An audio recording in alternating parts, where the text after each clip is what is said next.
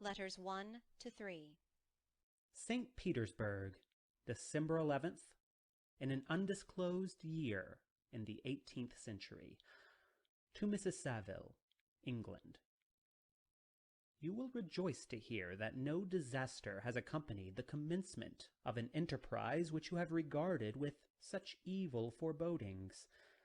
I arrived here yesterday, and my first task is to assure my dear sister of my welfare and increasing confidence in the success of my undertaking. I am already far north of London, and as I walk in the streets of Petersburg, I feel a cold northern breeze play upon my cheeks, which braces my nerves and fills me with delight. Do you understand this feeling? This breeze, which has traveled from the regions towards which I am advancing, gives me a foretaste of those icy climes. Inspirited by this wind of promise, my daydreams become more fervent and vivid. I try in vain to be persuaded that the pole is the seat of frost and desolation. It ever presents itself to my imagination as the region of beauty and delight. There, Margaret, the sun is forever visible, its broad disk just skirting the horizon and diffusing a perpetual splendor. There, for with your leave, my sister, I will put some trust in preceding navigators. There snow and frost are banished, and sailing over a calm sea, we may be wafted to a land surpassing in wonders and in beauty every region hitherto discovered on the habitable globe. Its productions and features may be without example, as the phenomena of the heavenly bodies undoubtedly are in those undiscovered solitudes. What may not be expected in a country of eternal light? I may there discover the wondrous power which attracts the needle, and may regulate 1,000 celestial observations that require only this voyage to render their seeming eccentricities consistent forever.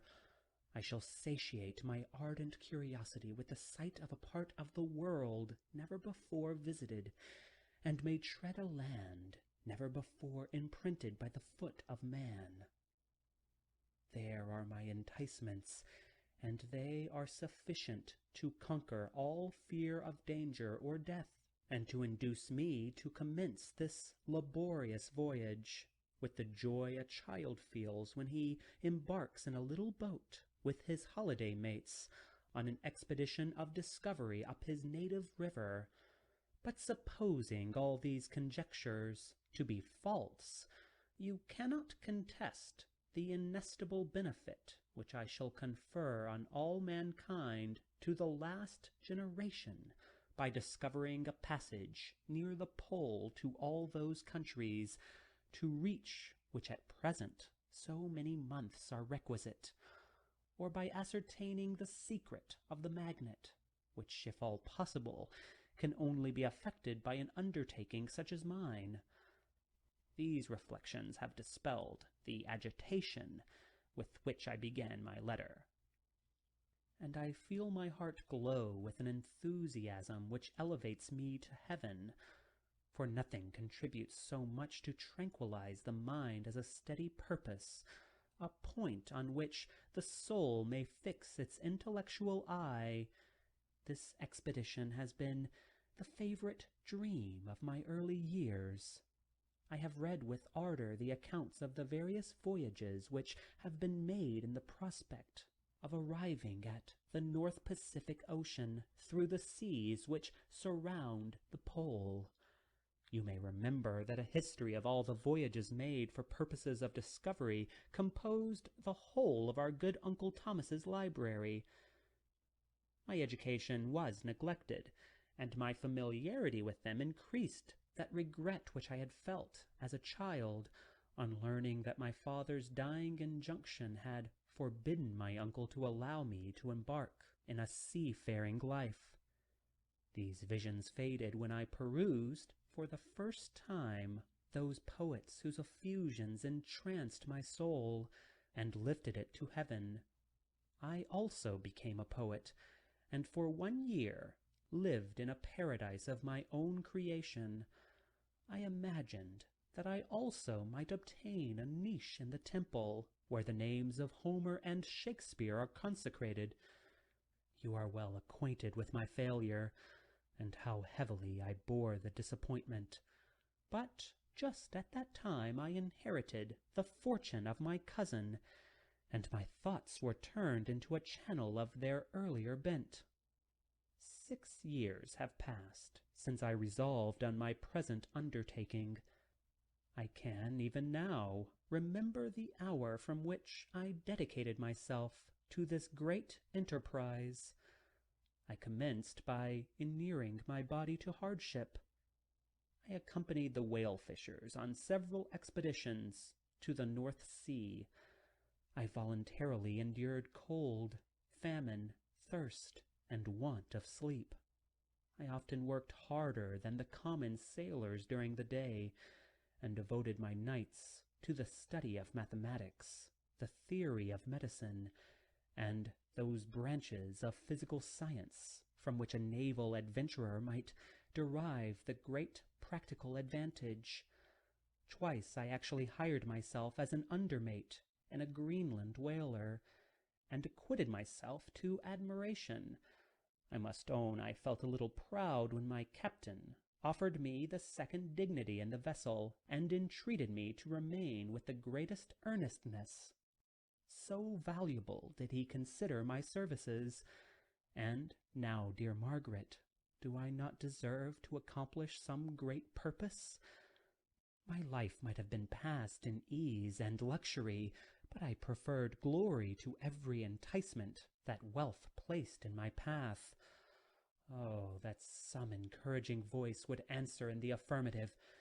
My courage and my resolution is firm, but my hopes fluctuate, and my spirits are often depressed.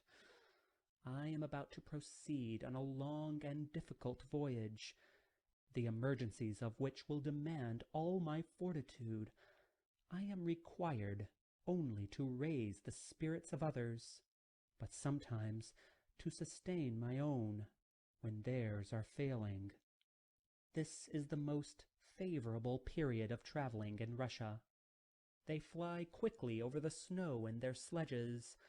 The motion is pleasant, and in my opinion far more agreeable than that of an English stagecoach. The cold is not excessive if you are wrapped in furs, a dress which I have already adopted, for there is a great difference between walking the deck and remaining seated motionless for hours, when no exercise prevents the blood from actually freezing in your veins. I have no ambition to lose my life on the post road between St. Petersburg and Archangel. I shall depart for the latter town in the fortnight, or 3 weeks, and my intention is to hire a ship there, which can easily be done by paying the insurance for the owner, and to engage as many sailors as I think necessary among those who are accustomed to the whale fishing. I do not intend to sail until the month of June. And when shall I return? Ah, dear sister, how can I answer this question? If I succeed, many, many months, perhaps years will pass before you and I may meet. If I fail, you will see me again soon, or never. Farewell, my dear, excellent Margaret. Heaven shower down blessings on you, and save me, that I may again and again testify my gratitude for all your love and kindness. Your affectionate brother, R. Walton. Letter 2. Archangel, the 28th of March, in an undisclosed year in the 18th century.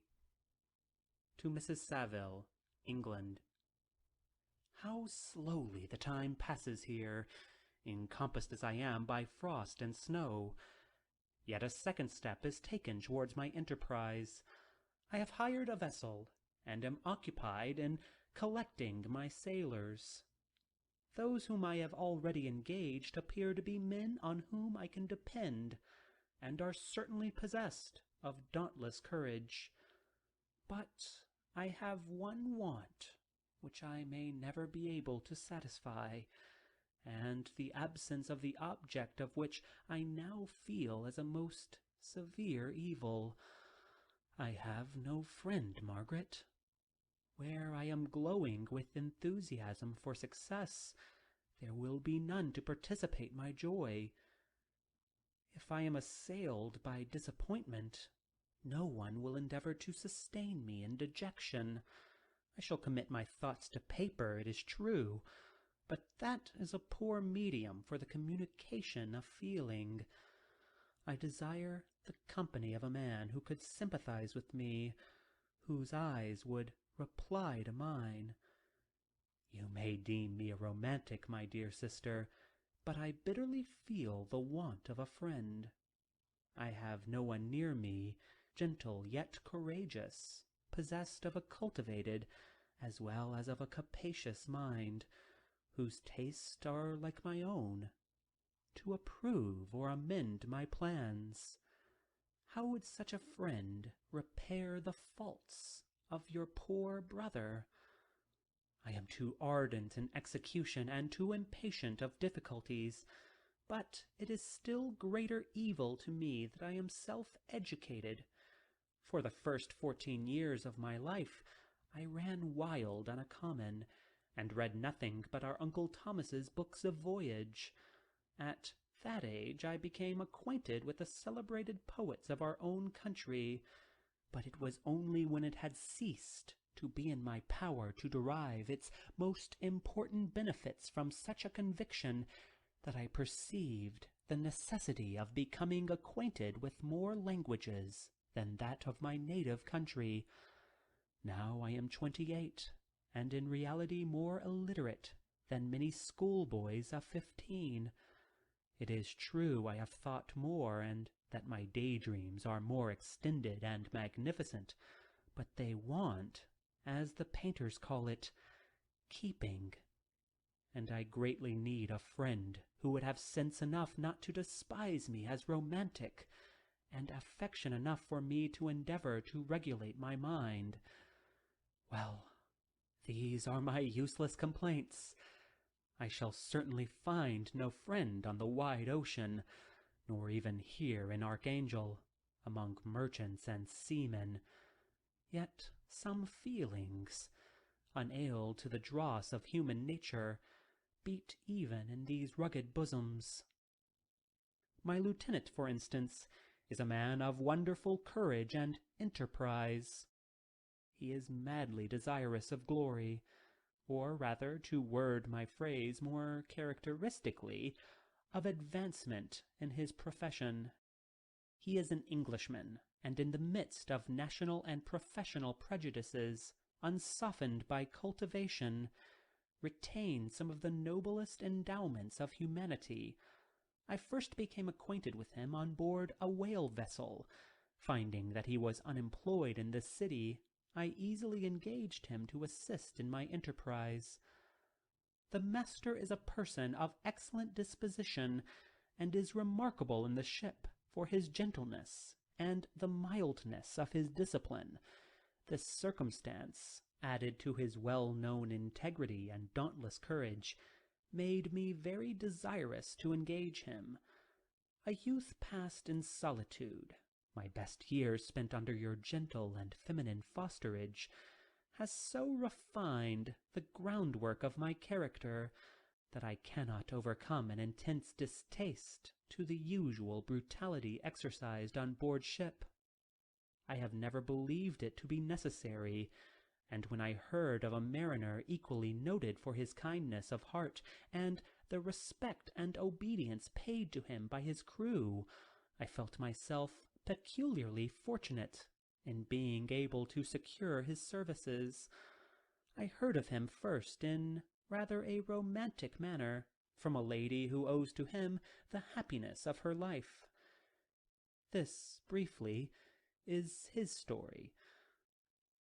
some years ago he loved a young Russian lady of moderate fortune, and having amassed a considerable sum of prize money, the father of the girl consented to the match.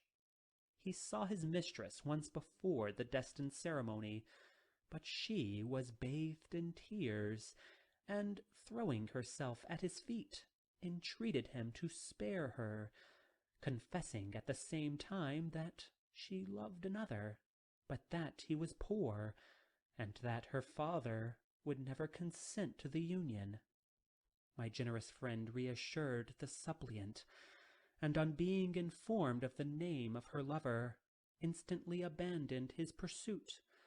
He had already bought a farm with his money, on which he had designed to pass the remainder of his life, but he bestowed the whole on his rival, together with the remains of his prize money, to purchase stock, and then himself solicited the young woman's father to consent to her marriage with her lover. But the old man decidedly refused, thinking himself bound in honor to my friend, who, when he found the father inexorable, quitted his country, nor returned until he heard that his former mistress was married according to her inclinations. What a noble fellow, you will exclaim. He is so, but then he is wholly uneducated. He is as silent as a Turk, and a kind of ignorant carelessness attends him, which, while it renders his conduct the more astounding, detracts from the interest and sympathy which otherwise he would command. Yet do not suppose, because I complain a little, or because I conceive a consolation for my tolls which I may never know, that I am wavering in my resolutions. Those are as fixed as fate, and my voyage is only now delayed until the weather shall permit my embarkation. The winter has been dreadfully severe, but the spring promises well, and it is considered as a remarkably early season, so that perhaps I may sail sooner than I expected. I shall do nothing rashly. You know me sufficiently to confide in my prudence and considerations whenever the safety of others is committed to my care. I cannot describe to you my sensations on the near prospect of my undertaking. It is impossible to communicate to you a conception of the trembling sensation, half pleasurable and half fearful, with which I am preparing to depart. I am going to unexplored regions, to the land of mist and snow, but I shall kill no albatross. Therefore do not be alarmed for my safety, or if I should come back to you as worn and woeful as the ancient mariner. You will smile at my illusion, but I will disclose a secret. I have often attributed my attachment to, my passionate enthusiasm for, the dangerous mysteries of the ocean, to that production of the most imaginative of modern poets. There is something at work in my soul which I do not understand. I am practically industrious, painstaking, a workman to execute with perseverance and labor, but besides this, there is a love for the marvelous, a belief in the marvelous, intertwined in all my projects, which hurries me out of the common pathways of men, even to the wild seas and unvisited regions I am about to explore. But to return to dearer considerations, shall I meet you again, after having traversed immense seas, and returned by the most southern cape of Africa or America? I dare not expect such success, yet I cannot bear to look on the reverse of the picture. Continue for the present to write to me by every opportunity. I may receive your letters on some occasions, when I need them most to support my spirits. I love you very tenderly. Remember me with affection, should you never hear from me again. Your affectionate brother, Robert Walton. Letter 3.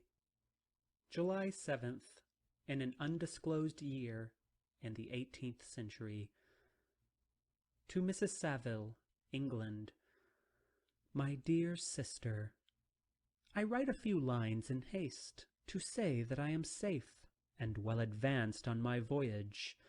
This letter will reach England by a merchantman, now on its homeward voyage from Archangel, more fortunate than I, who may not see my native land, perhaps for many years. I am, however, in good spirits.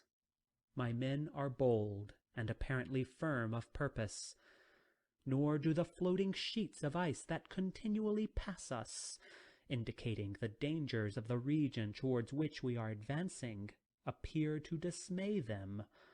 We have already reached a very high latitude, but it is the height of summer, and although not so warm as in England, the southern gales, which blow us speedily towards those shores which I so ardently desire to attain, breathe a degree of renovating warmth which I had not expected.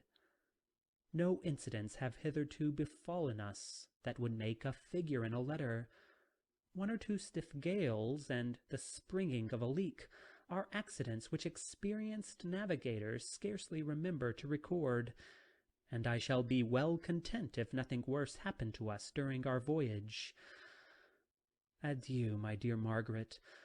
Be assured that for my own sake, as well as yours, I will not rashly encounter danger. I will be cool, persevering, and prudent. But success shall crown my endeavors. Wherefore not? Thus far I have gone, tracing a secure way over the pathless seas, the very stars themselves being witnesses and testimonies of my triumph.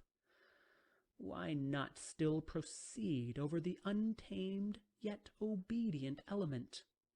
What can stop the determined heart and resolved will of man? My swollen heart involuntarily pours itself out thus, but I must finish. Heaven bless my beloved sister. R.W. End of section 1. Letter 4. August 5th, in an undisclosed year in the 18th century. To Mrs. Saville, England. So strange an accident has happened to us that I cannot forbear recording it, although it is very probable that you will see me before these papers can come into your possession. Last Monday, July 31st, we were nearly surrounded by ice, which closed in the ship on all sides, scarcely leaving her the sea-room in which she floated. Our situation was somewhat dangerous, especially as we were compassed round by a very thick fog. We accordingly lay to, hoping that some change would take place in the atmosphere and weather. About 2 o'clock the mist cleared away, and we beheld, stretched out in every direction, vast and irregular plains of ice, which seemed to have no end. Some of my comrades groaned, and my own mind began to grow watchful with anxious thoughts, when a strange sight suddenly attracted our attention and diverted our solicitude from our own situation. We perceived a low carriage, fixed on a sledge and drawn by dogs, pass on towards the north at a distance of 1/2 mile. A being which had the shape of a man, but apparently of gigantic stature, sat in the sledge and guided the dogs. We watched the rapid progress of the traveller with our telescopes until he was lost among the distant inequalities of the ice. This appearance excited our unqualified wonder. We were, as we believed, many hundred miles from any land, but this apparition seemed to denote that it was not in reality so distant as we supposed. Shut in, however, by ice, it was impossible to follow his track, which we had observed with the greatest attention.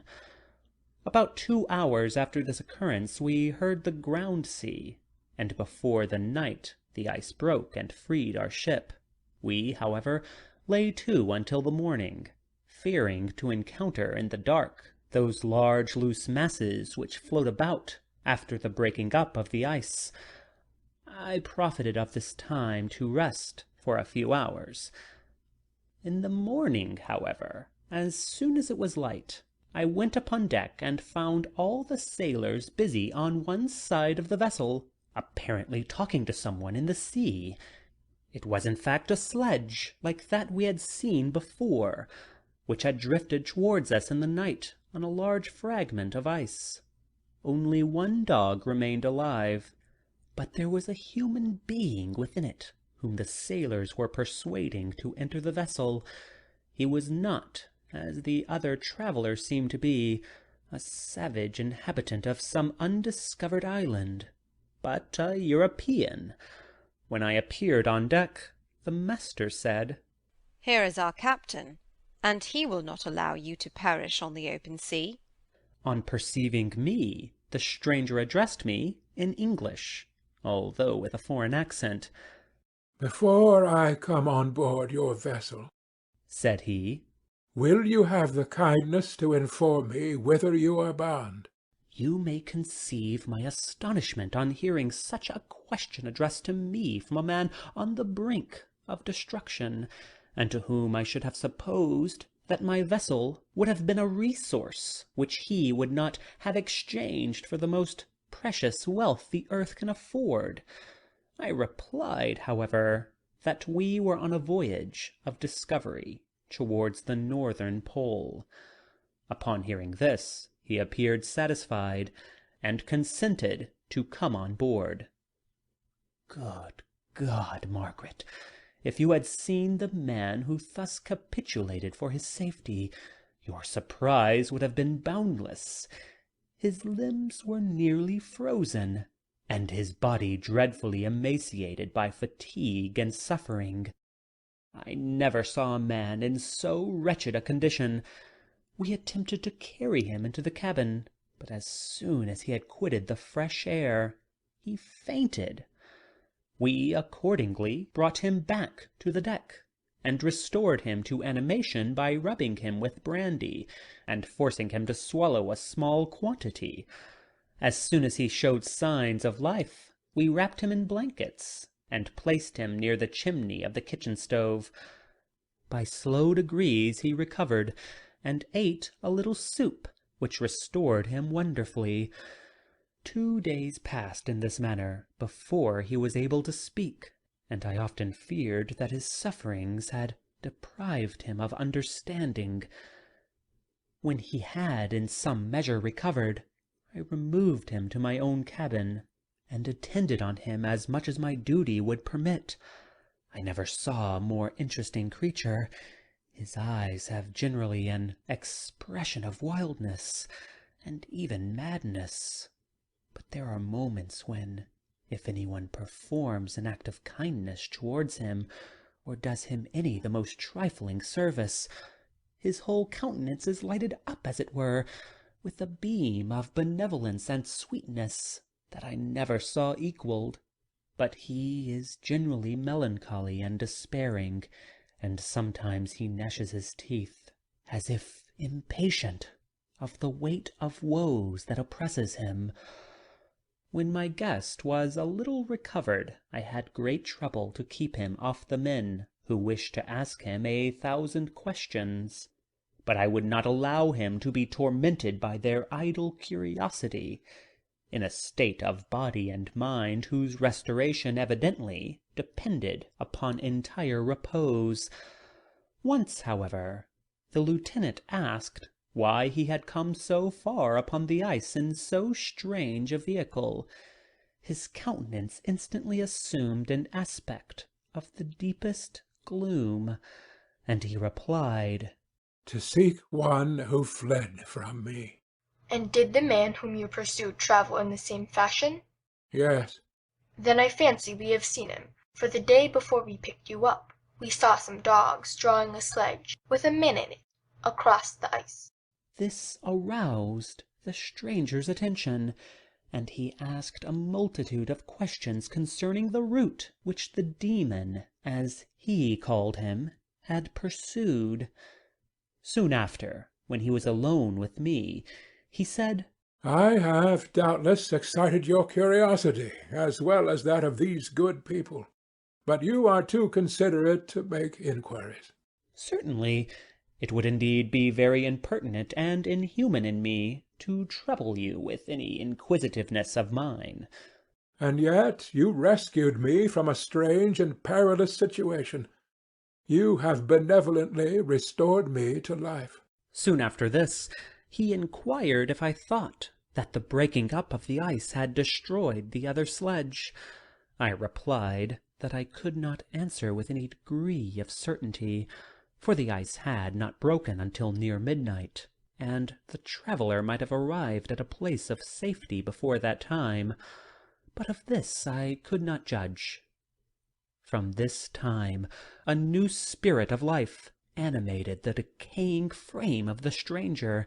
He manifested the greatest eagerness to be upon deck, to watch for the sledge which had before appeared.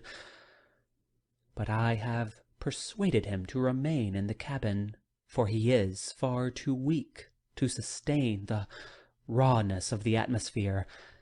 I have promised that someone should watch for him and give him instant notice if any new object should appear in sight. Such is my journal of what relates to this strange occurrence up to the present day. The stranger has gradually improved in health, but is very silent, and appears uneasy when anyone except myself enters his cabin.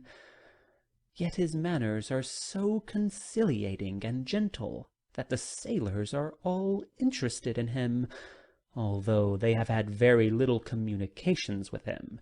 For my own part, I begin to love him as a brother, and his constant and deep grief fills me with sympathy and compassion.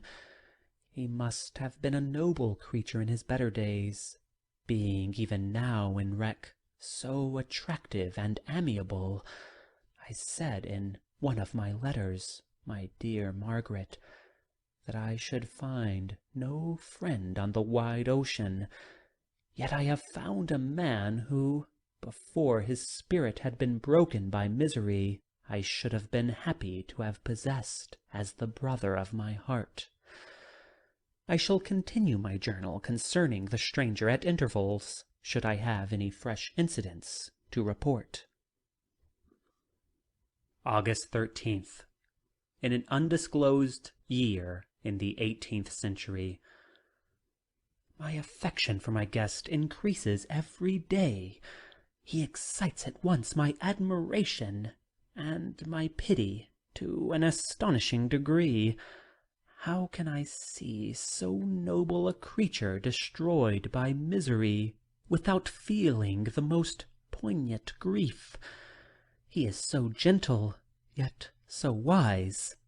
His mind is so cultivated, and when he speaks, although his words are cold with the choicest art, yet they flow with rapidity and unparalleled eloquence.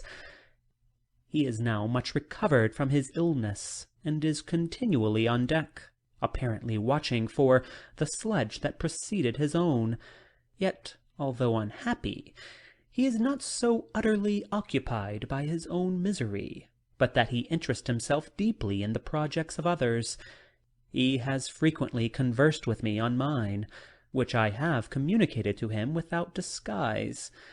He entered attentively into all my arguments in favor of my eventual success, and into every minute detail of the measures I had taken to secure it. I was easily led by the sympathy which he evinced to use the language of my heart, to give utterance to the burning ardor of my soul. and to say with all the fervor that warmed me how gladly I would sacrifice my fortune, my existence, my every hope, to the furtherance of my enterprise. One man's life or death were but a small price to pay for the acquirement of the knowledge which I sought, for the dominion I should acquire and transmit over the elemental foes of our race. As I spoke, a dark gloom spread over my listener's countenance. At first I perceived that he tried to suppress his emotion. He placed his hands before his eyes, and my voice quivered and failed me as I beheld tears trickle fast from between his fingers. A groan burst from his heaving breast. I paused. At length he spoke, in broken accents. "Unhappy man! Do you share my madness? Have you drunk also of the intoxicating draught? Hear me. Let me reveal my tale, and you will dash the cup from your lips." Such words, you may imagine, strongly excited my curiosity, but the paroxysm of grief that had seized the stranger overcame my weakened powers, and many hours of repose and tranquil conversation were necessary to restore his composure. Having conquered the voice of his feelings, he appeared to despise himself for being the slave of passion, and quelling the dark tyranny of despair, he led me again to converse concerning myself personally. He asked me the history of my early years.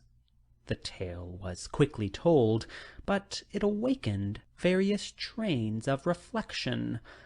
I spoke of my desire of finding a friend, of my thirst for a more intimate sympathy with a fellow mind than had ever fallen to my lot, and expressed my conviction that a man could boast of little happiness who did not enjoy this blessing. "I agree with you," replied the stranger. "We are unfashioned creatures, but half made up, if one wiser, better, dearer than ourselves, such a friend ought to be, do not lend his aid to perfectionate our weak and faulty natures. I once had a friend, the most noble of human creatures, and am entitled, therefore, to judge respecting friendship. You have hope and the world before you, and have no cause for despair. But I have lost everything, and cannot begin life anew." As he said this, his countenance became expressive of a calm, settled grief that touched me to the heart. But he was silent, and presently retired to his cabin. Even broken in spirit as he is, no one can feel more deeply than he does the beauty of nature, the starry sky, the sea, and every sight afforded by these wonderful regions seems still to have the power of elevating his soul from earth.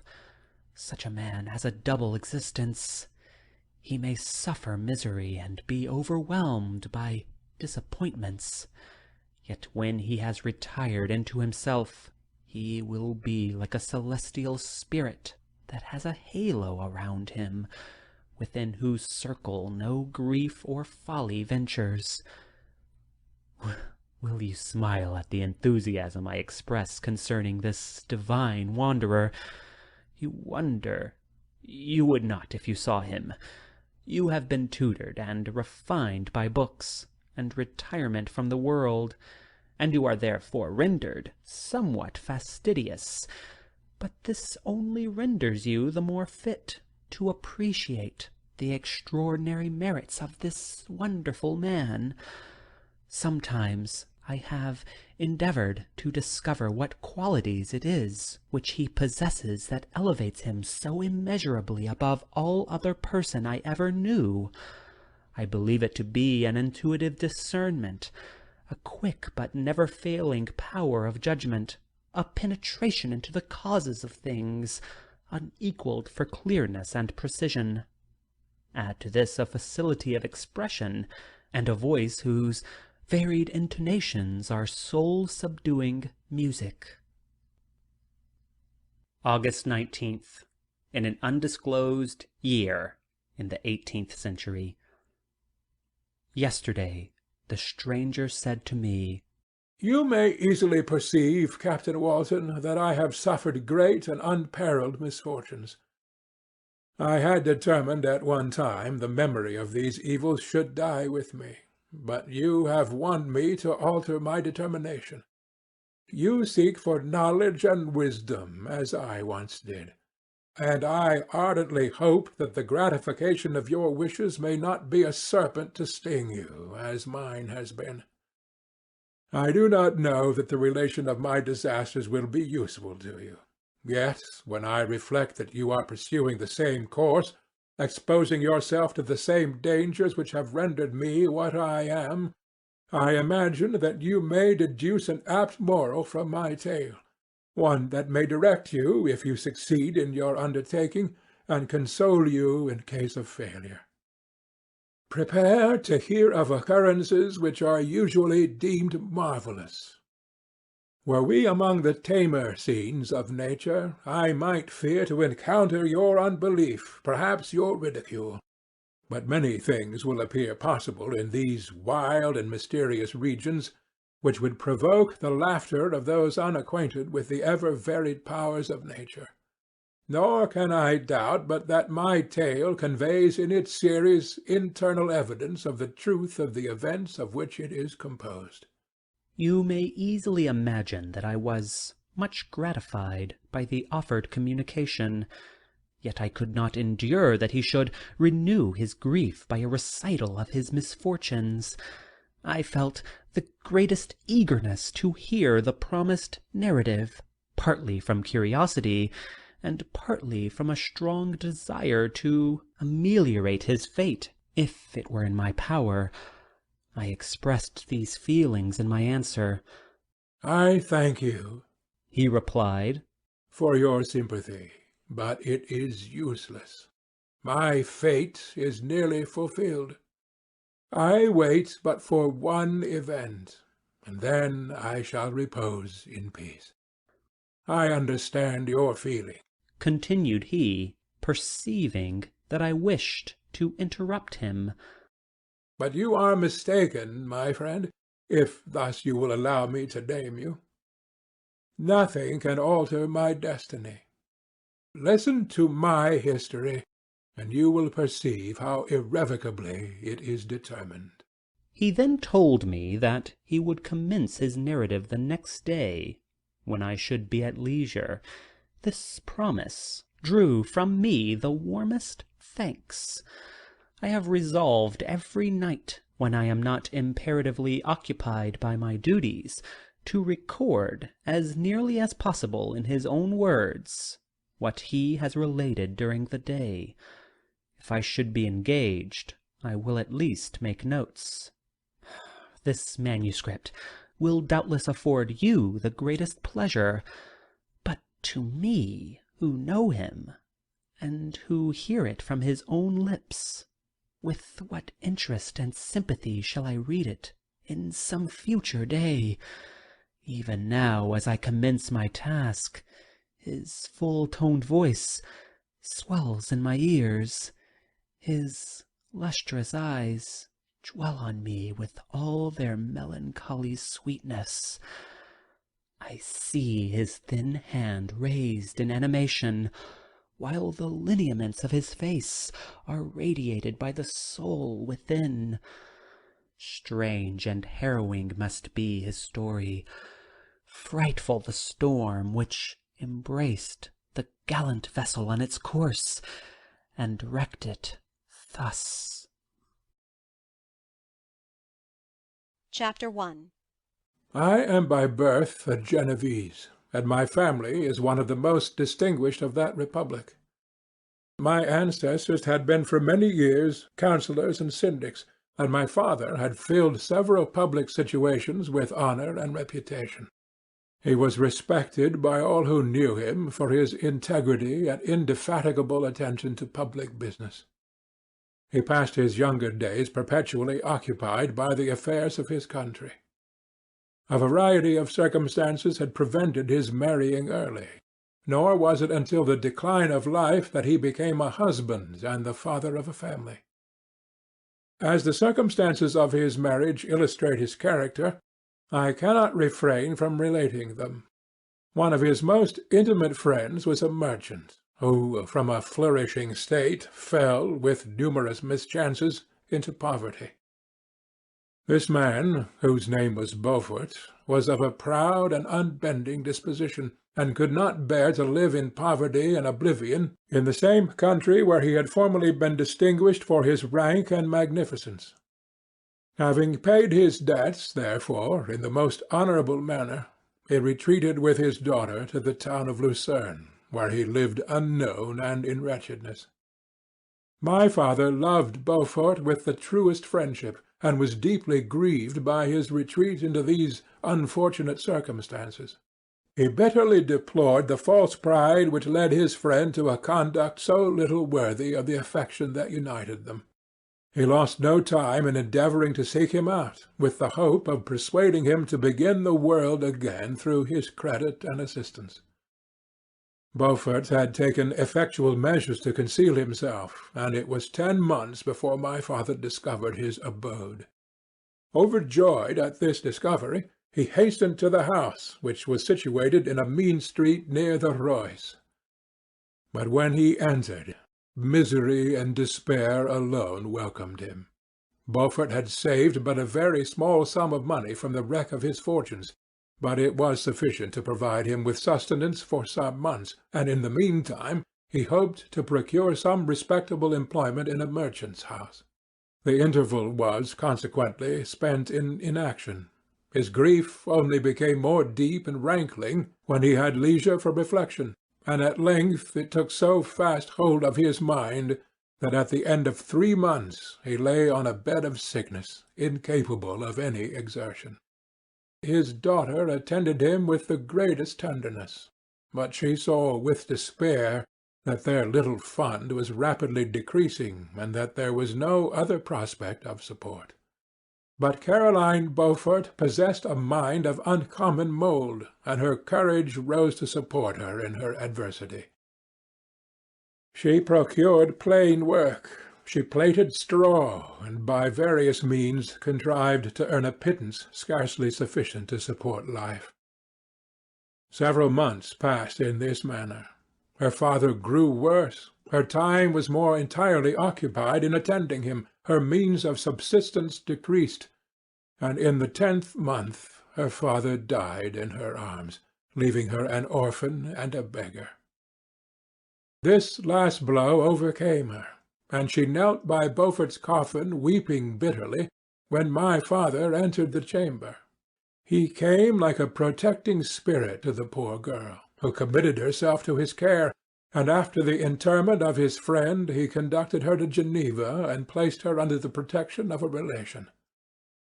2 years after this event, Caroline became his wife. There was a considerable difference between the ages of my parents, but this circumstance seemed to unite them only closer in bonds of devoted affection. There was a sense of justice in my father's upright mind which rendered it necessary that he should approve highly to love strongly. Perhaps during former years he had suffered from the late discovered unworthiness of one beloved, and so was disposed to set a greater value on tried worth. There was a show of gratitude and worship in his attachment to my mother, differing wholly from the doting fondness of age, for it was inspired by reverence for her virtues and a desire to be the means of, in some degree, recompensing her for the sorrows she had endured, but which gave inexpressible grace to his behaviour to her. Everything was made to yield to her wishes and her convenience. He strove to shelter her, as a fair exotic is sheltered by the gardener, from every rougher wind, and to surround her with all that could tend to excite pleasurable emotion in her soft and benevolent mind. Her health, and even the tranquillity of her hitherto constant spirit, had been shaken by what she had gone through. during the 2 years that had elapsed previous to their marriage, my father had gradually relinquished all his public functions, and immediately after their union they sought the pleasant climate of Italy and the change of scene and interest attendant on a tour through that land of wonders, as a restorative for her weakened frame. From Italy they visited Germany and France. I, their eldest child, was born at Naples, and as an infant accompanied them in their rambles. I remained for several years their only child. Much as they were attached to each other, they seemed to draw inexhaustible stores of affection from a very mine of love to bestow them upon me. My mother's tender caresses and my father's smile of benevolent pleasure while regarding me are my first recollections. I was their plaything and their idol, and something better, their child, the innocent and helpless creature bestowed on them by heaven, whom to bring up to good and whose future lot it was their hands to direct to happiness or misery, according as they fulfilled their duties towards me. With this deep consciousness of what they owed towards the being to which they had given life, added to the active spirit of tenderness that animated both, it may be imagined that while during every hour of my infant life I received a lesson of patience, of charity, and of self-control, I was so guided by a silken cord that all seemed but one train of enjoyment to me. For a long time I was their only care. My mother had much desired to have a daughter, but I continued their single offspring. When I was about 5 years old, while making an excursion beyond the frontiers of Italy, they passed a week on the shores of the Lake of Como. Their benevolent disposition often made them enter the cottages of the poor. This, to my mother, was more than a duty. It was a necessity, a passion, remembering what she had suffered and how she had been relieved, for her to act in her turn the guardian angel to the afflicted. During one of their walks a poor cot in the foldings of a veil attracted their notice as being singularly disconsolate, while the number of half-clothed children gathered about it spoke of penury in its worst shape. One day, when my father had gone by himself to Milan, my mother, accompanied by me, visited this abode. She found a peasant and his wife, hard-working, bent down by care and labour, distributing a scanty meal to 5 hungry babes. Among these there was one which attracted my mother far above all the rest. She appeared of different stock. The 4 others were dark-eyed, hardy little vagrants. This child was thin and very fair. Her hair was the brightest living gold, and despite the poverty of her clothing, seemed to set a crown of distinction on her head. Her brow was clear and ample, her blue eyes cloudless, and her lips and the moulding of her face so expressive of sensibility and sweetness that none could behold her without looking on her as of a distinct species, a being heaven-sent and bearing a celestial stamp in all her features. The peasant woman, perceiving that my mother fixed eyes of wonder and admiration on this lovely girl, eagerly communicated her history. She was not her child, but the daughter of a Milanese nobleman. Her mother was a German, and had died on giving her birth. The infant had been placed with these good people to nurse. They were better off then. They had not been long married, and their eldest child was but just born. The father of their charge was one of those Italians nursed in the memory of the antique glory of Italy, one among the schiavi ognofrementi, who exerted himself to obtain the liberty of his country. He became the victim of its weakness. Whether he had died or still lingered in the dungeons of Austria was not known. His property was confiscated. His child became an orphan and a beggar. She continued with her foster parents, and bloomed in their rude abode, fairer than a garden rose among dark-leaved brambles. When my father returned from Milan, he found playing with me in the hall of our villa a child fairer than pictured cherub, a creature who seemed to share radiance from her looks, and whose form and motions were lighter than the chamois of the hills. The apparition was soon explained. With his permission, my mother prevailed on her rustic guardians to yield their charge to her. They were fond of the sweet orphan. Her presence had seemed a blessing to them, but it would be unfair to her to keep her in poverty and want when Providence afforded her such powerful protection.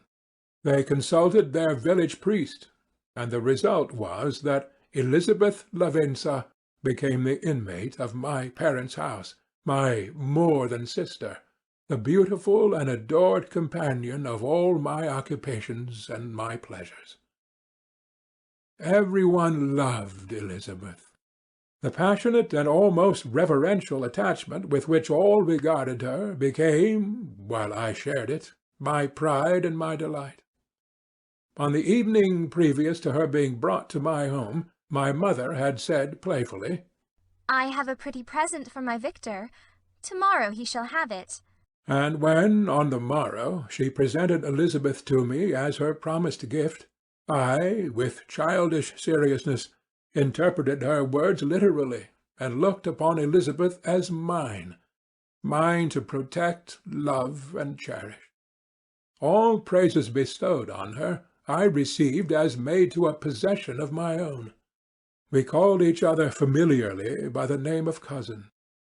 No word, no expression could body forth the kind of relation in which she stood to me, my more-than-sister, since till death she was to be mine only.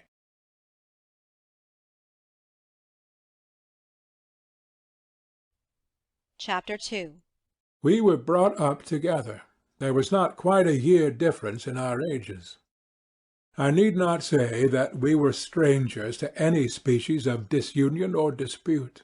Harmony was the soul of our companionship, and the diversity and contrast that subsisted in our characters drew us nearer together.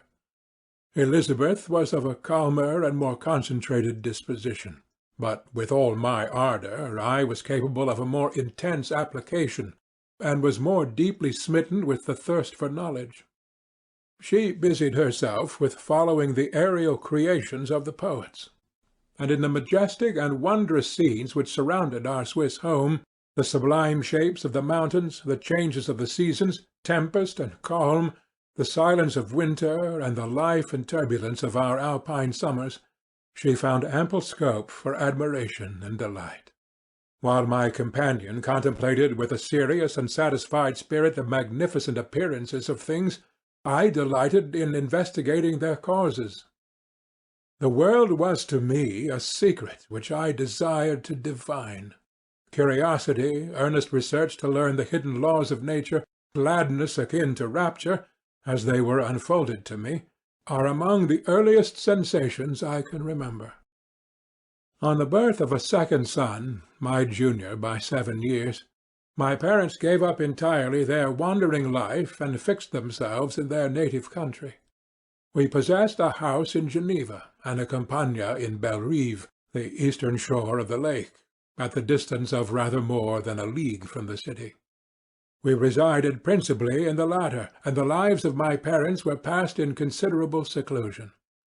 It was my temper to avoid a crowd and to attach myself fervently to a few. I was indifferent, therefore, to my schoolfellows in general, but I united myself in the bonds of the closest friendship to one among them. Henry Clerval was the son of a merchant of Geneva. He was a boy of singular talent and fancy. He loved enterprise, hardship, and even danger for its own sake. He was deeply read in books of chivalry and romance. He composed heroic songs, and began to write many a tale of enchantment and knightly adventure. He tried to make us act plays and to enter into masquerades, in which the characters were drawn from the heroes of Roncesvalles, of the Round Table of King Arthur, and the chivalrous train who shed their blood to redeem the Holy Sepulchre from the hands of the infidels. No human being could have passed a happier childhood than myself. My parents were possessed by the very spirit of kindness and indulgence. We felt that they were not the tyrants to rule our lot according to their caprice, but the agents and creators of all the many delights which we enjoyed.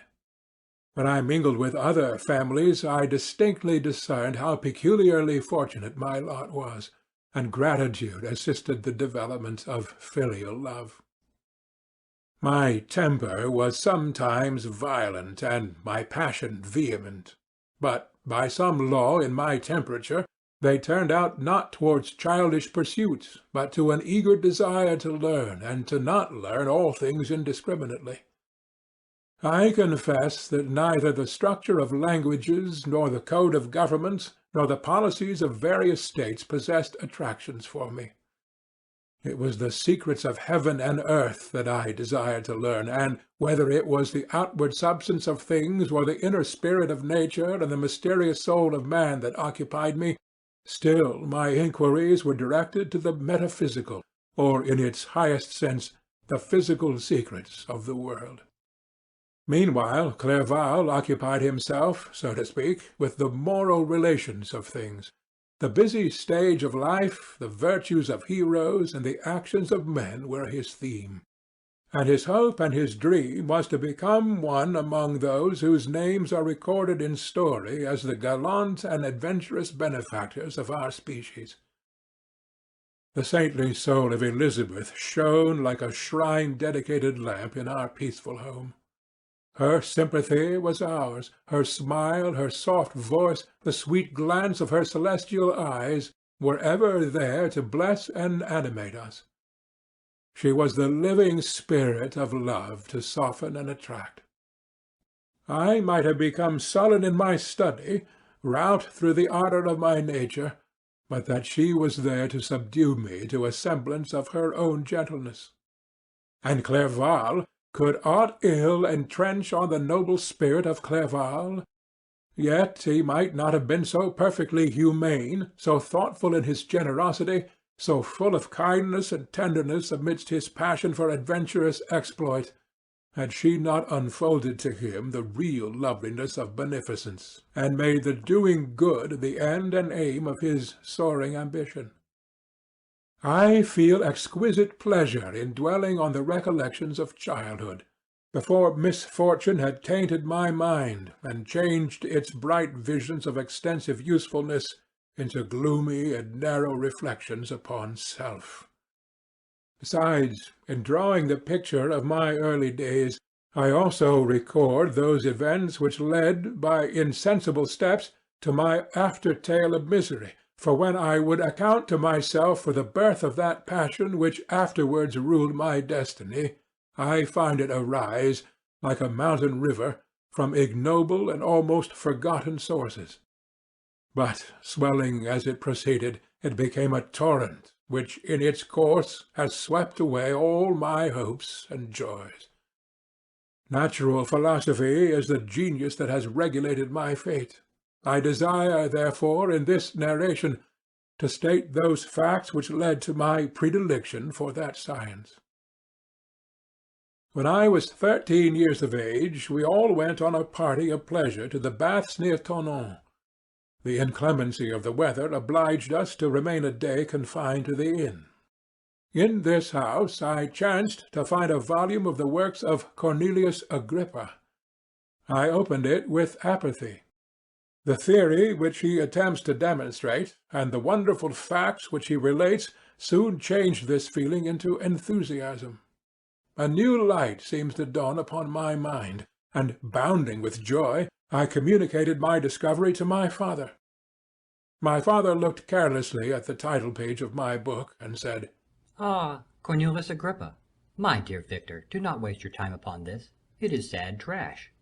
If, instead of this remark, my father had taken the pains to explain to me that the principles of Agrippa had been entirely exploded, and that a modern system of science had been introduced which possessed much greater powers than the ancient, because the powers of the latter were chimerical, while those of the former were real and practical, under such circumstances I should certainly have thrown Agrippa aside, and have contented my imagination, warmed as it was, by returning with great ardor to my former studies. It is even possible that the train of my ideas would never have received the fatal impulse that led to my ruin. but the cursory glance my father had taken of my volume by no means assured me that he was acquainted with its contents, and I continued to read with the greatest avidity.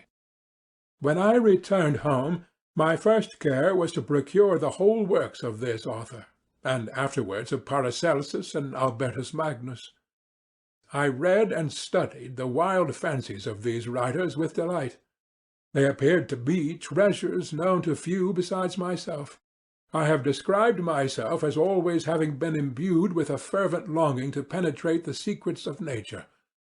In spite of the intense labour and wonderful discoveries of modern philosophers, I always came from my studies discontented and unsatisfied. Sir Isaac Newton is said to have avowed that he felt like a child picking up shells beside the great and unexplored ocean of truth. Those of his successors in each branch of natural philosophy with whom I was acquainted appeared, even to my boy's apprehensions, as tyros engaged in the same pursuit. The untaught peasant beheld the elements around him and was acquainted with their practical uses. The most learned philosopher knew little more. He had partially unveiled the face of nature, but her immortal lineaments were still a wonder and a mystery.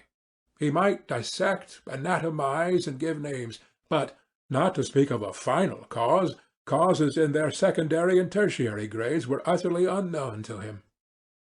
I had gazed upon the fortifications and impediments that seemed to keep human beings from entering the citadel of nature, and rashly and ignorantly I had repined. But here were books, and here were men who had penetrated deeper and knew more. I took their word for all that they averred, and I became their disciple. It may appear strange that such should arise in the 18th century, but while I followed the routine of education in the schools of Geneva, I was, to a great degree, self-taught with regard to my favourite studies. My father was not scientific, and I was left to struggle with a child's blindness added to a student's thirst for knowledge.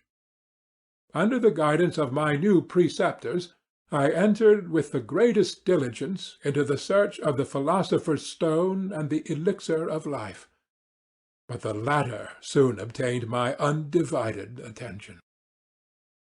Wealth is an inferior object, but what glory would attend the discovery if I could banish disease from the human frame and render man invulnerable to any but a violent death? Nor were these my only visions. The raising of ghosts or devils was a promise liberally accorded by my favourite authors, the fulfilment of which I most eagerly sought. And if my incantations were always unsuccessful, I attributed the failure rather to my own experience and mistake than to a want of skill or fidelity in my instructors. And thus for a time I was occupied by exploded systems, mingling like an unadept 1,000 contradictory theories, and floundering desperately in a very slough of multifarious knowledge, guided by an ardent imagination and childish reasoning, till an accident again changed the current of my ideas. When I was about 15 years old, we had retired to our house near Bellerive, when we witnessed a most violent and terrible thunderstorm. It advanced from behind the mountains of Jura, and the thunder burst at once with frightful loudness from various quarters of the heavens. I remained, while the storm lasted, watching its progress with curiosity and delight. As I stood at the door, on a sudden I beheld a stream of fire issue from an old and beautiful oak, which stood about 20 yards from our house, and so soon as the dazzling light vanished, the oak had disappeared, and nothing remained but a blasted stump. When we visited it the next morning, we found the tree shattered in a singular manner. It was not splintered by the shock, but entirely reduced to thin ribbons of wood. I never beheld anything so utterly destroyed. Before this, I was not unacquainted with the more obvious laws of electricity. On this occasion a man of great research in natural philosophy was with us, and excited by this catastrophe, he entered on the explanation of a theory which he had formed, on the subject of electricity and galvanism, which was at once new and astonishing to me. All that he said threw greatly into the shade Cornelius Agrippa, Albertus Magnus, and Paracelsus, the lords of my imagination. But by some fatality the overthrow of these men disinclined me to pursue my accustomed studies. It seemed to me as if nothing would or could ever be known. All that had so long engaged my attention suddenly grew despicable. By one of those caprices of the mind which we are perhaps most subject to in early youth, I at once gave up my former occupations, set down natural history and all its progeny as a deformed and abortive creation, and entertained the great disdain for a would-be science which could never even step within the threshold of real knowledge. In this mood of mind I betook myself to the mathematics and the branches of study appertaining to that science, as being built upon secure foundations, and so worthy of my consideration. Thus strangely are our souls constructed, and by such slight ligaments are we bound to prosperity or ruin. When I look back, it seems to me as if this almost miraculous change of inclination and will was the immediate suggestion of the guardian angel of my life, the last effort made by the spirit of preservation to avert the storm that was even then hanging in the stars and ready to envelop me. Her victory was announced by an unusual tranquillity and gladness of soul which followed the relinquishing of my ancient and latterly tormenting studies. It was thus that I was to be taught to associate evil with their prosecution, happiness with their disregard. It was a strong effort of the spirit of good, but it was ineffectual. Destiny was too potent, and her immutable laws had decreed my utter and terrible destruction. Chapter 3. When I had attained the age of 17, my parents resolved that I should become a student at the University of Ingolstadt. I had hitherto attended the schools of Geneva, but my father thought it necessary for the completion of my education that I should be made acquainted with other customs than those of my native country. My departure was therefore fixed at an early date. But before the day resolved upon could arrive, the first misfortune of my life occurred, an omen, as it were, of my future misery. Elizabeth had caught the scarlet fever.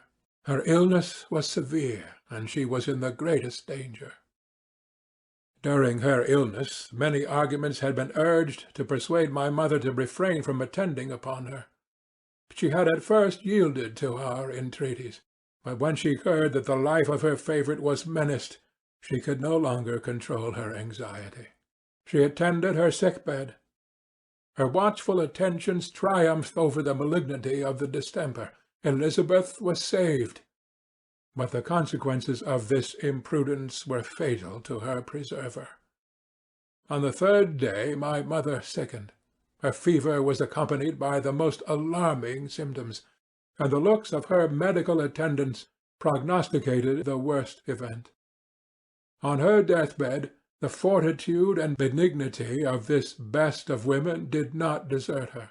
She joined the hands of Elizabeth and myself. My children, She said, my firmest hopes of future happiness were placed on the prospect of your union. This expectation will now be the consolation of your father. Elizabeth, my love, you must supply my place to my younger children. Alas, I regret that I am taken from you, and, happy and beloved as I have been, is it not hard to quit you all? But these are not thoughts befitting me. I will endeavour to resign myself cheerfully to death, and will indulge a hope of meeting you in another world. She died calmly, and her countenance expressed affection even in death. I need not describe the feelings of those whose dearest ties are rent by that most irreparable evil, the void that presents itself to the soul, and the despair that is exhibited on the countenance. It is so long before the mind can persuade itself that she whom we saw every day, and whose very existence appeared a part of our own, can have departed for ever, that the brightness of a beloved eye can have been extinguished, and the sound of a voice so familiar and dear to the ear can be hushed, never more to be heard.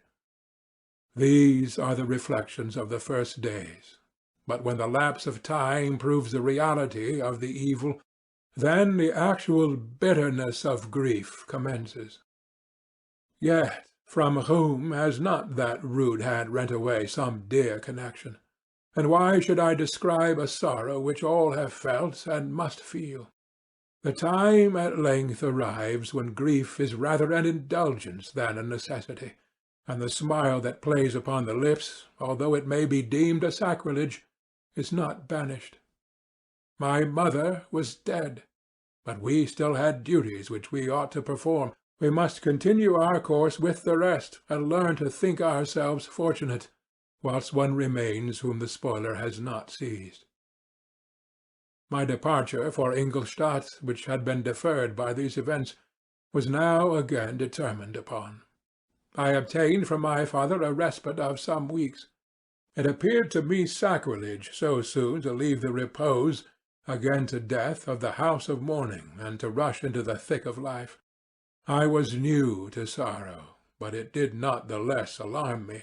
I was unwilling to quit the sight of those that remained to me, and above all I desired to see my sweet Elizabeth in some degree consoled. She indeed veiled her grief, and strove to act the comforter to us all. She looked steadily on life, and assumed its duties with courage and zeal. She devoted herself to those whom she had been taught to call her uncle and her cousins. Never was she so enchanting as at this time, when she recalled the sunshine of her smiles, and spent them upon us. She forgot even her own regret in her endeavours to make us forget. The day of my departure at length arrived. Clerval spent the last evening with us. He had endeavoured to persuade his father to permit him to accompany me and to become my fellow-student, but in vain. His father was a narrow-minded trader, and saw idleness and ruin in the aspirations and ambition of his son. Henry deeply felt the misfortune of being debarred from a liberal education. He said little, but when he spoke, I read in his kindling eye and in his animated glance a restrained but firm resolve not to be chained to the miserable details of commerce. We sat late. We could not tear ourselves away from each other, nor persuade ourselves to say the word farewell. It was said, and we retired under the pretence of seeking repose, each fancying that the other was deceived. But when at morning's dawn I descended to the carriage which was to convey me away, they were all there, my father again to bless me, Clerval to press my hand once more, my Elizabeth to renew her entreaties that I would write often and to bestow the last feminine attentions on her playmate and friend.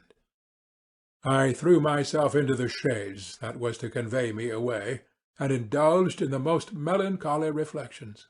I, who had ever been surrounded by amiable companions, continually engaged in endeavouring to bestow mutual pleasure, I was now alone. In the university whither I was going, I must form my own friends and be my own protector.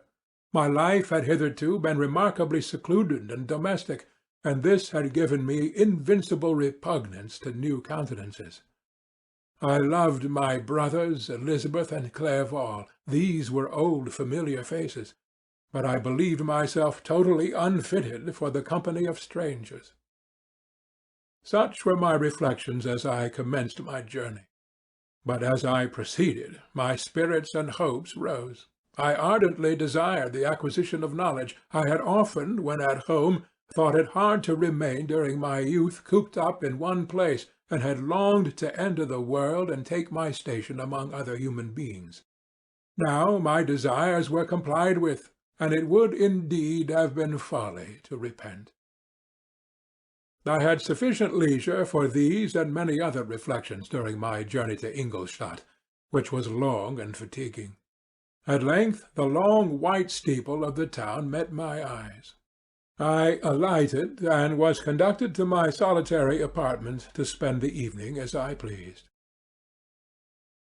The next morning I delivered my letters of introduction, and paid a visit to some of the principal professors.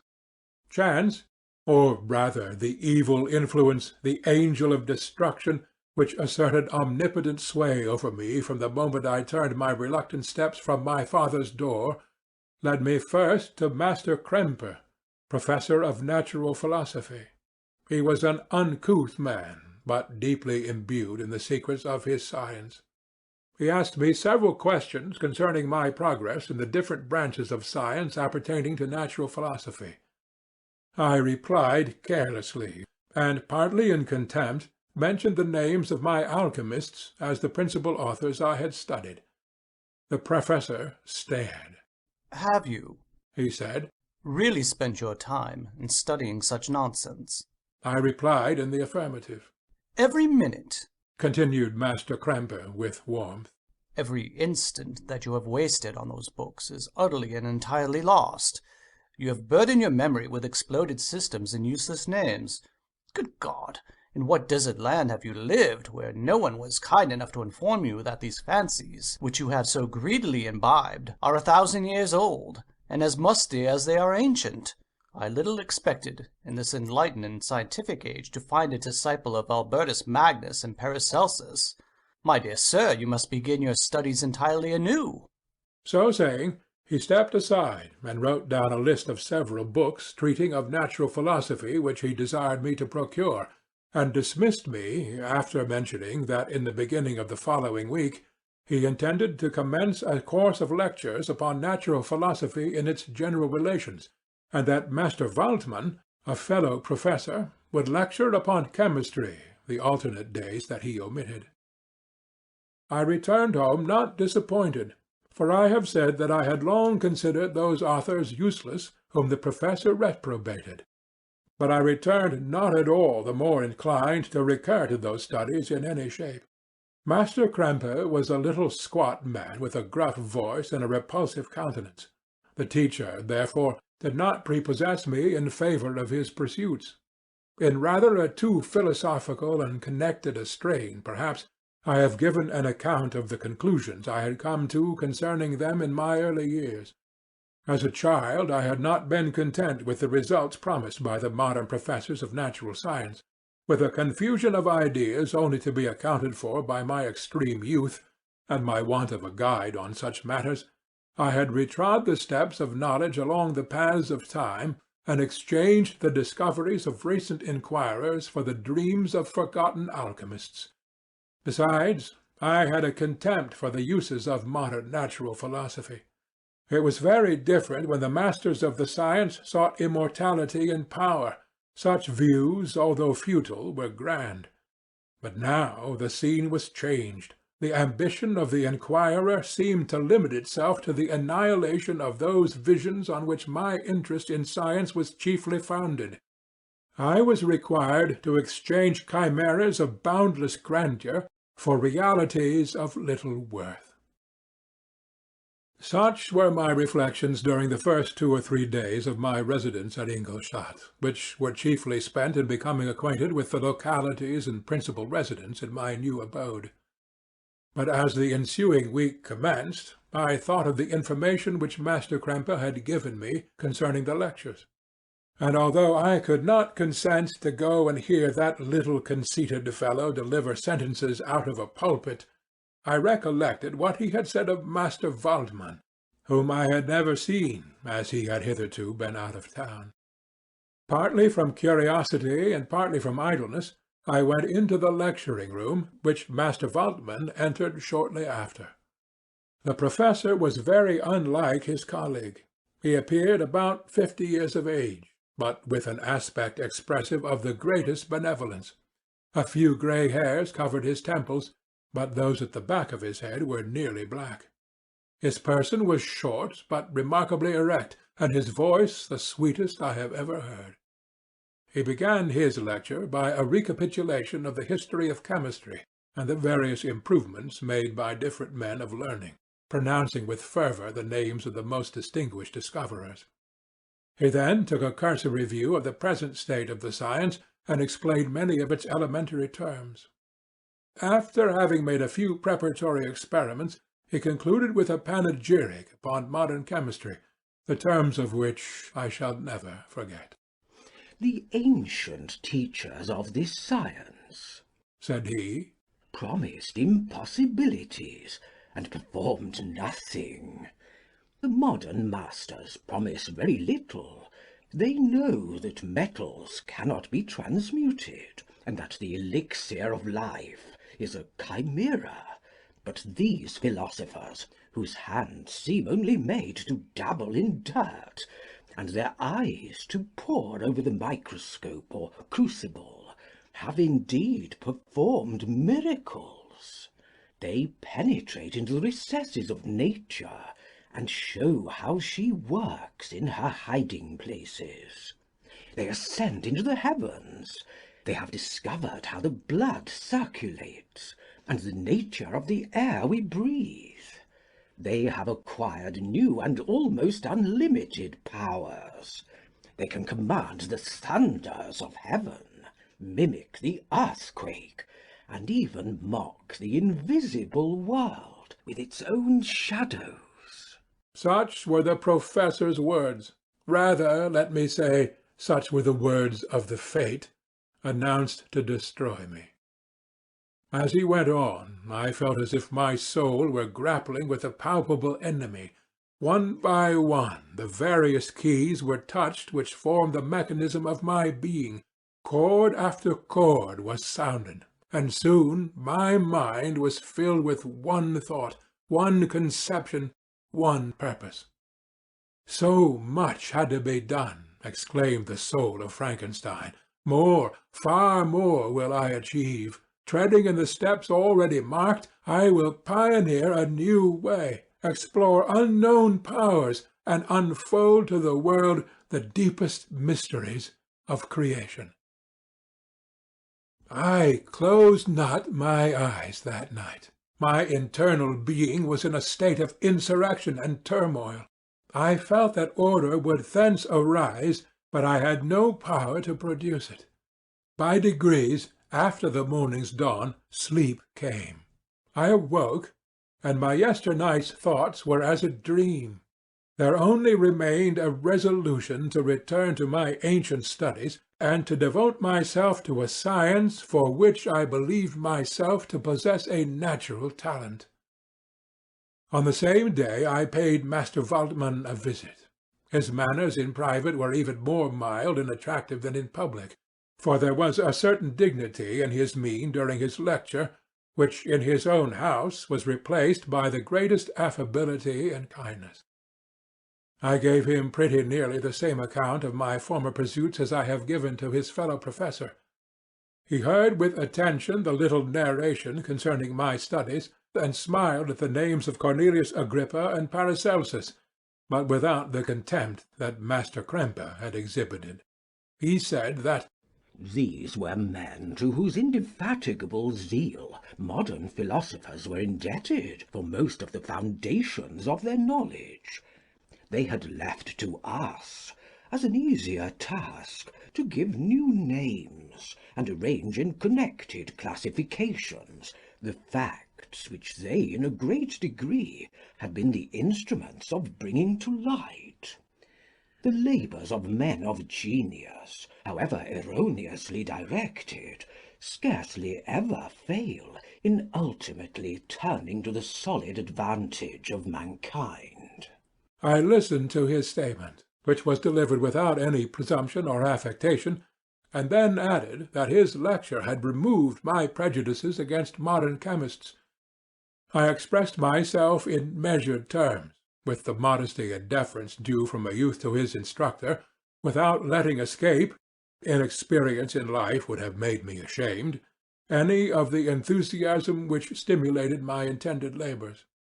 I requested his advice concerning the books I ought to procure. "I am happy," said Master Waldman. To have gained a disciple, and if your application equals your ability, I have no doubt of your success. Chemistry is that branch of natural philosophy in which the greatest improvements have been and may be made. It is on that account that I have made it my peculiar study. But at the same time I have not neglected the other branches of science. A man would make but a very sorry chemist if he attended to that department of human knowledge alone.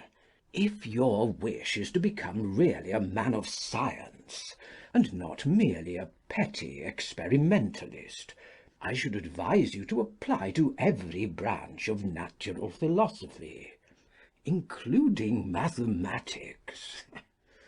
He then took me into his laboratory and explained to me the uses of his various machines, instructing me as to what I ought to procure, and promising me the use of his own when I should have advanced far enough in the science not to derange their mechanism. He also gave me the list of books which I had requested, and I took my leave. Thus ended a day memorable to me. It decided my future destiny.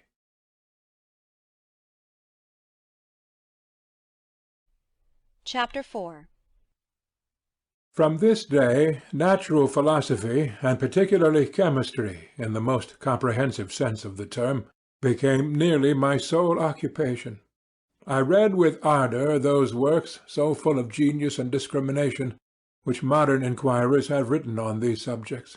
I attended the lectures and cultivated the acquaintance of the men of science of the university, and I found even in Master Kremper a great deal of sound sense and real information, combined, it is true, with a repulsive physiognomy and manners, but not on that account the less valuable. In Master Waldman I found a true friend. His gentleness was never tinged with dogmatism, and his instructions were given with an air of frankness and good nature that banished every idea of pedantry. In 1,000 ways he smoothed for me the path of knowledge, and made the most abstruse inquiries clear and facile to my apprehension. My application was at first fluctuating and uncertain. It gained strength as I proceeded, and soon became so ardent and eager that the stars often disappeared in the light of morning whilst I was yet engaged in my laboratory. As I applied so closely, it might be easily conceived that my progress was rapid. My ardour was indeed the astonishment of the students, and my proficiency that of the masters. Professor Kemper often asked me, with a sly smile, how Cornelius Agrippa went on, whilst Master Waldman expressed the most heartfelt exultation in my progress. 2 years passed in this manner, during which I paid no visit to Geneva, but was engaged heart and soul in the pursuit of some discoveries which I hoped to make. None but those who have experienced them can conceive of the enticements of science. In other studies you go as far as others have gone before you, and there is nothing more to know. But in a scientific pursuit there is continual food for discovery and wonder. A mind of moderate capacity which closely pursues one study must infallibly arrive at great proficiency in that study. And I, who continually sought the attainment of one object of pursuit and was solely wrapped up in this, improved so rapidly that at the end of 2 years I made some discoveries in the improvement of some chemical instruments, which procured me great esteem and admiration at the university. When I had arrived at this point, and had become as well acquainted with the theory and practice of natural philosophy as depended on the lessons of any of the professors at Ingolstadt, my residence there being no longer conducive to my improvements, I thought of returning to my friends and my native town, when an incident happened that protracted my stay. One of the phenomena which had peculiarly attracted my attention was the structure of the human frame, and indeed any animal endued with life. Whence, I asked myself, did the principle of life proceed? It was a bold question, and one which has ever been considered as a mystery. Yet with how many things are we upon the brink of becoming acquainted, if cowardice or carelessness did not restrain our inquiries? I revolved these circumstances in my mind, and determined thenceforth to apply myself more particularly to those branches of natural philosophy which relate to physiology. Unless I had been animated by an almost supernatural enthusiasm, my application to this study would have been irksome and almost intolerable. To examine the causes of life, we must first have recourse to death. I became acquainted with the science of anatomy, but this was not sufficient. I must also observe the natural decay and corruption of the human body. In my education, my father had taken the greatest precautions that my mind should be impressed with no supernatural horrors. I do not ever remember to have trembled at the tale of superstition, or to have feared the apparition of a spirit. Darkness had no effect upon my fancy, and a churchyard was to me merely the receptacle of bodies deprived of life, which, from being the seat of beauty and strength, had become food for the worm. Now I was led to examine the cause and progress of this decay, and forced to spend days and nights in vaults and charnel houses. My attention was fixed upon every object the most insupportable to the delicacy of the human feelings. I saw how the form of man was degraded and wasted. I beheld the corruption of death succeed to the blooming cheek of life. I saw how the worm inherited the wonders of the eye and brain. I paused, examining and analyzing all the minutiae of causation, as exemplified in the change from life to death and death to life, until from the midst of this darkness a sudden light broke in upon me. A light so brilliant and wondrous, yet so simple, that while I became dizzy with the immensity of the prospect which it illustrated, I was surprised that among so many men of genius who had directed their inquiries towards the same science, that I alone should be reserved to discover so astonishing a secret. Remember, I am not recording the vision of a madman. The sun does not more certainly shine in the heavens than that which I now affirm is true. Some miracle might have produced it, yet the stages of the discovery were distinct and probable. After days and nights of incredible labor and fatigue, I succeeded in discovering the cause of generation and life. Nay, more, I became myself capable of bestowing animation upon lifeless matter. The astonishment which I had at first experienced on this discovery soon gave place to delight and rapture. After so much time spent in painful labor, to arrive at once at the summit of my desires was the most gratifying consummation of my toils. But this discovery was so great and overwhelming that all the steps by which I had been progressively led to it were obliterated, and I beheld only the result. What had been the study and desire of the wisest men since the creation of the world was now within my grasp. Not that, like a magic scene, it all opened upon me at once. The information I had obtained was of a nature rather to direct my endeavors so soon as I should put them towards the object of my search than to exhibit that object already accomplished. I was like the Arabian who had been buried with the dead and found a passage to life, aided only by one glimmering and seemingly ineffectual light.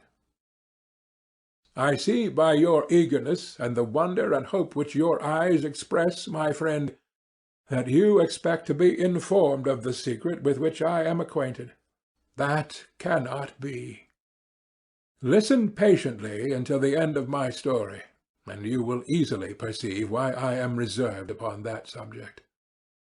I will not lead you on, unguarded and ardent as I then was, to your destruction and infallible misery. Learn from me, if not by my precepts, at least by my example, how dangerous is the acquirement of knowledge, and how much happier that man is who believes his native town to be the world than he who aspires to become greater than his nature will allow.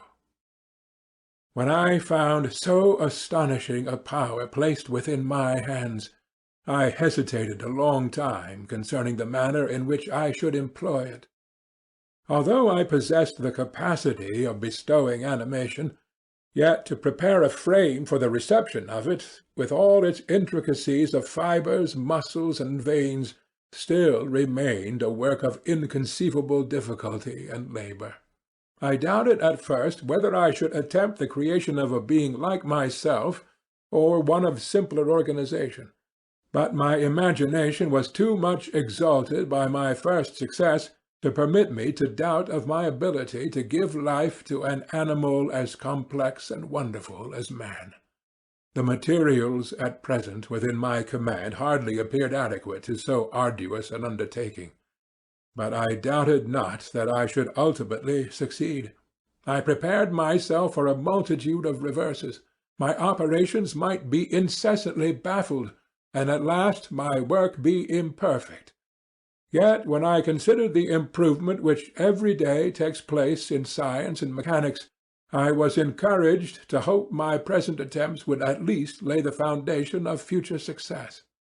Nor could I consider the magnitude and complexity of my plan as any argument of its impracticability. It was with these feelings that I began the creation of a human being. As the minuteness of the parts formed a great hindrance to my speed, I resolved, contrary to my first intention, to make the being of a gigantic stature, that is to say, about 8 feet in height, and proportionably large. After having formed this determination, and having spent some months in successfully collecting and arranging my materials, I began. No one can conceive the variety of feelings which bore me onwards like a hurricane in the first enthusiasm of success. Life and death appeared to me ideal bounds which I should first break through and pour a torrent of light into our dark world. A new species would bless me as its creator and source. Many happy and excellent natures would owe their being to me. No father could claim the gratitude of his child so completely as I should deserve theirs. Pursuing these reflections, I thought that if I could bestow animation upon lifeless matter, I might, in process of time, although I now found it impossible, renew life where death had apparently devoted the body to corruption. These thoughts supported my spirits, while I pursued my undertaking with unremitting ardor. My cheek had grown pale with study, and my person had become emaciated with confinement. Sometimes, on the very brink of certainty, I failed. Yet still I clung to the hope which the next day or the next hour might realize. One secret which I alone possessed was the hope to which I had dedicated myself, and the moon gazed on my midnight labors while, with unrelaxed and breathless eagerness, I pursued nature to her hiding-places. Who shall conceive the horrors of my secret toil, as I dabbled among the unhallowed damps of the grave, or tortured the living animal to animate the lifeless clay? My limbs now tremble, and my eyes swim with the remembrance. But then a restlessness and almost frantic impulse urged me forward. I seemed to have lost all soul or sensation but for this one pursuit. It was indeed but a passing trance that only made me feel with renewed acuteness so soon as, the unnatural stimulus ceasing to operate, I had returned to my old habits. I collected bones from charnel houses, and disturbed with profane fingers the tremendous secrets of the human frame. In a solitary chamber, or rather cell, at the top of the house, and separated from all the other apartments by a gallery and staircase, I kept my workshop of filthy creation. My eyeballs were starting from their sockets in attending to the details of my employment. The dissecting room and the slaughter-house furnished many of my materials, and often did my human nature turn with loathing from my occupation, whilst, still urged on by an eagerness which perpetually increased, I brought my work near to a conclusion.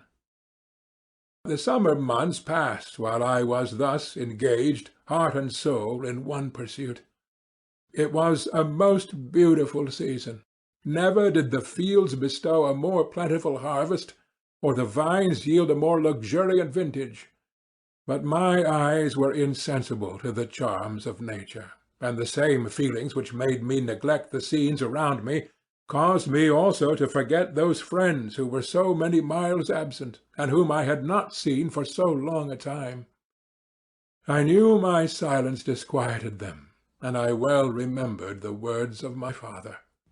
I know that while you are pleased with yourself, you will think of us with affection, and we shall hear regularly from you. You must pardon me if I regard any interruption in your correspondence as a proof that your other duties are equally neglected. I knew well, therefore, what would be my father's feelings, but I could not tear my thoughts from my employment, loathsome in itself, but which had an irresistible hold of my imagination. I wished, as it were, to procrastinate all that related to my feelings of affection, until the great object, which swallowed up every habit of my nature, should be completed. I then thought that my father would be unjust if he ascribed my neglect to vice or faultiness on my part, but I am now convinced that he was justified in conceiving that I should not be altogether free from blame. A human being in perfection ought always to preserve a calm and peaceful mind, and never to allow passion or a transitory desire to disturb his tranquillity. I do not think that the pursuit of knowledge is an exception to this rule. If the study to which you apply yourself has a tendency to weaken your affections and to destroy your taste for those simple pleasures in which no alloy could possibly mix, then that study is certainly unlawful, that is to say, not befitting the human mind. If this rule were always observed, if no man allowed any pursuit whatsoever to interfere with the tranquillity of the domestic affections, Greece had not been enslaved, Caesar would have spared his country, America would have been discovered more gradually, and the empires of Mexico and Peru had not been destroyed. But I forget that I am moralizing in the most interesting part of my tale, and your looks remind me to proceed. My father made no reproach in his letters, and only took notice of my silence by inquiring into my occupations more particularly than before. Winter, spring, and summer passed away during my labours, but I did not watch the blossom or the expanding leaves, sights which before always yielded me supreme delight, so deeply was I engrossed in my occupation. The leaves of that year had withered before my work drew near to a close, and now every day showed me more plainly how well I had succeeded. But my enthusiasm was checked by my anxiety, and I appeared rather like one doomed by slavery to toil in the mines, or any other unwholesome trade than an artist occupied by his favourite employment. Every night I was oppressed by a slow fever, and I became nervous to a most painful degree. The fall of a leaf startled me, and I shunned my fellow creatures as if I had been guilty of a crime. Sometimes I grew alarmed at the wreck I perceived that I had become. The energy of my purpose alone sustained me. My labours would soon end, and I believed that exercise and amusement would then drive away incipient disease, and I promised myself both of these when my creation should be complete. Chapter 5. It was on a dreary night of November that I beheld the accomplishment of my toils. With an anxiety that almost amounted to agony, I collected the instruments of life around me, that I might infuse a spark of being into the lifeless thing that lay at my feet. It was already 1 in the morning. The rain pattered dismally against the panes, and my candle was nearly burnt out, when, by the glimmer of the half-extinguished light, I saw the dull yellow eye of the creature open. It breathed hard, and a convulsive motion agitated its limbs. How can I describe my emotions at this catastrophe, or how delineate the wretch whom with such infinite pains and care I had endeavoured to form? His limbs were in proportion, and I had selected his features as beautiful. Beautiful! Great God! His yellow skin scarcely covered the work of muscles and arteries beneath. His hair was of a lustrous black and flowing, his teeth of a pearly whiteness. But these luxuriances only formed a more horrid contrast with his watery eyes, that seemed almost of the same colour as the dun white sockets in which they were set, his shrivelled complexion and straight black lips. The different accidents of life are not so changeable as the feelings of human nature. I had worked hard for nearly 2 years for the sole purpose of infusing life into an inanimate body. For this I had deprived myself of rest and health. I had desired it with an ardour that far exceeded moderation. But now that I had finished, the beauty of the dream vanished, and breathless horror and disgust filled my heart. Unable to endure the aspect of the being I had created, I rushed out of the room, and continued a long time traversing my bedchamber, unable to compose my mind to sleep.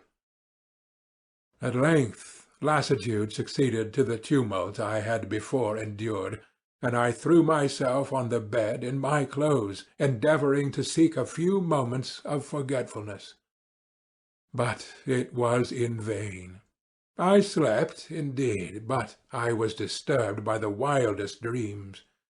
I thought I saw Elizabeth, in the bloom of health, walking in the streets of Ingolstadt. Delighted and surprised, I embraced her, but as I imprinted the first kiss on her lips, they became livid with the hue of death. Her features appeared to change, and I thought that I had the corpse of my dead mother in my arms. A shroud enveloped her form, and I saw the grave worms crawling in the folds of the flannel. I started from my sleep with horror. A cold dew covered my forehead, my teeth chattered, and every limb became convulsed. When, by the dim and yellow light of the moon, as it forced its way through the window shutters, I beheld the wretch, the miserable monster whom I had created. He held up the curtain of the bed, and his eyes, if eyes they may be called, were fixed on me. His jaws opened, and he muttered some inarticulate sounds, while a grin wrinkled his cheeks. He might have spoken, but I did not hear. One hand was stretched out, seemingly to detain me, but I escaped and rushed downstairs. I took refuge in the courtyard belonging to the house which I inhabited, where I remained during the rest of the night, walking up and down in the greatest agitation, listening attentively, catching and fearing each sound, as if it were to announce the approach of the demoniacal corpse to which I had so miserably given life. Oh, no mortal could support the horror of that countenance. A mummy again endued with animation could not be so hideous as that wretch. I had gazed on him while unfinished. He was ugly then, but when those muscles and joints were rendered capable of motion, it became a thing such as even Dante could not have conceived. I passed the night wretchedly.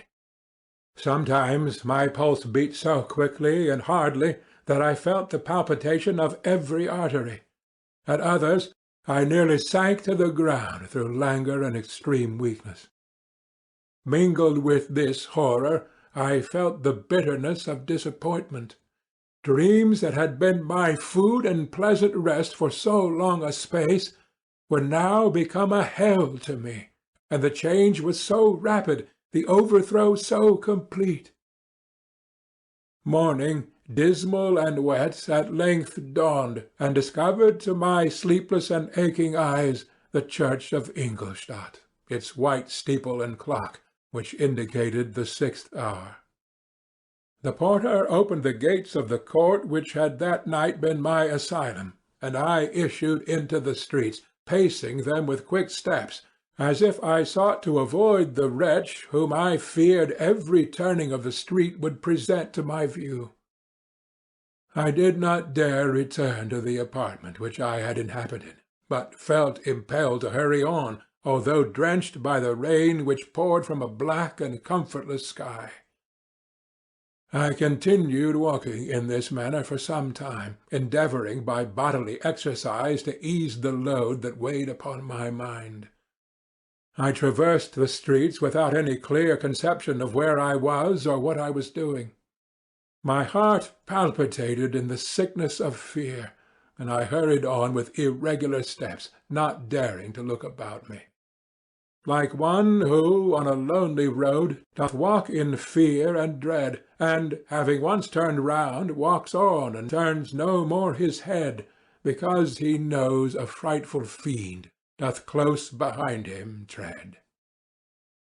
Continuing this, I came at length opposite to the inn at which the various diligences and carriages usually stopped. Here I paused, I know not why. But I remained some minutes with my eyes fixed on a coach that was coming towards me from the other end of the street. As it drew nearer, I observed that it was the Swiss diligence. It stopped just where I was standing, and on the door being opened, I perceived Henry Clerval, who, on seeing me, instantly sprung out. "My dear Frankenstein," exclaimed he, "how glad I am to see you! How fortunate that you should be here at the very moment of my alighting!" Nothing could equal my delight on seeing Clerval. His presence brought back to my thoughts my father, Elizabeth, and all those scenes of home so dear to my recollection.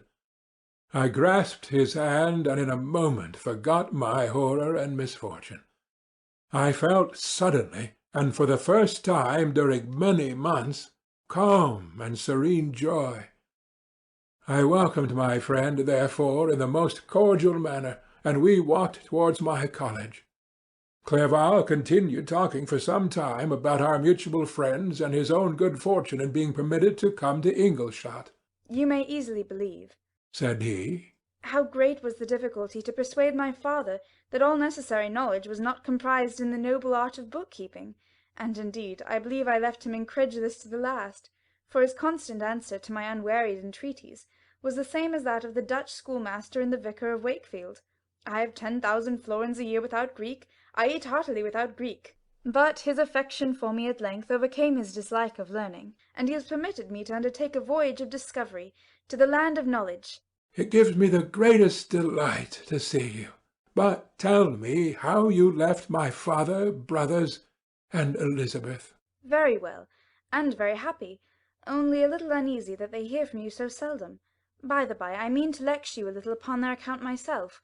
But, my dear Frankenstein," continued he, stopping short and gazing full in my face, "I did not before remark how very ill you appear. So thin and pale, you look as though you had been watching for several nights." "You have guessed right. I have lately been so deeply engaged in one occupation that I have not allowed myself sufficient rest, as you see. But I sincerely hope, that all these employments are now at an end, and that I am at length free." I trembled excessively. I could not endure to think of, and far less to allude to, the occurrences of the preceding night. I walked with a quick pace, and we soon arrived at my college. I then reflected, and the thought made me shiver, that the creature whom I had left in my apartment might still be there, alive and walking about. I dreaded to behold this monster, but I feared still more that Henry should see him. Entreating him, therefore, to remain a few minutes at the bottom of the stairs, I darted up towards my own room. My hand was already on the lock of the door before I recollected myself. I then paused, and a cold shivering came over me. I threw the door forcibly open, as children are accustomed to do when they expect a spectre to stand in waiting for them on the other side. But nothing appeared. I stepped fearfully in. The apartment was empty, and my bedroom was also freed from its hideous guest. I could hardly believe that so great a good fortune could have befallen me.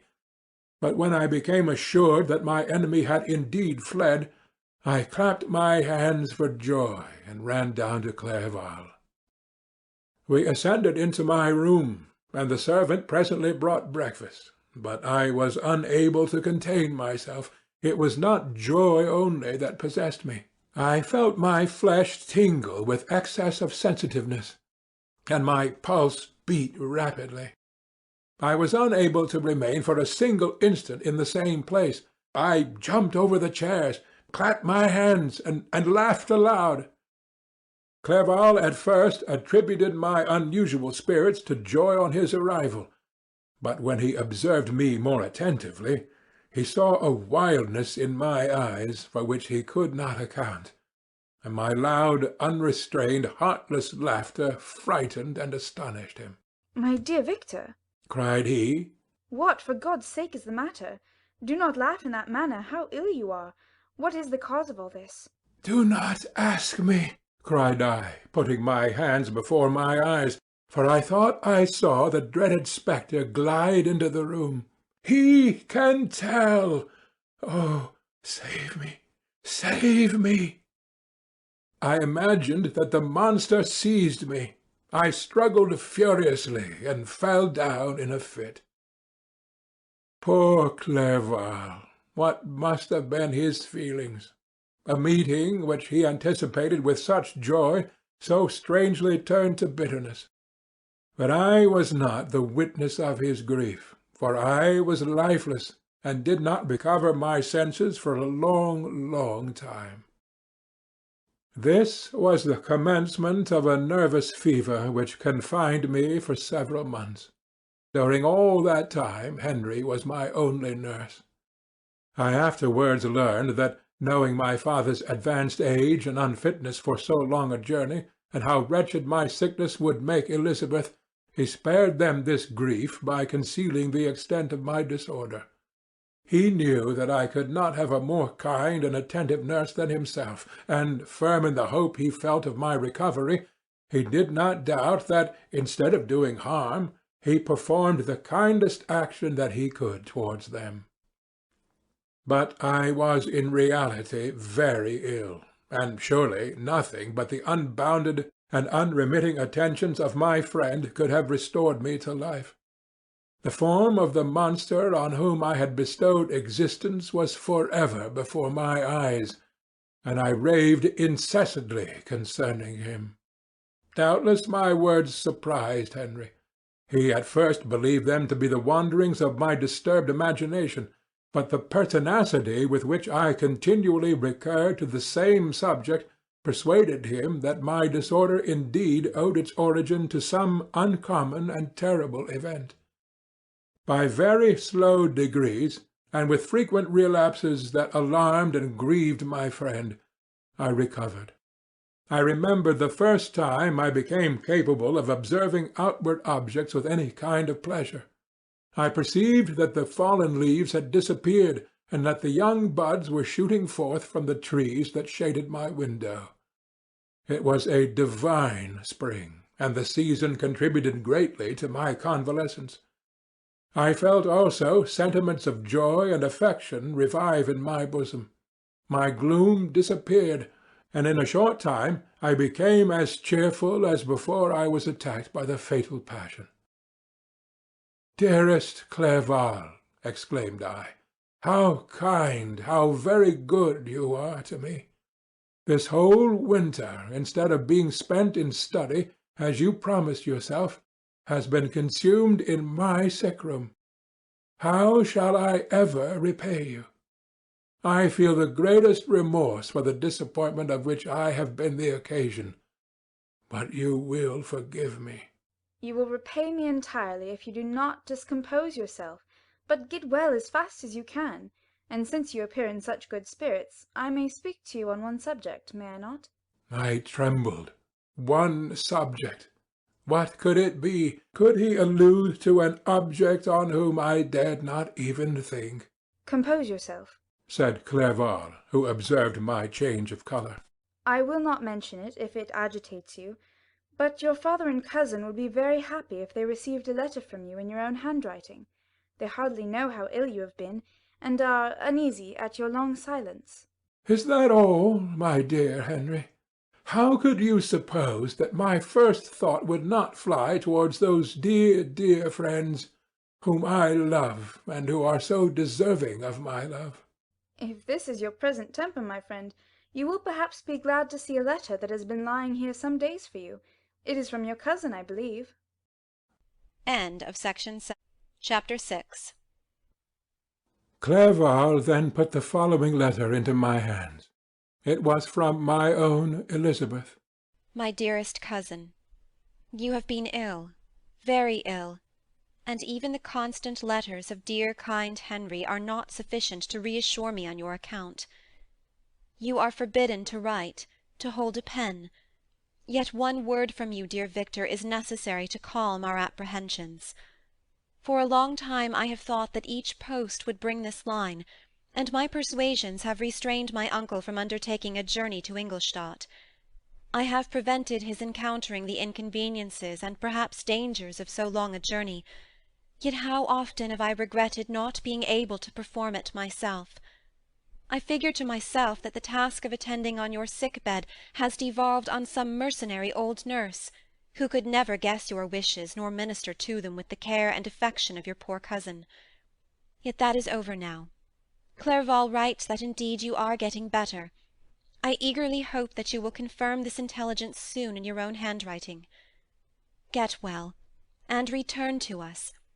You will find a happy, cheerful home and friends who love you dearly.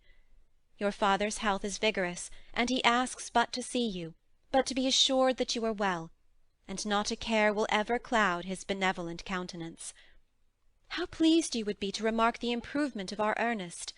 He is now 16, and full of activity and spirit. He is desirous to be a true Swiss, and to enter into foreign service, but we cannot part with him, at least until his elder brother returns to us. My uncle is not pleased with the idea of a military career in a distant country, but Ernest never had your powers of application. He looks upon study as an odious fetter. His time is spent in the open air, climbing the hills or rowing on the lake. I fear that he will become an idler, unless we yield the point and permit him to enter on the profession which he has selected. Little alteration, except the growth of our dear children, has taken place since you left us. The blue lake and snow-clad mountains, they never change, and I think our placid home and our contented hearts are regulated by the same immutable laws. My trifling occupations take up my time and amuse me, and I am rewarded for any exertions by seeing none but happy kind faces around me. Since you left us, but one change has taken place in our little household. Do you remember on what occasion Justine Moritz entered our family? Probably you do not. I will relate her history, therefore, in a few words. Madame Moritz, her mother, was a widow with 4 children, of whom Justine was the 3rd. This girl had always been the favourite of her father, but through a strange perversity her mother could not endure her, and after the death of Monsieur Moritz, treated her very ill. My aunt observed this, and when Justine was 12 years of age, prevailed on her mother to allow her to live at our house. The republican institutions of our country have produced simpler and happier manners than those which prevail in the great monarchies that surround it. Hence there is less distinction between the several classes of its inhabitants, and the lower orders, being neither so poor nor so despised, their manners are more refined and moral. A servant in Geneva does not mean the same thing as a servant in France and England. Justine, thus received in our family, learned the duties of a servant, a condition which, in our fortunate country, does not include the idea of ignorance and a sacrifice of the dignity of a human being. Justine, you may remember, was a great favourite of yours, and I recollect you once remarked that if you were in an ill humour, one glance from Justine could dissipate it, for the same reason that Ariosto gives concerning the beauty of Angelica. She looked so frank-hearted and happy. My aunt conceived a great attachment for her, by which she was induced to give her an education superior to that which she had at first intended. This benefit was fully repaid. Justine was the most grateful little creature in the world. I do not mean that she made any professions, I never heard one pass her lips, but you could see by her eyes that she almost adored her protectress. Although her disposition was gay and in many respects inconsiderate, yet she paid the greatest attention to every gesture of my aunt. She thought her the model of all excellence, and endeavoured to imitate her phraseology and manners, so that even now she often reminds me of her. When my dearest aunt died, every one was too much occupied in their own grief to notice poor Justine, who had attended her during her illness with the most anxious affection. Poor Justine was very ill, but other trials were reserved for her. One by one her brothers and sister died, and her mother, with the exception of her neglected daughter, was left childless. The conscience of the woman was troubled.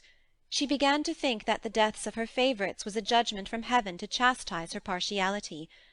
She was a Roman Catholic, and I believe her confessor confirmed the idea which she had conceived. Accordingly, a few months after your departure for Ingolstadt, Justine was called home by her repentant mother. Poor girl! She wept when she quitted our house. She was much altered since the death of my aunt. Grief had given softness and a winning mildness to her manners, which had before been remarkable for vivacity. Nor was her residence at her mother's house of a nature to restore her gaiety. The poor woman was very vacillating in her repentance. She sometimes begged Justine to forgive her unkindness, but much oftener accused her of having caused the deaths of her brothers and sister. Perpetual fretting at length threw Madame Moritz into a decline, which at first increased her irritability, but she is now at peace forever. She died on the first approach of cold weather, at the beginning of this last winter. Justine has just returned to us, and I assure you I love her tenderly. She is very clever and gentle, and extremely pretty. As I mentioned before, her mien and her expression continually remind me of my dear aunt. I must say also a few words to you, my dear cousin, of little darling William. I wish you could see him. He is very tall of his age, with sweet, laughing blue eyes, dark eyelashes, and curling hair. When he smiles, 2 little dimples appear on each cheek, which are rosy with health. He has already had 1 or 2 little wives, but Louisa Biron is his favourite, a pretty little girl of 5 years of age.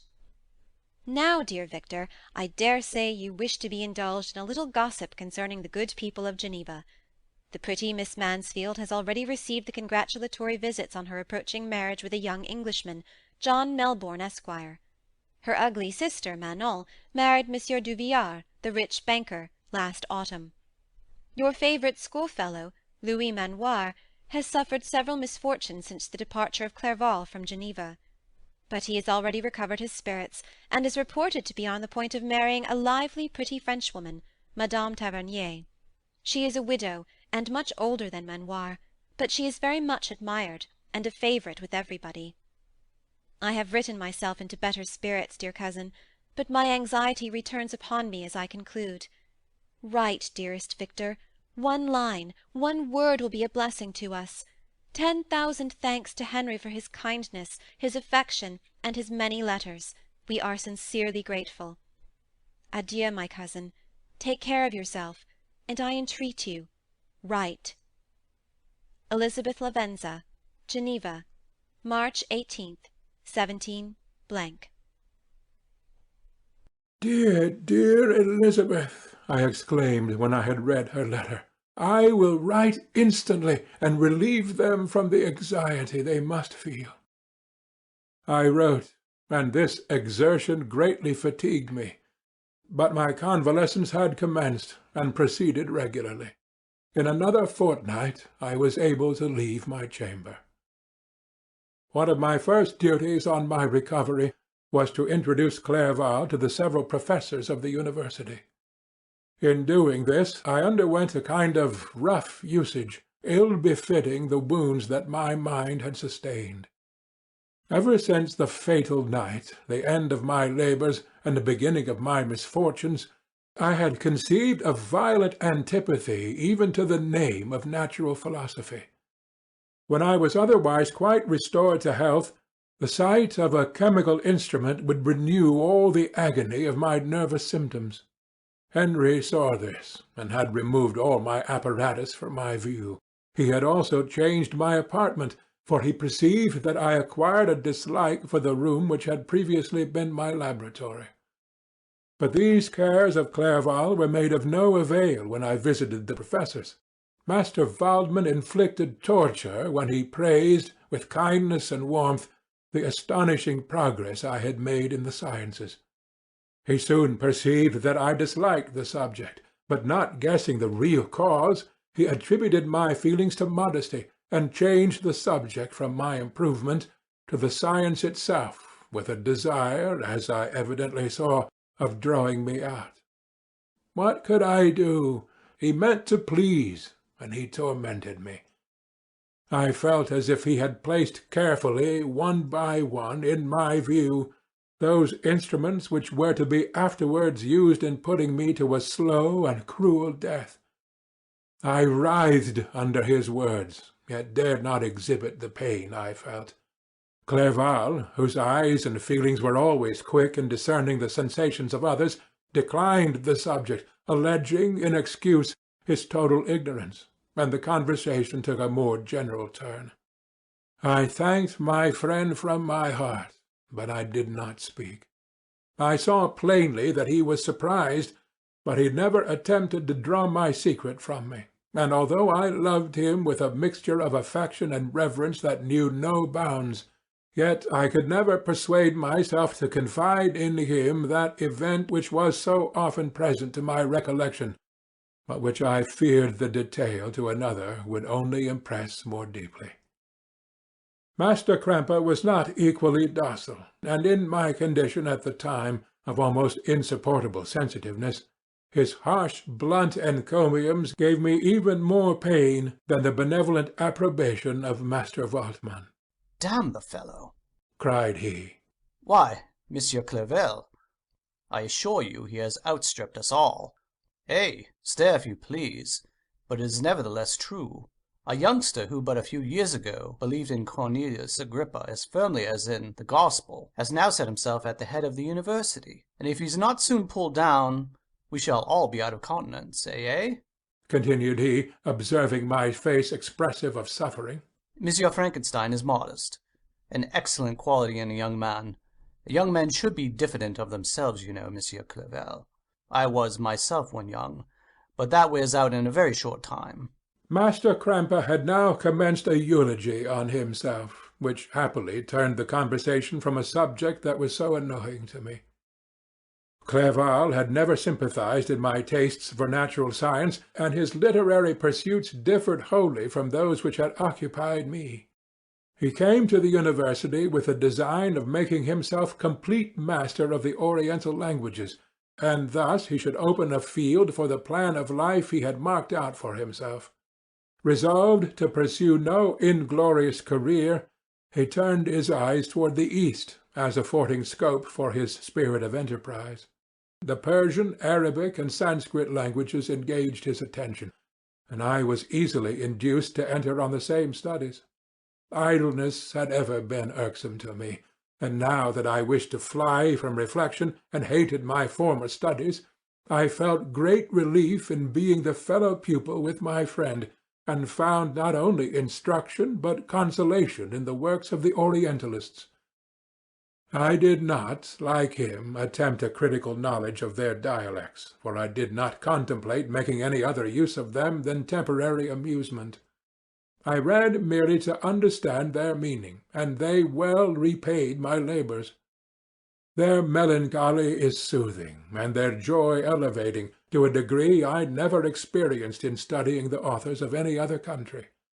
When you read their writings, Life appears to consist in a warm sun and a garden of roses, in the smiles and frowns of a fair enemy, and the fire that consumes your own heart.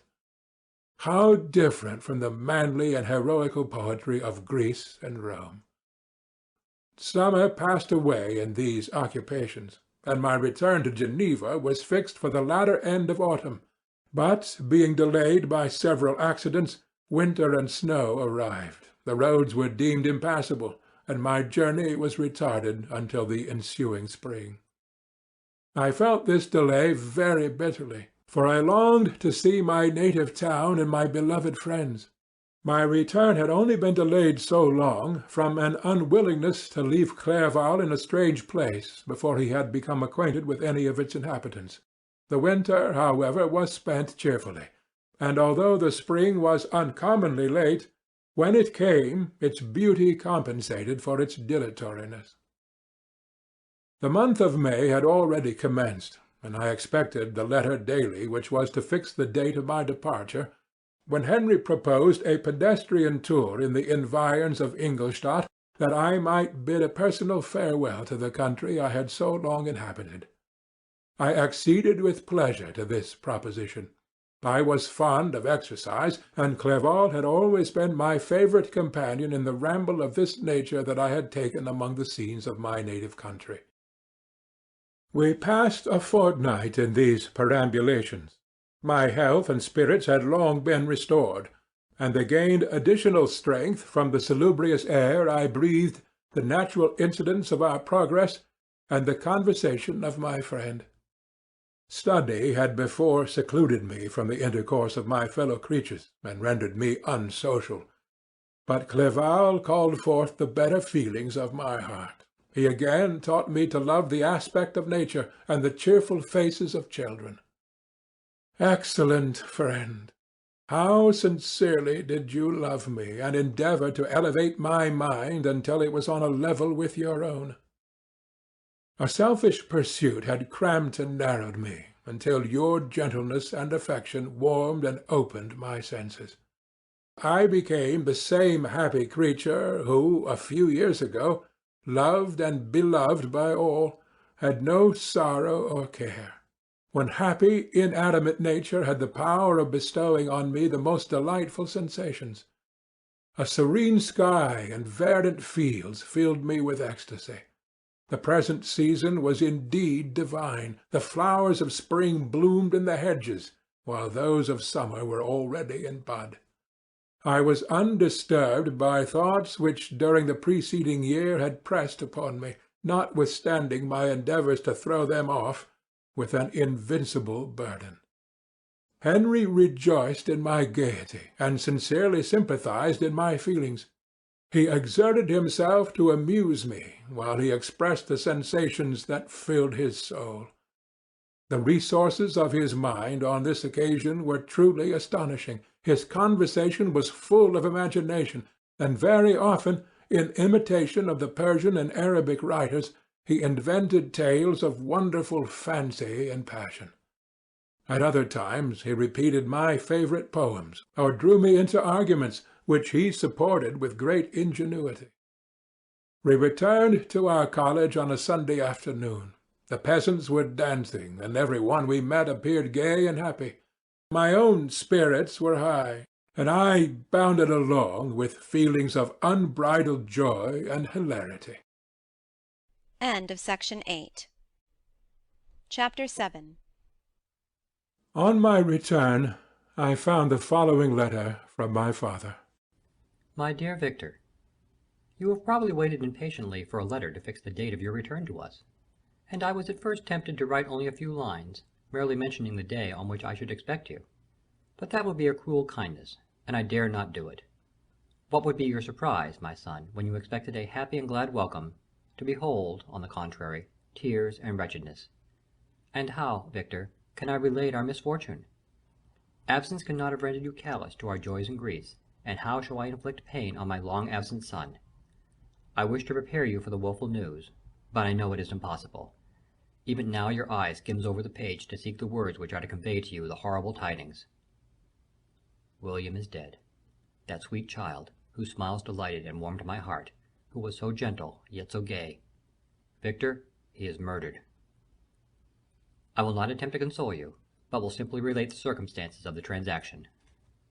Last Thursday, May 7th, I, my niece, and your 2 brothers went to walk in Plain Palace. The evening was warm and serene, and we prolonged our walk further than usual. It was already dusk before we thought of returning, and then we discovered that William and Ernest, who had gone on before, were not to be found. We accordingly rested on a seat till they should return.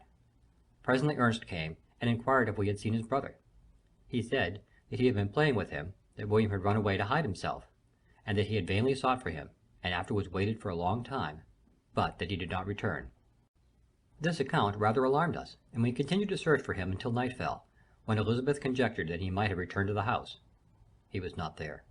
We returned again with torches, for I could not rest, when I thought that my sweet boy had lost himself, and was exposed to all the damps and dews of night. Elizabeth also suffered extreme anguish.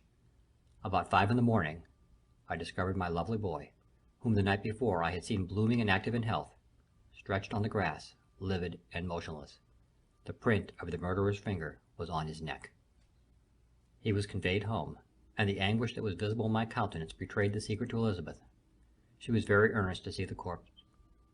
At first I attempted to prevent her, but she persisted, and entering the room where it lay, hastily examined the neck of the victim, and clasping her hands, exclaimed, "Oh, God! I have murdered my darling child!" She fainted, and was restored with extreme difficulty. When she again lived, it was only to weep and sigh.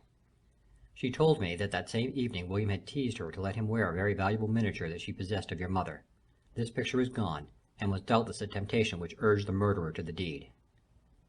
We have no trace of him at present, though our exertions to discover him are unremitted, but they will not restore my beloved William. Come, dearest Victor, you alone can console Elizabeth. She weeps continually, and accuses herself unjustly as the cause of his death. Her words pierce my heart. We are all unhappy, but will not be that an additional motive for you, my son, to return and be our comforter?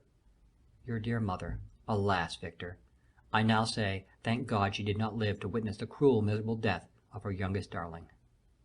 Come, Victor, not brooding thoughts of vengeance against the assassin, but with feelings of peace and gentleness, that will heal, instead of festering, the wounds of our minds.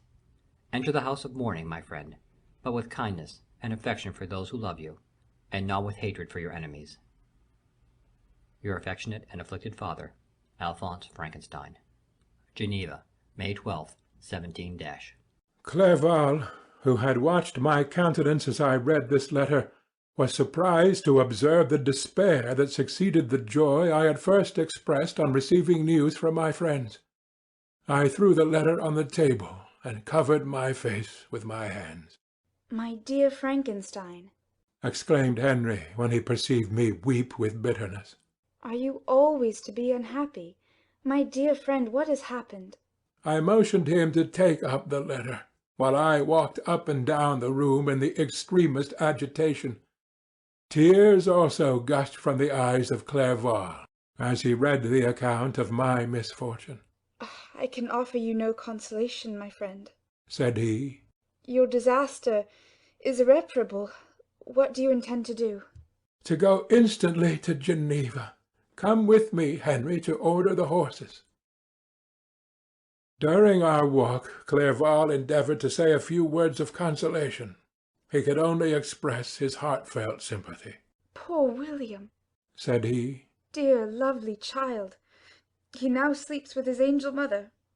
Who that had seen him bright and joyous in his young beauty, but must weep over his untimely loss?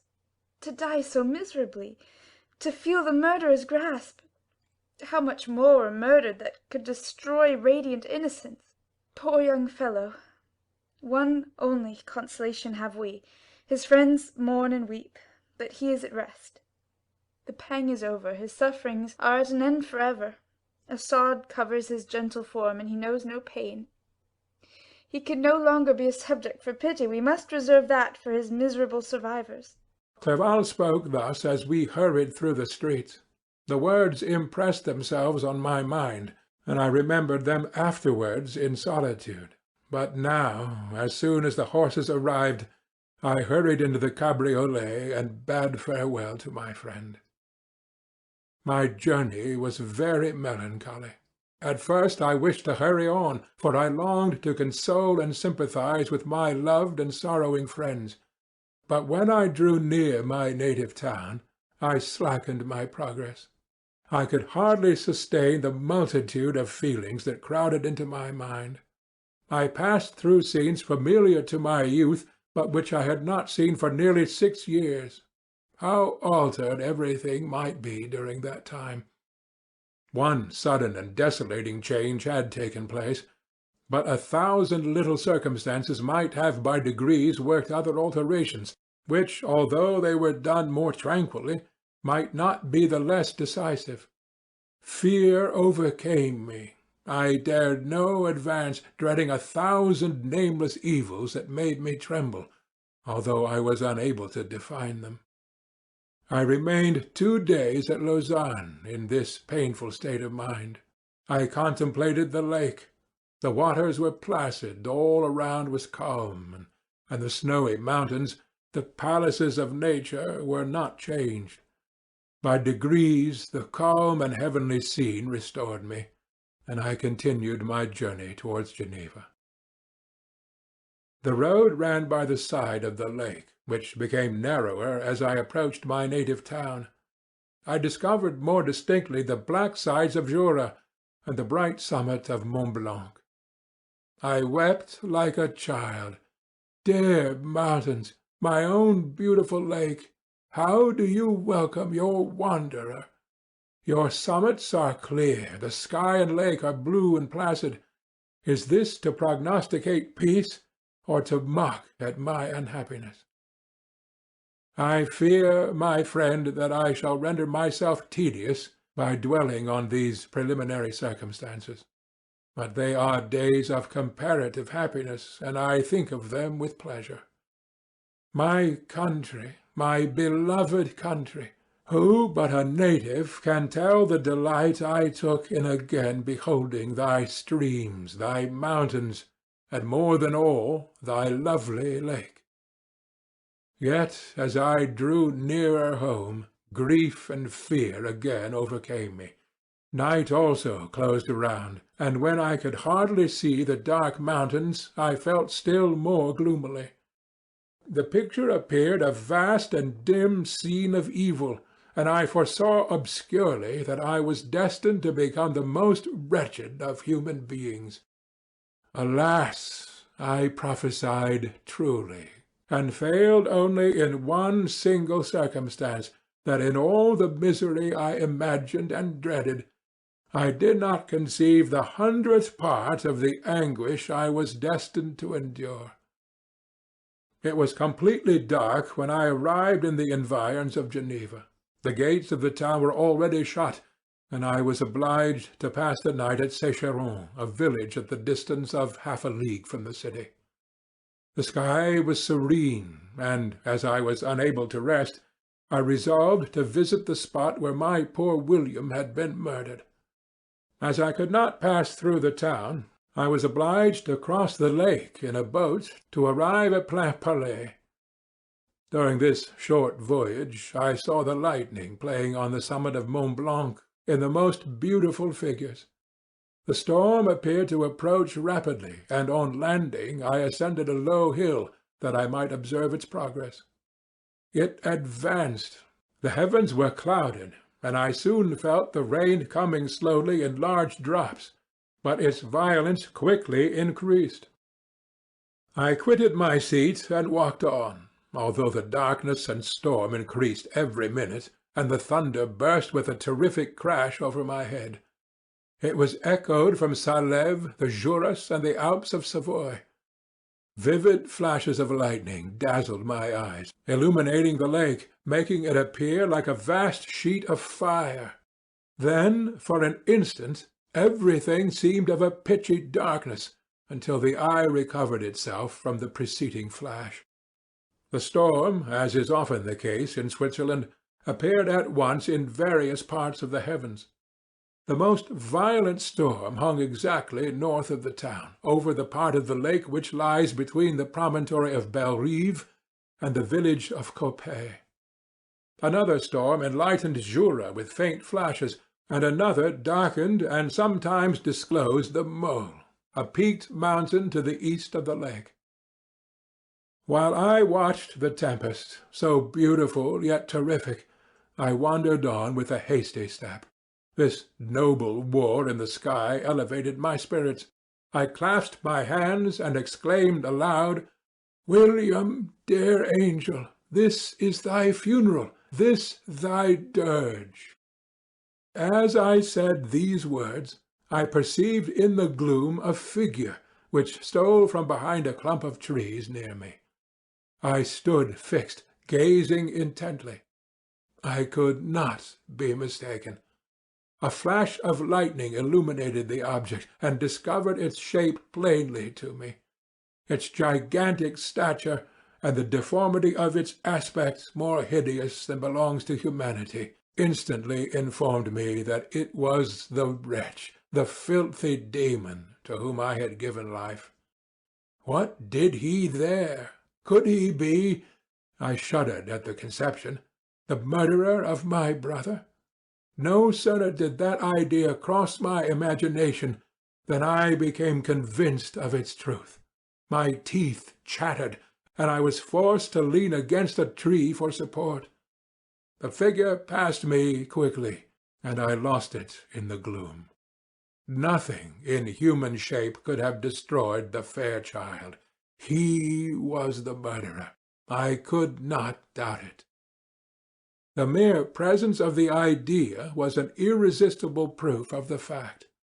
I thought of pursuing the devil, but it would have been in vain, for another flash discovered him to me hanging among the rocks of the nearly perpendicular ascent of Mont Salève, a hill that bounds Plainpalais on the south. He soon reached the summit and disappeared. I remained motionless. The thunder ceased, but the rain still continued, and the scene was enveloped in an impenetrable darkness. I revolved in my mind the events which I had until now sought to forget, the whole train of my progress toward the creation, the appearance of the works of my own hands at my bedside, its departure. 2 years had now nearly elapsed since the night on which he first received life, and was this his first crime? Alas! I had turned loose into the world a depraved wretch, whose delight was in carnage and misery. Had he not murdered my brother? No one can conceive the anguish I suffered during the remainder of the night, which I spent cold and wet in the open air. But I did not feel the inconvenience of the weather. My imagination was busy in scenes of evil and despair. I considered the being whom I had cast among mankind, and endowed with the will and power to effect purposes of horror, such as the deed which he had now done, nearly in the light of my own vampire, my own spirit let loose from the grave, and forced to destroy all that was dear to me. Day dawned, and I directed my steps toward the town. The gates were open, and I hastened to my father's house. My first thought was to discover what I knew of the murderer, and cause instant pursuit to be made. But I paused when I reflected on the story that I had to tell. A being whom I myself had formed and endued with life had met me at midnight among the precipices of an inaccessible mountain. I remembered also the nervous fever with which I had been seized just at the time I dated my creation, and which would give an air of delirium to a tale otherwise so utterly improbable. I well knew that if any other had communicated such a relation to me, I should have looked upon it as the ravings of insanity. Besides, the strange nature of the animal would elude all pursuit, even if I were so far credited as to persuade my relatives to commence it. And then of what use would be pursuit? Who could arrest a creature capable of scaling the overhanging sides of Mont Salève? These reflections determined me, and I resolved to remain silent. It was about 5 in the morning when I entered my father's house. I told the servants not to disturb the family, and went into the library to attend their usual hour of rising. 6 years had elapsed, passed in a dream but for one inedible trace, and I stood in the same place where I had last embraced my father before my departure for Ingolstadt.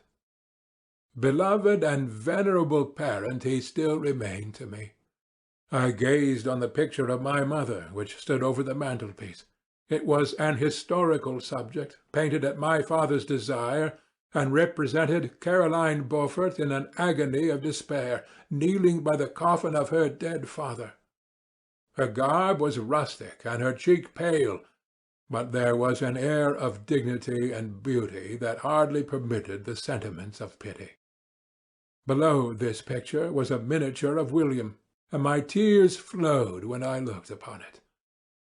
While I was thus engaged, Ernest entered. He had heard me arrive, and hastened to welcome me. "Welcome, my dearest Victor," said he. "Oh, I wish you had come 3 months ago, and then you would have found us all joyous and delighted.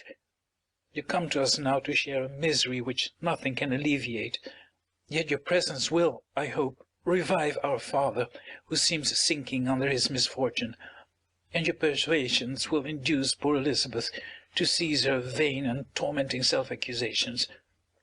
Poor William! He was our darling and our pride."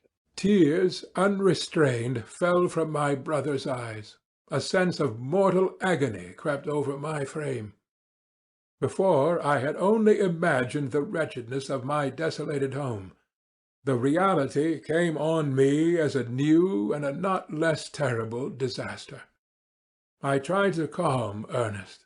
I inquired more minutely concerning my father, and here I named my cousin. "She, most of all," said Ernest, "requires consolation. She accused herself of having caused the death of my brother, and that made her very wretched. But since the murder has been discovered—" "The murderer discovered? Good God! How can that be? Who could attempt to pursue him? It is impossible. One might as well try to overtake the winds, or confine a mountain stream with a straw. I saw him too. He was free last night." "I do not know what you mean," replied my brother in accents of wonder. "but to us the discovery we have made completes our misery. No one would believe it at first, and even now Elizabeth will not be convinced, notwithstanding all the evidence. Indeed, who would credit that Justine Moritz, who was so amiable and fond of all the family, could suddenly become so capable of so frightful, so appalling a crime?" Justine Moritz? Poor, poor girl! Is she the accused? But it is wrongfully. Every one knows that. No one believes it, surely, Ernest. "No one did at first, but several circumstances came out that have almost forced conviction upon us, and her own behaviour has been so confused as to add to the evidence of facts a way that, I fear, leaves no hope for doubt. But she will be tried to-day, and you will then hear all." He then related that the morning on which the murder of poor William had been discovered, Justine had been taken ill and confined to her bed for several days. During this interval, one of the servants, happening to examine the apparel she had worn on the night of the murder, had discovered in her pocket the picture of my mother, which had been judged to be the temptation of the murderer. The servant instantly showed it to one of the others, who, without saying a word to any of the family, went to a magistrate, and upon their disposition Justine was apprehended. On being charged with the fact, the poor girl confirmed the suspicion in a great measure by her extreme confusion of manner. This was a strange tale, but it did not shake my faith, and I replied earnestly, "You are all mistaken. I know the murderer. Justine, poor good Justine, is innocent." At that instant my father entered. I saw unhappiness deeply impressed on his countenance, but he endeavoured to welcome me cheerfully, and, after we had exchanged our mournful greeting, would have introduced some other topic than that of our disaster, had not Ernest exclaimed, Good God, papa! Victor says that he knows who was the murderer of poor William. We do also, unfortunately, replied my father. for indeed I had rather have been for ever ignorant than have discovered so much depravity and ungratitude in one I valued so highly. My dear father, you are mistaken. Justine is innocent. If she is, God forbid that she should suffer as guilty. She is to be tried today, and I hope, I sincerely hope, that she will be acquitted. This speech calmed me. I was firmly convinced in my own mind that Justine, and indeed every human being, was guiltless of this murder. I had no fear, therefore, that any circumstantial evidence could be brought forward strong enough to convict her. My tale was not one to announce publicly. Its astounding horror would be looked upon as madness by the vulgar. Did any one indeed exist except I, the Creator, who would believe, unless his senses convinced him, in the existence of the living monuments of presumption and rash ignorance which I had let loose upon the world? We were soon joined by Elizabeth. Time had altered her since I last beheld her. It had endowed her with loveliness surpassing the beauty of her childish years. There was the same candour, the same vivacity, but it was allied to an expression more full of sensibility and intellect. She welcomed me with the greatest affection. Your arrival, my dear cousin, said she, fills me with hope.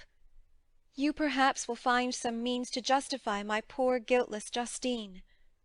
Alas! Who is safe if she be convicted of crime? I rely on her innocence as certainly as I do upon my own. Our misfortune is doubly hard to us.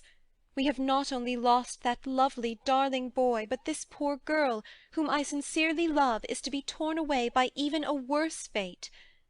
If she is condemned, I never shall know joy more. But she will not. I am sure she will not. And then I shall be happy again, even after the sad death of my little William. She is innocent, my Elizabeth, said I, and that shall be proved. Fear nothing, but let your spirits be cheered by the assurance of her acquittal. How kind and generous you are! Every one else believes in her guilt, and that made me wretched, for I knew that it was impossible, and to see every one else prejudiced in so deadly a manner rendered me hopeless and despairing. She wept. Dearest niece, said my father, dry your tears. If she is, as you believe, innocent, rely on the justice of our laws, and the activity with which I shall prevent the slightest shadow of partiality. End of Section 9. Chapter 8. We passed a few sad hours until 11 o'clock, when that trial was to commence. My father and the rest of the family being obliged to attend as witnesses, I accompanied them to the court. During the whole of this wretched mockery of justice, I suffered living torture. It was to be decided whether the result of my curiosity and lawless devices would cause the death of two of my fellow beings, one a smiling babe full of innocence and joy, the other far more dreadfully murdered, with every aggravation of infamy that could make the murder memorable in horror. Justine also was a girl of merit, and possessed qualities which promised to render her life happy. Now all was to be obliterated in an ignominious grave, and I the cause.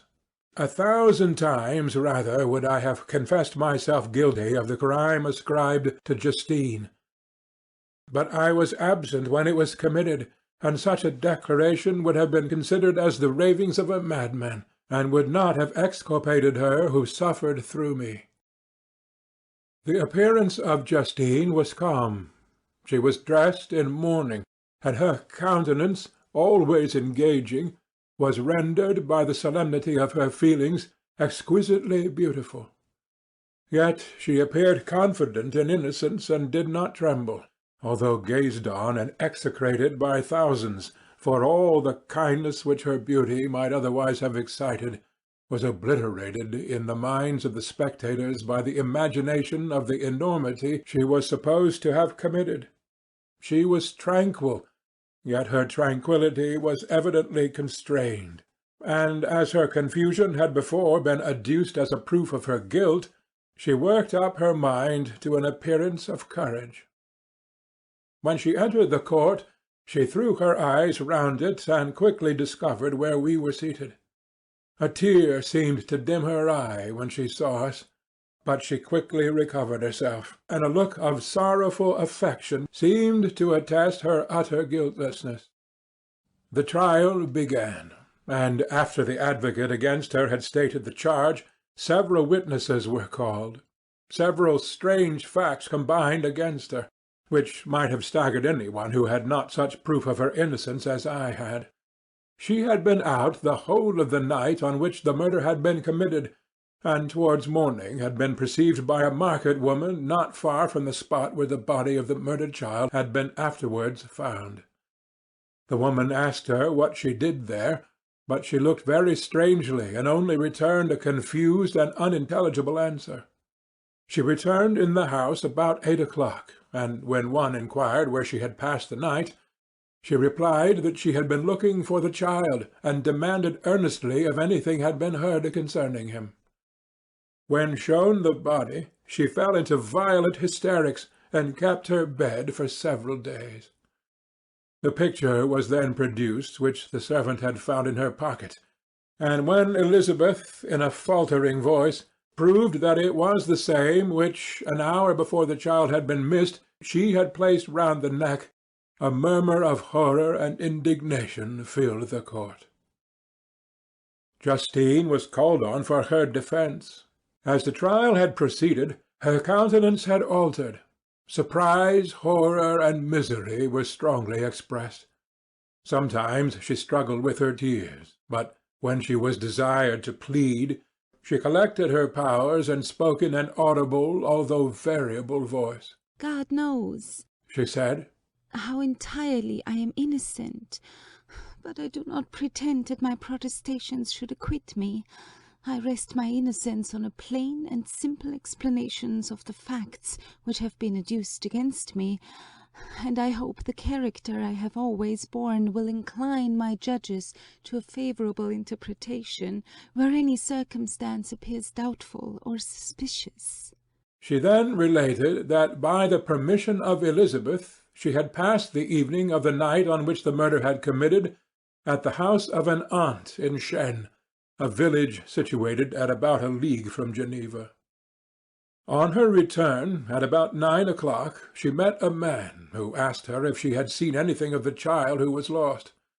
She was alarmed by this account, and passed several hours in looking for him, when the gates of Geneva were shut, and she was forced to remain several hours of the night in a barn belonging to a cottage, being unwilling to call up the inhabitants, to whom she was well known. Most of the night she spent here watching. Towards morning she believed that she had slept for a few minutes. Some steps disturbed her, and she awoke. It was dawn, and she quitted her asylum, that she might again endeavour to find my brother. If she had gone near the spot where his body lay, it was without her knowledge. That she had been bewildered when questioned by the market woman was not surprising, since she had passed a sleepless night, and the fate of the poor William was yet uncertain. Concerning the picture, she gave no account. "I know," continued the unhappy victim, "how heavily and fatally this one circumstance weighs against me, but I have no power of explaining it, and when I have expressed my utter ignorance, I am only left to conjecture concerning the probabilities by which it might have been placed in my pocket. But here also I am checked. I believe that I have no enemy on earth, and none surely would have been so wicked as to destroy me wantonly. Did the murderer place it there? I know of no opportunity affording him for so doing, or, if I had, why should he have stolen the jewel, to part with it again so soon? I commit my cause to the justice of my judges, yet I see no room for hope. I beg permission to have a few witnesses examined concerning my character, and if their testimony shall not overweigh my supposed guilt, I must be condemned, although I would pledge my salvation on my innocence." Several witnesses were called who had known her for many years, and they spoke well of her. But fear and hatred of the crime of which they supposed her guilty rendered them timorous and unwilling to come forward. Elizabeth saw even this last resource, her excellent dispositions and irreproachable conduct, about to fail the accursed, when, although violently agitated, she desired permission to address the court. "I am," said she, "the cousin of the unhappy child who was murdered, or rather his sister, for I was educated by and have lived with his parents ever since and even long before his birth. It may therefore be judged indecent in me to come forward on this occasion, but when I see a fellow creature about to perish through the cowardice of her pretended friends, I wish to be allowed to speak, that I may say what I know of her character. I am well acquainted with the accused. I have lived in the same house with her, at one time for 5, and at another for nearly 2 years. During all that period she appeared to me the most amiable and benevolent of human creatures. She nursed Madame Frankenstein, my aunt, in her last illness, with the greatest affection and care, and afterwards attended her own mother during a tedious illness in a manner that excited the admiration of all who knew her, after which she again lived in my uncle's house, where she was beloved by all the family. She was warmly attached to the child who was now dead, and acted towards him like a most affectionate mother. For my own part, I do not hesitate to say that, notwithstanding all the evidence produced against her, I believe and rely on her perfect innocence. She had no temptation for such an action. As to the bauble on which the chief proof rests, if she had earnestly desired it, I should have willingly given it to her, so much do I esteem and value her." A murmur of approbation followed Elizabeth's simple and powerful appeal, but it was excited by her generous interference, and not in favour of poor Justine, on whom the public indignation was turned with renewed violence, charging her with the blackest ingratitude. She herself wept as Elizabeth spoke, but she did not answer. My own agitation and anguish was extreme during the whole trial. I believed in her innocence. I knew it. Could the demon who had, I did not for a minute doubt, murdered my brother, also in his hellish sport have betrayed the innocent to death and ignominy? I could not sustain the horror of my situation, and when I perceived that the popular voice and the countenances of the judges had already condemned my unhappy victim, I rushed out of the court in agony. The tortures of the accused did not equal mine. She was sustained by innocence, but the fangs of remorse tore my bosom and would not forego their hold. I passed a night of unmingled wretchedness. In the morning I went to the court. My lips and throat were parched. I dared not ask the fatal question, but I was known, and the officer guessed the cause of my visit. The ballots had been thrown. They were all black, and Justine was condemned. I cannot pretend to describe what I then felt. I had before experienced sensations of horror, and I have endeavoured to bestow upon them adequate expressions, but words cannot convey an idea of the heart-sickening despair that I then endured. The person to whom I addressed myself added that Justine had already confessed her guilt. "That evidence," he observed, "was hardly required in so glaring a case, but I am glad of it, and indeed none of our judges like to condemn a criminal upon circumstantial evidence, be it ever so decisive." This was strange and unexpected intelligence. What could it mean? Had my eyes deceived me, and was I really as mad as the whole world would believe me to be if I disclosed the object of my suspicions? I hastened to return home, and Elizabeth eagerly demanded the result. "My cousin," replied I, "it is decided as you may have expected. All judges had rather that 10 innocent should suffer than that 1 guilty should escape. But she has confessed." This was a dire blow to poor Elizabeth, who had relied with firmness upon Justine's innocence. "Alas!" said she, "how shall I ever again believe in human goodness? Justine, whom I loved and esteemed as my sister, how could she put on those smiles of innocence only to betray? Her mild eyes seemed incapable of any severity or guile, and yet she has committed a murder." Soon after we heard that the poor victim had expressed a desire to see my cousin. My father wished her not to go, but said that he left it to her own judgment and feelings to decide. "Yes," said Elizabeth, "I will go, although she is guilty, and you, Victor, shall accompany me. I cannot go alone." The idea of this visit was a torture to me, yet I could not refuse. We entered the gloomy prison chamber and beheld Justine sitting on some straw at the farther end. Her hands were manacled, and her head rested on her knees. She rose on seeing us enter, and when we were left alone with her, she threw herself at the feet of Elizabeth, weeping bitterly. My cousin wept also. "Oh, Justine," said she, "why did you rob me of my last consolation? I relied on your innocence, and although I was then very wretched, I was not so miserable as I am now."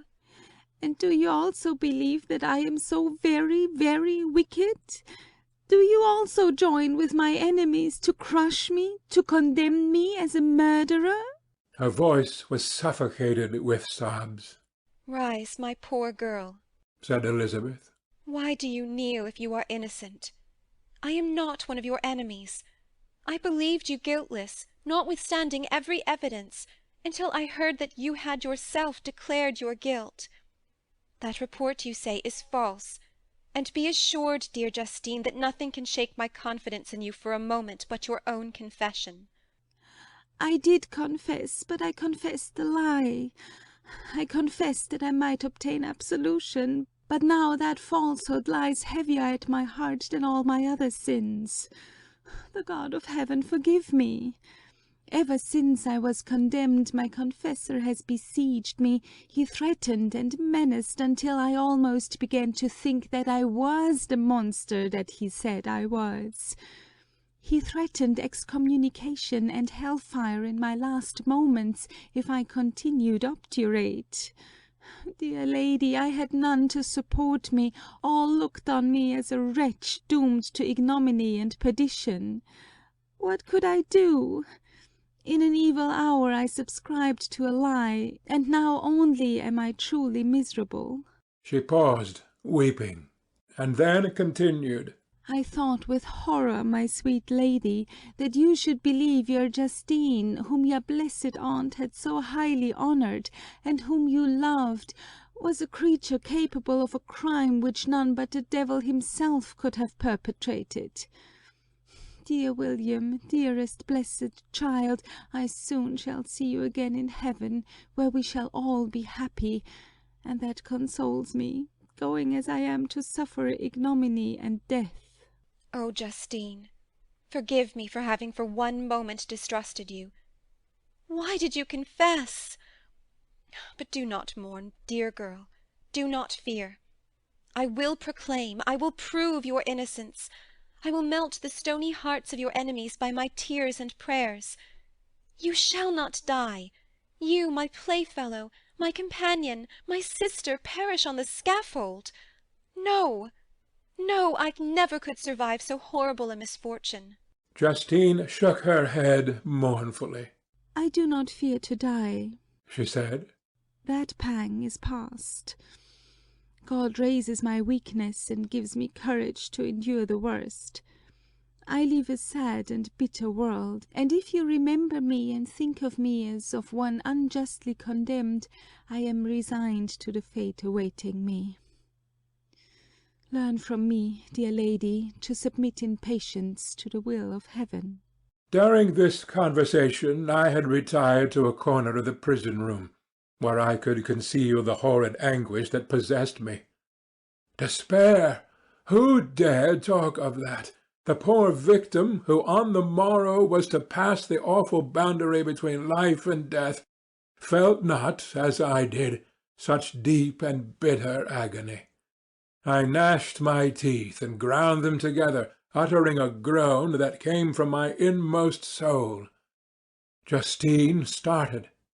When she saw who it was, she approached me and said, "Dear sir, you are very kind to visit me. You, I hope, do not believe that I am guilty?" I could not answer. "No, Justine," said Elizabeth. "he is more convinced of your innocence than I was, for even when he heard that you had confessed, he did not credit it." "I truly thank him. In these last moments I feel the sincerest gratitude towards those who think of me with kindness. How sweet is the affection of others to such a wretch as I am! It removes more than half my misfortune, and I feel as if I could die in peace, now that my innocence is acknowledged by you, dear lady, and your cousin." Thus the poor sufferer tried to comfort others and herself. She indeed gained the resignation she desired. But I, the true murderer, felt the never-dying worm alive in my bosom, which allowed of no hope or consolation. Elizabeth also wept and was unhappy, but hers also was the misery of innocence, which, like a cloud that passes over the fair moon, for a while hides but cannot tarnish its brightness. Anguish and despair had penetrated into the core of my heart. I bore a hell within me which nothing could extinguish. We stayed several hours with Justine, and it was with great difficulty that Elizabeth could tear herself away. "I wish," cried she, "that I were to die with you. I cannot live in this world of misery." Justine assumed an air of cheerfulness, while she with difficulty repressed her bitter tears. She embraced Elizabeth, and said in a voice of half-suppressed emotion, "Farewell, sweet lady, dearest Elizabeth, my beloved and only friend. May heaven in its bounty bless and preserve you. May this be the last misfortune that you will ever suffer. Live and be happy, and make others so." On the morrow Justine died. Elizabeth's heart-rending eloquence failed to move the judges from their settled conviction in the criminality of the saintly sufferer. My passionate and indignant appeals were lost upon them, and when I received their cold answers and heard the harsh, unfeeling reasoning of these men, my purposed avowal died away on my lips. Thus I might proclaim myself a madman, but not revoke the sentence passed upon my wretched victim. She perished on the scaffold as a murderess. From the tortures of my own heart, I turned to contemplate the deep and voiceless grief of my Elizabeth. This was also my doing, and my father's woe, and the desolation of that late so smiling home, all was the work of my thrice accursed hands. Ye weep, unhappy ones, but these are not your last tears. Again shall you raise the funeral wail, and the sound of your lamentations shall again and again be heard. Frankenstein, your son, your kinsman, your early much-loved friend, he who would spend each vital drop of blood for your sakes, who has no thought or sense of joy except as it is mirrored also in your dear countenances, who would fill the air with blessings and spend his life in serving you, he bids you weep, to shed countless tears, happy beyond his hopes, if thus inexorable fate be satisfied, and if the destruction pause before the peace of the grave have succeeded to your sad torments. Thus spoke my prophetic soul, as, torn by remorse, horror, and despair, I beheld those I loved spend vain sorrow upon the graves of William and Justine, the first hapless victims to my unhallowed arts. End of Section 10. Chapter 9. Nothing is more painful to the human mind than, after the feelings have been worked up by a quick succession of events, the dead calmness of inaction and certainty which follows and deprives the soul both of hope and fear. Justine died. She rested, and I was alive. The blood flowed freely in my veins, but a weight of despair and remorse pressed on my heart which nothing could remove. Sleep fled from my eyes. I wandered like an evil spirit, for I had committed deeds of mischief beyond description horrible, and more, much more, I persuaded myself, was yet behind. Yet my heart overflowed with kindness and the love of virtue. I had begun life with benevolent intentions and thirsted for the moment when I should put them in practice and make myself useful to my fellow beings. Now all was blasted. Instead of that serenity of conscience which allowed me to look back upon the past with self-satisfaction, and from thence to gather promise of new hopes, I was seized by remorse and the sense of guilt, which hurried me away to a hell of intense tortures such as no language can describe. This state of mind preyed upon my health, which had perhaps never entirely recovered from the last shock it had sustained. I shunned the face of man. All sound of joy or complacency was torture to me. Solitude was my only consolation. Deep, dark, death-like solitude. My father observed with pain the alteration perceptible in my disposition and habits, and endeavoured, by arguments deduced from the feelings of his serene conscience and guiltless life, to inspire me with fortitude and awaken in me the courage to dispel the dark cloud which brooded over me. "Do you think, Victor," said he, "that I do not suffer also? No one could love a child more than I loved your brother." Tears came into his eyes as he spoke. "But is it not a duty to the survivors that we should refrain from augmenting their unhappiness by an appearance of immoderate grief? It is also a duty owed to yourself, for excessive sorrow prevents improvement, or enjoyment, or even the discharge of daily usefulness, without which no man is fit for society." This advice, although good, was totally inapplicable to my case. I should have been the first to hide my grief and console my friends if remorse had not mingled its bitterness and terror its alarm with my other sensations. Now I could only answer my father with a look of despair and endeavour to hide myself from his view. About this time we retired to our house at Bellerive. This change was particularly agreeable to me.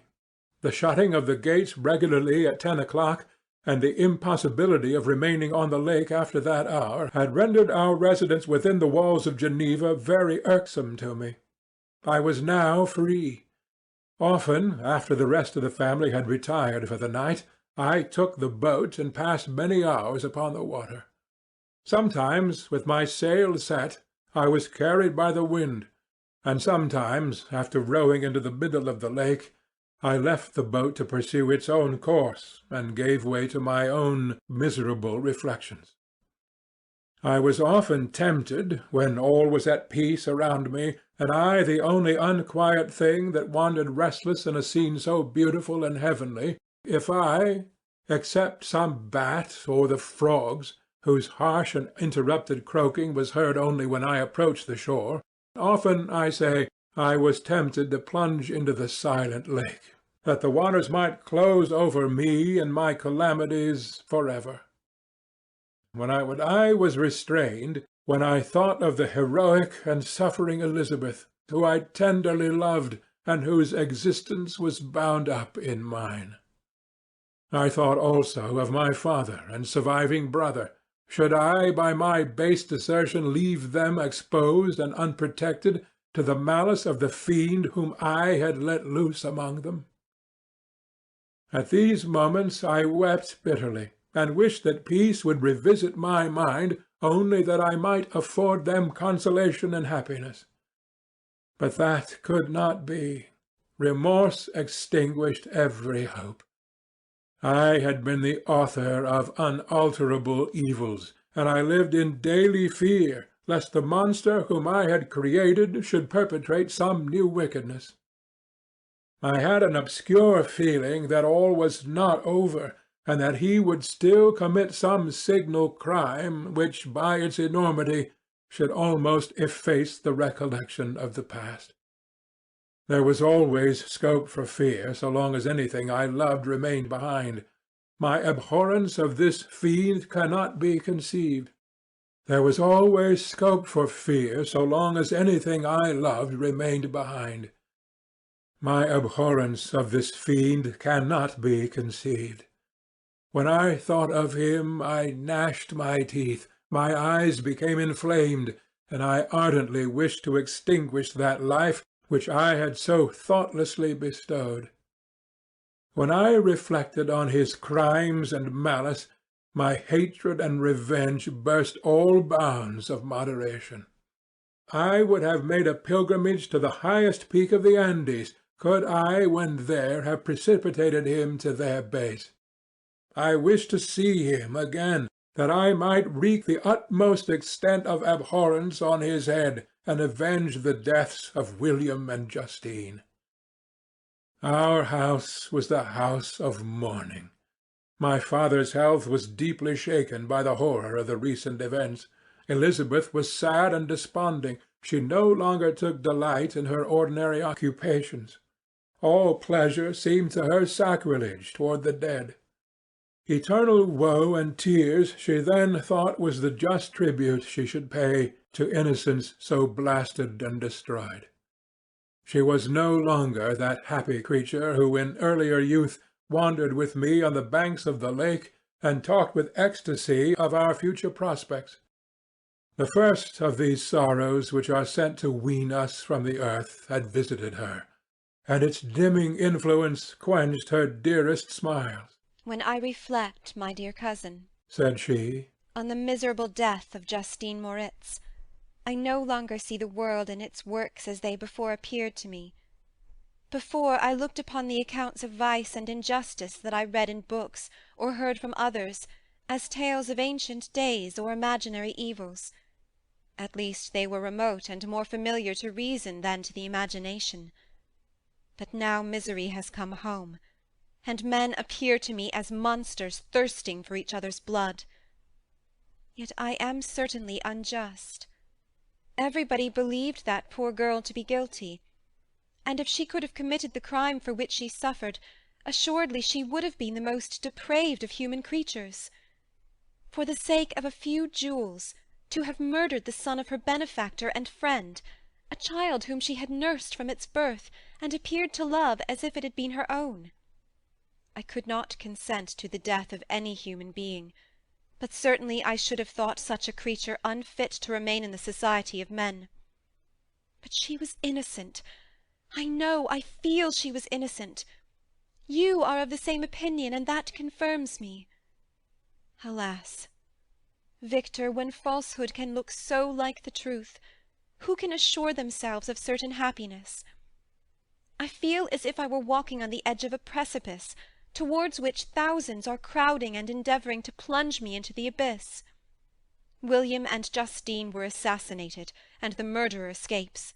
He walks about the world free, and perhaps respected. But even if I were condemned to suffer on the scaffold for the same crimes, I would not change places with such a wretch. I listened to this discourse with the extremest agony. I, not in deed, but in effect, was the true murderer. Elizabeth read my anguish in my countenance, and kindly taking my hand, said, My dearest friend, you must calm yourself. These events have affected me, God knows how deeply, but I am not so wretched as you are. There is an expression of despair, and sometimes of revenge in your countenance that makes me tremble. Dear Victor, Banish these dark passions.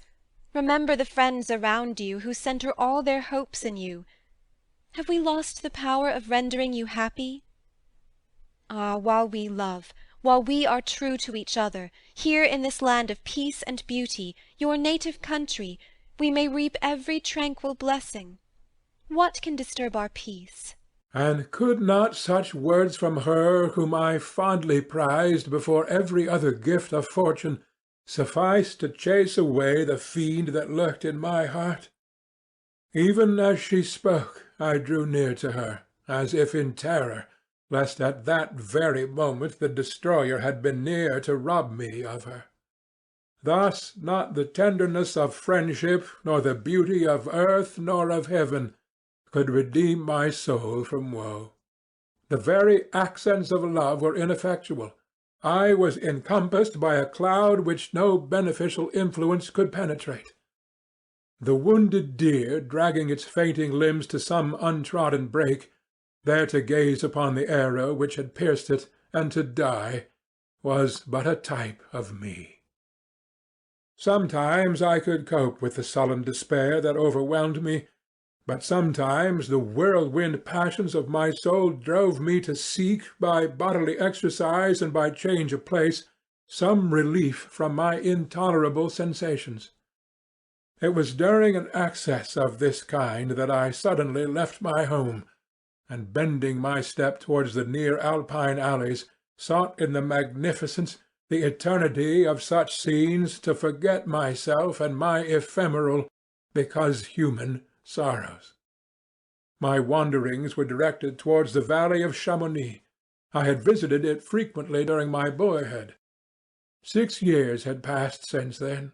I was a wreck, but naught had changed in those savage and enduring scenes. I performed the first part of my journey on horseback.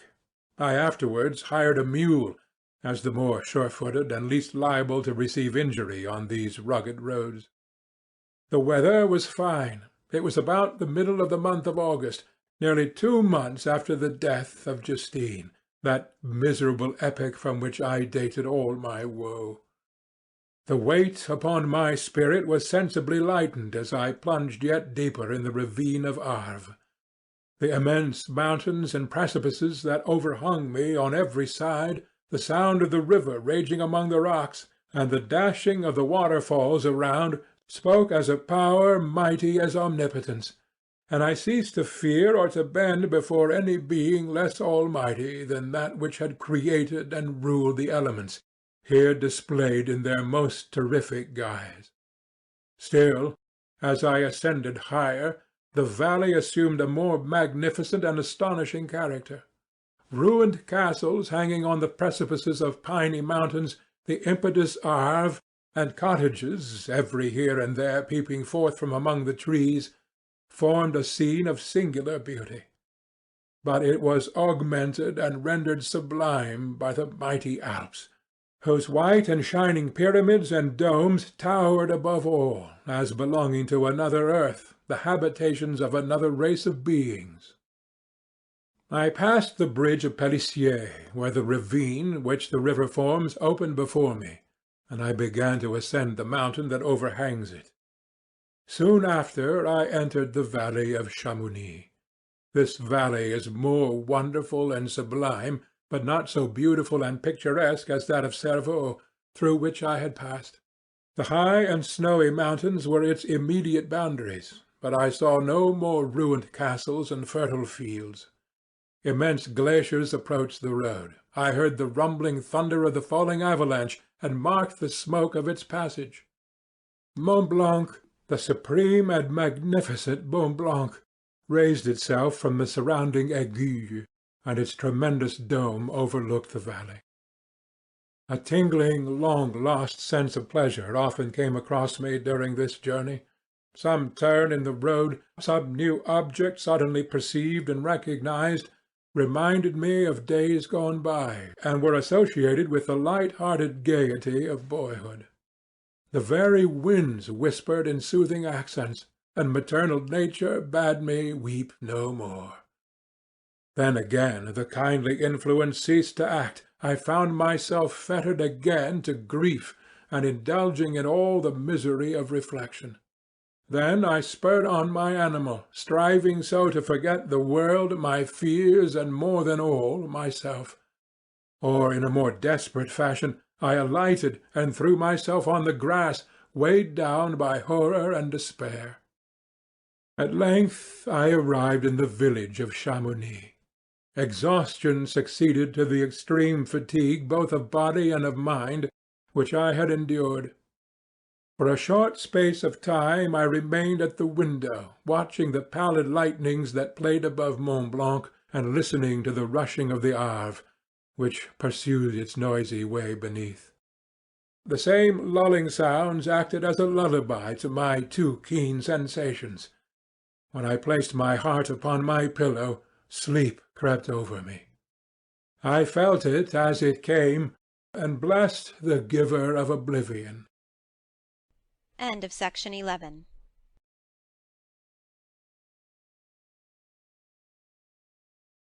Chapter 10.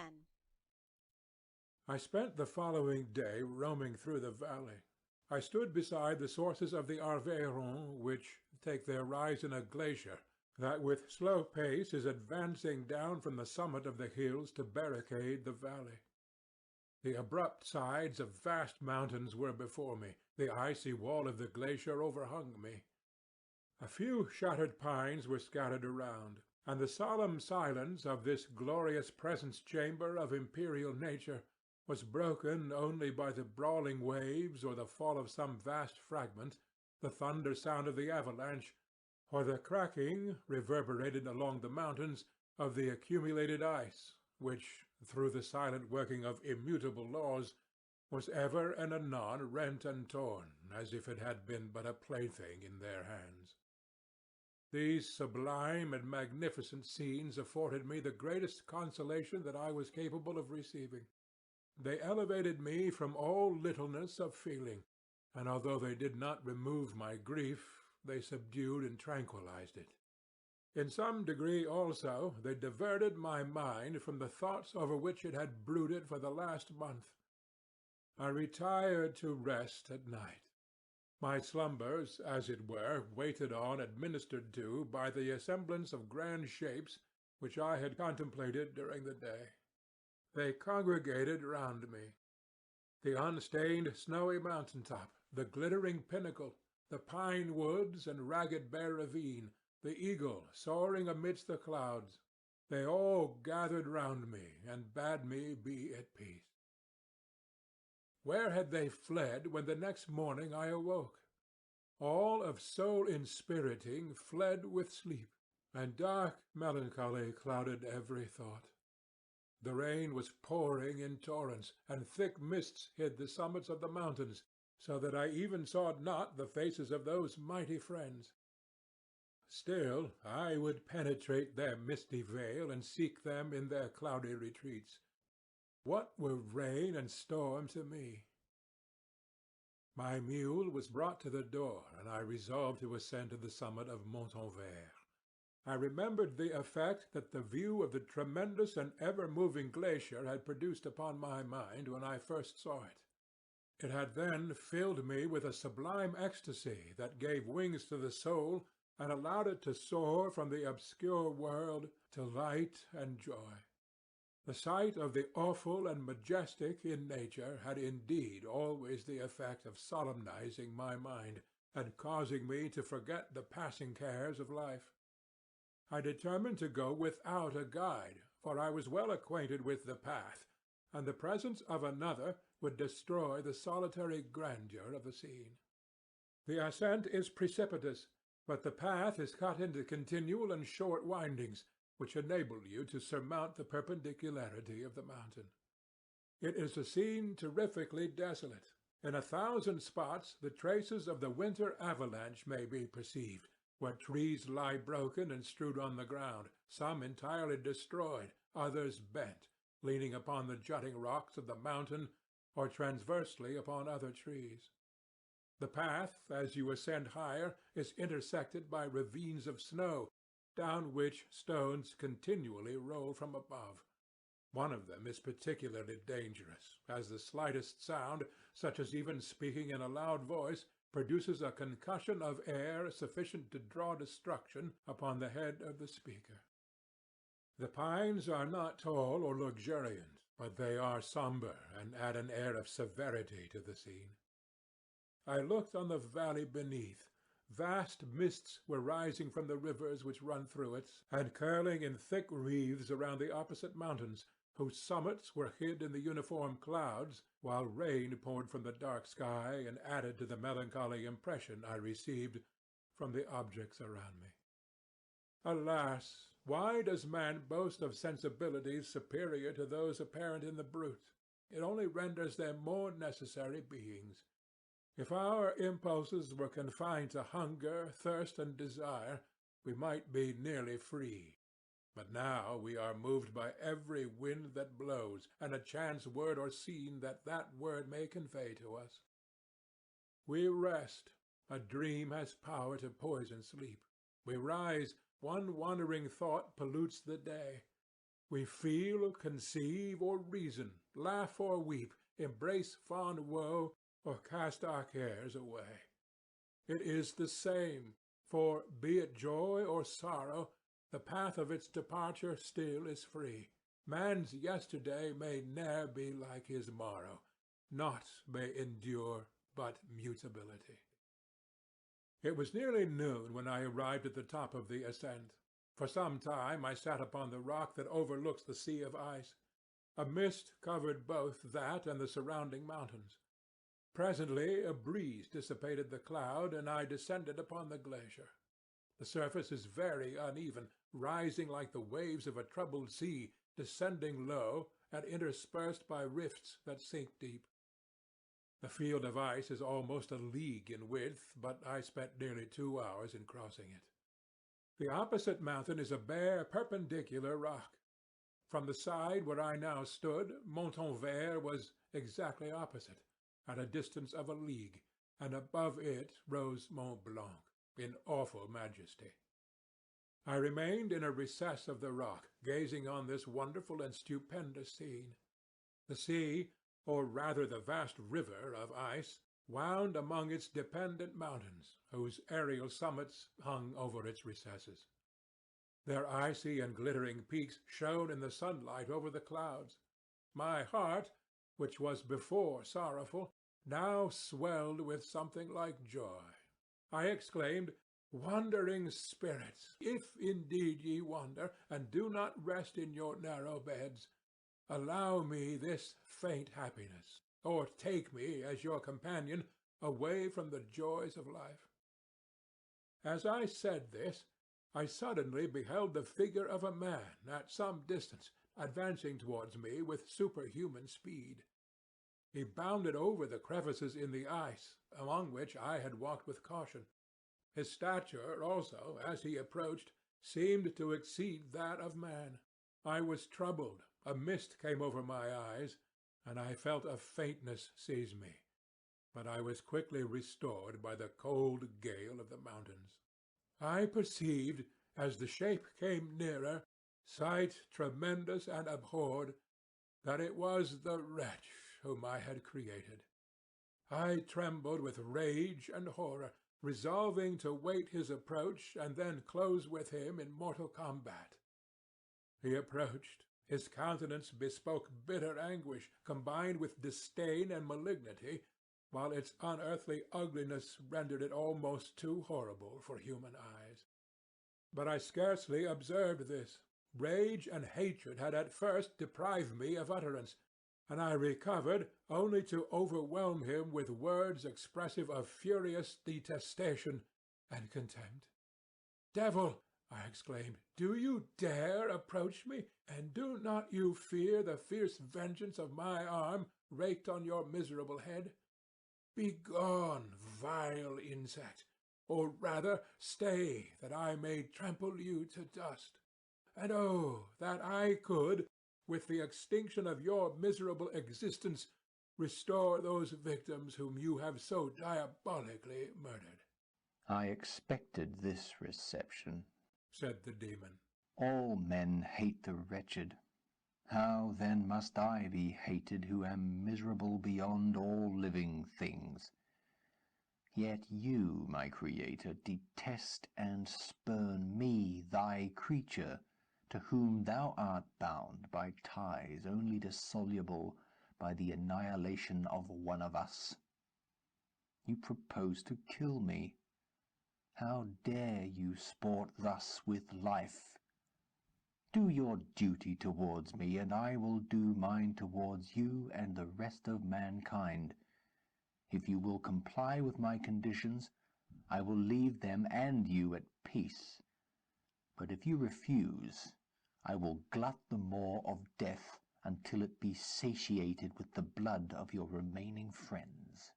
Abhorred monster, fiend that thou art! The tortures of hell are too mild a vengeance for thy crimes. Wretched devil, you reproach me with your creation. Come on, then, that I may extinguish the spark which I so negligently bestowed.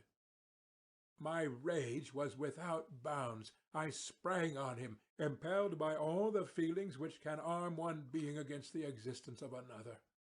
He easily eluded me, and said, Be calm. I entreat you to hear me before you give vent to your hatred on my devoted head. Have I not suffered enough that you seek to increase my misery? Life, although it may only be an accumulation of anguish, is dear to me, and I will defend it. Remember, thou hast made me more powerful than thyself. My height is superior to thine, my joints more supple. But I will not be tempted to set myself in opposition to thee. I am thy creature, and I will be even mild and docile to my natural lord and king, if thou wilt also perform thy part, the which thou owest me. O Frankenstein, be not equitable to every other, and trample upon me alone, to whom thy justice, and even thy clemency and affection, is most due. Remember that I am thy creature.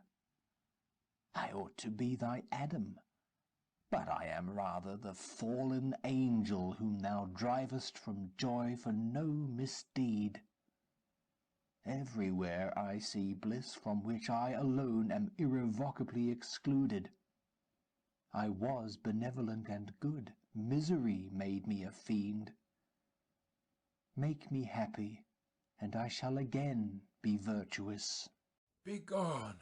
I will not hear you. There can be no community between you and me. We are enemies. Begone, or let us try our strength in a fight, in which one must fall. How can I move thee? Will no entreaties cause thee to turn a favourable eye upon thy creature, who implores thy goodness and compassion? Believe me, Frankenstein, I was benevolent.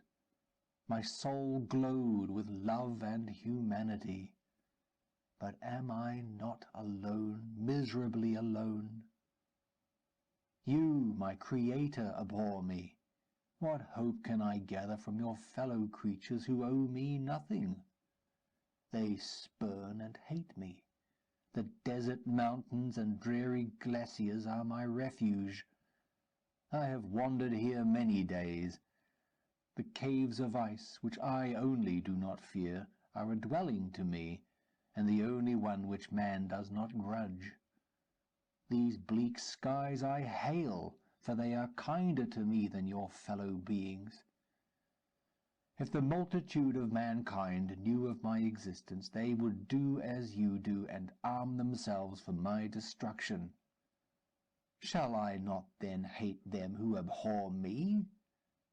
I will keep no terms with my enemies. I am miserable, and they shall share my wretchedness.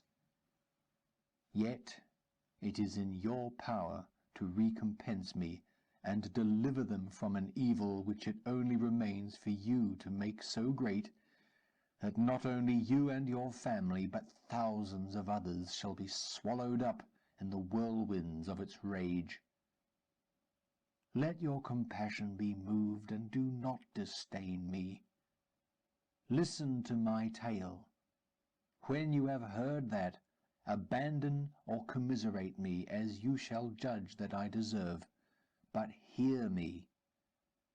The guilty are allowed by human laws, bloody as they are, to speak in their own defence before they are condemned. Listen to me, Frankenstein. You accuse me of murder, and yet you would, with a satisfied conscience, destroy your own creature. Oh, praise the eternal justice of man! Yet I ask you not to spare me. Listen to me, and then, if you can, and if you will, destroy the work of your hands. Why do you call to remembrance, I rejoined, circumstances of which I shudder to reflect, that I have been the miserable origin and author?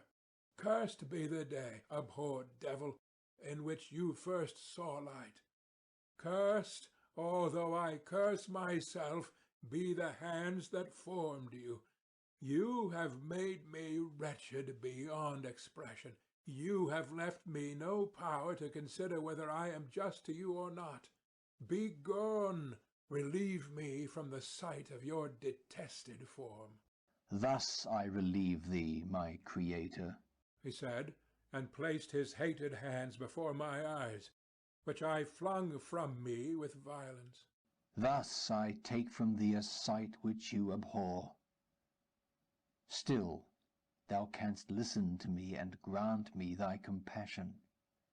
By the virtues that I once possessed, I demand this from you. Hear my tale. It is long and strange, and the temperature of this place is not fitting to your fine sensations. Come to the hut upon the mountain.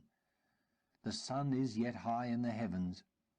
Before it descends to hide itself behind your snowy precipices and illuminate another world, you will have heard my story and can decide. On you it rests, whether I quit forever the neighbourhood of man and lead a harmless life, or become the scourge of your fellow creatures, and the author of your own speedy ruin. As he said this, he led the way across the ice. I followed. My heart was full, and I did not answer him, but as I proceeded, I weighed the various arguments that he had used, and determined at least to listen to his tale. I was partly urged by curiosity, and compassion confirmed my resolution. I had hitherto supposed him to be the murderer of my brother, and I eagerly sought a confirmation or denial of this opinion. For the first time, also, I felt what the duties of a creator towards his creature were, and that I ought to render him happy before I complained of his wickedness. These motives urged me to comply with his demand. We crossed the ice, therefore, and ascended the opposite rock. The air was cold, and the rain again began to descend. We entered the hut, the fiend with an air of exultation, I with a heavy heart and depressed spirits. But I consented to listen, and seating myself by the fire which my odious companion had lighted, he thus began his tale. End of Section 12.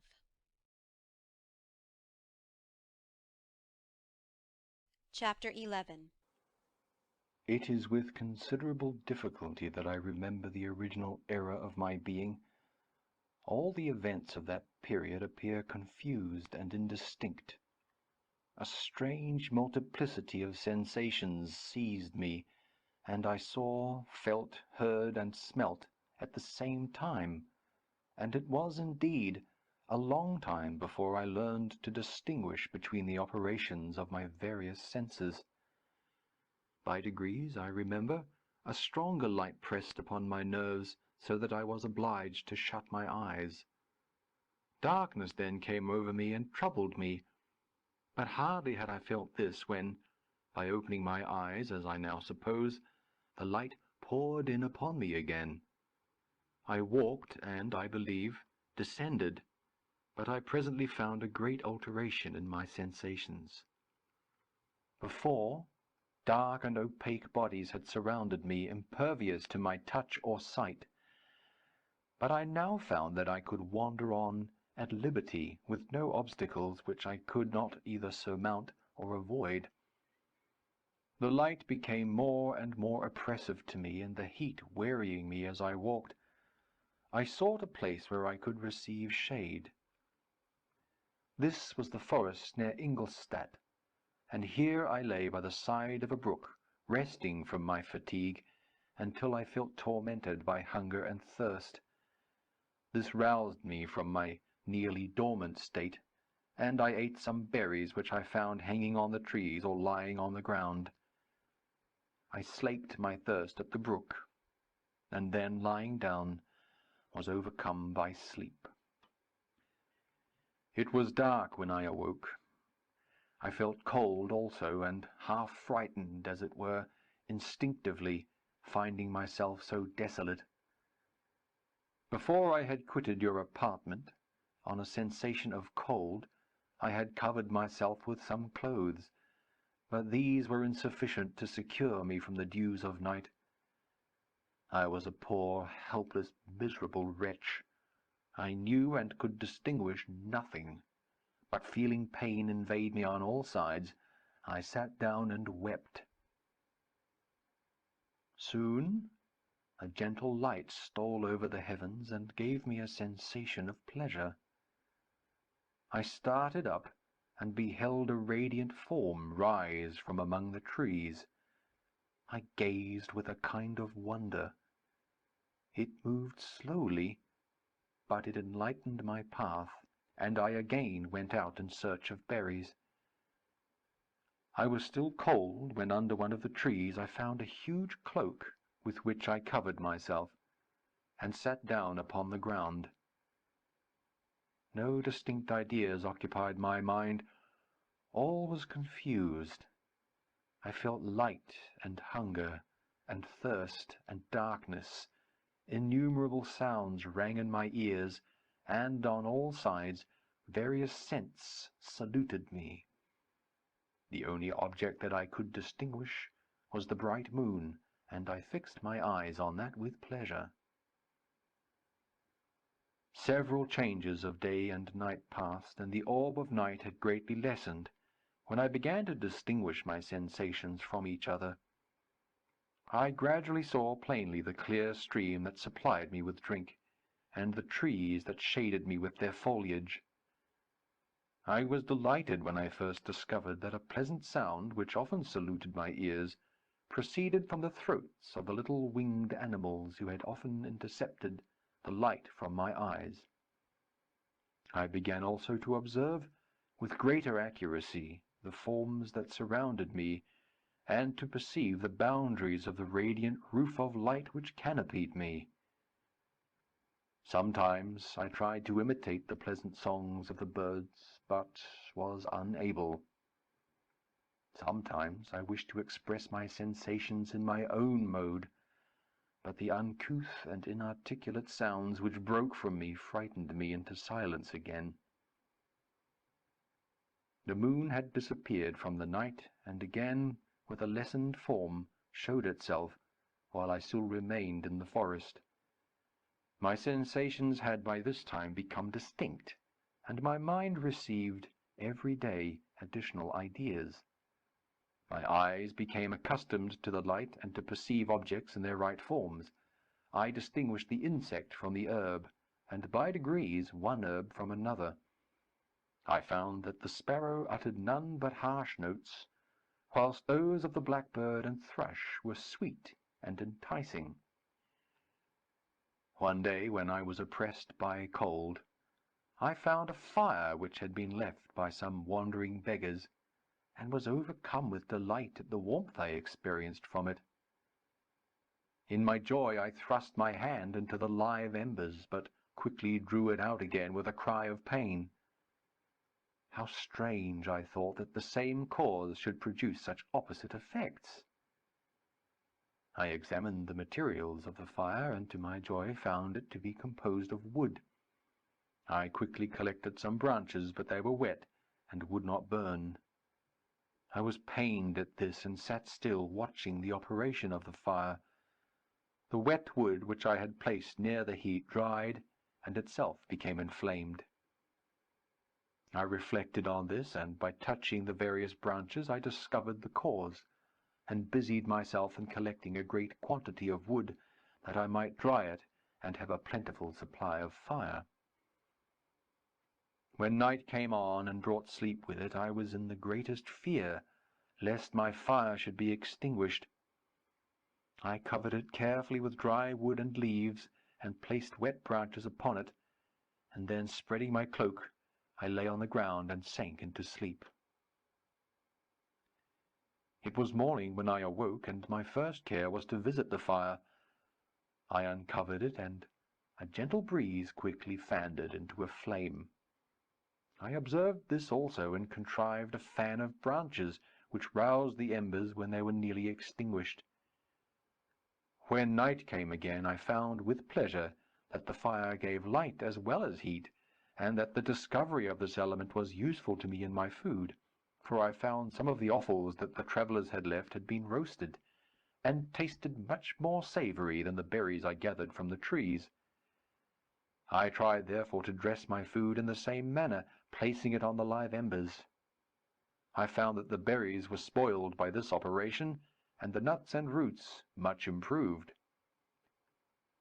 Food, however, became scarce, and I often spent the whole day searching in vain for a few acorns to assuage the pangs of hunger. When I found this, I resolved to quit the place that I had hitherto inhabited, to seek for one where the few wants I experienced would be more easily satisfied. In this emigration, I exceedingly lamented the loss of the fire which I had obtained through accident, and knew not how to reproduce it. I gave several hours to the serious consideration of this difficulty, but I was obliged to relinquish all attempt to supply it, and wrapping myself up in my cloak, I struck across the wood towards the setting sun. I passed 3 days in these rambles, and at length discovered the open country. A great fall of snow had taken place the night before, and the fields were of one uniform white. The appearance was disconsolate, and I found my feet chilled by the cold damp substance that covered the ground. It was about 7 in the morning, and I longed to obtain food and shelter. At length I perceived a small hut on a rising ground, which had doubtless been built for the convenience of some shepherd. This was a new sight to me, and I examined the structure with great curiosity. Finding the door open, I entered. An old man sat in it near a fire, over which he was preparing his breakfast. He turned on hearing a noise, and perceiving me, shrieked loudly, and quitting the hut, ran across the fields with a speed of which his debilitated form hardly appeared capable. His appearance, different from any I had ever before seen, and his flight, somewhat surprised me. But I was enchanted by the appearance of the hut. Here the snow and rain could not penetrate. The ground was dry, and it presented to me then as exquisite and divine a retreat as pandemonium appeared to the demons of hell after their sufferings in the lake of fire. I greedily devoured the remnants of the shepherd's breakfast, which consisted of bread, cheese, milk, and wine. The latter, however, I did not like. Then, overcome by fatigue, I lay down among some straw and fell asleep. It was noon when I awoke, and allured by the warmth of the sun, which shone brightly on the white ground, I determined to recommence my travels, and, deposing the remains of the peasant's breakfast in a wallet I found, I proceeded across the fields for several hours, until at sunset I arrived at a village. How miraculous did this appear! The huts, the neater cottages, and stately houses engaged my admiration by turns. The vegetables in the gardens, The milk and cheese that I saw placed at the windows of some of the cottages allured my appetite. One of the best of these I entered, but I had hardly placed my foot within the door before the children shrieked and some of the women fainted. The whole village was roused. Some fled, some attacked me, until, grievously bruised by stones and many other kinds of missile weapons, I escaped to the open country, and fearfully took refuge in a low hovel, quite bare, and making a wretched appearance after the palaces I had beheld in the village. This hovel, however, joined a cottage of a neat and pleasant appearance, but, after my late dearly bought experience, I dared not enter it. My place of refuge was constructed of wood, but so low that I could with difficulty sit upright in it. No wood, however, was placed on the earth which formed the floor, but it was dry, and although the wind entered it by innumerable chinks, I found it an agreeable asylum from the snow and rain.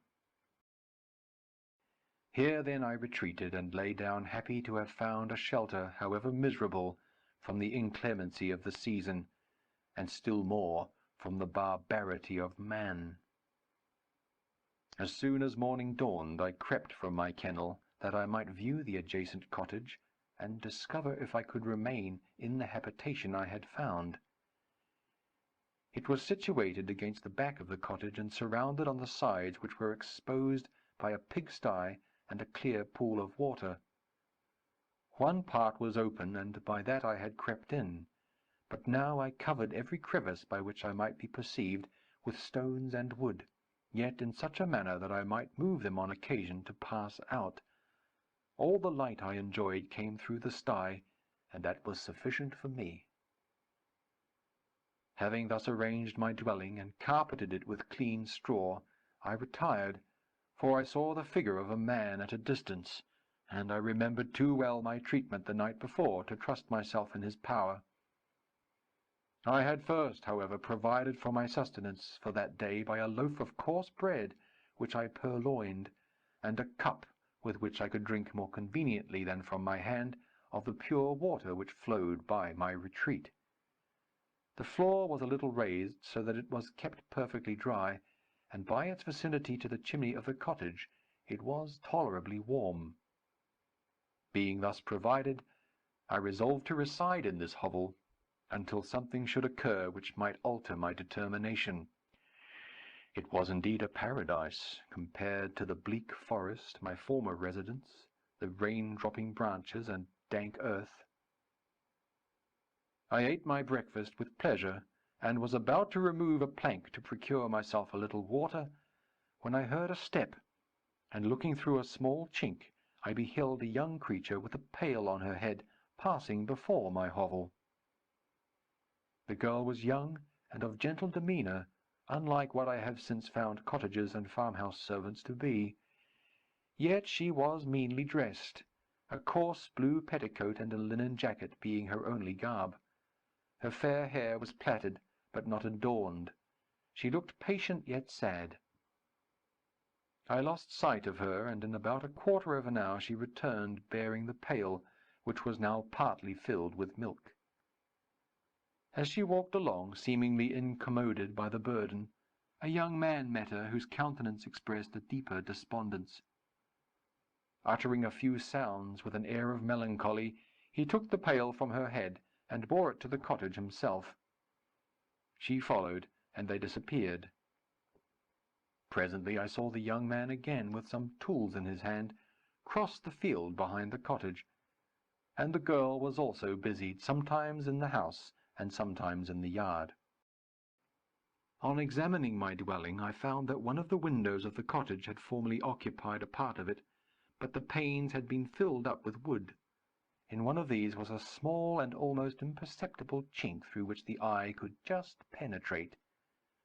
Through this crevice a small room was visible, whitewashed and clean, but very bare of furniture. In one corner, near a small fire, sat an old man, leaning his head on his hands in a disconsolate attitude. The young girl was occupied in arranging the cottage, but presently she took something out of a drawer which employed her hands, and she sat down beside the old man, who, taking up an instrument, began to play, and to produce sounds sweeter than the voice of the thrush or the nightingale. It was a lovely sight, even to me, poor wretch, who had never beheld aught beautiful before. The silver hair and benevolent countenance of the aged cottager won my reverence, while the gentle manners of the girl enticed my love. He played a sweet mournful air, which I perceived drew tears from the eyes of his amiable companion, of which the old man took no notice, until she sobbed audibly. He then pronounced a few sounds, and the fair creature, leaving her work, knelt at his feet. He raised her and smiled with such kindness and affection that I felt sensations of a peculiar and overpowering nature. They were a mixture of pain and pleasure, such as I had never before experienced, either from hunger or cold, warmth or food, and I withdrew from the window, unable to bear these emotions. Soon after this the young man returned, bearing on his shoulders a load of wood. The girl met him at the door, helped to relieve him of his burden, and, taking some of the fuel into the cottage, placed it on the fire. Then she and the youth went apart into a nook of the cottage, and he showed her a large loaf and a piece of cheese. She seemed pleased, and went into the garden for some roots and plants, which she placed in water and then upon the fire. She afterwards continued her work, whilst the young man went into the garden and appeared busily employed in digging and pulling up roots. After he had been employed thus about an hour, the young woman joined him, and they entered the cottage together. The old man had in the meantime been pensive, but on the appearance of his companions he assumed a more cheerful air, and they sat down to eat. The meal was quickly dispatched. The young woman was again occupied in arranging the cottage. The old man walked before the cottage in the sun for a few minutes, leaning on the arm of the youth. Nothing could exceed in beauty the contrast between these two excellent creatures. One was old, with silver hairs, and a countenance beaming with benevolence and love. The younger was slight and graceful in his figure, and his features were moulded with the finest symmetry. Yet his eyes and attitude expressed the utmost sadness and despondency. The old man returned to the cottage, and the youth, with tools different from those he had used in the morning, directed his steps across the fields. Night quickly shut in, but, to my extreme wonder, I found that the cottagers had a means of prolonging light by the use of tapers, and was delighted to find that the setting of the sun did not put an end to the pleasure I experienced in watching my human neighbours. In the evening the young girl and her companion were employed in various occupations which I did not understand, and the old man again took up the instrument which produced the divine sounds that had enchanted me in the morning. So soon as he had finished, the youth began, not to play, but to utter sounds that were monotonous, and neither resembling the harmony of the old man's instrument nor the songs of the birds. I since found that he read aloud, but at that time I knew nothing of the science of words or letters. The family, after having been thus occupied for a short time, extinguished their lights and retired, as I conjectured, to rest. End of section 13. Chapter 12. I lay on my straw, but I could not sleep. I thought of the occurrences of the day. What chiefly struck me was the gentle manners of these people, and I longed to join them, but dared not. I remembered too well the treatment I had suffered the night before from the barbarous villagers, and resolved, whatever course of conduct I might hereafter think it right to pursue, that for the present I would remain quietly in my hovel, watching and endeavouring to discover the motives which influenced their actions. The cottagers arose the next morning before the sun. The young woman arranged the cottage and prepared the food, and the youth departed after the first meal.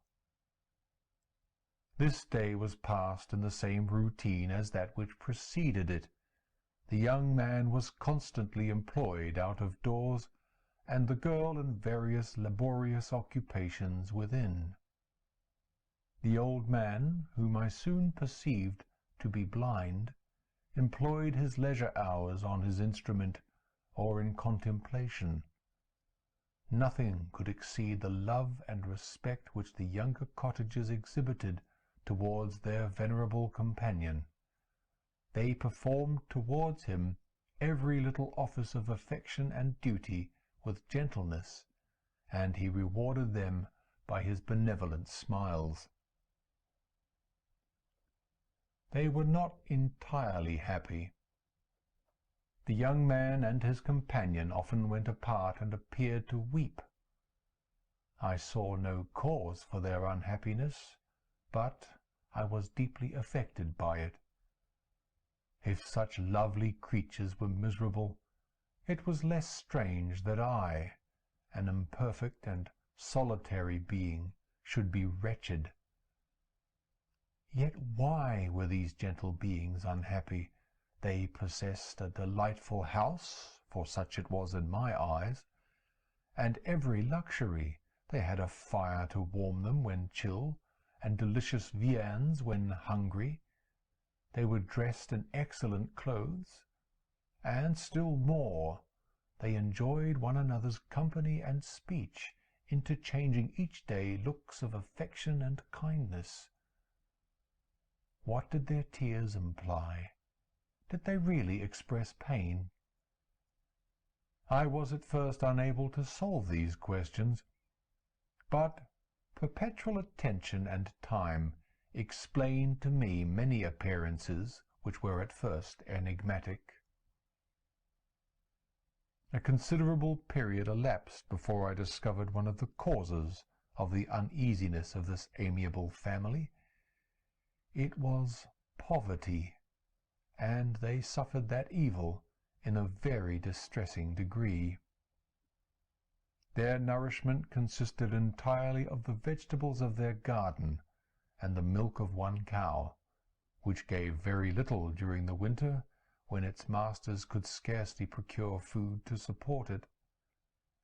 They often, I believe, suffered the pangs of hunger very poignantly, especially the two younger cottagers, for several times they placed food before the old man, when they reserved none for themselves.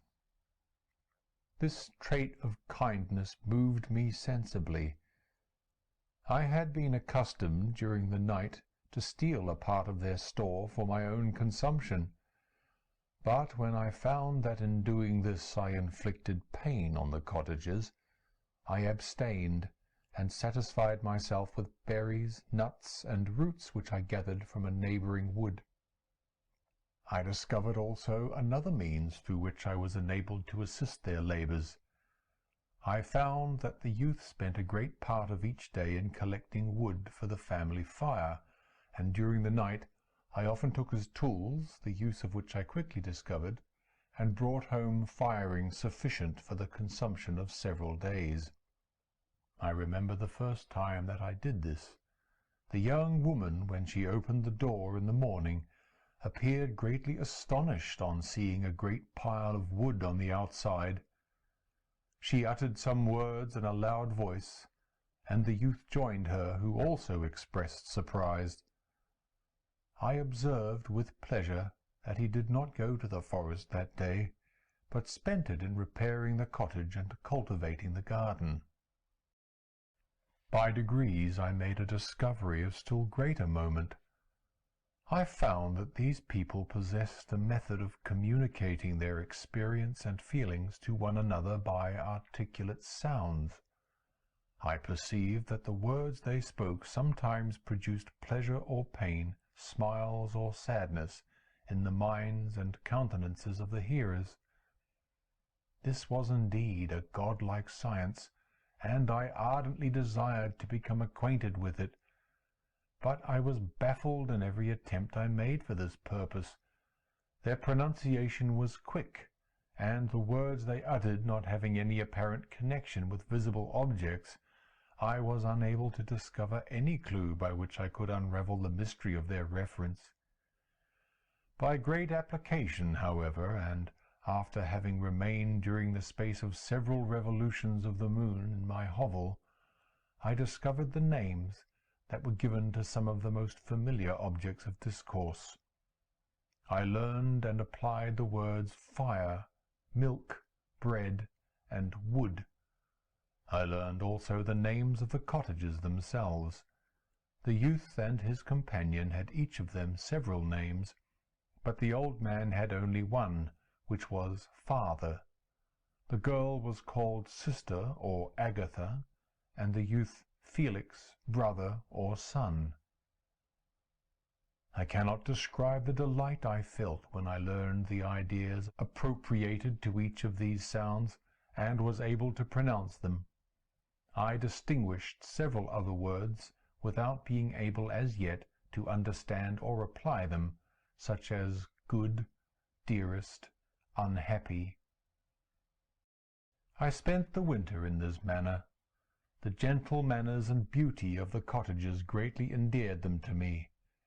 When they were unhappy, I felt depressed.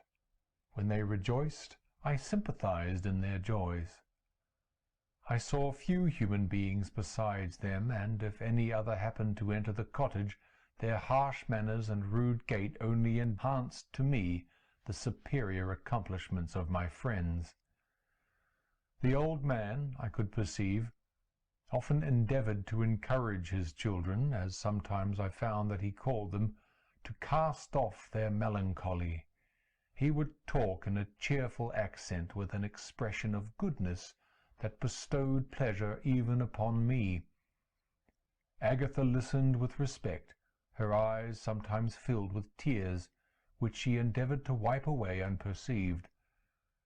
But I generally found that her countenance and tone were more cheerful after having listened to the exhortations of her father.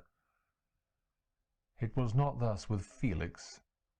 He was always the saddest of the group, and even to my unpractised senses he appeared to have suffered more deeply than his friends. But if his countenance was more sorrowful, his voice was more cheerful than that of his sister, especially when he addressed the old man. I could mention innumerable instances which, although slight, mark the dispositions of these amiable cottagers. In the midst of poverty and want, Felix carried with pleasure to his sister the first little white flower that peeped out from beneath the snowy ground. Early in the morning, before she had risen, he cleared away the snow that obstructed her path to the milk-house, drew water from the well, and brought the wood from the outhouse, where, to his perpetual astonishment, he found his store always replenished by an invisible hand. In the day, I believe, he worked sometimes for a neighbouring farmer, because he often went forth and did not return until dinner, yet brought no wood with him. At other times he worked in the garden, but as there was little to do in the frosty season, he read to the old man and Agatha. This reading had puzzled me extremely at first, but by degrees I discovered that he uttered many of the same sounds when he read as when he talked. I conjectured, therefore, that he found on the paper signs for speech which he understood, and I ardently longed to comprehend these also. But how was that possible when I did not even understand the sounds for which they stood as signs? I improved, however, sensibly in this science, but not sufficiently to follow up any kind of conversation, although I applied my whole mind to the endeavour, for I easily perceived that, although I eagerly longed to discover myself to the cottagers, I ought not to make the attempt until I had first become master of their language, which knowledge might enable me to make them overlook the deformity of my figure, for with this also the contrast perpetually presented to my eyes had made me acquainted. I had admired the perfect forms of my cottagers. their grace, beauty, and delicate complexions, but how was I terrified when I viewed myself in a transparent pool! At first I stared back, unable to believe that it was indeed I who was reflected in the mirror, and when I became fully convinced that I was in reality the monster that I am, I was filled with the bitterest sensations of despondence and mortification. Alas, I did not yet entirely know the fatal effects of this miserable deformity. As the sun became warmer and the light of day longer, the snow vanished, and I beheld the bare trees and the black earth. From this time Felix was more employed, and the heart-moving indications of impending famine disappeared. Their food, as I afterwards found, was coarse, but it was wholesome, and they procured a sufficiency of it. Several new kinds of plants sprang up in the garden, which they dressed, and these signs of comfort increased daily as the season advanced. The old man, leaning on his son, walked each day at noon when it did not rain, as I found it was called when the heavens poured forth its waters. This frequently took place, but a high wind quickly dried the earth, and the season became far more pleasant than it had been. My mode of life in my hovel was uniform. During the mornings I attended the motions of the cottagers, and when they were dispersed in various occupations, I slept. The remainder of the day was spent in observing my friends. When they had retired to rest, if there was any moon or the night was starlight, I went into the woods and collected my own food and fuel for the cottage. When I returned, as often as it was necessary, I cleared their path from the snow, and performed those offices that I had seen done by Felix. I afterwards found that these labours, performed by an invisible hand, greatly astonished them, and once or twice I heard them, on these occasions, utter the words "good spirit," "wonderful," but I did not then understand the signification of these terms. My thoughts now became more active, and I longed to discover the motives and feelings of these lovely creatures. I was inquisitive to know why Felix appeared so miserable, and Agatha so sad. I thought, foolish wretch, that it might be in my power to restore happiness to these deserving people. When I slept or was absent, the forms of the venerable blind father, the gentle Agatha, and the excellent Felix flitted before me. I looked upon them as superior beings, who would be the arbiters of my future destiny. I formed in my imagination 1,000 pictures of presenting myself to them, and their reception of me. I imagined that they would be disgusted, until, by my gentle demeanour and conciliating words, I should first win their favour, and afterwards their love. These thoughts exhilarated me, and led me to apply with fresh ardour to the acquiring the art of language. My organs were indeed harsh, but supple, and although my voice was very unlike the soft music of their tones, yet I pronounced such words as I understood with tolerable ease. It was as the ass and the lapdog.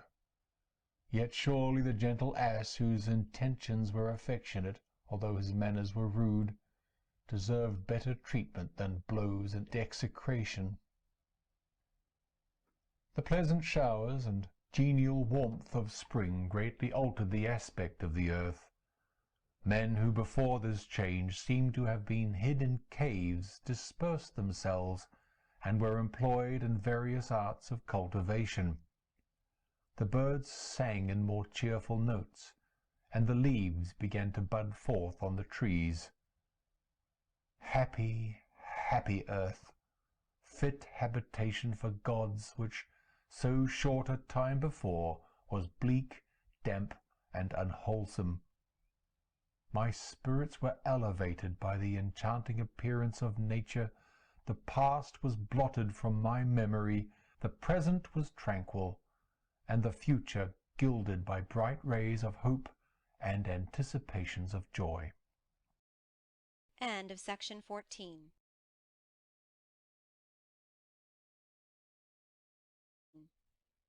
Chapter 13. I now hasten to the more moving part of my story. I shall relate events that impressed me with feelings which, from what I had been, have made me what I am. Spring advanced rapidly. The weather became fine and the skies cloudless. It surprised me that what before was desert and gloomy should now bloom with the most beautiful flowers and verdure. My senses were gratified and refreshed by 1,000 scents of delight and 1,000 sights of beauty. It was on one of these days, when my cottagers periodically rested from labour, the old man played on his guitar and the children listened to him, that I observed the countenance of Felix was melancholy beyond expression. He sighed frequently, and once his father paused in his music, and I conjectured by his manner that he inquired the cause of his son's sorrow.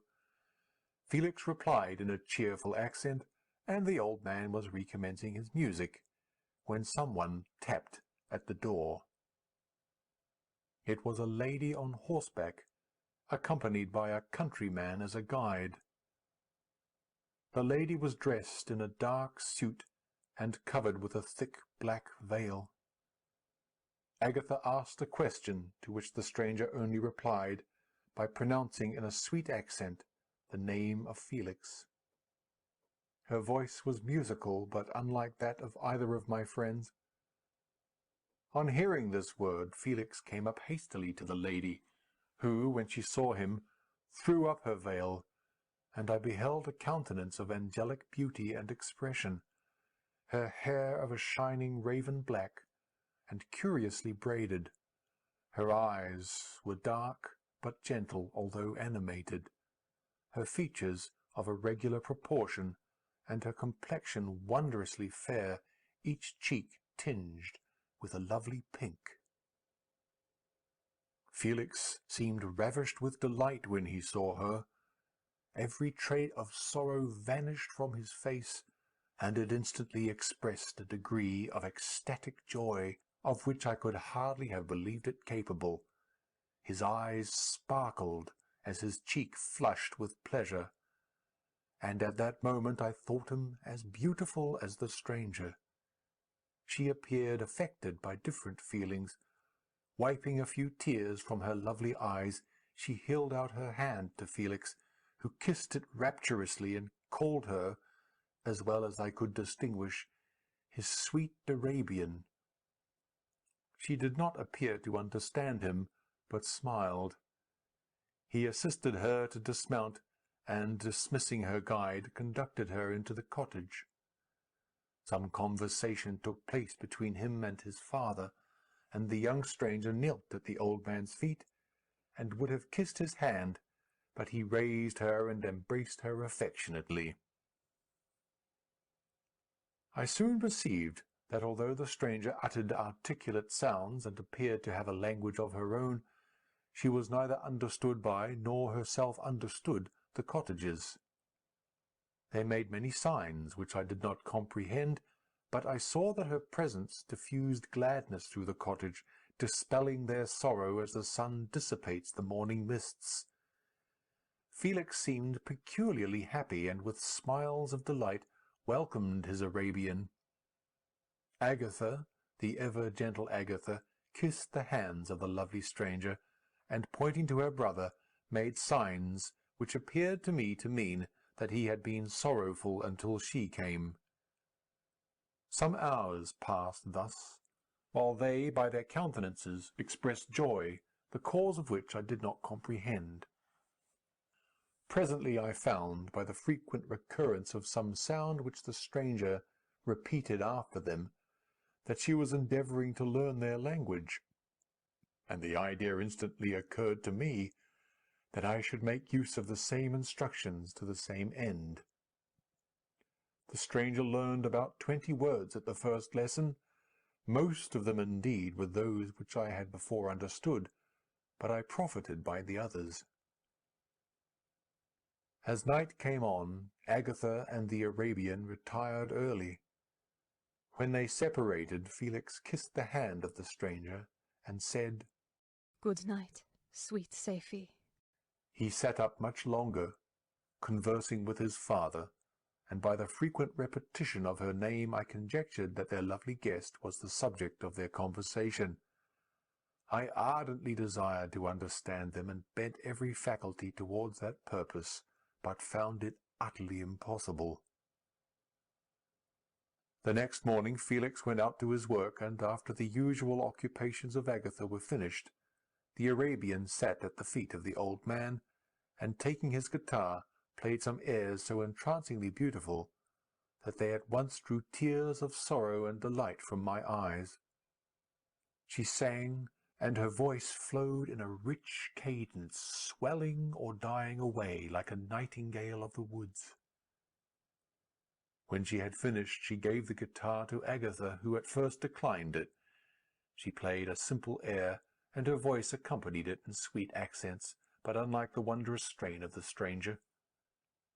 The old man appeared enraptured, and said some words which Agatha endeavoured to explain to Safie, and by which he appeared to wish to express that she bestowed on him the greatest delight by her music. The days now passed as peaceably as before, with the sole alteration that joy had taken place of sadness in the countenances of my friends. Safie was always gay and happy. She and I improved rapidly in the knowledge of language, so that in 2 months I began to comprehend most of the words uttered by my protectors. In the meanwhile also the black ground was covered with herbage, and the green banks interspersed with innumerable flowers, sweet to the scent and the eyes, stars of pale radiance among the moonlight woods. The sun became warmer, the nights clear and balmy, and my nocturnal rambles were an extreme pleasure to me, although they were considerably shortened by the late setting and early rising of the sun, for I never ventured abroad during daylight, fearful of meeting with the same treatment I had formerly endured in the first village which I entered. My days were spent in close attention, that I might more speedily master the language, and I may boast that I improved more rapidly than the Arabian, who understood very little and conversed in broken accents, while I comprehended and could imitate almost every word that was spoken. While I improved in speech, I also learned the science of letters as it was taught to the stranger, and this opened before me a wide field for wonder and delight.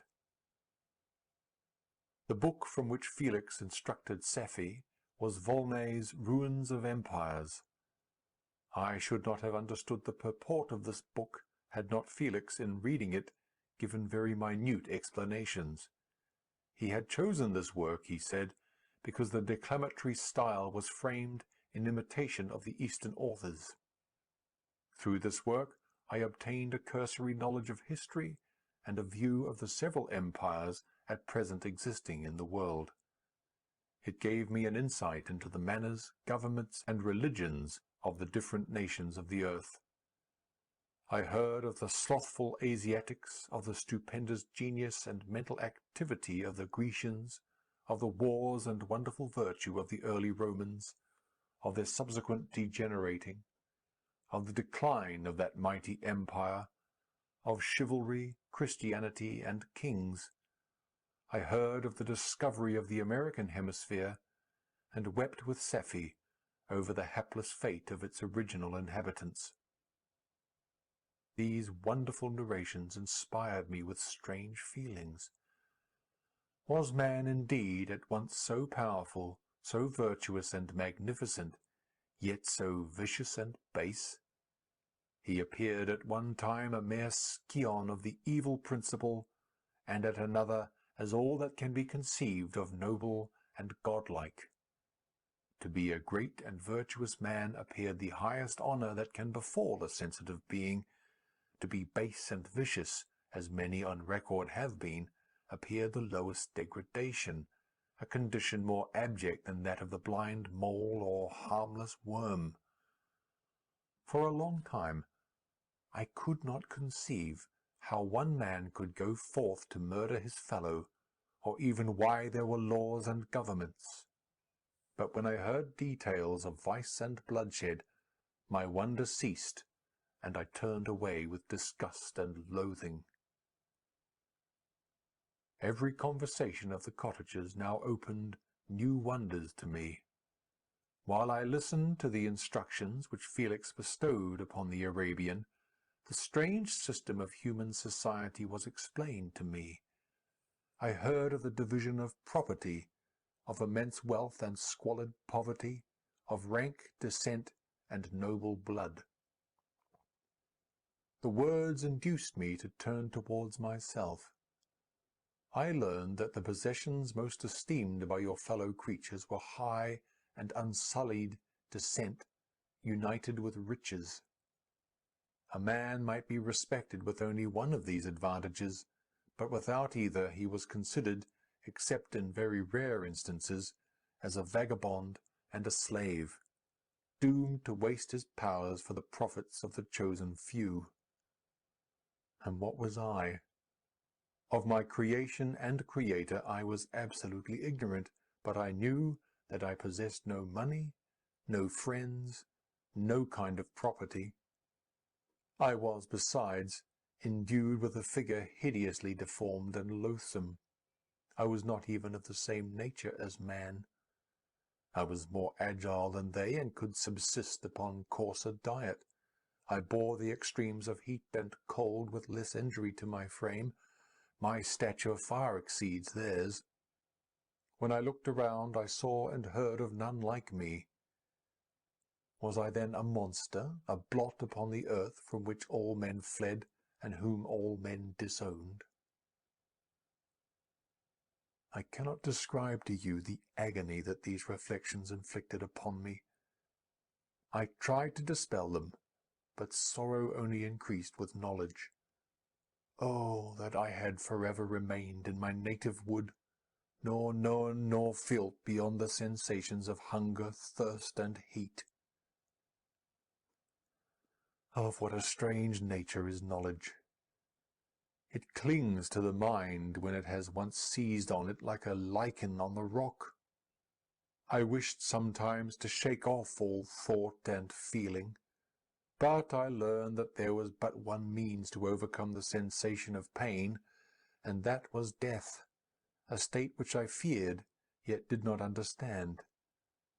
I admired virtue and good feelings, and loved the gentle manners and amiable qualities of my cottagers, but I was shut out from intercourse with them, except through means which I obtained by stealth, when I was unseen and unknown, and which rather increased than satisfied the desire I had of becoming one among my fellows. The gentle words of Agatha and the animated smiles of the charming Arabian were not for me. The mild exhortations of the old man and the lively conversation of the loved Felix were not for me. Miserable, unhappy wretch! Other lessons were impressed upon me even more deeply. I heard of the differences of sexes, and the birth and growth of children, how the father doted on the smiles of the infant, and the lively sallies of the older child, how all the life and cares of the mother were wrapped up in the precious charge, how the mind of youth expanded and gained knowledge of brother, sister, and all the various relationships which bind one human being to another in mutual bonds. But where were my friends and relations?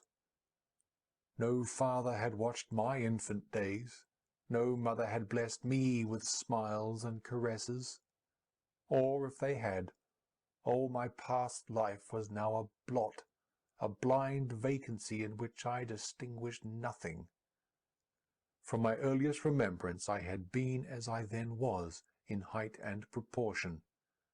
I had never yet seen a being resembling me, or who claimed any intercourse with me. What was I? The question again recurred, to be answered only with groans. I will soon explain to what these feelings tended, but allow me now to return to the cottagers, whose story excited in me such various feelings of indignation, delight, and wonder, but which all terminated in additional love and reverence for my protectors, for so I loved, in an innocent, half-painful self-deceit, to call them. End of section 15. Chapter 14. Some time elapsed before I learned the history of my friends. It was one which could not fail to impress itself deeply on my mind, unfolding as it did a number of circumstances, each interesting and wonderful to one so utterly inexperienced as I was. The name of the old man was de Lacy. He was descended from a good family in France, where he had lived for many years in affluence, respected by his superiors and beloved by his equals. His son was bred in the service of his country, and Agatha had ranked with ladies of the highest distinction. A few months before my arrival they had lived in a large and luxurious city called Paris, surrounded by friends and possessed of every enjoyment which virtue, refinement of intellect, or taste, accompanied by a moderate fortune, could afford. The father of Safie had been the cause of their ruin. He was a Turkish merchant, and had inhabited Paris for many years, when, for some reason which I could not learn, he became obnoxious to the government. He was seized and cast into prison the very day that Safie arrived from Constantinople to join him. He was tried and condemned to death. The injustice of his sentence was very flagrant. All Paris was indignant, and it was judged that his religion and wealth, rather than the crime alleged against him, had been the cause of his condemnation. Felix had accidentally been present at the trial. His horror and indignation were uncontrollable when he heard the decision of the court. He made at that moment a solemn vow to deliver him, and then looked around for the means. After many fruitless attempts to gain admittance to the prison, he found a strongly grated window in an unguarded part of the building, which lighted the dungeon of the unfortunate Mohammedan, who, loaded with chains, waited in despair the execution of the barbarous sentence. Felix visited the grate at night, and made known to the prisoner his intentions in his favour. The Turk, amazed and delighted, endeavoured to kindle the zeal of his deliverer by promises of reward and wealth. Felix rejected his offers with contempt. Yet, when he saw the lovely Safie, who was allowed to visit her father, and who by her gestures expressed her lively gratitude, the youth could not help owning to his own mind that the captive possessed a treasure which would fully reward his toil and hazard. The Turk quickly perceived the impression that his daughter had made on the heart of Felix, and endeavoured to secure him more entirely in his interests by the promise of her hand in marriage so soon as he should be conveyed to a place of safety. Felix was too delicate to accept this offer, yet he looked forward to the probability of the event as to the consummation of his happiness. During the ensuing days, while the preparations were going forward for the escape of the merchant, the zeal of Felix was warmed by several letters that he received from this lovely girl, who found means to express her thoughts in the language of her lover by the aid of an old man, a servant of her father, who understood French. She thanked him in the most ardent terms for his intended services towards her parent, and at the same time she gently deplored her own fate. I have copies of these letters. for I found means during my residence in the hovel to procure the implements of writing, and the letters were often in the hands of Felix or Agatha. Before I depart, I will give them to you. They will prove the truth of my tale. But at present, as the sun is already far declined, I shall only have time to repeat the substance of them to you. Safie related that her mother was a Christian Arab, seized and made a slave by the Turks. Recommended by her beauty, she had won the heart of the father of Safie, who married her. The young girl spoke in high and enthusiastic terms of her mother, who, born in freedom, spurned the bondage to which she was now reduced. She instructed her daughter in the tenets of her religion, and taught her to aspire to higher powers of intellect and an independence of spirit forbidden to the female followers of Muhammad. This lady died, but her lessons were indelibly impressed on the mind of Safie, who sickened at the prospect of again returning to Asia, and being immured within the walls of a harem, allowed only to occupy herself with infantile amusements ill-suited to the temper of her soul, now accustomed to grand ideas and a noble emulation for virtue. The prospect of marrying a Christian and remaining in a country where women were allowed to take a rank in society was enchanting to her. The day for the execution of the Turk was fixed, but on the night previous to it he quitted his prison, and before morning was distant many leagues from Paris. Felix had procured passports in the name of his father, sister, and himself. He had previously communicated his plan to the former, who aided the deceit by quitting his house under the pretence of a journey, and concealed himself with his daughter in an obscure part of Paris. Felix conducted the fugitives through France to Lyon, and across Mont-Cenis to Leghorn, where the merchant had decided to wait a favourable opportunity of passing into some part of the Turkish dominions. Safie resolved to remain with her father until the moment of his departure, before which time the Turk renewed his promise that she should be united to his deliverer, and Felix remained with them in expectation of that event, and in the meantime he enjoyed the society of the Arabian, who exhibited towards him the simplest and tenderest affection. They conversed with one another through the means of an interpreter, and sometimes with the interpretation of looks, and Safie sang to him the divine airs of her native country. The Turk allowed this intimacy to take place, and encouraged the hopes of the youthful lovers, while in his heart he had formed far other plans. He loathed the idea that his daughter should be united to a Christian, but he feared the resentment of Felix if he should appear lukewarm, for he knew that he was still in the power of his deliverer if he should choose to betray him to the Italian state which they inhabited. He revolved 1,000 plans by which he should be enabled to prolong the deceit until it might be no longer necessary, and secretly to take his daughter with him when he departed. His plans were facilitated by the news which arrived from Paris. The government of France were greatly enraged at the escape of their victim, and spared no pains to detect and punish his deliverer. The plot of Felix was quickly discovered, and de Lacy and Agatha were thrown into prison. The news reached Felix and roused him from his dream of pleasure. His blind and aged father and his gentle sister lay in a noisome dungeon, while he enjoyed the free air and the society of her whom he loved. The idea was torture to him. He quickly arranged with the Turk that if the latter should find a favourable opportunity for escape before Felix could return to Italy, Safie should remain as a boarder at a convent at Leghorn. And then, quitting the lovely Arabian, he hastened to Paris, and delivered himself up to the vengeance of the law, hoping to free de Lacy and Agatha by this proceeding. He did not succeed.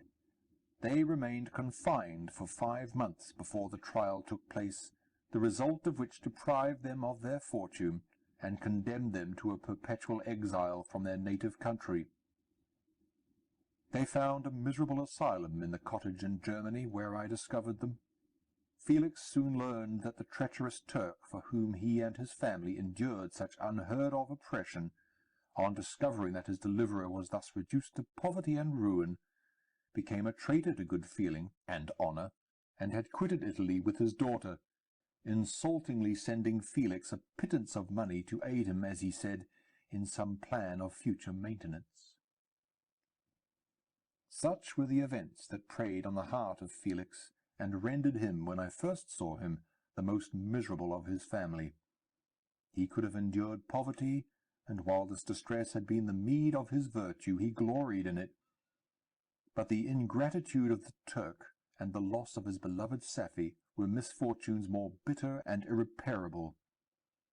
The arrival of the Arabian now infused new life into his soul.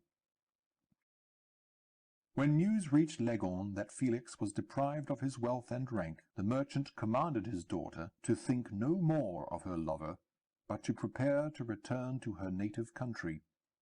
The generous nature of Safie was outraged by this command. She attempted to expostulate with her father, but he left her angrily, reiterating his tyrannical mandate. A few days after, the Turk entered his daughter's apartment and told her hastily that he had reason to believe that his residence at Leghorn had been divulged, and that he should speedily be delivered up to the French government. He had consequently hired a vessel to convey him to Constantinople, for which city he should sail in a few hours.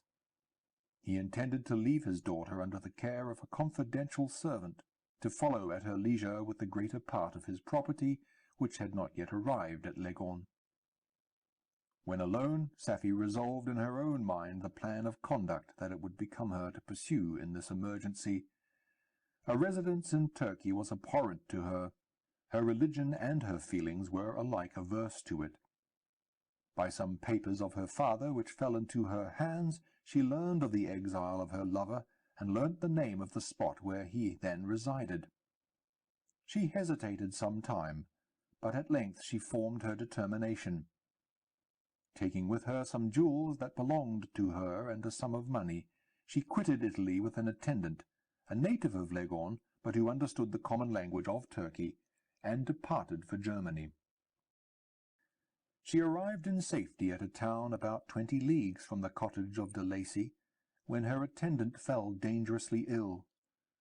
Safie nursed her with the most devoted affection, but the poor girl died, and the Arabian was left alone, unacquainted with the language of the country, and utterly ignorant of the customs of the world. She fell, however, into good hands. The Italian had mentioned the name of the spot for which they were bound, and after her death, the woman of the house in which they had lived took care that Safie should arrive in safety at the cottage of her lover. End of section 16. Chapter 15.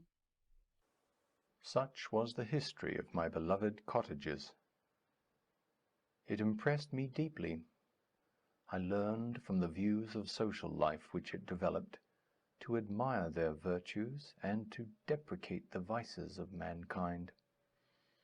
As yet I looked upon crime as a distant evil.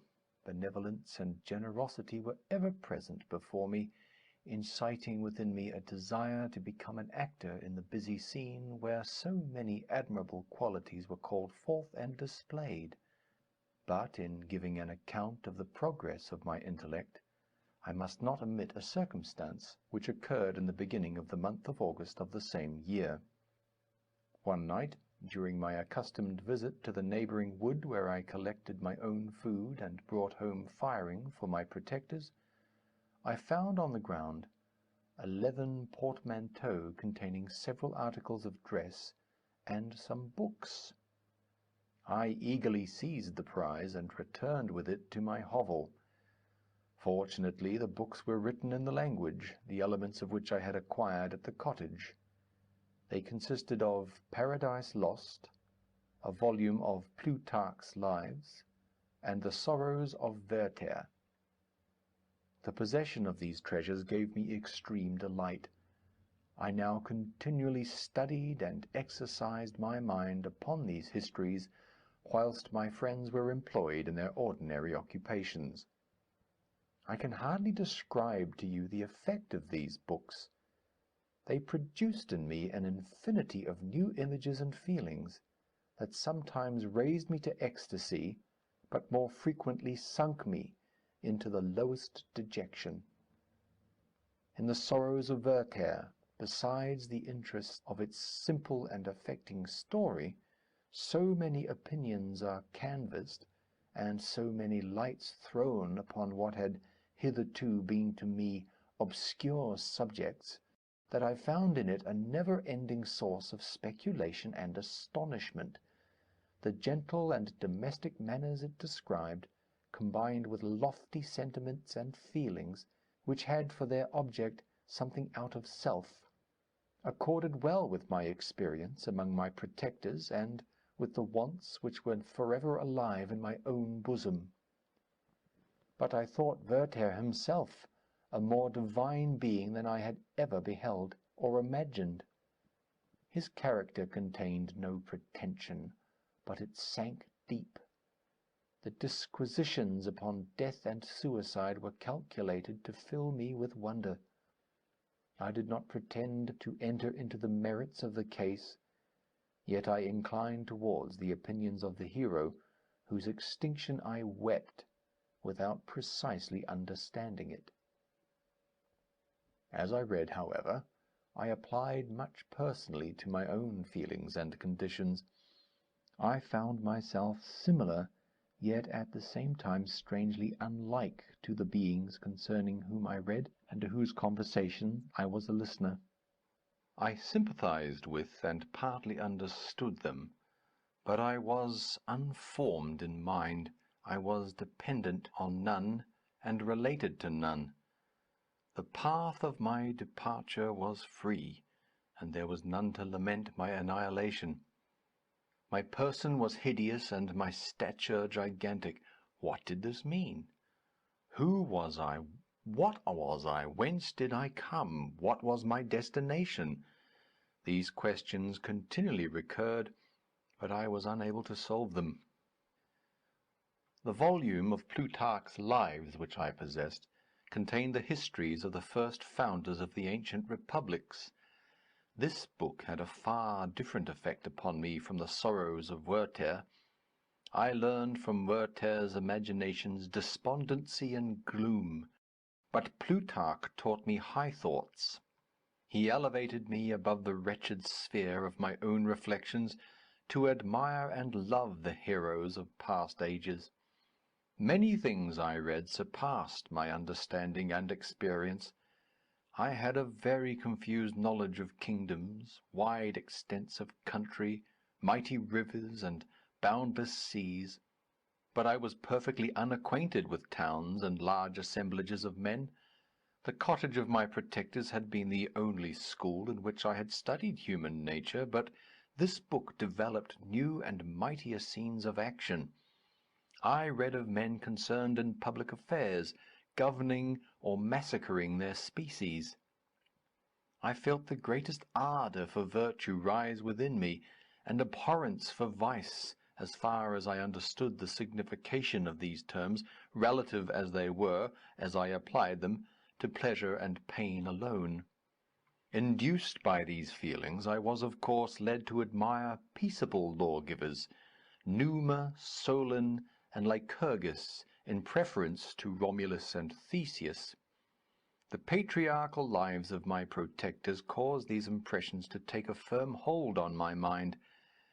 Perhaps if my first introduction to humanity had been made by a young soldier burning for glory and slaughter, I should have been imbued with different sensations.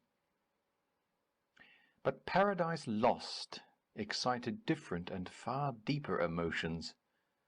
I read it, as I had read the other volumes which had fallen into my hands, as a true history. It moved every feeling of wonder and awe that the picture of an omnipotent God warring with his creatures was capable of exciting. I often referred the several situations, as their similarity struck me, to my own. Like Adam, I was apparently united by no link to any other being in existence. But his state was far different from mine in every other respect. He had come forth from the hands of God a perfect creature, happy and prosperous, guarded by the especial care of his Creator. He was allowed to converse with and acquire knowledge from beings of a superior nature, but I was wretched, helpless, and alone. Many times I considered Satan as the fitter emblem of my condition, for often, like him, when I viewed the bliss of my protectors, a bitter gall of envy rose within me. Another circumstance strengthened and confirmed these feelings. Soon after my arrival in the hovel, I discovered some papers in the pocket of the dress which I had taken from your laboratory. At first I had neglected them, but now that I was able to decipher the characters in which they were written, I began to study them with diligence. It was your journal of the 4 months that preceded my creation. You minutely described in these papers every step you took in the progress of your work. This history was mingled with accounts of domestic occurrences. You doubtless recollect these papers. Here they are. Everything is related in them which bears reference to my accursed origin. The whole detail of that series of disgusting circumstances which produced it is set in view. The minutest description of my odious and loathsome person is given in language which painted your own horrors and rendered mine indelible. I sickened as I read. "Hateful day when I received life!" I exclaimed in agony. "Accursed Creator! Why did you form a monster so hideous that even you turned from me in disgust? God in pity made man beautiful and alluring after his own image, but my form is a filthy type of yours, more horrid even from the very resemblance. Satan had his companions, fellow devils, to admire and encourage him, but I am solitary and abhorred." These were the reflections of my hours of despondency and solitude. But when I contemplated the virtues of the cottagers, their amiable and benevolent dispositions, I persuaded myself that when they should become acquainted with my admiration of their virtues, they would compassionate me and overlook my personal deformity. Could they turn from their door one, however monstrous, who solicited their companion and friendship?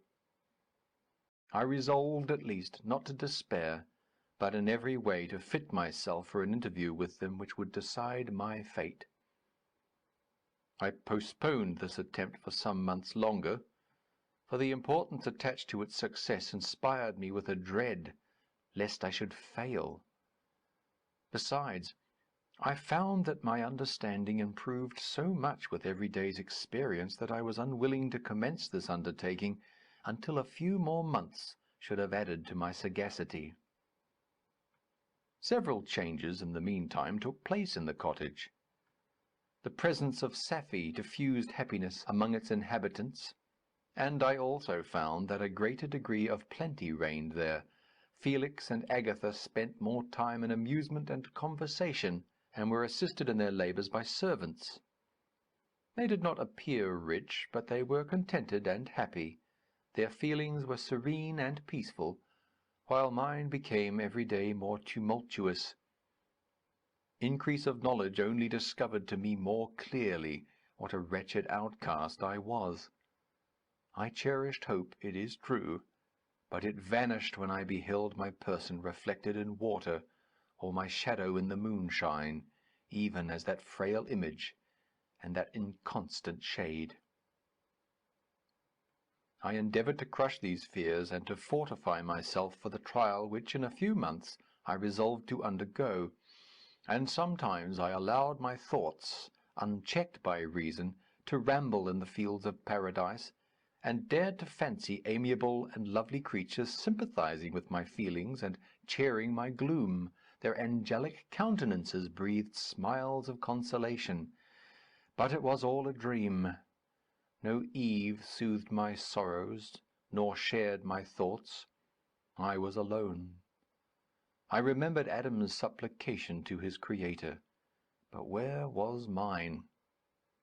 He had abandoned me, and in the bitterness of my heart I cursed him.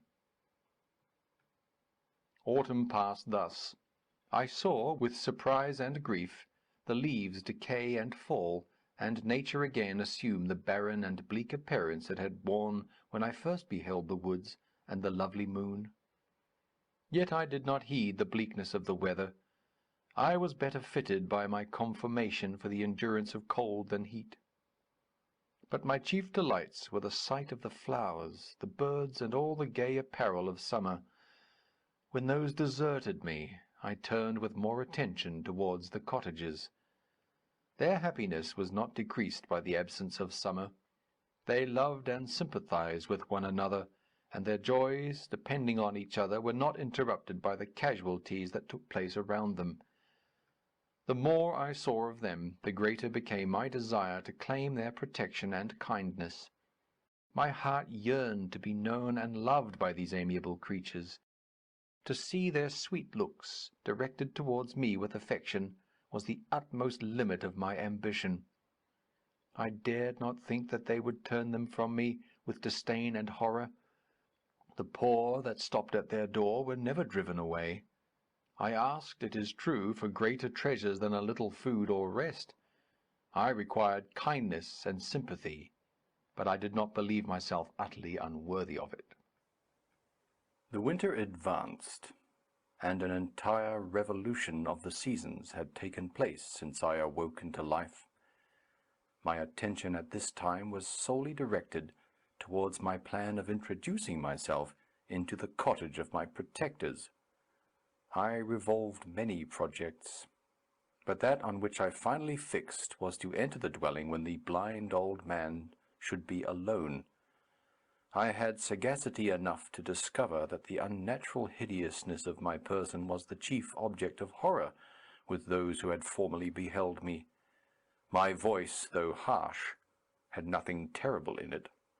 I thought, therefore, that if, in the absence of his children, I could gain the goodwill and mediation of the old de Lacy, I might by his means be tolerated by my younger protectors.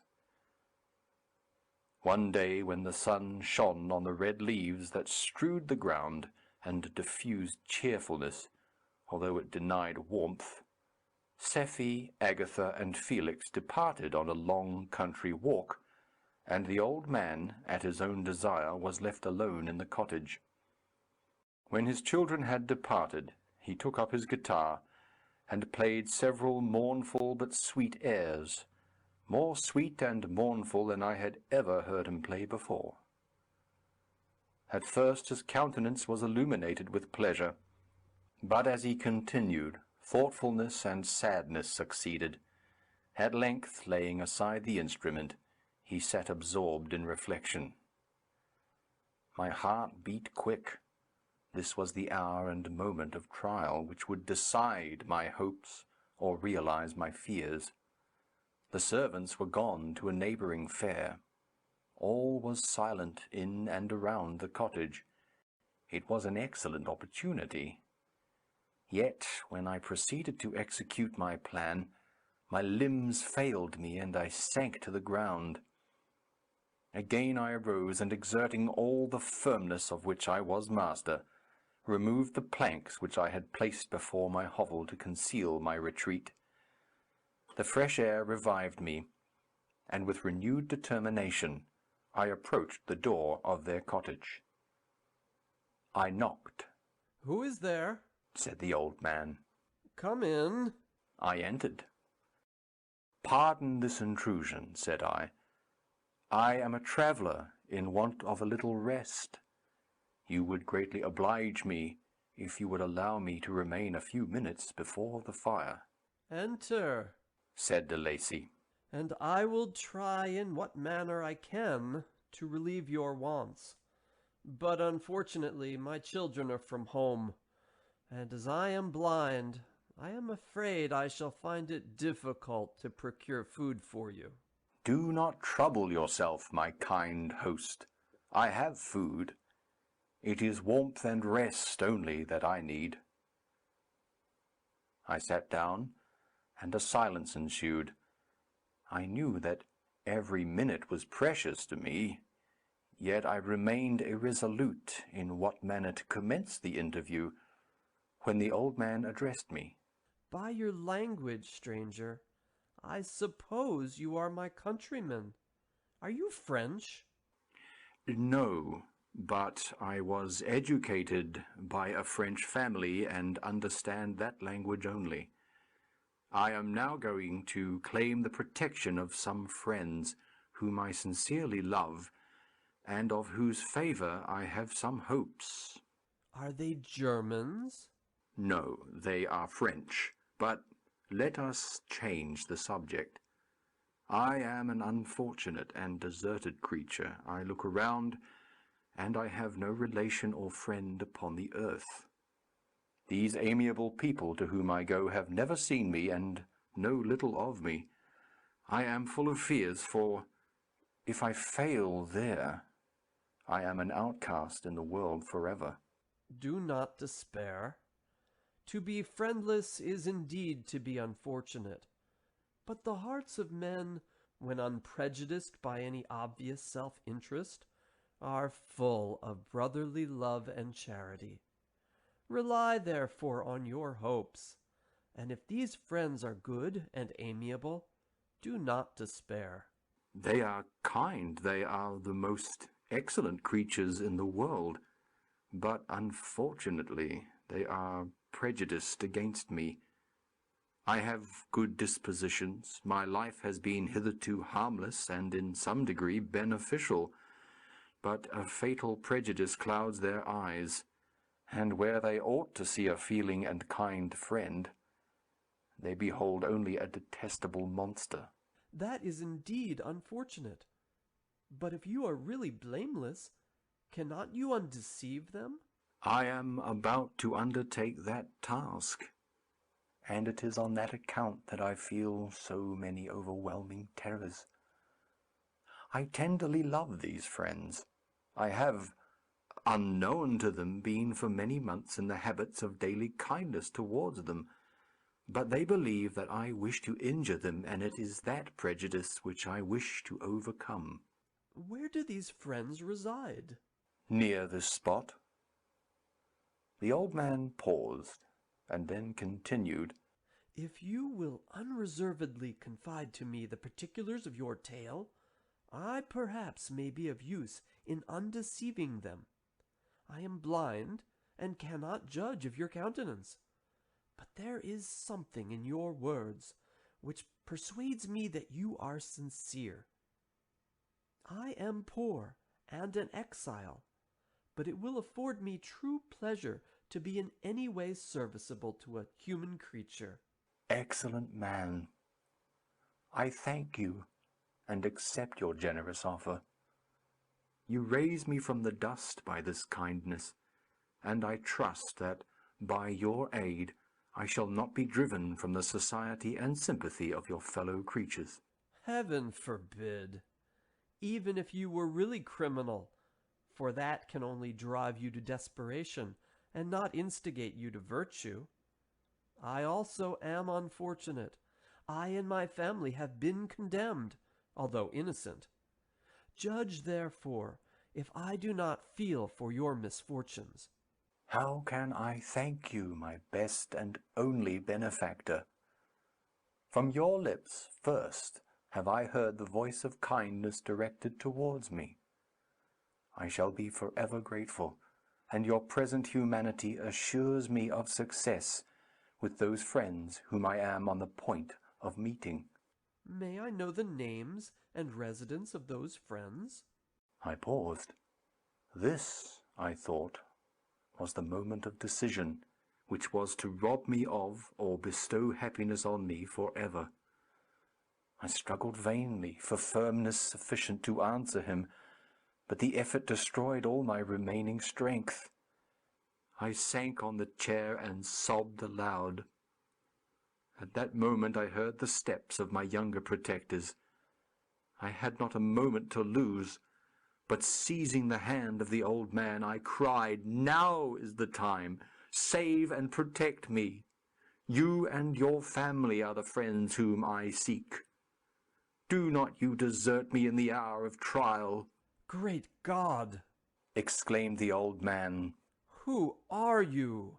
At that instant the cottage door was opened, and Felix, Safie, and Agatha entered.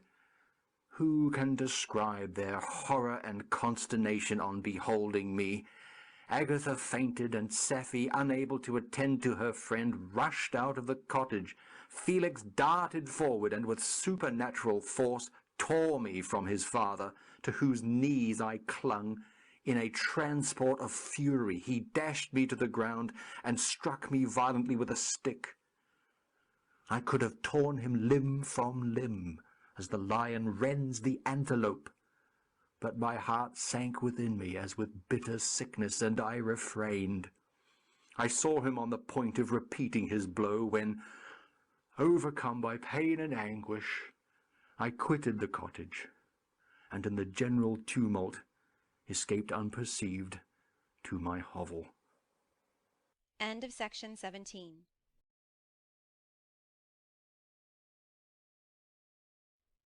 Chapter 16. Cursed, cursed Creator! Why did I live?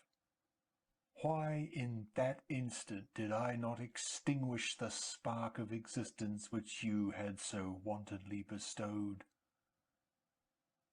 I know not. Despair had not yet taken possession of me. My feelings were those of rage and revenge. I could with pleasure have destroyed the cottage and its inhabitants, and have glutted myself with their shrieks and misery. When night came, I quitted my retreat and wandered in the wood, and now, no longer restrained by the fear of discovery, I gave vent to my anguish in fearful howlings. I was like a wild beast that had broken the toils, destroying the objects that obstructed me, and ranging through the wood with a stag-like swiftness. Oh, what a miserable night I passed! The cold stars shone in mockery, and the bare trees waved their branches above me. Now and then the sweet voice of a bird burst forth amidst the universal stillness. All, save I, were at rest or in enjoyment.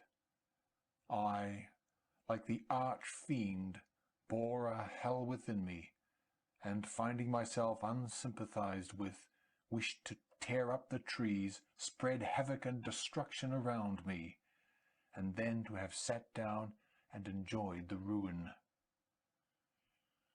But this was a luxury of sensation that could not endure. I became fatigued with excess of bodily exertion, and sank on the damp grass in a sick impotence of despair. There was none among the myriads of men that existed who would pity or assist me, and should I feel kindness towards my enemies? No. From that moment I declared everlasting war against the species, and, more than all, against him who had formed me and sent me forth to this insupportable misery. The sun rose. I heard the voices of men, and knew that it was impossible to return to my retreat during that day. Accordingly, I hid myself in some thick underwood, determining to devote the ensuing hours to reflection on my situation. The pleasant sunshine and the pure air of day restored me to some degree of tranquillity, and, when I considered what had passed at the cottage, I could not help believing that I had been too hasty in my conclusions. I had certainly acted imprudently. It was apparent that my conversation had interested the father in my behalf, and I was a fool in having exposed my person to the horror of his children. I ought to have familiarized the old de Lacy to me, and by degrees to have discovered myself to the rest of his family when they should have been prepared for my approach. But I did not believe my errors to be irretrievable, and after much consideration I resolved to return to the cottage, seek the old man, and by my representations win him to my party. These thoughts calmed me, and in the afternoon I sank into a profound sleep. But the fever of my blood did not allow me to be visited by peaceful dreams. The horrible scene of the preceding day was forever acting before my eyes. The females were flying, and the enraged Felix tearing me from his father's feet. I awoke exhausted, and finding that it was already night, I crept forth from my hiding-place and went in search of food. When my hunger was appeased, I directed my steps towards the well-known path that conducted to the cottage. All there was at peace. I crept into my hovel and remained in silent expectation of the accustomed hour when the family arose. That hour passed. The sun mounted high in the heavens, but the cottagers did not appear. I trembled violently, apprehending some dreadful misfortune. The inside of the cottage was dark, and I heard no motion. I cannot describe the agony of this suspense. Presently 2 countrymen passed by, but pausing near the cottage, they entered into conversation, using violent gesticulations.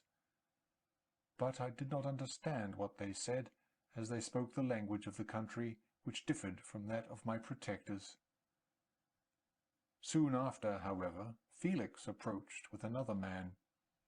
I was surprised, as I knew that he had not quitted the cottage that morning, and waited anxiously to discover from his discourse the meaning of these unusual appearances. "Do you consider," said his companion to him, "that you will be obliged to pay 3 months' rent, and to lose the produce of your garden? I do not wish to take any unfair advantage, and I beg therefore that you will take some days to consider of your determination." "It is utterly useless," replied Felix.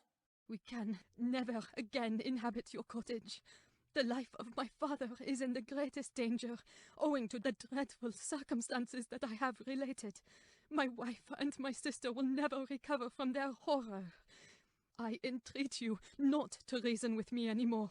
Take possession of your tenement, and let me fly from this place."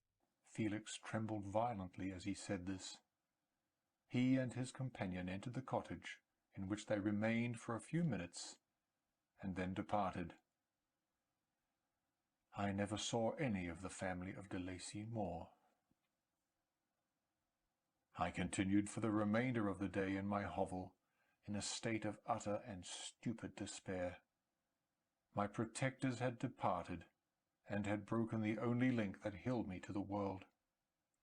For the first time the feelings of revenge and hatred filled my bosom, and I did not strive to control them, but allowing myself to be borne away by the stream, I bent my mind towards injury and death.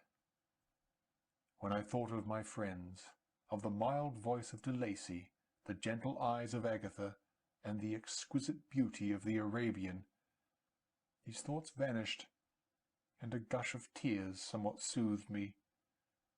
But again, when I reflected that they had spurned and deserted me, anger returned, a rage of anger, and unable to injure anything human, I turned my fury towards inanimate objects. As night advanced, I placed a variety of combustibles around the cottage, and, after having destroyed every vestige of cultivation in the garden, I waited with forced impatience until the moon had sunk to commence my operations. As the night advanced, a fierce wind arose from the woods, and quickly dispersed the clouds that had loitered in the heavens. The blast tore along like a mighty avalanche, and produced a kind of insanity in my spirits that burst all bounds of reason and reflection. I lighted the dry branch of a tree, and danced with fury around the devoted cottage, my eyes still fixed on the western horizon, the edge of which the moon nearly touched. A part of its orb was at length hid, and I waved my brand.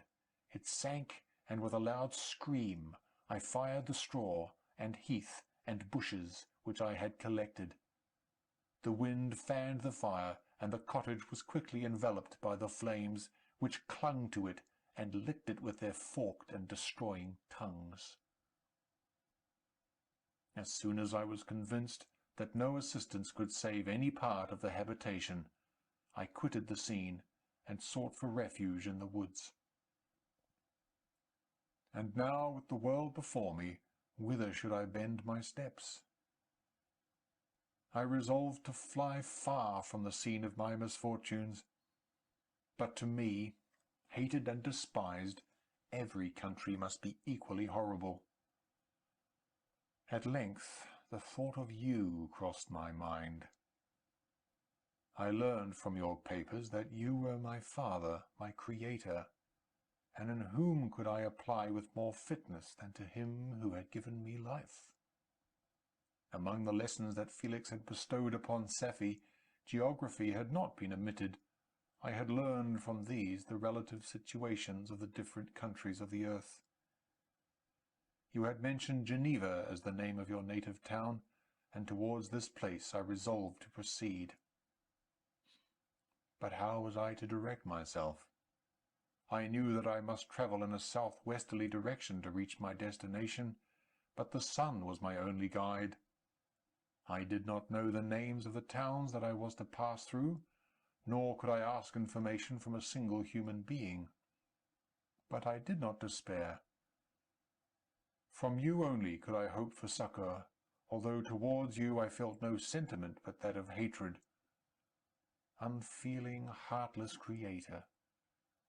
You had endowed me with perceptions and passions, and then cast me abroad, an object for the scorn and horror of mankind. But on you only had I any claim for pity and redress, and from you I determined to seek that justice which I vainly attempted to gain from any other being that wore the human form. My travels were long, and the sufferings I endured intense. It was late in autumn when I quitted the district where I had so long resided. I travelled only at night, fearful of encountering the visage of a human being. Nature decayed around me, and the sun became heatless. Rain and snow poured around me. Mighty rivers were frozen. The surface of the earth was hard and chill and bare, and I found no shelter. O earth! How often did I imprecate curses on the cause of my being! The mildness of my nature had fled, and all within me was turned to gall and bitterness. The nearer I approached to your habitation, the more deeply did I feel the spirit of revenge enkindled in my heart. Snow fell, and the waters were hardened, but I rested not.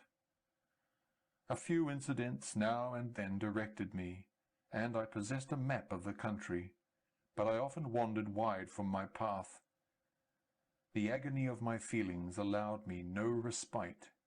No incident occurred from which my rage and misery could not extract its food.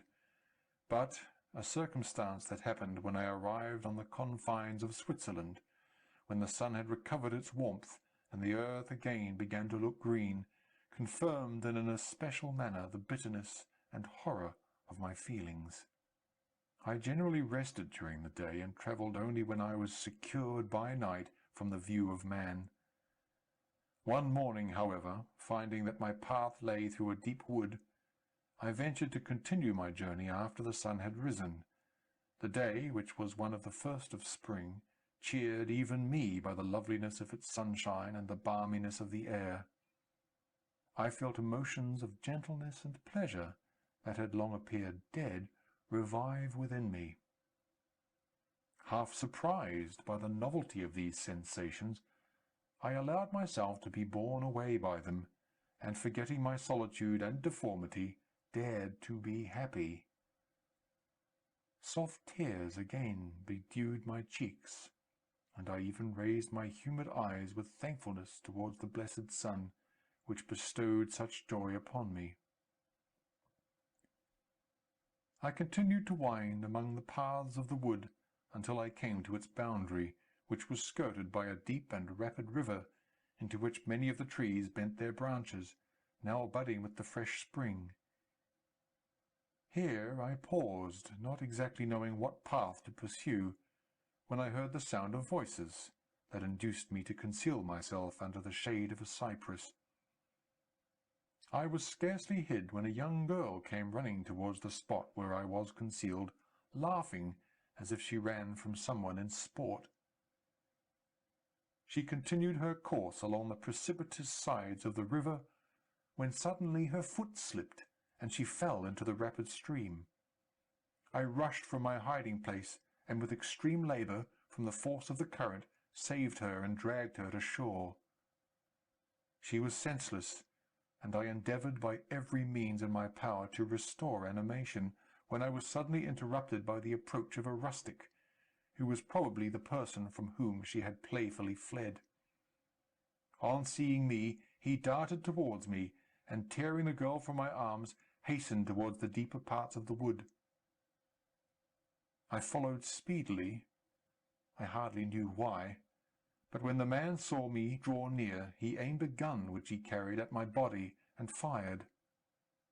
I sank to the ground, and my injurer, with increased swiftness, escaped into the wood. This, then, was the reward of my benevolence. I had saved a human being from destruction, and as a recompense I now writhed under the miserable pain of a wound which shattered the flesh and bone. The feelings of kindness and gentleness which I had entertained but a few moments before gave place to hellish rage and gnashing of teeth. Inflamed by pain, I vowed eternal hatred and vengeance to all mankind. But the agony of my wound overcame me. My pulses paused, and I fainted. For some weeks I led a miserable life in the woods, endeavouring to cure the wound which I had received. The ball had entered my shoulder, and I knew not whether it had remained there or passed through. At any rate, I had no means of extracting it. My sufferings were augmented also by the oppressive sense of the injustice and ingratitude of their infliction. My daily vows rose for revenge, a deep and deadly revenge, such as would alone compensate for the outrages and anguish I had endured. After some weeks my wound healed, and I continued my journey. The labours I endured were no longer to be alleviated by the bright sun or gentle breezes of spring.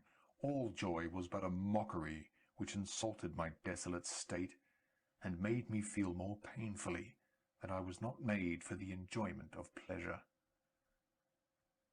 But my toils now drew near a close, and in 2 months from this time I reached the environs of Geneva.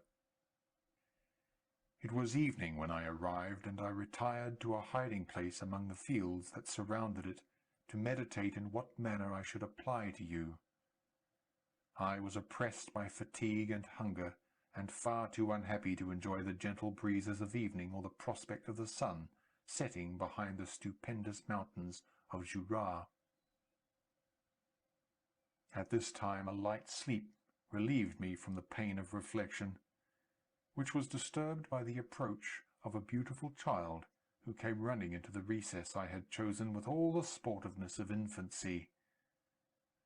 Suddenly, as I gazed on him, an idea seized me that this little creature was unprejudiced, and had lived too short a time to have imbibed a horror of deformity. If, therefore, I could seize him and educate him as my companion and friend, I should not be so desolate in this peopled earth.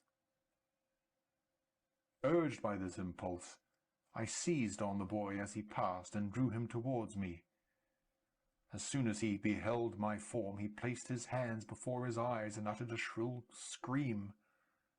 I drew his hand forcibly from his face and said, "Child, what is the meaning of this? I do not intend to hurt you. Listen to me." He struggled violently. "Let me go!" he cried. "Monster! Ugly wretch! You wish to eat me and tear me to pieces. You are an ogre. Let me go, or I will tell my papa." "Boy, you will never see your father again. You must come with me." "Hideous monster! Let me go. My papa is a syndic. He is M. Frankenstein. He will punish you. You dare not keep me." Frankenstein? You belong then to my enemy, to him towards whom I have sworn eternal revenge. You shall be my first victim. The child still struggled, and loaded me with epithets which carried despair to my heart. I grasped his throat to silence him, and in a moment he lay dead at my feet.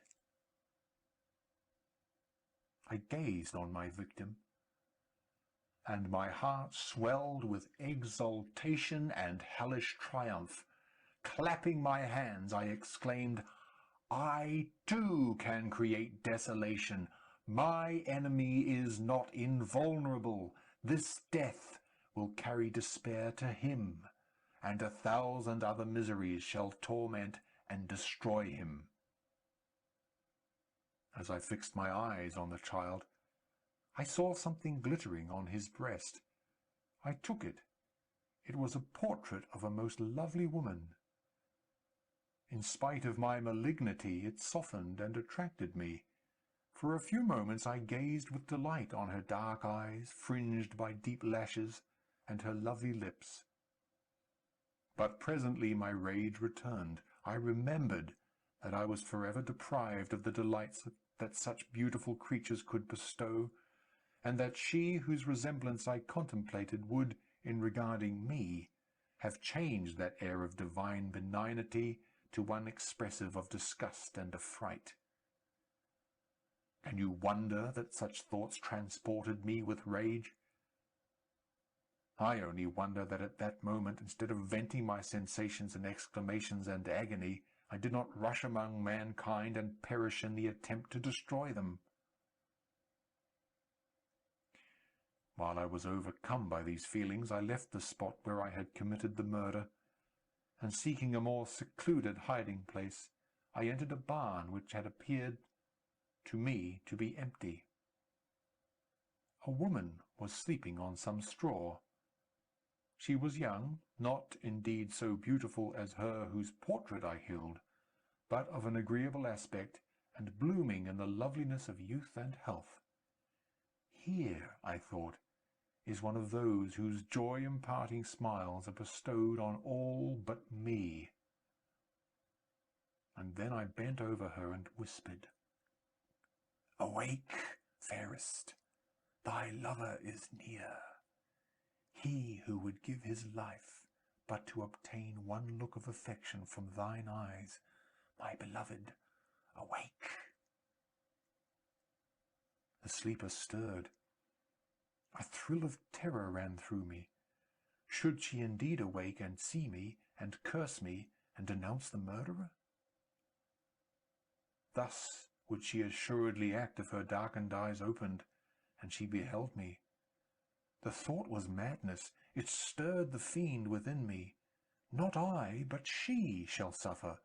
The murder I have committed because I am forever robbed of all that she could give me. She shall atone. The crime had its source in her. Be hers the punishment. Thanks to the lessons of Felix and the sanguinary laws of man, I had learned now to work mischief. I bent over her and placed the portrait securely in one of the folds of her dress. She moved again, and I fled. For some days I haunted the spot where these scenes had taken place, sometimes wishing to see you, sometimes resolved to quit the world and its miseries forever. At length I wandered towards these mountains, and have ranged through their immense recesses, consumed by a burning passion which you alone can gratify. We may not part until you have promised to comply with my requisition. I am alone and miserable. Man will not associate with me. But one as deformed and horrible as myself would not deny herself to me. My companion must be of the same species, and have the same defects. This being, you must create. End of section 18.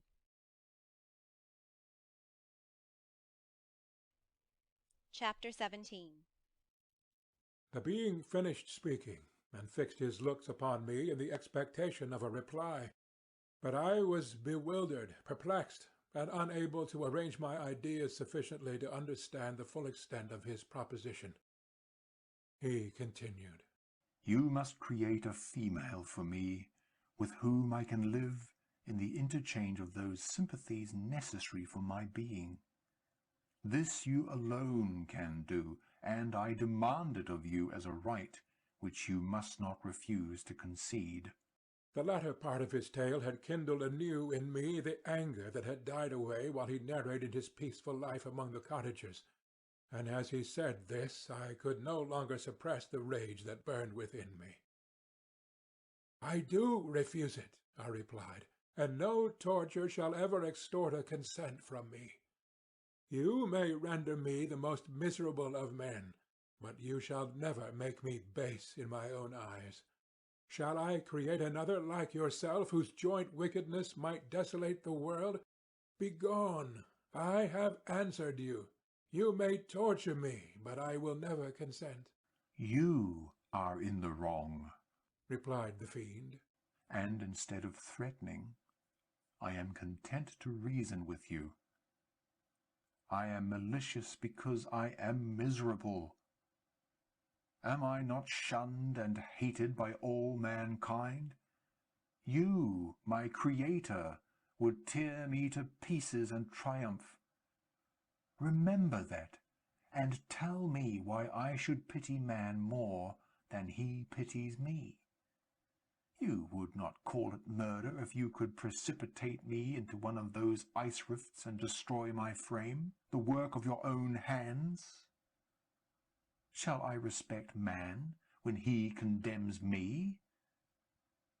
Let him live with me in the interchange of kindness, and instead of injury, I would bestow every benefit upon him with tears of gratitude at his acceptance.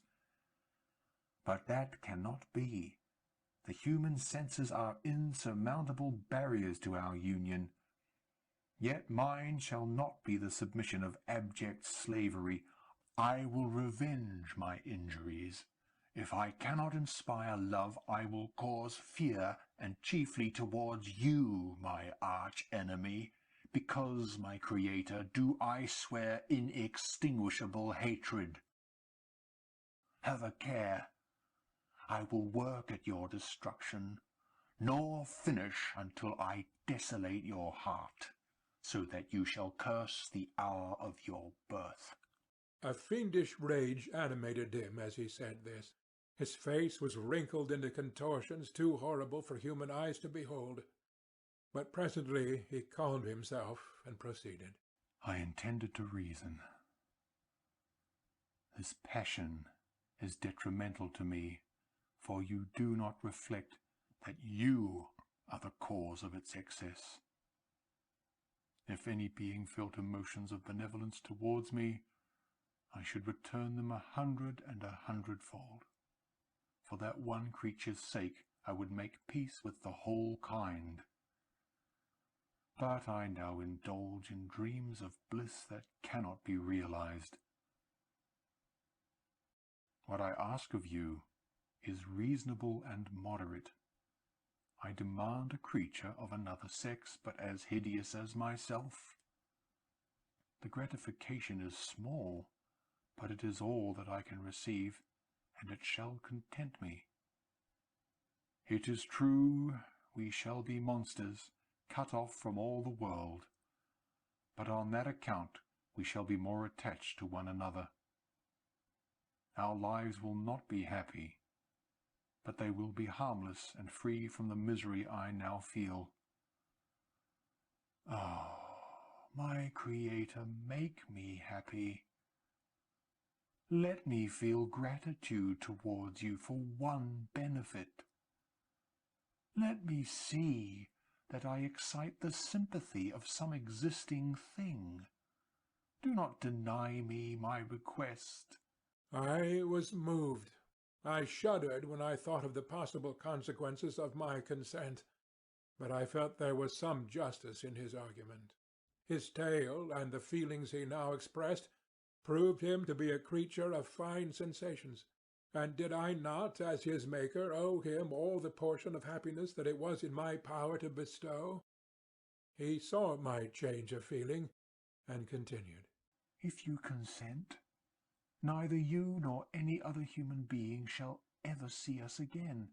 I will go to the vast wilds of South America. My food is not that of man. I do not destroy the lamb and the kid to glut my appetite. Acorns and berries afford me sufficient nourishment. My companion will be of the same nature as myself, and will be content with the same fare. We shall make our bed of dried leaves. The sun will shine on us as on man, and will ripen our food. The picture I present to you is peaceful and human, and you must feel that you could deny it only in the wantonness of power and cruelty. Pitiless as you have been towards me, I now see compassion in your eyes. Let me seize the favourable moment, and persuade you to promise what I so ardently desire. You propose, replied I, to fly from the habitations of men, to dwell in those wilds where the beasts of the field will be your only companions. How can you, who long for the love and sympathy of men, persevere in this exile? You will return, and again seek their kindness, and you will meet with their detestation. Your evil passions will be renewed, and you will then have a companion to aid you in the task of destruction. This may not be. Cease to argue the point, for I cannot consent. How inconstant are your feelings! But a moment ago you were moved by my representations, and why do you again harden yourself to my complaints? I swear to you, by the earth which I inhabit, and by you that made me, that with the companion you bestow I will quit the neighbourhood of man and dwell, as it may chance, in the most savage of places.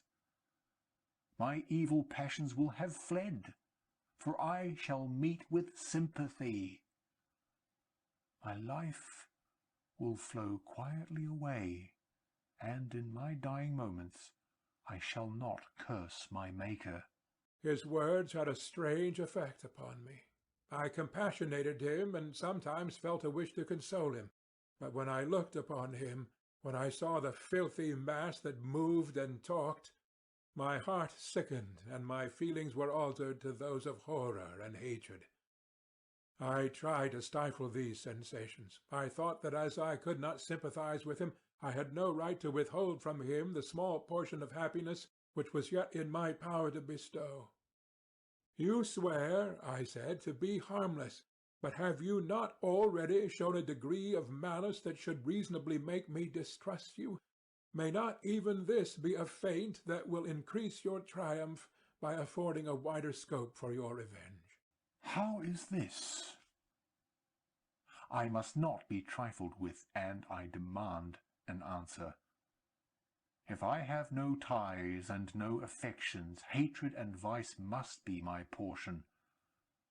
The love of another will destroy the cause of my crimes, and I shall become a thing of whose existence everyone will be ignorant. My vices are the children of a forced solitude that I abhor, and my virtues will necessarily arise when I live in communion with an equal. I shall feel the affections of a sensitive being, and become linked to the chain of existence and events from which I am now excluded. I paused some time to reflect on all he had related and on the various arguments which he had employed. I thought of the promise of virtues which he had displayed on the opening of his existence, and the subsequent blight of all kindly feeling by the loathing and scorn which his protectors had manifested towards him. His power and threats were not omitted in my calculations. A creature who could exist in the ice caves of the glaciers and hide himself from pursuit among the ridges of inaccessible precipices was a being possessing faculties it would be vain to cope with. After a long pause of reflection, I concluded that the justice due both to him and my fellow creatures demanded of me that I should comply with his request. Turning to him, therefore, I said, "I consent to your demand, on your solemn oath to quit Europe forever, and every other place in the neighborhood of man, as soon as I shall deliver into your hands a female who will accompany you in your exile." I swear, he cried, by the sun, and by the blue sky of heaven, and by the fire of love that burns my heart, that if you grant my prayer, while they exist you shall never behold me again. Depart to your home and commence your labours. I shall watch their progress with unutterable anxiety, and fear not but that when you are ready I shall appear. Saying this, he suddenly quitted me, fearful perhaps of any change in my sentiments. I saw him descend the mountain with greater speed than the flight of an eagle, and quickly lost among the undulations of the sea of ice. His tale had occupied the whole day, and the sun was upon the verge of the horizon when he departed. I knew that I ought to hasten my descent towards the valley, as I should soon be encompassed in darkness. But my heart was heavy, and my steps slow. The labor of winding among the little paths of the mountain and fixing my feet firmly as I advanced perplexed me, occupied as I was by the emotions which the occurrences of the day had produced. Night was far advanced when I came to the half-way resting-place and seated myself beside the fountain. The stars shone at intervals as the clouds passed from over them. The dark pines rose before me, and every here and there a broken tree lay on the ground. It was a scene of wonderful solemnity, and stirred strange thoughts within me. I wept bitterly, and clasping my hands in agony, I exclaimed, "Oh, stars and clouds and winds, ye are all about to mock me. If ye really pity me, crush sensation and memory. Let me become as naught. But if not, depart, depart, and leave me in darkness." These were wild and miserable thoughts, but I cannot describe to you how the eternal twinkling of the stars weighed upon me, and how I listened to every blast of wind as if it were a dull, ugly siroc on its way to consume me. Morning dawned before I arrived at the village of Chamonix. I took no rest, but returned immediately to Geneva. Even in my own heart I could give no expression to my sensations. They weighed on me with a mountain's weight, and their excess destroyed my agony beneath them. Thus I returned home, and entering the house, presented myself to the family. My haggard and wild appearance awoke intense alarm, but I answered no question, scarcely did I speak. I felt as if I were placed under a ban, as if I had no right to claim their sympathies, as if never more might I enjoy companionship with them. Yet even thus I loved them to adoration, and to save them I resolved to dedicate myself to my most abhorred task. The prospect of such an occupation made every other circumstance of existence pass before me like a dream, and that thought only had to me the reality of life. End of section 19. Chapter 18. Day after day, week after week, passed away on my return to Geneva, and I could not collect the courage to recommence my work. I feared the vengeance of the disappointed fiend, yet I was unable to overcome my repugnance to the task which was enjoined me. I found that I could not compose a female without again devoting several months to profound study and laborious disquisition. I had heard of some discoveries having been made by an English philosopher, the knowledge of which was material to my success, and I sometimes thought of obtaining my father's consent to visit England for this purpose.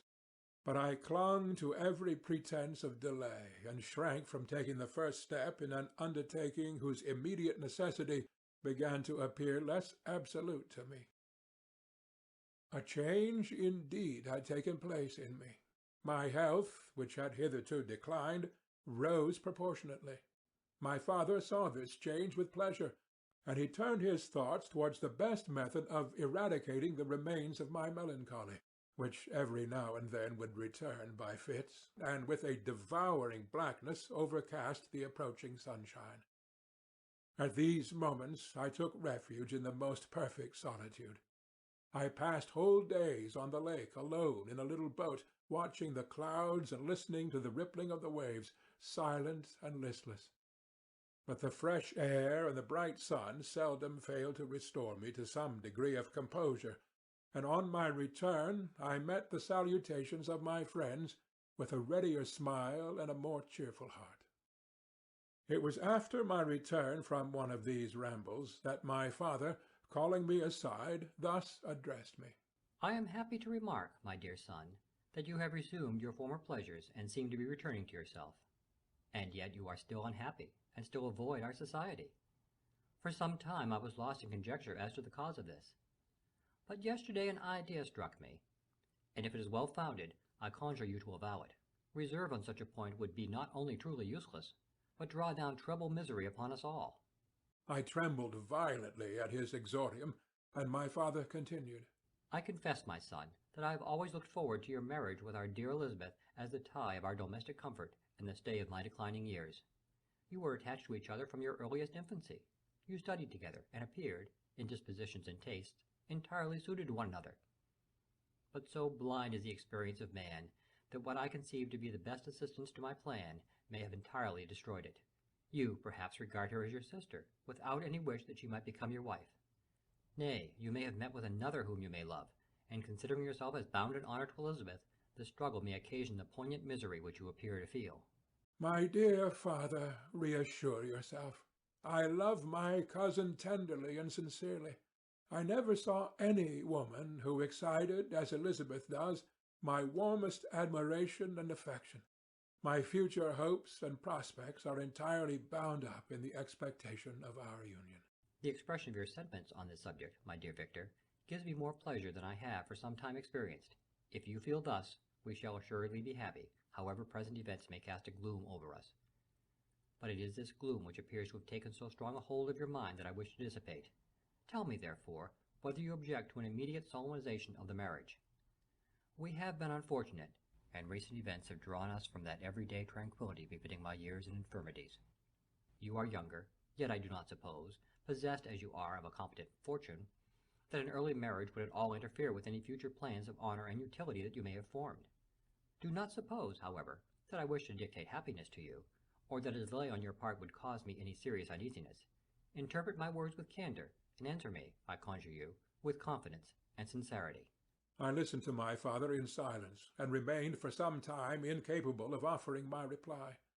I revolved rapidly in my mind a multitude of thoughts, and endeavored to arrive at some conclusion. Alas! To me the idea of an immediate union with my Elizabeth was one of horror and dismay. I was bound by a solemn promise which I had not yet fulfilled and dare not break, or if I did, what manifold miseries might not impend over me and my devoted family. Could I enter into a festival with this deadly weight yet hanging round my neck and bowing me to the ground? I must perform my engagement and let the monster depart with his mate, before I allowed myself to enjoy the delight of a union from which I expected peace. I remembered also the necessity imposed upon me of either journeying to England or entering into a long correspondence with those philosophers of that country whose knowledge and discoveries were of indispensable use to me in my present undertaking. The latter method of obtaining the desired intelligence was dilatory and unsatisfactory. Besides, I had an insurmountable aversion to the idea of engaging myself in my loathsome task in my father's house, while in habits of familiar intercourse with those I loved. I knew that 1,000 fearful accidents might occur, the slightest of which would disclose a tale to thrill all connected with me with horror. I was aware also that I should often lose all self-command, all capacity of hiding the harrowing sensations that would possess me during the progress of my unearthly occupation. I must absent myself from all I loved while thus employed. Once commenced, it would quickly be achieved, and I might be restored to my family in peace and happiness. My promise fulfilled, the monster would depart forever, or, so my fond fancy imaged, some accident might meanwhile occur to destroy him and put an end to my slavery forever. These feelings dictated my answer to my father. I expressed a wish to visit England, but concealing the true reasons of this request, I clothed my desires under a guise which excited no suspicion, while I urged my desire with an earnestness that easily induced my father to comply. After so long a period of an absorbing melancholy that resembled madness in its intensity and effects, he was glad to find that I was capable of taking pleasure in the idea of such a journey, and he hoped that change of scene and varied amusement would, before my return, have restored me entirely to myself. The duration of my absence was left to my own choice. A few months, or at most a year, was the period contemplated. One paternal kind precaution he had taken to ensure my having a companion. Without previously communicating with me, he had, in concert with Elizabeth, urged that Clerval should join me in Strasbourg. This interfered with the solitude I coveted for the prosecution of my task. Yet at the commencement of my journey the presence of my friend could in no way be an impediment, and truly I rejoiced that thus I should be saved from many hours of lonely, maddening reflection. Nay, Henry might stand between me and the intrusion of my foe. If I were alone, would he not at times force his abhorred presence on me to remind me of my task, or to contemplate its progress? To England, therefore, I was bound, and it was understood that my union with Elizabeth should take place immediately on my return. My father's age rendered him extremely averse to delay. For myself, there was one reward I promised myself from my detested toils, one consolation for my unparalleled sufferings. It was the prospect of that day when, enfranchised from my miserable slavery, I might claim Elizabeth and forget the past in my union with her. I now made arrangements for my journey, but one feeling haunted me which filled me with fear and agitation. During my absence I should leave my friends unconscious of the existence of their enemy and unprotected from his attacks, exasperated as he might be by my departure. But he had promised to follow me wherever I might go, and would he not accompany me to England? This imagination was dreadful in itself, but soothing inasmuch as it supposed the safety of my friends. I was agonized with the idea of the possibility that the reverse of this might happen, but through the whole period during which I was the slave of my creature, I allowed myself to be governed by the impulses of the moment, and my present sensations strongly intimated that the fiend would follow me and exempt my family from the danger of his machinations. It was in the latter end of September that I again quitted my native country. My journey had been my own suggestion, and Elizabeth therefore acquiesced, but she was filled with disquiet at the idea of my suffering away from her the inroads of misery and grief. It had been her care which provided me a companion in Clerval, and yet a man is blind to 1,000 minute circumstances which called forth a woman's sedulous attention. She longed to bid me hasten my return. 1,000 conflicting emotions rendered her mute as she bade me a tearful, silent farewell. I threw myself into the carriage that was to convey me away, hardly knowing whither I was going, and careless of what was passing around. I remembered only, and it was with a bitter anguish that I reflected on it, to order that my chemical instruments should be packed to go with me. Filled with dreary imaginations, I passed through many beautiful and majestic scenes, but my eyes were fixed and unobserving. I could only think of the bourne of my travels and the work which was to occupy me whilst they endured. After some days spent in listless indolence, during which I traversed many leagues, I arrived at Strasbourg, where I waited 2 days for Clerval. He came. Alas, how great was the contrast between us! He was alive to every new scene, joyful when he saw the beauties of the setting sun, and more happy when he beheld it rise and recommence a new day. He pointed out to me the shifting colours of the landscape and the appearances of the sky. "This is what it is to live," he cried. "How I enjoy existence! But you, my dear Frankenstein, wherefore are you desponding and sorrowful?" In truth, I was occupied by gloomy thoughts, and neither saw the descent of the evening star nor the golden sunrise reflected in the Rhine. And you, my friend, would be far more amused with the journal of Clerval, who observed the scenery with an eye of feeling and delight, than in listening to my reflections. I, a miserable wretch, haunted by a curse that shut up every avenue to enjoyment. We had agreed to descend the Rhine in a boat from Strasbourg to Rotterdam, whence we might take shipping for London. During this voyage we passed many willowy islands, and saw several beautiful towns.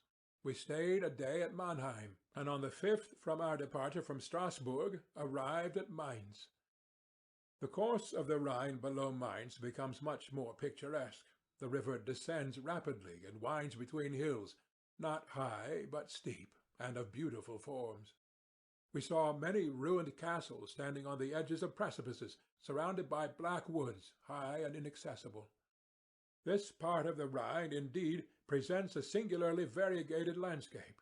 In one spot you view rugged hills, ruined castles overlooking tremendous precipices, with the dark Rhine rushing beneath, and on the sudden turn of a promontory, flourishing vineyards with green sloping banks and a meandering river and populous towns occupy the scene. We travelled at the time of the vintage, and heard the song of the labourers as they glided down the stream. Even I, depressed in mind, and my spirits continually agitated by gloomy feelings, even I was pleased. I lay at the bottom of the boat, and as I gazed on the cloudless blue sky, I seemed to drink in a tranquillity to which I had long been a stranger. And if these were my sensations, who can describe those of Henry?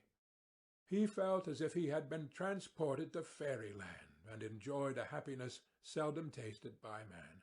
"I have seen," he said, "the most beautiful scenes of my own country.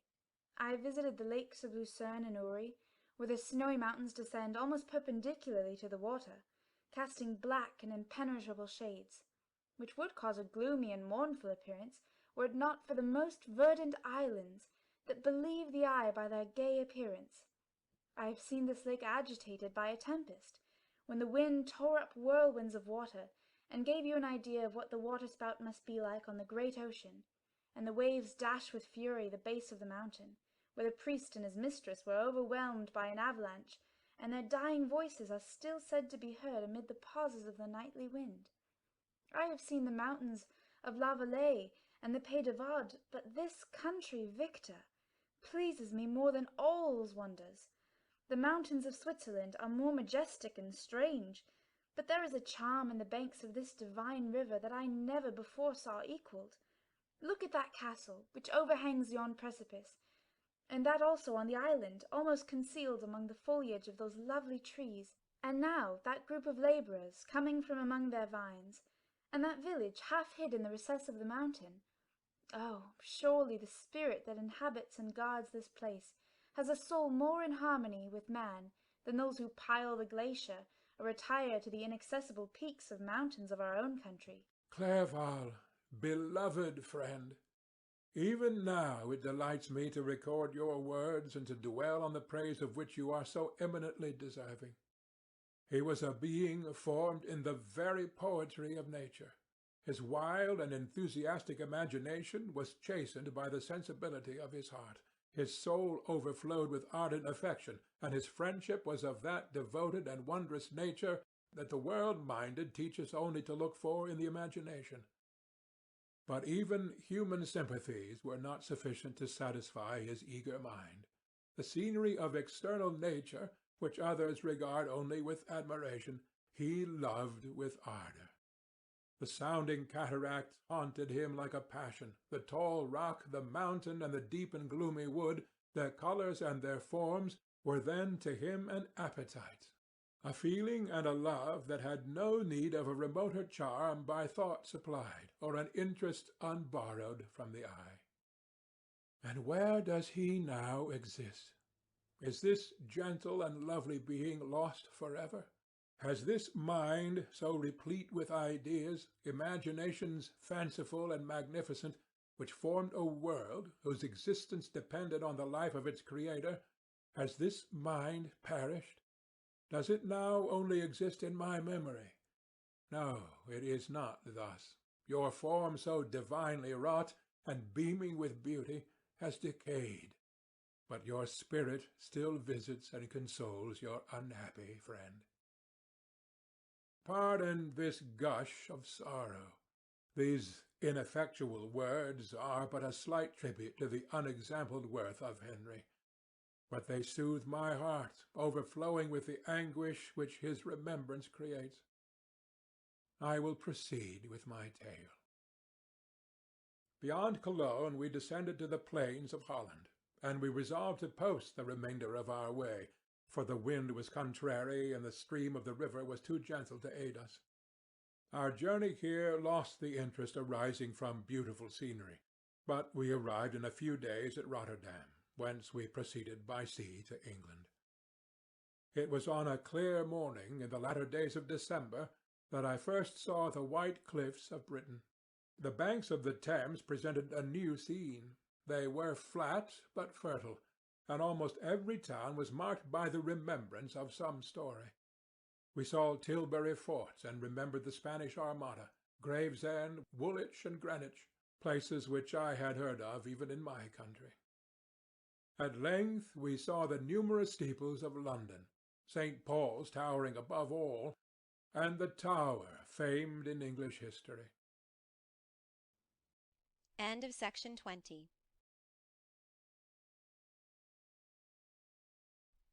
Chapter 19. London was our present point of rest.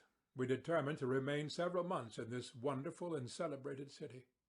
Clerval desired the intercourse of the men of genius and talent who flourished at this time, but this was with me a secondary object.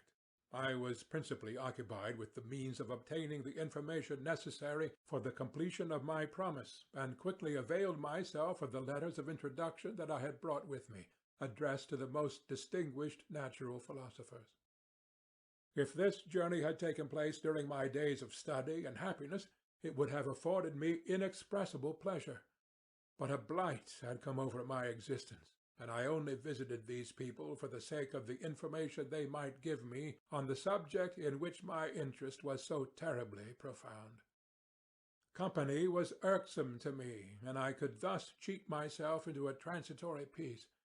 But busy, uninteresting, joyous faces brought back despair to my heart. I saw an insurmountable barrier placed between me and my fellow men. This barrier was sealed with the blood of William and Justine, and to reflect on the events connected with these names filled my soul with anguish. But in Clerval I saw the image of my former self. He was inquisitive and anxious to gain experience and instruction. The difference of manners which he observed was to him an inexhaustible source of instruction and amusement. He was also pursuing an object he had long had in view. His design was to visit India, in the belief that he had in his knowledge of its various languages, and in the views he had taken of its society, the means of materially assisting the progress of European colonization and trade. In Britain only could he further the execution of his plan. He was forever busy, and the only check to his enjoyments was my sorrow and dejected mind. I tried to conceal this as much as possible, that I might not debar him from the pleasures natural to one who was entering on a new scene of life, undisturbed by any care or bitter recollection. I often refused to accompany him, alleging another engagement, that I might remain alone. I now also began to collect the materials necessary for my new creation, and this was to me like the torture of single drops of water continually falling on the head. Every thought that was devoted to it was an extreme anguish, and every word that I spoke in allusion to it caused my lips to quaver and my heart to palpitate. After passing some months in London, we received a letter from a person in Scotland who had formerly been our visitor in Geneva. He mentioned the beauties of his native country, and asked us if those were not sufficient allurements to induce us to prolong our journey as far north as Perth, where he resided. Clerval eagerly desired to accept this invitation, and I, although I abhorred society, wished to view again mountains and streams and all the wondrous works with which nature adorns her chosen dwelling-places. We had arrived in England at the beginning of October, and it was now February. We accordingly determined to commence our journey towards the north at the expiration of another month. In this expedition we did not intend to follow the great road to Edinburgh, but to visit Windsor, Oxford, Matlock, and the Cumberland Lakes, resolving to arrive at the completion of this tour about the end of July. I packed up my chemical instruments and the materials I had collected, resolving to finish my labours in some obscure nook in the northern Highlands of Scotland. We quitted London on the 27th of March, and remained a few days at Windsor, rambling in its beautiful forest. This was a new sense to us mountaineers. The majestic oaks, the quantity of game, and the herds of stately deer were all novelties to us. From thence we proceeded to Oxford. As we entered this city, our minds were filled with the remembrance of the events that had been transacted here more than a century and a half before. It was here that Charles I had collected his forces. This city had remained faithful to him, after the whole nation had forsaken his cause to join the standard of Parliament and liberty. The memory of that unfortunate king and his companions, the amiable Falkland, the insolent Goring, his queen and son, gave a peculiar interest to every part of the city which they might be supposed to have inhabited. The spirit of elder days found a dwelling here, and we delighted to trace its footsteps. If these feelings had not found an imaginary gratification, the appearance of the city had yet in itself sufficient beauty to obtain our admiration. The colleges were ancient and picturesque, the streets are almost magnificent, and the lovely Isis, which flows beside it through meadows of exquisite verdure, is spread forth into a placid expanse of waters, which reflects its majestic assemblage of towers and spires and domes, embosomed among aged trees. I enjoyed this scene, and yet my enjoyment was embittered both by the memory of the past and the anticipation of the future. I was formed for peaceful happiness. During my youthful days discontent never visited my mind, and if I was ever overcome by ennui, the sight of what is beautiful in nature, or the study of what is excellent and sublime in the productions of man, could always interest my heart and communicate elasticity to my spirits. But I am a blasted tree. The bolt has entered my soul, and I felt then that I should survive to exhibit what I shall soon cease to be, a miserable spectacle of wrecked humanity, pitiable to others, and intolerable to myself. We passed a considerable period at Oxford, rambling among its environs and endeavouring to identify every spot which might relate to the most animating epoch of English history. Our little voyages of discovery were often prolonged by the successive objects that presented themselves. We visited the tomb of the illustrious Hampden, and the field on which that patriot fell. For a moment my soul was elevated from its debasing and miserable fears to contemplate the divine ideas of liberty and self-sacrifice of which these sites were the monuments and the remembrancers. For an instant I dared to shake off my chains and look around me with a free and lofty spirit, but the iron had eaten into my flesh, and I sank again, trembling and hopeless, into my miserable self. We left Oxford with regret, and proceeded to Matlock, which was our next place of rest. The country in the neighbourhood of this village resembled to a greater degree the scenery of Switzerland, but everything is on a lower scale, and the green hills want the crown of distant white Alps which always attend on the piny mountains of my native country. We visited the wondrous cave and the little cabinets of natural history, where the curiosities are disposed in the same manner as in the collections at Cervaux and Chamonix. The latter name made me tremble when pronounced by Henry, and I hastened to quit Matlock, with which that terrible scene was thus associated. From Derby, still journeying northwards, we passed 2 months in Cumberland and Westmoreland. I could now almost fancy myself among the Swiss mountains. The little patches of snow which yet lingered on the northern sides of the mountain, the lakes, and the dashing of the rocky streams, were all familiar and dear sights to me. Here also we made some acquaintances, who almost contrived to cheat me into happiness. The delight of Clerval was proportionately greater than mine. His mind expanded in the company of men of talent, and he found in his own nature greater capacities and resources than he could have imagined himself to have possessed while he associated with his inferiors. "I could pass my life here," said he to me, "and among these mountains I should scarcely regret Switzerland and the Rhine." but he found that a traveller's life is one that includes much pain amidst its enjoyments. His feelings are forever on the stretch, and when he begins to sink into repose, he finds himself obliged to quit that on which he rests in pleasure for something new, which again engages his attention, and which also he forsakes for other novelties. We had scarcely visited the various lakes of Cumberland and Westmoreland, and conceived an affection for some of the inhabitants, when the period of our appointment with our Scotch friend approached, and we left them to travel on. For my own part, I was not sorry. I had now neglected my promise for some time, and I feared the effects of the demon's disappointment. He might remain in Switzerland and wreak his vengeance on my relatives. This idea pursued me and tormented me at every moment from which I might otherwise have snatched repose and peace. I waited for my letters with feverish impatience. If they were delayed, I was miserable and overcome by 1,000 fears, and when they arrived, and I saw the superscription of Elizabeth or my father, I hardly dared to read and ascertain my fate. Sometimes I thought that the fiend followed me, and might expedite my remissness by murdering my companion. When these thoughts possessed me, I would not quit Henry for a moment, but followed him as his shadow to protect him from the fancied rage of his destroyer. I felt as if I had committed some great crime, the consciousness of which haunted me.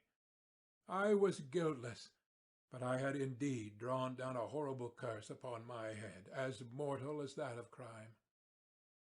I visited Edinburgh with languid eyes and mind, and yet that city might have interested the most unfortunate being. Clerval did not like it so well as Oxford, for the antiquity of the latter city was more pleasing to him. But the beauty and regularity of the new town of Edinburgh, its romantic castle and its environs, the most beautiful in the world, Arthur's Seat, St. Bernard's Well, and the Pentland Hills, compensated him for the change, and filled him with cheerfulness and admiration. but I was impatient to arrive at the termination of my journey.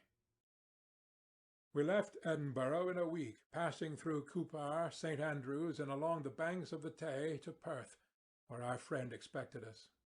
But I was in no mood to laugh and talk with strangers or enter into their feelings or plans with the good humour expected from a guest, and accordingly I told Clerval that I wished to make the tour of Scotland alone. "Do you," said I, "enjoy yourself, and let this be our rendezvous. I may be absent a month or two, but do not interfere with my motions, I entreat you. Leave me to peace and solitude for a short time, and when I return I hope it will be with a lighter heart, more congenial to your own temper." Henry wished to dissuade me, but seeing me bent on this plan, ceased to remonstrate. He entreated me to write often. "I had rather be with you," he said, "in your solitary rambles, than with these Scotch people whom I do not know.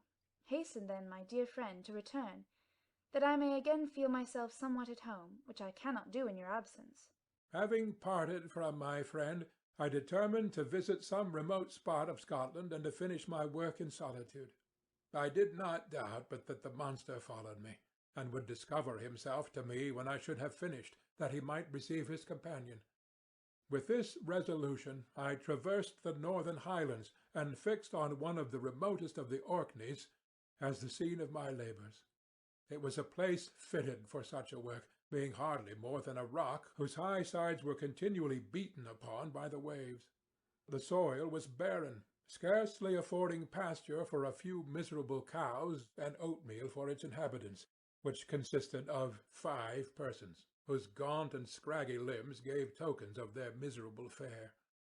Vegetables and bread, when they indulged in such luxuries, and even fresh water, was to be cured from the mainland, which was about 5 miles distant.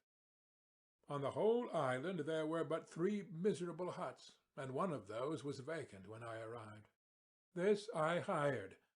It contained but 2 rooms, and these exhibited all the squalidness of the most miserable penury. The thatch had fallen in, the walls were unplastered, and the door was off its hinges.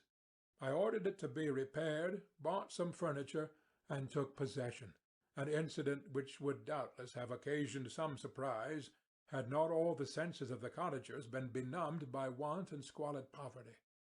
As it was, I lived ungazed at and unmolested, hardly thanked for the pittance of food and clothes which I gave, so much does suffering blunt even the coarsest sensations of men. In this retreat I devoted the morning to labour, but in the evening, when the weather permitted, I walked on the stony beach of the sea to listen to the waves as they roared and dashed at my feet. It was a monotonous yet ever-changing scene. I thought of Switzerland. It was far different from this desolate and appalling landscape. Its hills are covered with vines, and its cottages are scattered thickly in the plains. Its fair lakes reflect a blue and gentle sky, and when troubled by the winds, their tumult is but as the play of a lively infant when compared to the roarings of the giant ocean. In this manner I distributed my occupations when I first arrived, but as I proceeded in my labour, it became every day more horrible and irksome to me. Sometimes I could not prevail on myself to enter my laboratory for several days, and at other times I toiled day and night in order to complete my work. It was, indeed, a filthy process in which I was engaged. During my first experiment, a kind of enthusiastic frenzy had blinded me to the horror of my employment. My mind was intently fixed on the consummation of my labour, and my eyes were shut to the horror of my proceedings. But now I went to it in cold blood, and my heart often sickened at the work of my hands. Thus situated, employed in the most detestable occupation, immersed in a solitude where nothing could for an instant call my attention from the actual scene in which I was engaged, my spirits became unequal.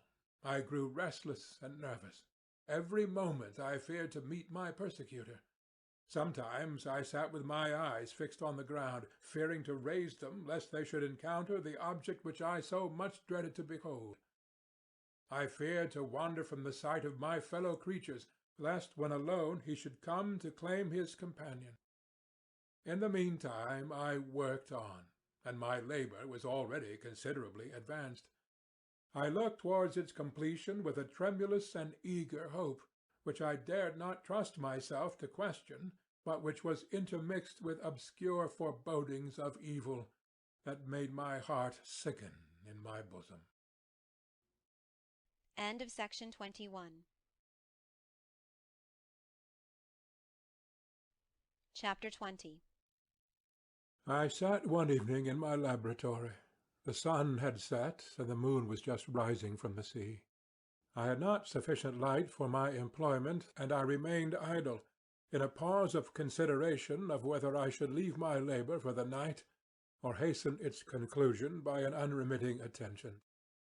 As I sat, a train of reflection occurred to me, which led me to consider the effects of what I was now doing. 3 years before I was engaged in the same manner, and had created a fiend whose unparalleled barbarity had desolated my heart, and filled it forever with the bitterest remorse. I was now about to form another being, of whose dispositions I was alike ignorant. She might become 10,000 times more malignant than her mate, and delight, for its own sake, in murder and wretchedness. He had sworn to quit the neighbourhood of man and hide himself in deserts, but she had not, and she, who in all probability was to become a thinking and reasoning animal, might refuse to comply with the compact made before her creation. They might even hate each other. The creature who already lived loathed his own deformity, and might he not conceive a greater abhorrence for it when it came before his eyes in the female form? She also might turn with disgust from him to the superior beauty of man. She might quit him, and he be again alone, exasperated by the fresh provocation of being deserted by one of his own species. Even if they were to leave Europe and inhabit the deserts of the New World, yet one of the first results of those sympathies for which the demon thirsted would be children, and a race of devils would be propagated upon the earth, who might make the very existence of the species of man a condition precarious and full of terror. Had I right, for my own benefit, to inflict this curse upon everlasting generations? I had before been moved by the sophisms of the being I had created. I had been struck senseless by his fiendish threats. But now, for the first time, the wickedness of my promise burst upon me. I shuddered to think that future ages might curse me as their pest, whose selfishness had not hesitated to buy its own peace at the price, perhaps, of the existence of the whole human race. I trembled, and my heart filled within me, when, on looking up, I saw by the light of the moon the demon at the casement. A ghastly grin wrinkled his lips as he gazed on me, where I sat fulfilling the task which he had allotted to me. Yes, he had followed me in my travels. He had loitered in forests, hid himself in caves, or taken refuge in wide and desert heaths, and he now came to mark my progress and claim the fulfilment of my promise. As I looked on him, his countenance expressed the utmost extent of malice and treachery. I thought with a sensation of madness on my promise of creating another like to him, and trembling with passion, tore to pieces the thing on which I was engaged. The wretch saw me destroy the creature on whose future existence he depended for happiness, and with a howl of devilish despair and revenge withdrew. I left the room, and locking the door, made a solemn vow in my own heart never to resume my labours, and then, with trembling steps, I sought my own apartment. I was alone. None was near me to dissipate the gloom and relieve me from the sickening oppression of the most terrible reveries. Several hours passed, and I remained near my window gazing on the sea. It was almost motionless, for the winds were hushed, and all nature reposed under the eye of the quiet moon. A few fishing vessels alone specked the water, and now and then the gentle breeze wafted the sound of voices as the fishermen called to one another. I felt the silence, although I was hardly conscious of its extreme profundity, until my ear was suddenly arrested by the paddling of oars near the shore, and a person landed close to my house. In a few minutes after, I heard the creaking of my door, as if some one endeavoured to open it softly. I trembled from head to foot. I felt a presentiment of who it was, and wished to rouse one of the presents who dwelt in a cottage not far from mine. But I was overcome by the sensation of helplessness, so often felt in frightful dreams when you in vain endeavour to fly from an impending danger, and was rooted to the spot. Presently I heard the sound of footsteps along the passage. The door opened, and the wretch whom I dreaded appeared. Shutting the door, he approached me and said, in a smothered voice, "You have destroyed the work which you began. What is it that you intend? Do you dare to break your promise? I have endured toil and misery. I left Switzerland with you. I crept along the shores of the Rhine, among its willow islands, and over the summits of its hills. I have dwelt many months in the heaths of England and among the deserts of Scotland. I have endured incalculable fatigue and cold and hunger. Do you dare destroy my hopes?" "Begone! I do break my promise. Never will I create another like yourself, equal in deformity and wickedness." "Slave, I before reasoned with you, but you have proved yourself unworthy of my condescension. Remember that I have power. You believe yourself miserable, but I can make you so wretched that the light of day will be hateful to you. You are my creator, but I am your master. Obey!" The hour of my irresolution is past, and the period of your power is arrived. Your threats cannot move me to do an act of wickedness, but they confirm me in a determination of not creating you a companion in vice. Shall I, in cool blood, set loose upon the earth a demon whose delight is in death and wretchedness? Begone! I am firm, and your words will only exasperate my rage. The monster saw my determination in my face, and gnashed his teeth in the impotence of anger. "Shall each man," cried he, "find a wife for his bosom, and each beast have his mate, and I be alone? I had feelings of affection, and they were requited by detestation and scorn. Man, you may hate, but beware. Your hours will pass in dread and misery, and soon the bolt will fall which must ravish from you your happiness forever. Are you to be happy, while I grovel in the intensity of my wretchedness? You can blast my other passions, but revenge remains. Revenge henceforth dearer than light or food. I may die, but first you, my tyrant and tormentor, shall curse the sun that gazes on your misery. Beware, for I am fearless and therefore powerful. I will watch with the wiliness of a snake, that I may sting with its venom. Man, you shall repent of the injuries you inflict." "Devil, cease, and do not poison the air with these sounds of malice. I have declared my resolution to you, and I am no coward to bend beneath words. Leave me. I am inexorable." "It is well. I go, but remember, I shall be with you on your wedding night." I started forward and exclaimed, "Villain! Before you sign my death warrant, be sure that you are yourself safe." I would have seized him, but he eluded me, and quitted the house with precipitation.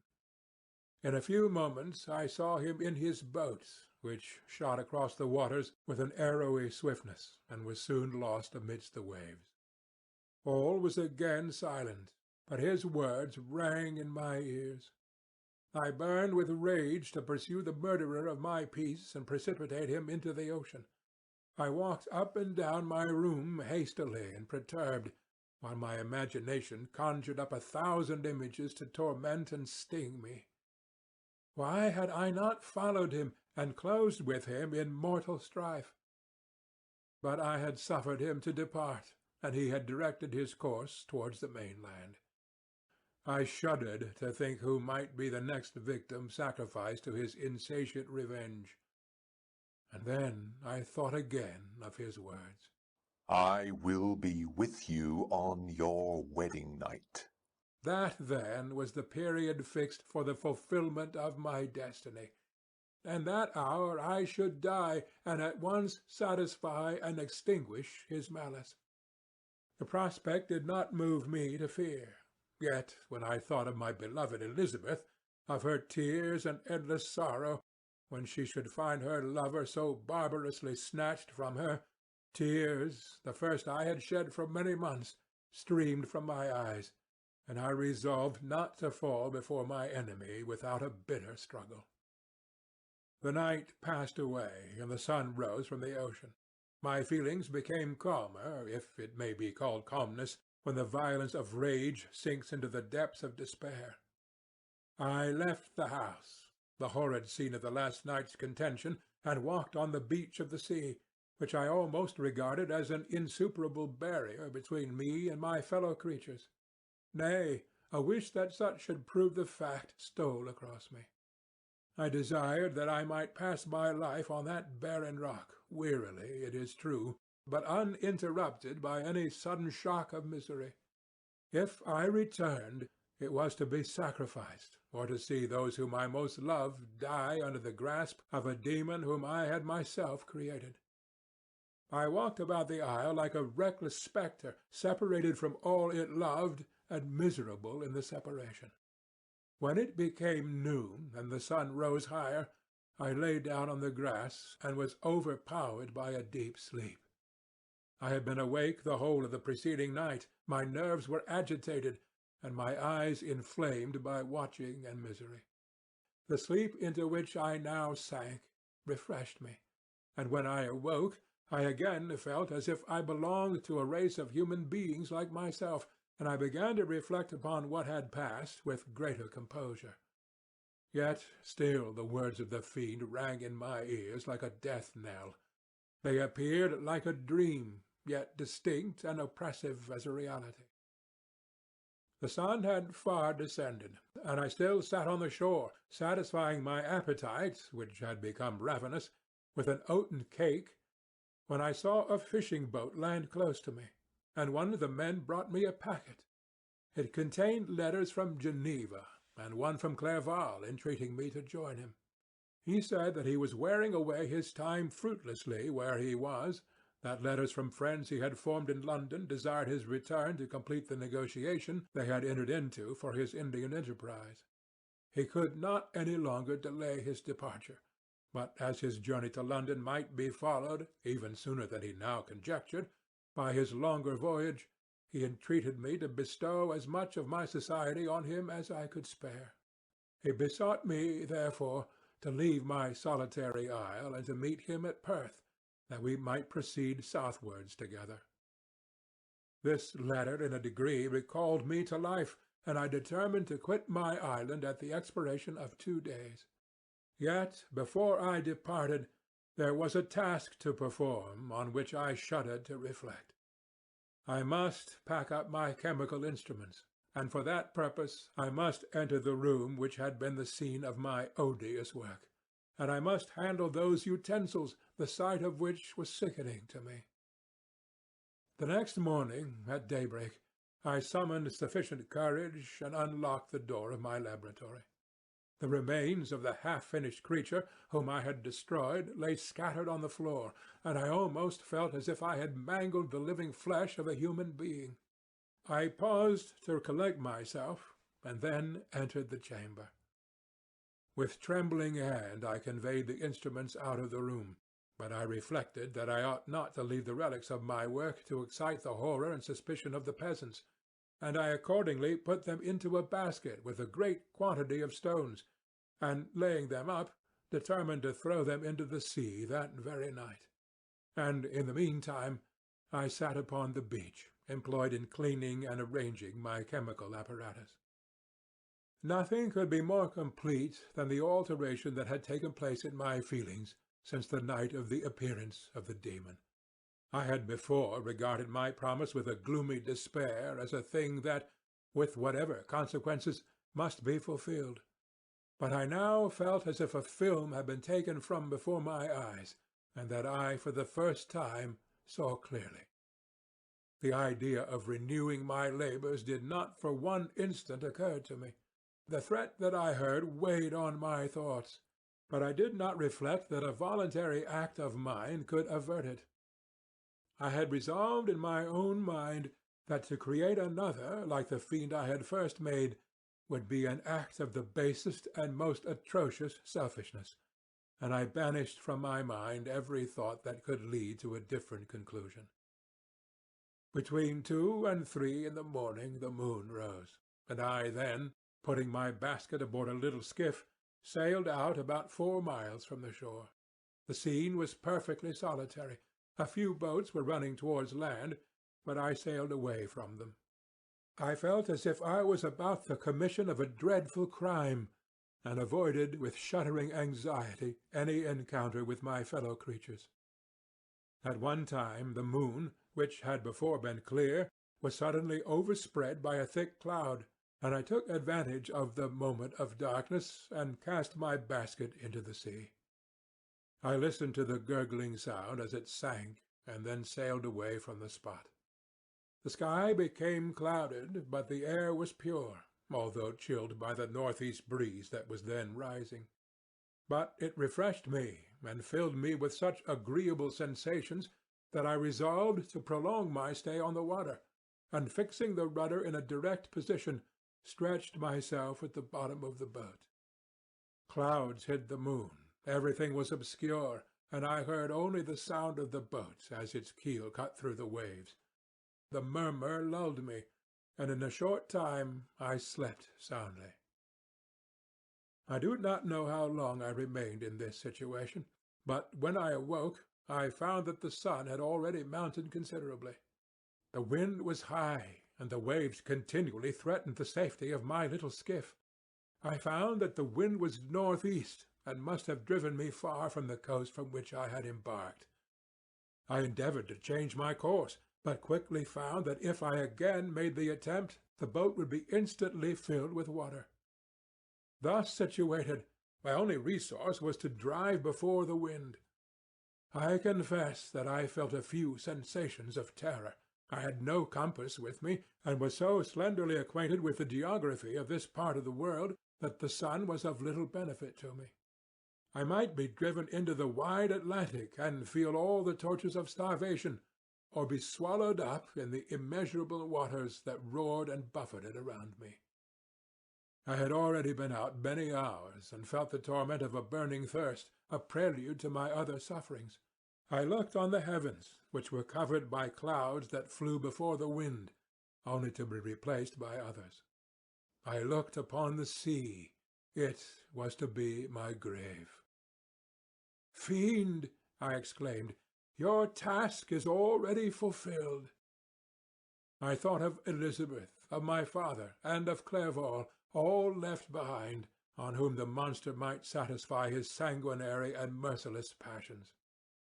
This idea plunged me into a reverie so despairing and frightful that even now, when the scene is on the point of closing before me for ever, I shudder to reflect on it.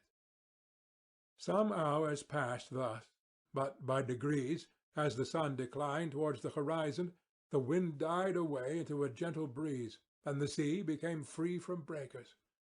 But these gave place to a heavy swell.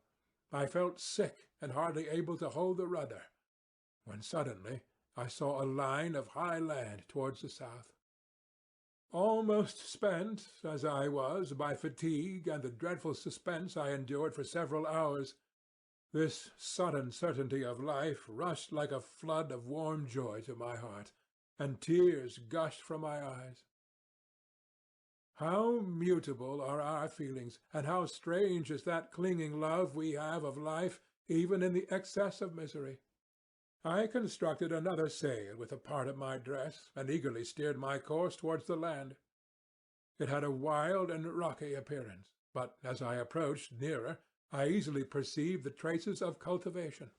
I saw vessels near the shore, and found myself suddenly transported back to the neighborhood of civilized man. I carefully traced the windings of the land, and hailed a steeple which I at length saw issuing from behind a small promontory. As I was in a state of extreme debility, I resolved to sail directly towards the town, as a place where I could most easily procure nourishment. Fortunately, I had money with me. As I turned the promontory, I perceived a small, neat town and a good harbour, which I entered, my heart bounding with joy at my unexpected escape. As I was occupied in fixing the boat and arranging the sails, several people crowded towards the spot. They seemed much surprised at my appearance, but instead of offering me any assistance, whispered together with gestures that at any other time might have produced in me a slight sensation of alarm. As it was, I merely remarked that they spoke English, and I therefore addressed them in that language. "My good friends," said I, "will you be so kind as to tell me the name of this town and inform me where I am?" "You will know that soon enough," replied a man with a hoarse voice. "Maybe you are come to a place that will not prove much to your taste, but you will not be consulted as to your quarters, I promise you." I was exceedingly surprised on receiving so rude an answer from a stranger, and I was also disconcerted on perceiving the frowning and angry countenances of his companions. "Why do you answer me so roughly?" I replied. "Surely it is not the custom of Englishmen to receive strangers so inhospitably?" "I do not know what the custom of the English may be, but it is the custom of the Irish to hate villains." While this strange dialogue continued, I perceived the crowd rapidly increase. Their faces expressed a mixture of curiosity and anger, which annoyed and in some degree alarmed me. I inquired the way to the inn, but no one replied. I then moved forward, and a murmuring sound arose from the crowd as they followed and surrounded me, when an ill-looking man approaching tapped me on the shoulder and said, "Come, sir, you must follow me to Mr. Curwen's to give an account of yourself." "Who is Mr. Curwen?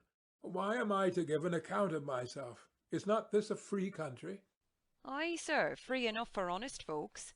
Mr. Curwen is a magistrate, and you are to give an account of the death of a gentleman who was found murdered here last night." This answer startled me, but I presently recovered myself. I was innocent. That could easily be proved. Accordingly, I followed my conductor in silence, and was led to one of the best houses in the town. I was ready to sink from fatigue and hunger, but being surrounded by a crowd, I thought it politic to rouse all my strength, that no physical debility might be construed into apprehension or conscious guilt. Little did I then expect the calamity that was in a few moments to overwhelm me, and extinguish in horror and despair all fear of ignominy or death. I must pause here, for it requires all my fortitude to recall the memory of the frightful events which I am about to relate in proper detail to my recollection. End of section 22. Chapter 21. I was soon introduced into the presence of the magistrate, an old benevolent man with calm and mild manners. He looked upon me, however, with some degree of severity, and then, turning towards my conductors, he asked who appeared as witnesses on this occasion. About half a dozen men came forward, and one being selected by the magistrate, he deposed that he had been out fishing the night before with his son and brother-in-law, Daniel Nugent. when, about 10 o'clock, they observed a strong northerly blast rising, and they accordingly put in for port. It was a very dark night, as the moon had not yet risen. They did not land at the harbour, but, as they had been accustomed, at a creek about 2 miles below. He walked on first, carrying a part of the fishing tackle, and his companions followed him at some distance. As he was proceeding along the sands, he struck his foot against something, and fell at his length on the ground. His companions came up to assist him, and by the light of their lantern they found that they had fallen on the body of a man, who was to all appearance dead. Their first supposition was that it was the corpse of some person who had been drowned and was thrown on shore by the waves, but on examination they found that the clothes were not wet, and even that the body was not then cold. They instantly carried it to the cottage of an old woman near the spot, and endeavoured, but in vain, to restore it to life. It appeared to be a handsome young man, about 25 years of age. He had apparently been strangled, for there was no sign of any evidence except the black mark of fingers on his neck. The first part of this deposition did not in the least interest me, but when the mark of the fingers was mentioned, I remembered the murder of my brother, and felt myself extremely agitated. My limbs trembled, and a mist came over my eyes, which obliged me to lean on a chair for support. The magistrate observed me with a keen eye, and of course drew an unfavourable augury from my manner. The son confirmed his father's account, but when Daniel Nugent was called, he swore positively that just before the fall of his companion he saw a boat with a single man in it at a short distance from the shore, and as far as he could judge by the light of a few stars, it was the same boat on which I had just landed. A woman deposed that she lived near the beach, and was standing at the door of her cottage, waiting for the return of the fishermen, about an hour before she heard the discovery of the body, when she saw a boat with only one man in it push off from that part of the shore where the corpse was afterwards found. Another woman confirmed the account of the fishermen having brought the body into her house. It was not cold. They put it into a bed and rubbed it, and Daniel went to the town for an apothecary, but life was quite gone. Several other men were examined concerning my landing, and they agreed that, with the strong north wind that had arisen during the night, it was very probable that I had been beaten about for many hours, and had been obliged to return nearly to the same spot from which I had departed. Besides, they observed that it appeared that I had brought the body from another place, and it was likely that, as I did not appear to know the shore, I might have put into the harbour, ignorant of the distance of the town from the place where I had deposited the corpse. Mr. Curwen, on hearing this evidence, desired that I should be taken into the room where the body lay for interment, that it might be observed what effect the sight of it would produce upon me. This idea was probably suggested by the extreme agitation I had exhibited when the mode of the murder had been described. I was accordingly conducted by the magistrate and several other persons to the inn. I could not help being struck by the strange coincidences that had taken place during this eventful night, but knowing that I had been conversing with several persons in the island I had inhabited about the time that the body had been found, I was perfectly tranquil as to the consequences of the affair. I entered the room where the corpse lay, and was led up to the coffin. How can I describe my sensations on beholding it? I feel yet parched with horror, nor can I reflect on that terrible moment without shuddering and agony. The examination, the presence of the magistrate and witnesses, passed like a dream from my memory, when I saw the lifeless form of Henry Clerval stretched before me. I gasped for breath, and throwing myself on the body, I exclaimed, "Have my murderous machinations deprived you also, my dearest Henry, of life? 2 have I already destroyed. Other victims await their destiny. But you, Clerval, my friend, my benefactor,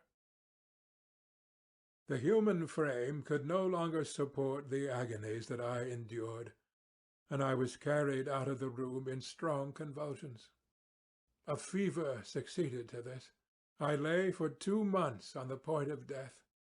My ravings, as I afterwards heard, were frightful. I called myself the murderer of William, of Justine, and of Clerval. Sometimes I entreated my attendants to assist me in the destruction of the fiend by whom I was tormented, and at others I felt the fingers of the monster already grasping my neck, and screamed aloud with agony and terror. Fortunately, as I spoke my native language, Mr. Kirwin alone understood me. But my gestures and bitter cries were sufficient to affright the other witnesses. Why did I not die? More miserable than man ever was before, why did I not sink into forgetfulness and rest? Death snatches away many blooming children, the only hopes of their doting parents. How many brides and youthful lovers have been one day in the bloom of health and hope, and the next a prey for worms and the decay of the tomb? Of what materials was I made, that I could thus resist so many shocks, which, like the turning of the wheel, continually renewed the torture? But I was doomed to live, and in 2 months found myself as awaking from a dream, in a prison, stretched on a wretched bed, surrounded by jailers, turnkeys, bolts, and all the miserable apparatus of a dungeon. It was morning, I remember, when I thus awoke to understanding. I had forgotten the particulars of what had happened, and only felt as if some great misfortune had suddenly overwhelmed me. But when I looked around and saw the barrel windows and the squalidness of the room in which I was, all flashed across my memory, and I groaned bitterly. The sound disturbed an old woman who was sleeping in a chair beside me. She was a hired nurse, the wife of one of the turnkeys, and her countenance expressed all those bad qualities which often characterize that class. The lines of her face were hard and rude, like that of persons accustomed to see without sympathizing in sights of misery. Her tone expressed her entire indifference. She addressed me in English, and the voice struck me as one that I had heard during my sufferings. "Are you better now, sir?" I replied in the same language, with a feeble voice, "I believe I am. But if it all be true, if indeed I did not dream, I am sorry that I am still alive to feel this misery and horror." "For that matter," replied the old woman, "if you mean about the gentleman you murdered, I believe that it were better for you if you were dead, for I fancy it will go hard with you. However, that's none of my business. I am sent to nurse you and get you well. I do my duty with a safe conscience. It were well if everybody did the same." I turned with loathing from the woman who could utter so unfeeling a speech to a person just saved on the very edge of death, but I felt languid and unable to reflect on all that had passed. The whole series of my life appeared to me as a dream. I sometimes doubted if indeed it were all true, for it never presented itself to my mind with the force of reality. As the images that floated before me became more distinct, I grew feverish. A darkness pressed around me. No one was near me who soothed me with a gentle voice of love. No dear hand supported me. The physician came and prescribed medicines, and the old woman prepared them for me. But utter carelessness was visible in the first, and the expression of brutality was strongly marked in the visage of the second. Who could be interested in the fate of a murderer but the hangman who would gain his fee? These were my first reflections, but I soon learned that Mr. Kirwin had shown me extreme kindness. He had caused the best room in the prison to be prepared for me. Wretched indeed was the best. And it was he who had provided a physician and a nurse. It is true he seldom came to see me, for although he ardently desired to relieve the sufferings of every human creature, he did not wish to be present at the agonies and miserable ravings of a murderer. He came, therefore, sometimes to see that I was not neglected, but his visits were short and with long intervals. One day, while I was gradually recovering, I was seated in a chair, my eyes half open and my cheeks livid like those in death. I was overcome by gloom and misery, and often reflected that I had better seek death than desire to remain in a world which to me was replete with wretchedness. At one time I considered whether I should not declare myself guilty and suffer the penalty of the law, less innocent than poor Justine had been. Such were my thoughts, when the door of my apartment was opened and Mr. Curwen entered. His countenance expressed sympathy and compassion. He drew a chair close to mine, and addressed me in French.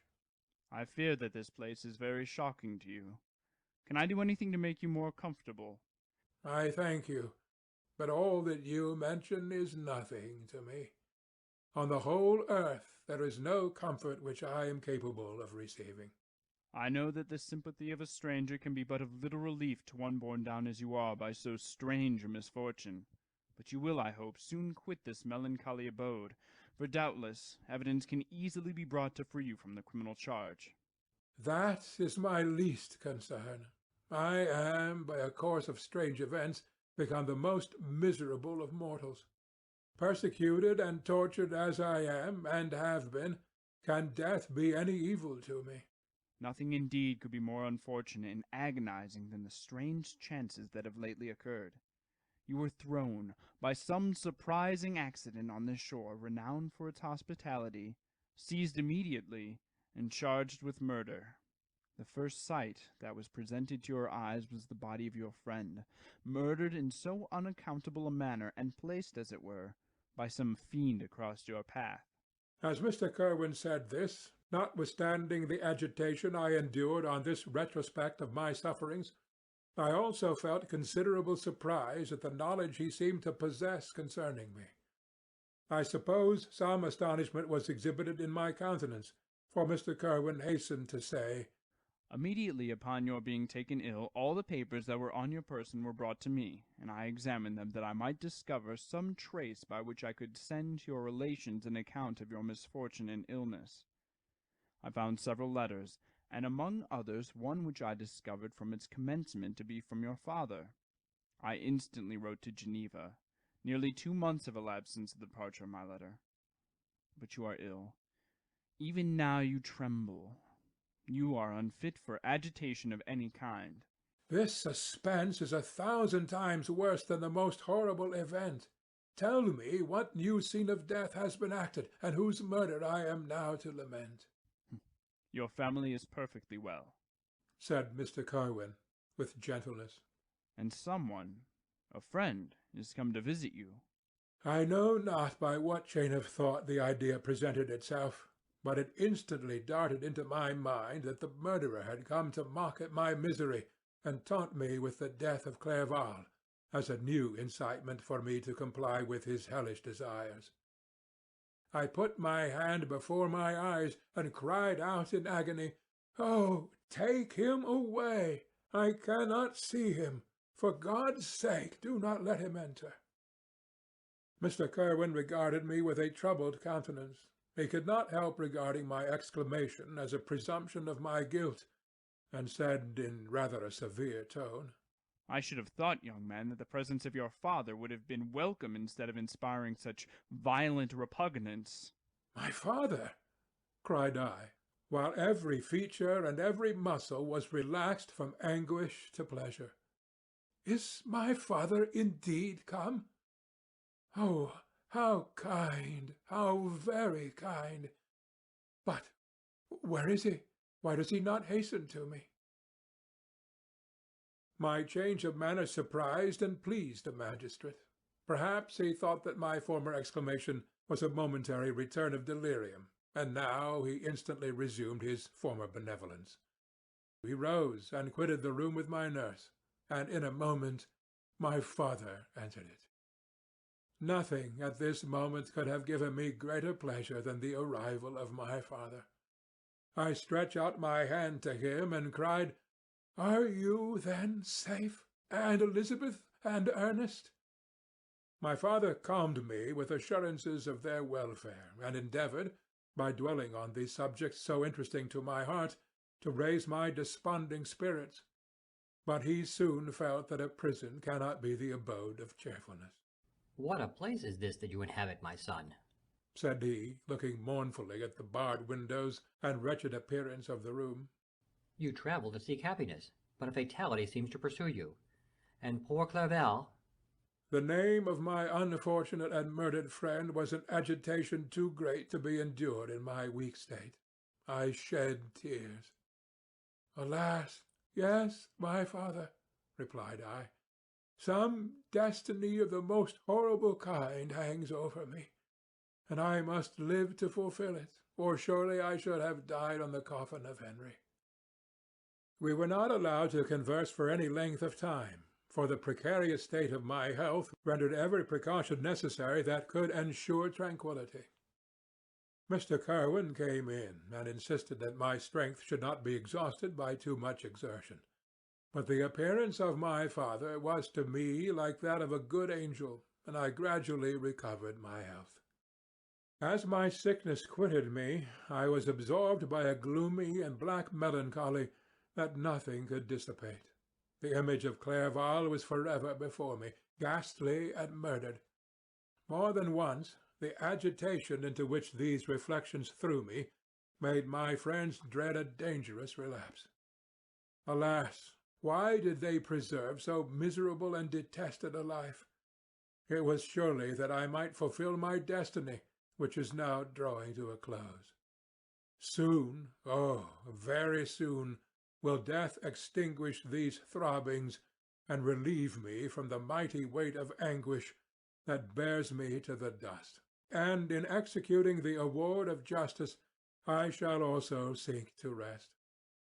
Then the appearance of death was distant, although the wish was ever present to my thoughts, and I often sat for hours motionless and speechless, wishing for some mighty revolution that might bury me and my destroyer in its ruins.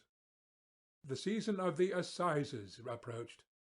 I had already been 3 months in prison, and although I was still weak and in continual danger of a relapse, I was obliged to travel nearly 100 miles to the country town where the court was held.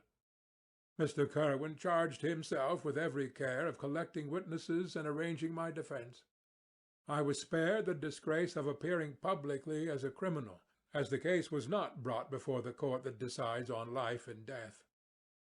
The grand jury rejected the bill, on its being proved that I was on the Orkney Islands at the hour the body of my friend was found, and a fortnight after my removal I was liberated from prison. My father was enraptured on finding me freed from the vexations of a criminal charge, that I was again allowed to breathe the fresh atmosphere and permitted to return to my native country. I did not participate in these feelings, for to me the walls of a dungeon or a palace are alike hateful. The cup of life was poisoned forever, and although the sun shone upon me as upon the happy and gay of heart, I saw around me nothing but a dense and frightful darkness, penetrated by no light but the glimmer of 2 eyes that glared upon me. Sometimes they were the expensive eyes of Henry, languishing in death, the dark orbs nearly covered by the lids, and the long black lashes that fringed them. Sometimes it was the watery, clouded eyes of the monster, as I first saw them in my chamber at Ingolstadt. My father tried to awaken in me the feelings of affection. He talked of Geneva, which I should soon visit, of Elizabeth and Ernest, but these words only drew deep groans from me. Sometimes, indeed, I felt a wish for happiness, and thought with melancholy delight of my beloved cousin, or longed with a devouring maladie du pays to see once more the blue lake and rapid Rhone that had been so dear to me in early childhood. But my general state of feeling was a torpor, in which a prison was as welcome as a residence as the divinest scene in nature. and these fits were seldom interrupted but by paroxysms of anguish and despair. At these moments I often endeavoured to put an end to the existence I loathed, and it required unceasing attendance and vigilance to restrain me from committing some dreadful act of violence. Yet one duty remained to me, the recollection of which finally triumphed over my selfish despair. It was necessary that I should return without delay to Geneva, there to watch over the lives of those I so fondly loved, and to lie in wait for the murderer, that if any chance led me to the place of his concealment, or if he dared again to blast me by his presence, I might, with unfailing aim, put an end to the existence of the monstrous image which I had endured with the mockery of a soul still more monstrous. My father still desired to delay our departure, fearful that I could not sustain the fatigues of a journey, for I was a shattered wreck, the shadow of a human being. My strength was gone. I was a mere skeleton, and fever night and day preyed upon my wasted frame. Still, as I urged our leaving Ireland with such inquietude and impatience, my father thought it best to yield. We took our passage on board a vessel bound for Havre de Grace, and sailed with a fair wind from the Irish shores. It was midnight. I lay on the deck looking at the stars and listening to the dashing of the waves. I hailed the darkness that shut Ireland from my sight, and my pulse beat with a feverish joy when I reflected that I should soon see Geneva. The past appeared to me in the light of a frightful dream, yet the vessel in which I was, the wind that blew me from the detested shore of Ireland, and the sea which surrounded me, told me too forcibly that I was deceived by no vision, and that Clerval, my friend and dearest companion, had fallen a victim to me and the monster of my creation. I repassed in my memory my whole life, my quiet happiness while residing with my family in Geneva, the death of my mother, and my departure from Ingolstadt. I remembered, shuddering, the mad enthusiasm that hurried me on to the creation of my hideous enemy, and I called to mind the night in which he had first lived. I was unable to pursue the train of thought. 1,000 feelings pressed upon me, and I wept bitterly.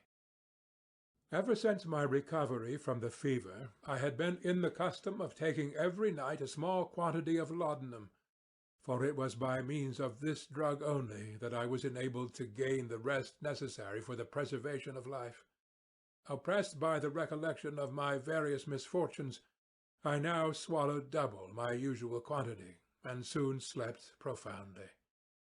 But sleep did not afford me respite from thought and misery.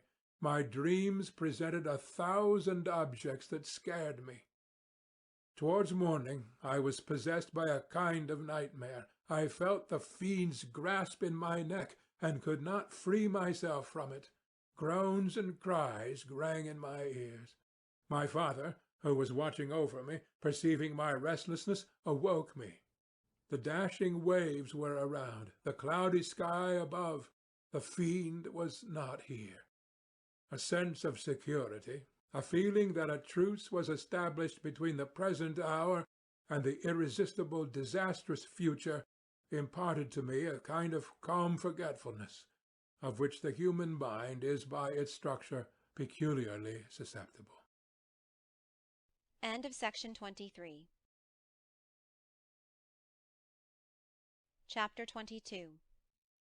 The voyage came to an end. We landed and proceeded to Paris. I soon found that I had overtaxed my strength, and that I must repose before I could continue my journey. My father's care and attentions were indefatigable, but he did not know the origin of my sufferings, and sought erroneous methods to remedy the incurable ill. He wished me to seek amusement in society. I abhorred the face of man. Oh, not abhorred, they were brethren, my fellow beings, and I felt attracted even to the most repulsive among them, as to creatures of an angelic nature and celestial mechanism, but I felt that I had no right to share their intercourse. I had unchained an enemy among them whose joy it was to shed their blood and to revel in their groans. How they would, each and all, abhor me and hunt me from the world, did they know my unhallowed acts and the crimes which had their source in me. My father yielded at length to my desire to avoid society, and strove by various arguments to banish my despair. Sometimes he thought I felt deeply the degradation of being obliged to answer a charge of murder, and he endeavoured to prove to me the futility of hope. "Alas, my father," said I, "how little do you know me! Human beings, their feelings and passions, would indeed be degraded if such a wretch as I felt pride. Justine, poor unhappy Justine, was as innocent as I, and she suffered the same charge. She died for it, and I am the cause of this. I murdered her. William, Justine, and Henry, they all died by my hands." My father had often, during my imprisonment, heard me make the same assertion. When I thus accused myself, he sometimes seemed to desire an explanation, and at others he prepared to consider it as the offspring of delirium, and that, during my illness, some idea of this kind had presented itself to my imagination, the remembrance of which I preserved in my convalescence. I avoided explanation, and maintained a continual silence concerning the wretch I had created. I had a persuasion that I should be supposed mad, and this in itself would forever have chained my tongue. But besides, I could not bring myself to disclose a secret which would fill my hearer with consternation, and make fear and unnatural horror the inmates of his breast. I checked, therefore, my impatient thirst for sympathy, and was silent when I would have given the world to have confided the fatal secret. Yet still, words like those I have recorded would burst uncontrollably from me. I could offer no explanation of them, but their truth in part relieved the burden of my mysterious woe. Upon this occasion my father said, with an expression of unbounded wonder, "My dearest Victor, what infatuation is this? My dear son, I entreat you never to make such an assertion again." "I am not mad," I said energetically.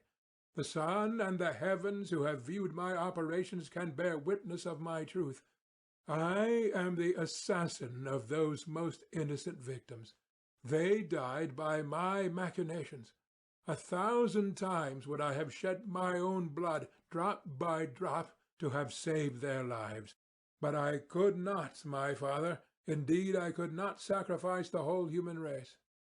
The conclusion of this speech convinced my father that my ideas were deranged, and he instantly changed the subject of our conversation, and endeavoured to alter the course of my thoughts.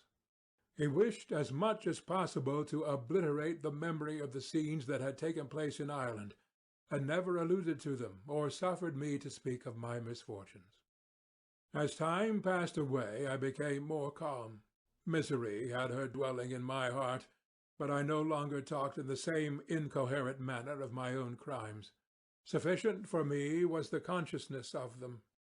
By the utmost self-violence I curbed the imperious voice of wretchedness, which sometimes desired to declare itself to the whole world, and my manners were calmer and more composed than they had ever been since my journey to the sea of ice. A few days before we left Paris on our way to Switzerland, I received the following letter from Elizabeth. My dear friend, it gave me the greatest pleasure to receive a letter from my uncle dated at Paris.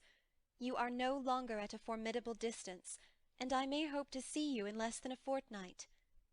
My poor cousin, how much you must have suffered! I expect to see you looking even more ill than when you quitted Geneva. This winter has been passed most miserably, tortured as I have been by anxious suspense. Yet I hope to see peace in your countenance, and to find that your heart is not totally void of comfort and tranquillity. Yet I fear that the same feelings now exist that made you so miserable a year ago, even perhaps augmented by time. I would not disturb you at this period, when so many misfortunes weigh upon you, but a conversation that I had with my uncle previous to his departure renders some explanation necessary before we meet. Explanation? You may possibly say, what can Elizabeth have to explain? If you really say this, my questions are answered, and all my doubts satisfied. But you are distant from me, and it is possible that you may dread and yet be pleased with this explanation, and in a probability of this being the case, I dare not any longer postpone writing what, during your absence, I have often wished to express to you, but have never had the courage to begin. You well know, Victor, that our union had been the favourite plan of your parents ever since our infancy. We were told this when young, and taught to look forward to it as an event that would certainly take place. We were affectionate playfellows during childhood, and I believe dear and valued friends to one another as we grew older. But as brother and sister often entertain a lively affection towards each other without desiring a more intimate union, may not such also be our case? Tell me, dearest Victor, answer me, I conjure you by our mutual happiness, with simple truth. Do you not love another? You have travelled, you have spent several years of your life at Ingolstadt, and I confess to you, my friend, that when I saw you last autumn so unhappy, flying to solitude from the society of every creature, I could not help supposing that you might regret our connection, and believe yourself bound in honour to fulfil the wishes of your parents, although they opposed themselves to your inclinations. But this is false reasoning. I confess to you, my friend, that I love you, and that in my airy dreams of futurity you have been my constant friend and companion. But it is your happiness I desire as well as my own, when I declare to you that our marriage would render me eternally miserable unless it were the dictate of your own free choice. Even now I weep to think that, borne down as you are by the cruelest misfortunes, you may stifle, by the word honour, all hope of that love and happiness which would alone restore you to yourself. I, who have so disinterested an affection for you, may increase your miseries tenfold by being an obstacle to your wishes. Oh, Victor, be assured that your cousin and playmate has too sincere a love for you not to be made miserable by the supposition. Be happy, my friend, and if you obey me in this one request, remain satisfied that nothing on earth will have the power to interrupt my tranquillity. Do not let this letter disturb you. Do not answer tomorrow, or the next day, or even until you come, if it will give you pain. My uncle will send me news of your health, and if I see but one smile on your lips when we meet, occasioned by this or any other exertion of mine, I shall need no other happiness. Elizabeth Lavenza, Geneva, May 18th, 17 . This letter revived in my memory what I had before forgotten, the threat of the fiend. I will be with you on your wedding night. Such was my sentence, and on that night would the demon employ every art to destroy me and tear me from the glimpse of happiness which promised partly to console my sufferings. On that night he had determined to consummate his crimes by my death. Well, be it so.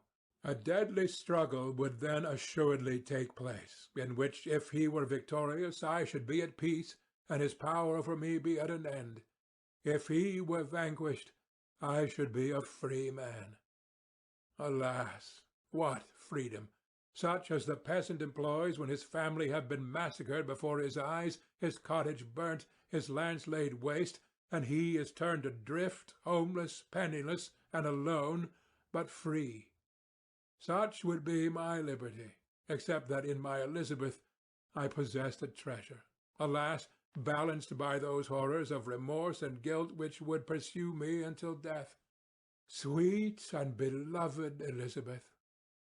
I read and re-read her letter, and some softened feelings stole into my heart and dared to whisper paradisiacal dreams of love and joy. But the apple was already eaten, and the angel's arm bared to drive me from all hope. Yet I would die to make her happy. If the monster executed his threat, death was inevitable. Yet again I considered whether my marriage would hasten my fate. My destruction might indeed arrive a few months sooner, But if my torturer should suspect that I postponed it, influenced by his menaces, he would surely find other and perhaps more dreadful means of revenge. He had vowed to be with me on my wedding night, yet he did not consider that threat as binding him to peace in the meantime, for as if to show me that he was not yet satiated with blood, he had murdered Clerval immediately after the enunciation of his threats. I resolved, therefore, that if my immediate union with my cousin would induce either to hers or to my father's happiness, my adversary's designs against my life should not retard it a single hour. In this state of mind I wrote to Elizabeth. My letter was calm and affectionate. "I fear, my beloved girl," I said, "little happiness remains for us on earth, yet all that I may one day enjoy is centred in you. Chase away your idle fears. To you alone do I consecrate my life and my endeavours for contentment. I have one secret, Elizabeth, a dreadful one. When revealed to you, it will chill your frame with horror, and then, far from being surprised at my misery, you will only wonder that I survive what I have endured. I will confide this tale of misery and terror to you the day after our marriage shall take place. For, my sweet cousin, there must be perfect confidence between us. But until then, I conjure you, do not mention or allude to it. This I most earnestly entreat, and I know you will comply." In about a week after the arrival of Elizabeth's letter, we returned to Geneva. The sweet girl welcomed me with warm affection, yet tears were in her eyes as she beheld my emaciated frame and feverish cheeks. I saw a change in her also. She was thinner and had lost much of that heavenly vivacity that had before charmed me. But her gentleness and soft looks of compassion made her a more fit companion for one blasted and miserable as I was. The tranquillity which I now enjoyed did not endure. Memory brought madness with it, and when I thought of what had passed, a real insanity possessed me. Sometimes I was furious and burnt with rage, sometimes low and despondent. I neither spoke nor looked at any one, but sat motionless, bewildered by the multitude of miseries that overcame me. Elizabeth alone had the power to draw me from these fits. Her gentle voice would soothe me when transported by passion, and inspire me with human beings when sunk in torpor. She wept with me and for me. When reason returned, she would remonstrate and endeavour to inspire me with resignation. Ah, it is well for the unfortunate to be resigned, but for the guilty there is no peace. The agonies of remorse poison the luxury that is otherwise sometimes found in indulging the excess of grief. Soon after my arrival, my father spoke of my immediate marriage with Elizabeth.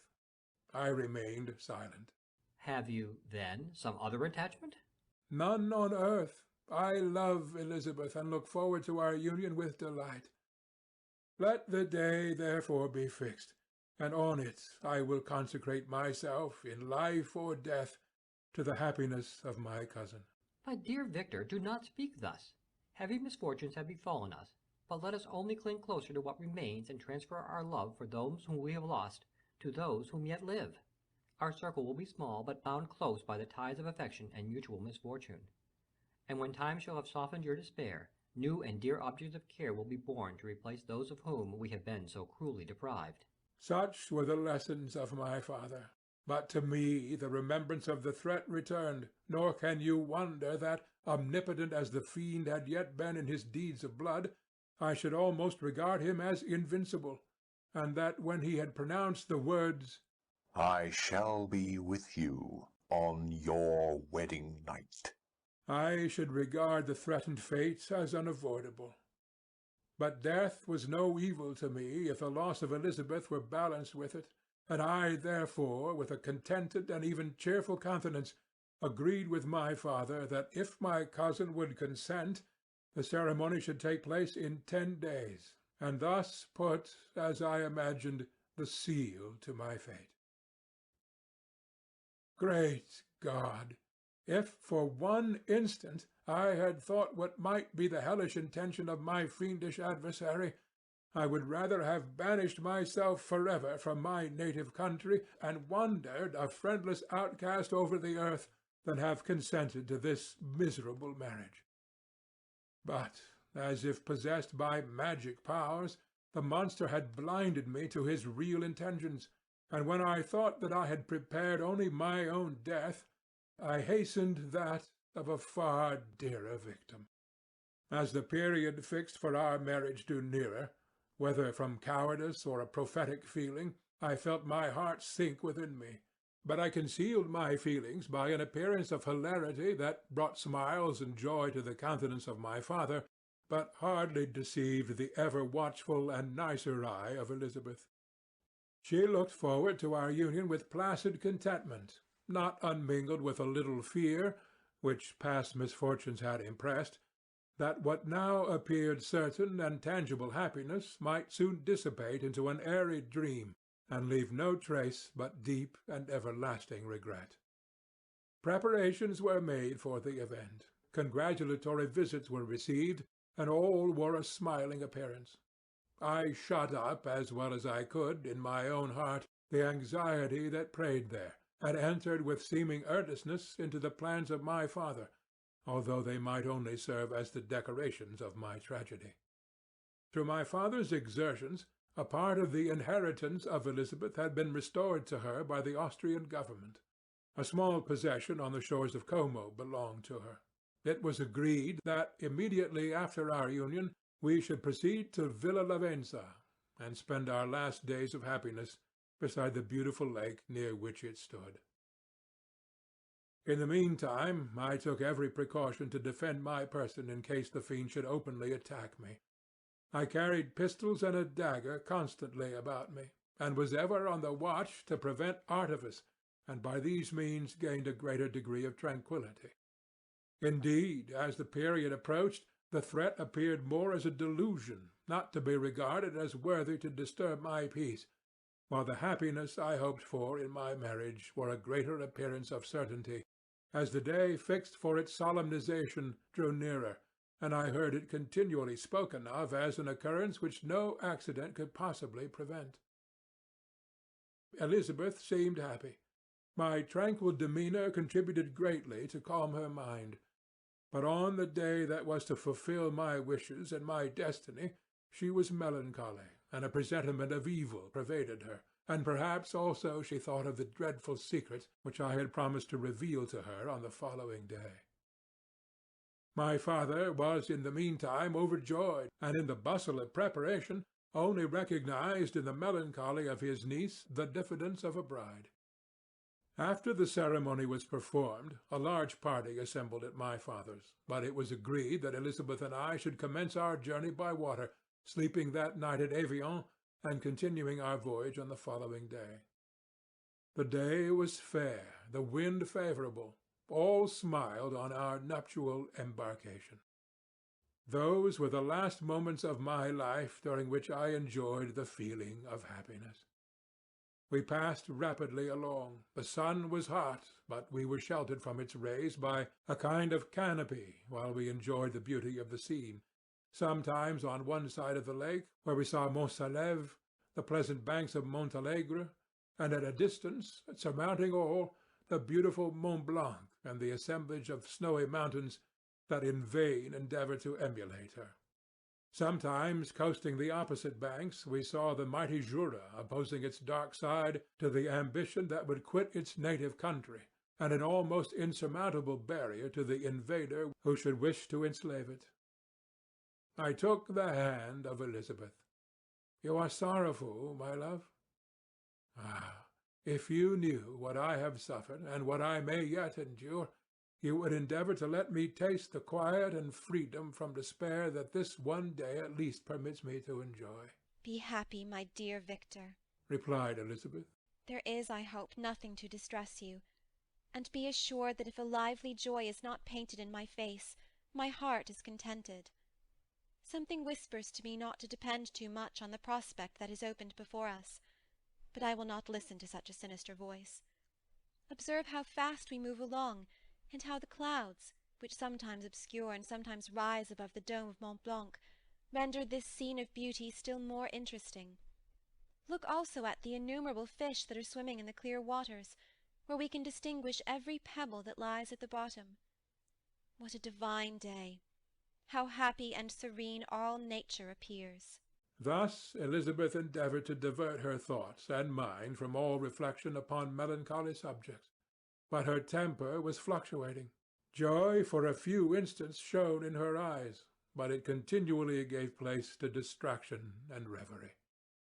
The sun sank lower in the heavens. We passed the river Drance and observed its path through the chasms of the higher and the glens of the lower hills. The Alps here come closer to the lake, and we approached the amphitheatre of mountains which forms its eastern boundary. The spire of Evian shone under the woods that surrounded it, and the range of mountain above mountain by which it was overhung. The wind, which had hitherto carried us along with amazing rapidity, sank at sunset to a light breeze. The soft air just riffled the water, and caused a pleasant motion among the trees as we approached the shore, from which it wafted the most delightful scent of flowers and hay. The sun sank beneath the horizon as we landed, and as I touched the shore, I felt those cares and fears revive which soon were to clasp me and cling to me forever. End of section 24. Chapter 23. It was 8 o'clock when we landed. We walked for a short time on the shore, enjoying the transitory light, and then retired to the inn and contemplated the lovely scene of waters, woods, and mountains, obscured in darkness, yet displaying their black outlines. The wind, which had fallen in the south, now rose with great violence in the west. The moon had reached her summit in the heavens and was beginning to descend. The clouds swept across it swifter than the flight of the vulture, and dimmed her rays, while the lake reflected the scene of the busy heavens, rendered still busier by the restless waves that were beginning to rise. Suddenly a heavy storm of rain descended. I had been calm during the day, but so soon as night obscured the shapes of objects, 1,000 fears arose in my mind. I was anxious and watchful, while my right hand grasped a pistol which was hidden in my bosom. Every sound terrified me, but I resolved that I would sell my life dearly and not shrink from the conflict until my own life or that of my adversary was extinguished. Elizabeth observed my agitation for some time in timid and fearful silence, but there was something in my glance which communicated terror to her, and trembling, she asked, "What is it that agitates you, my dear Victor? What is it you fear?" "Oh, peace, peace, my love," replied I. "This night and all will be safe, but this night is dreadful, very dreadful." I passed an hour in this state of mind, when suddenly I reflected how fearful the combat which I momentarily expected would be to my wife, and I earnestly entreated her to retire, resolving not to join her until I had obtained some knowledge as to the situation of my enemy. She left me, and I continued some time walking up and down the passages of the house and inspecting every corner that might afford a retreat to my adversary. But I discovered no trace of him, and was beginning to conjecture that some fortunate chance had intervened to prevent the execution of his menaces, when suddenly I heard a shrill and dreadful scream. It came from the room into which Elizabeth had retired. As I heard it, the whole truth rushed into my mind. My arms dropped, the motion of every muscle and fibre was suspended. I could feel the blood trickling in my veins and tingling in the extremities of my limbs. This state lasted but for an instant. The scream was repeated, and I rushed into the room. Great God! Why did I not then expire? Why am I here to relate the destruction of the best hope in the purest creature on earth? She was there, lifeless and inanimate, thrown across the bed, her head hanging down, and her pale and distorted features half covered by her hair. Everywhere I turn I see the same figure, her bloodless arms and relaxed form flung by the murderer on its bridal bier. Could I behold this and live? Alas, life is obstinate, and clings closest where it is most hated. For a moment only did I lose recollection. I fell senseless on the ground. When I recovered, I found myself surrounded by the people of the inn. Their countenances expressed a breathless terror, but the horror of others appeared only as a mockery, a shadow of the feelings that oppressed me. I escaped from them to the room where lay the body of Elizabeth, my love, my wife, so lately living, so dear, so worthy. She had been moved from the posture in which I had first beheld her, and now, as she lay, her head upon her arm, and a handkerchief thrown across her face and neck, I might have supposed her asleep. I rushed towards her and embraced her with ardour, but the deadly languor and coldness of the limbs told me that what I now held in my arms had ceased to be the Elizabeth whom I had loved and cherished. The murderous mark of the fiend's grasp was on her neck, and the breath had ceased to issue from her lips. While I still hung over her in the agony of despair, I happened to look up. The windows of the room had before been darkened, and I felt a kind of panic on seeing the pale yellow light of the moon illuminate the chamber. The shutters had been thrown back, and with a sensation of horror not to be described, I saw at the open window a figure the most hideous and abhorred. A grin was on the face of the monster. He seemed to jeer, as with his fiendish finger he pointed towards the corpse of my wife. I rushed towards the window, and drawing a pistol from my bosom, fired.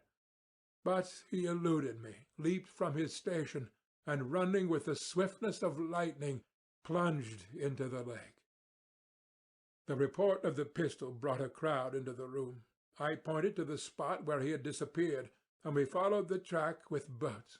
Nets were cast, but in vain. After passing several hours, we returned hopeless, most of my companions believing it to have been a form conjured up by my fancy.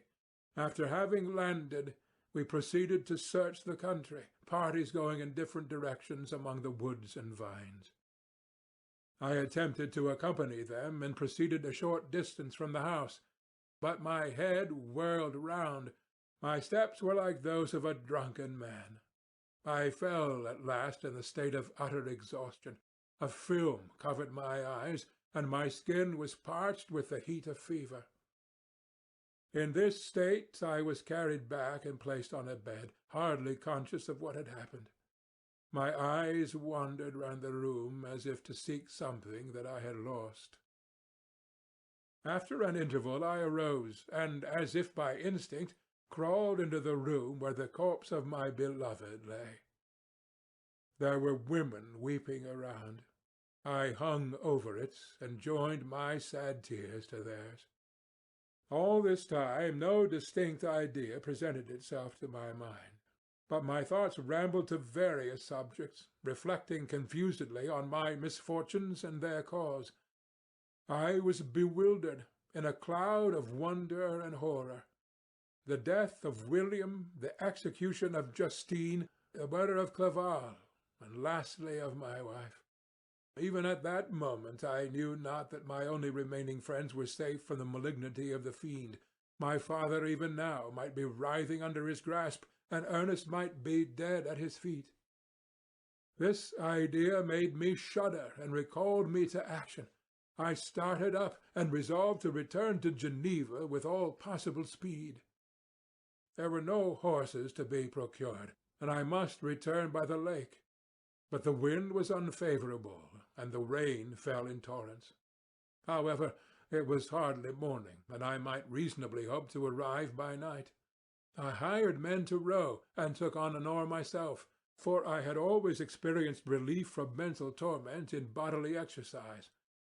but the overflowing misery I now felt, and the excess of agitation that I endured, rendered me incapable of any exertion. I threw down the oar, and leaning my head upon my hands, gave way to every gloomy idea that arose. If I looked up, I saw scenes which were familiar to me in my happier time, and which I had contemplated but the day before in the company of her who was now but a shadow and a recollection. Tears streamed from my eyes. The rain had ceased for a moment, and I saw the fish play in the waters as they had done a few hours before. They had then been observed by Elizabeth. Nothing is so painful to the human mind as a great and sudden change. The sun might shine or the clouds might lower, but nothing could appear to me as it had done the day before. A fiend had snatched from me every hope of future happiness. No creature had ever been so miserable as I was. So frightful an event is single in the history of man. But why should I dwell upon the incidents that followed this last overwhelming event? Mine has been a tale of horrors. I have reached their acme, and what I must now relate can be but tedious to you. Know that, one by one, my friends were snatched away. I was left desolate. My own strength is exhausted, and I must tell, in a few words, what remains of my hideous narration. I arrived at Geneva. My father and Ernest yet lived, but the former sunk under the tidings that I bore. I see him now, excellent and venerable old man. His eyes wandered in vacancy, for they had lost their charm and their delight. His Elizabeth, his more than daughter, whom he doted on with all that affection which a man feels, who in the decline of life, having few affections, clings more earnestly to those that remain. Cursed, cursed be the fiend that brought misery on his grey hairs and doomed him to waste in wretchedness. He could not live under the horrors that were accumulated around him. The springs of existence suddenly gave way. He was unable to rise from his bed, and in a few days he died in my arms. What then became of me? I know not. I lost sensation, and chains and darkness were the only objects that pressed upon me. Sometimes, indeed, I dreamt that I wandered in flowery meadows and pleasant vales with the friends of my youth, but I awoke and found myself in a dungeon. Melancholy followed, but by degrees I gained a clear conception of my miseries and situation, and was then released from my prison. For they had called me mad, and during many months, as I understood, a solitary cell had been my habitation. Liberty, however, had been a useless gift to me, had I not, as I awakened to reason, at the same time awakened to revenge. As the memory of past misfortunes pressed upon me, I began to reflect on their cause.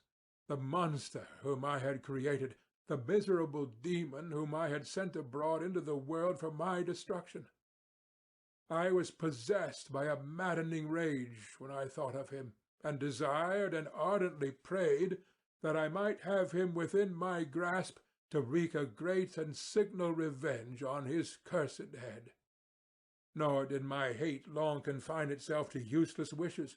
I began to reflect on the best means of securing him, and for this purpose, about a month after my release, I repaired to a criminal judge in the town, and told him that I had an accusation to make, that I knew the destroyer of my family, and that I required him to exert his whole authority for the apprehension of the murderer. The magistrate listened to me with attention and kindness. "Be assured, sir," said he, "no pains or exertions on my part shall be spared to discover the villain." "I thank you," replied I. "Listen, therefore, to the deposition that I have to make. It is indeed a tale so strange that I should fear you would not credit it were there not something in truth which, however wonderful, forces conviction. The story is too connected to be mistaken for a dream, and I have no motive for falsehood. My manner, as I thus addressed him, was impressive but calm. I had formed in my own heart a resolution to pursue my destroyer to death, and this purpose quieted my agony, and for an interval reconciled me to life.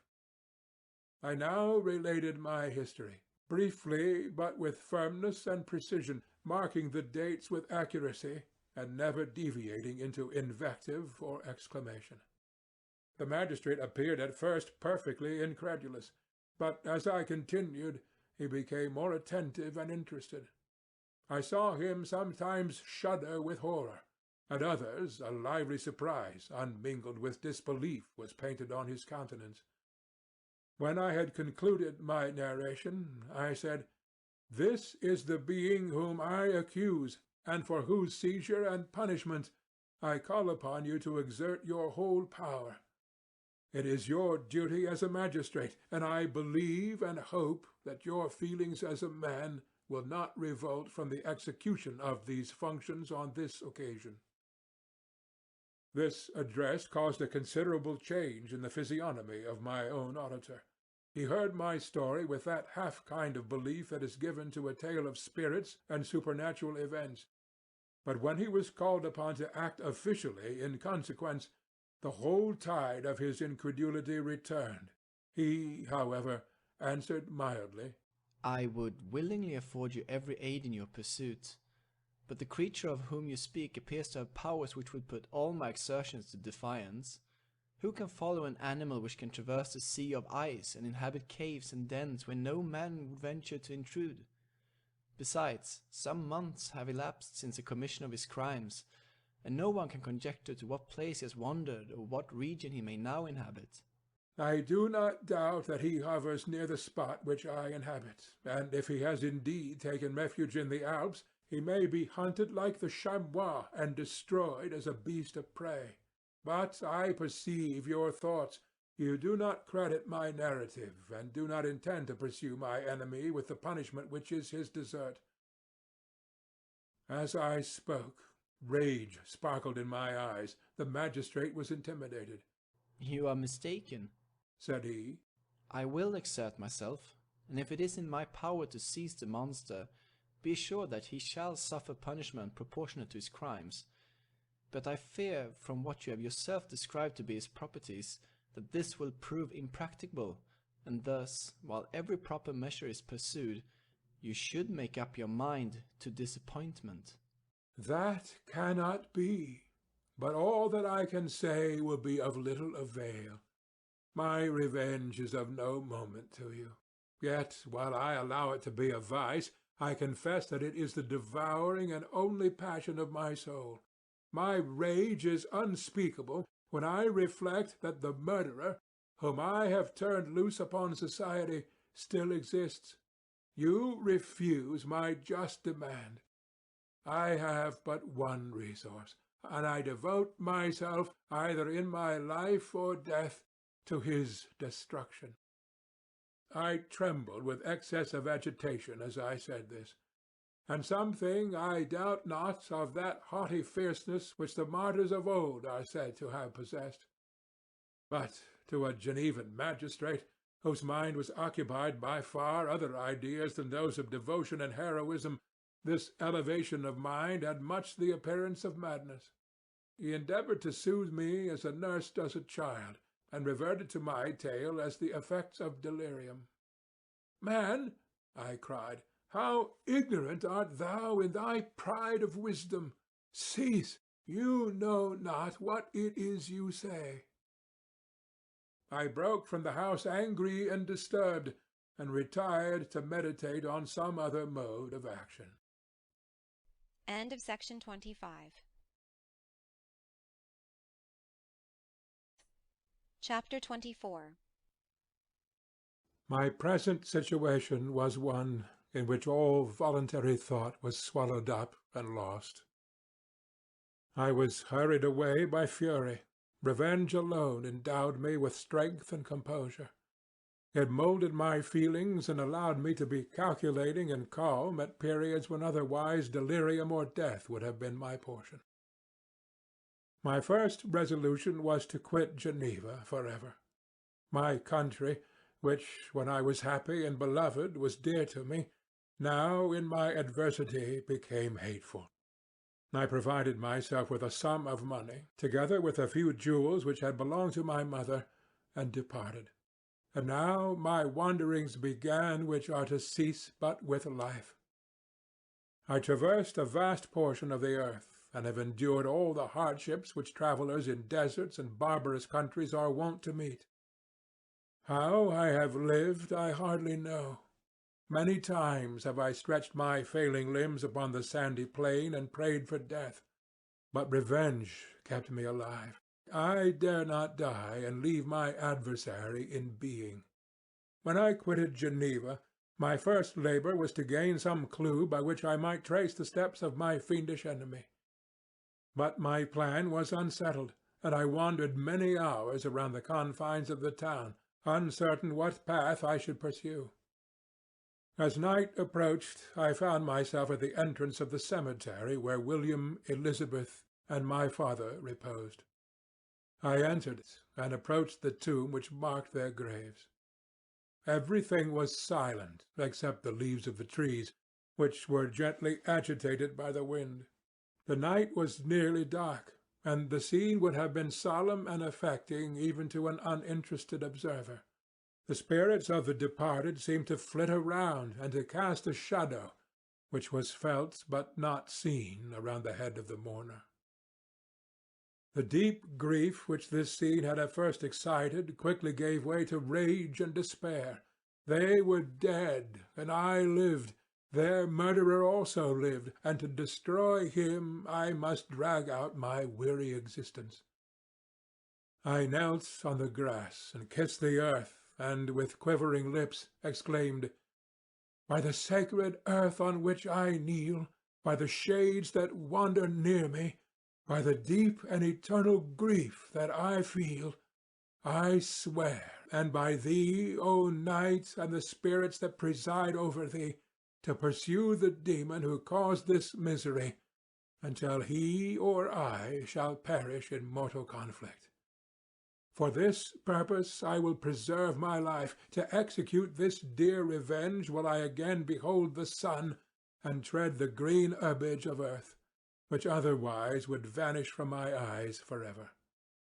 And I call on you, spirits of the dead, and on you, wandering ministers of vengeance, to aid and conduct me in my work. Let the cursed and hellish monster drink deep of agony. Let him feel the despair that now torments me."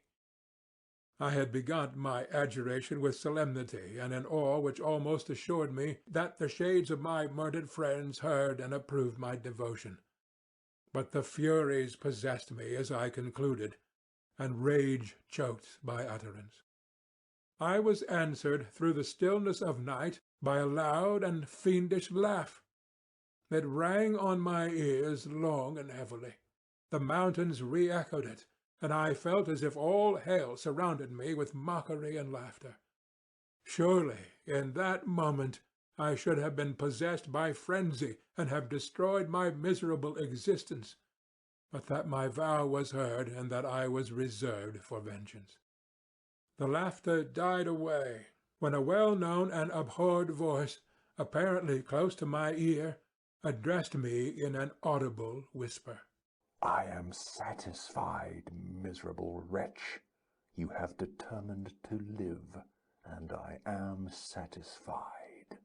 I darted towards the spot from which the sound proceeded, but the devil eluded my grasp. Suddenly the broad disk of the moon arose and shone full upon his ghastly and distorted shape as he fled with more than mortal speed. I pursued him, and for many months this has been my task. Guided by a slight clue, I followed the windings of the Rhone, but vainly. The blue Mediterranean appeared, and by a strange chance I saw the fiend enter by night and hide himself in a vessel bound for the Black Sea. I took my passage in the same ship, but he escaped, I know not how. Amidst the wiles of Tartary and Russia, although he still evaded me, I have ever followed in his track. Sometimes the peasants, scared by this horrid apparition, informed me of his path. Sometimes he himself, who feared that if I lost all trace of him I should despair and die, left some mark to guide me. The snows descended on my head, and I saw the print of his huge step on the white plain. To you first entering on life, to whom care is new and agony unknown, how can you understand what I have felt and still feel? Cold, want, and fatigue were the last pains which I was destined to endure. I was cursed by some devil, and carried about with me my eternal hell. Yet still a spirit of good followed and directed my steps, and when I most murmured, would suddenly extricate me from seemingly insurmountable difficulties. Sometimes, when nature, overcome by hunger, sank under the exhaustion, a repast was prepared for me in the desert that restored and inspirited me. The fare was indeed coarse, such as the peasants of the country ate, but I will not doubt that it was set there by the spirits that I had invoked to aid me. Often, when all was dry, the heavens cloudless, and I was parched by thirst, a slight cloud would bedim the sky, shed the few drops that revived me, and vanish. I followed, when I could, the courses of the rivers, but the demon generally avoided these, as it was here that the population of the country chiefly collected. In other places human beings were seldom seen, and I generally subsisted on the wild animals that crossed my path. I had money with me, and gained the friendship of the villagers by distributing it. Or I brought with me some food that I had killed, which, after taking a small part, I always presented to those who had provided me with fire and utensils for cooking. My life, as it passed thus, was indeed hateful to me, and it was during sleep alone that I could taste joy. Oh, blessed sleep! Often, when most miserable, I sank to repose, and my dreams lulled me even to rapture. The spirits that guarded me had provided these moments, or rather hours, of happiness, that I might retain strength to fulfill my pilgrimage. Deprived of this respite, I should have sunk under my hardships. During the day I was sustained and inspirited by the hope of night, for in sleep I saw my friends, my wife, and my beloved country. Again I saw the benevolent countenance of my father, heard the silver tones of my Elizabeth's voice, and beheld Clerval enjoying health and youth. Often, when wearied by a toilsome march, I persuaded myself that I was dreaming until night should come, and that I should then enjoy reality in the arms of my dearest friends. What agonizing fondness did I feel for them! How did I cling to their dear forms, as sometimes they haunted even my waking hours, and persuade myself that they still lived! At such moments vengeance that burned within me died in my heart, and I pursued my path towards the destruction of the demon more as a task enjoined by heaven, as the mechanical impulse of some power of which I was unconscious, than as the ardent desire of my soul. What his feelings were whom I pursued I cannot know. Sometimes, indeed, he left marks in writing on the barks of the trees or cut in stone that guided me and instigated my fury. My reign is not yet over. These words were legible in one of these inscriptions. You live, and my power is complete. Follow me. I seek the everlasting ices of the north, where you will feel the misery of cold and frost, to which I am impassive. You will find near this place, if you follow not too tardily, a dead hare. Eat and be refreshed. Come on, my enemy. We have yet to wrestle for our lives, but many hard and miserable hours must you endure until that period shall arrive. Scoffing devil! Again do I vow vengeance, again do I devote thee, miserable fiend, to torture and death. Never will I give up my search until he or I perish, and then with what ecstasy shall I join my Elizabeth and my departed friends, who even now prepare for me the reward of my tedious toil and horrible pilgrimage. As I still pursued my journey to the northward, the snows thickened, and the cold increased in a degree almost too severe to support. The peasants were shut up in their hovels, and only a few of the most hardy ventured forth to seize the animals whom starvation had forced from their hiding-places to seek for prey. The rivers were covered with ice, and no fish could be procured. And thus I was cut off from my chief article of maintenance. The triumph of my enemy increased with the difficulty of my labours. One inscription that he left was in these words: Prepare. Your toils only begin. Wrap yourself in furs and provide food, for we shall soon enter upon a journey where your sufferings will satisfy my everlasting hatred. My courage and perseverance were invigorated by these scoffing words.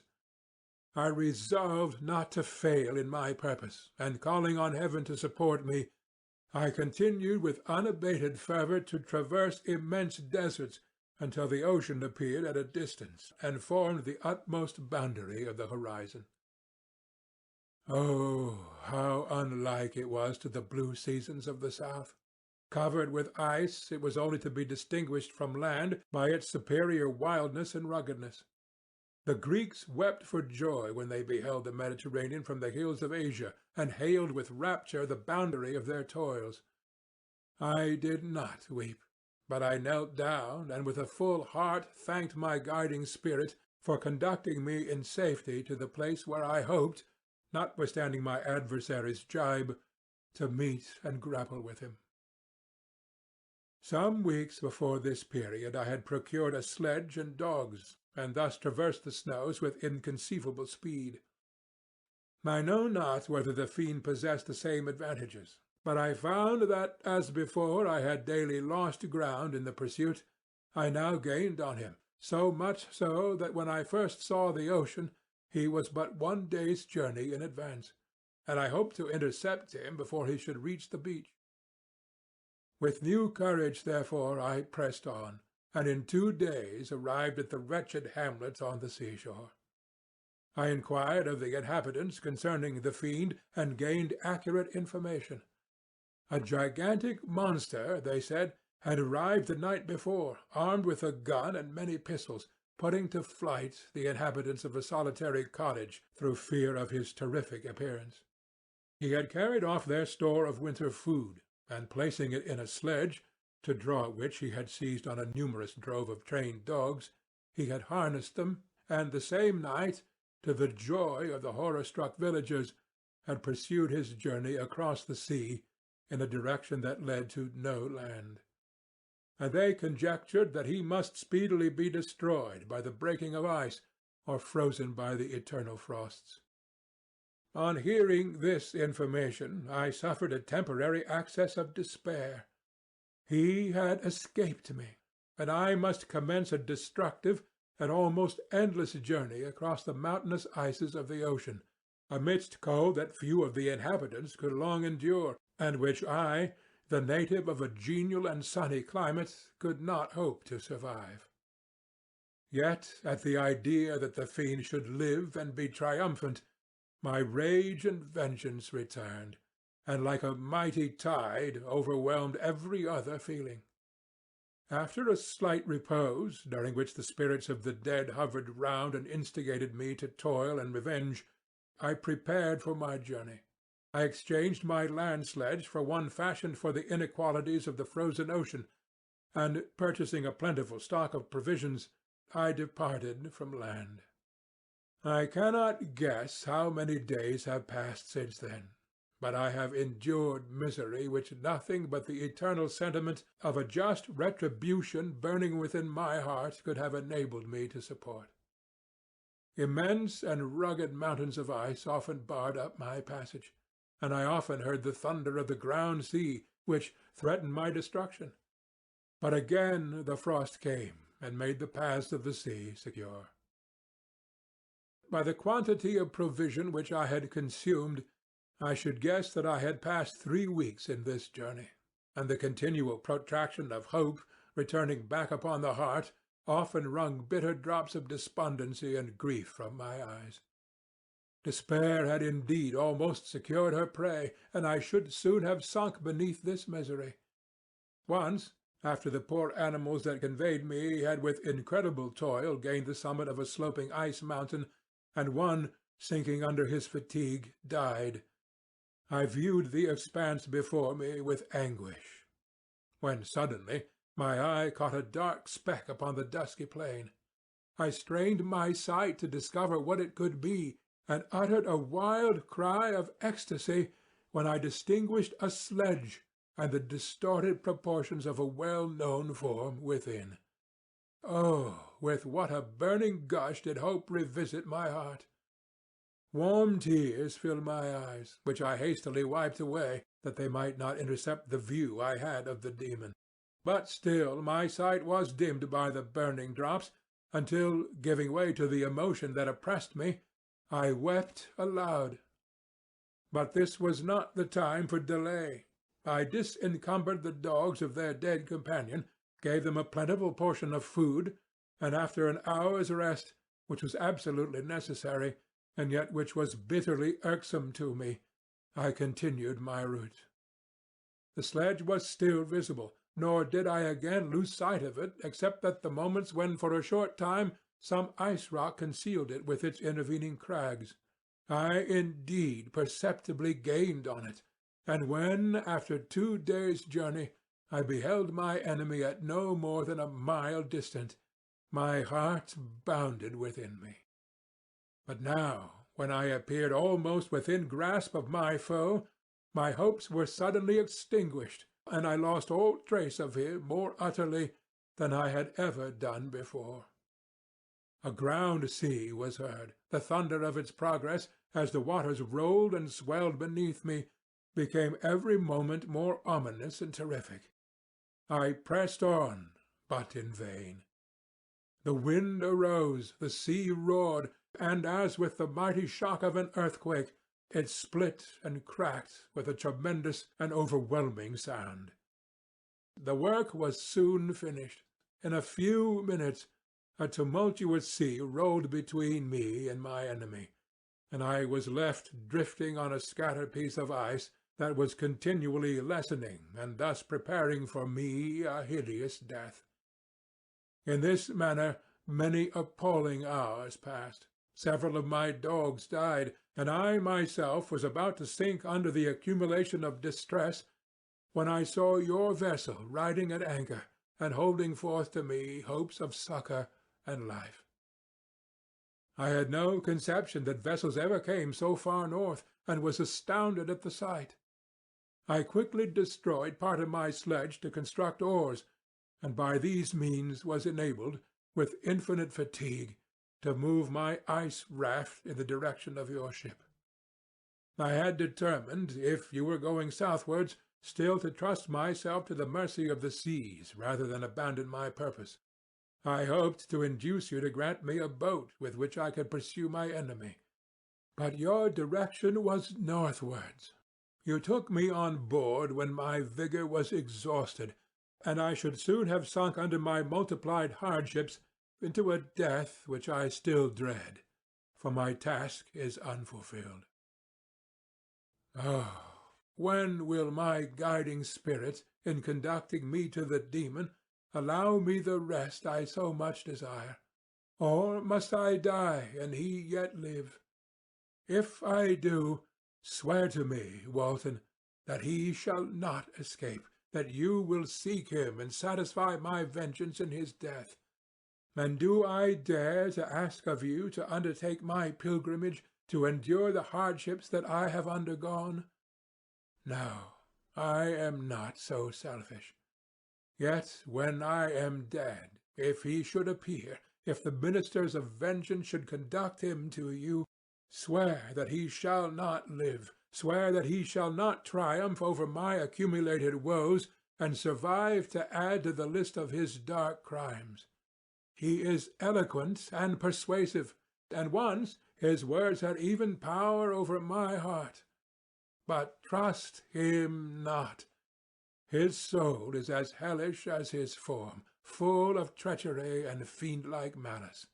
Hear him not. Call on the names of William, Justine, Clerval, Elizabeth, my father, and of the wretched Victor, and thrust your sword into his heart. I will hover near and direct the steel aright. August 26th. In an undisclosed year in the 18th century. You have read this strange and terrific story, Margaret, and do you not feel your blood congeal with horror, like that which even now curdles mine?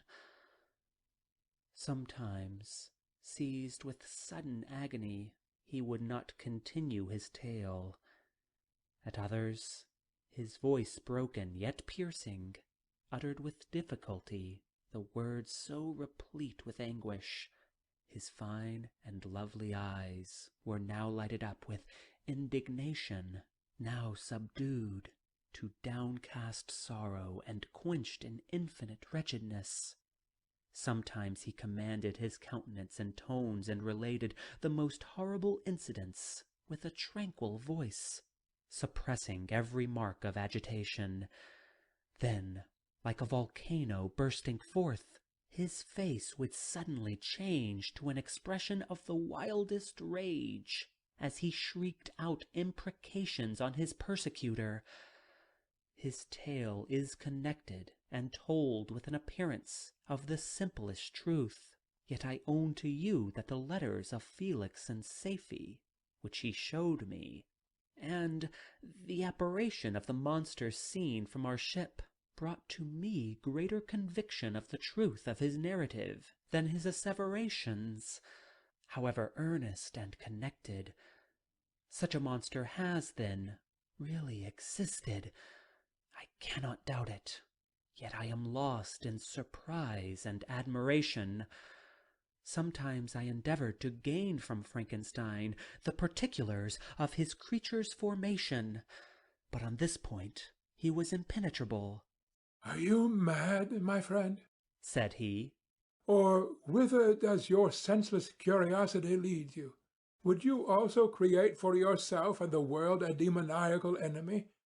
Peace, peace! Learn my miseries, and do not seek to increase your own. Frankenstein discovered that I made notes concerning his history. He asked to see them, and then himself corrected and augmented them in many places, but principally in giving the life and spirit to the conversations he held with his enemy. Since you have preserved my narration, said he, I would not that a mutilated one should go down to posterity.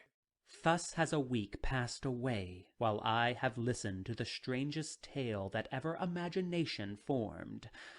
My thoughts and every feeling of my soul have been drunk up by the interest for my guest which this tale and his ever elevated and gentle manners have created.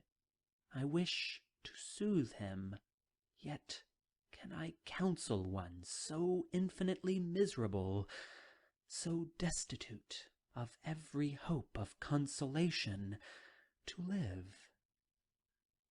Oh, no. The only joy that he can now know will be when he composes his shattered spirit to peace and death. Yet he enjoys one comfort, the offspring of solitude and delirium.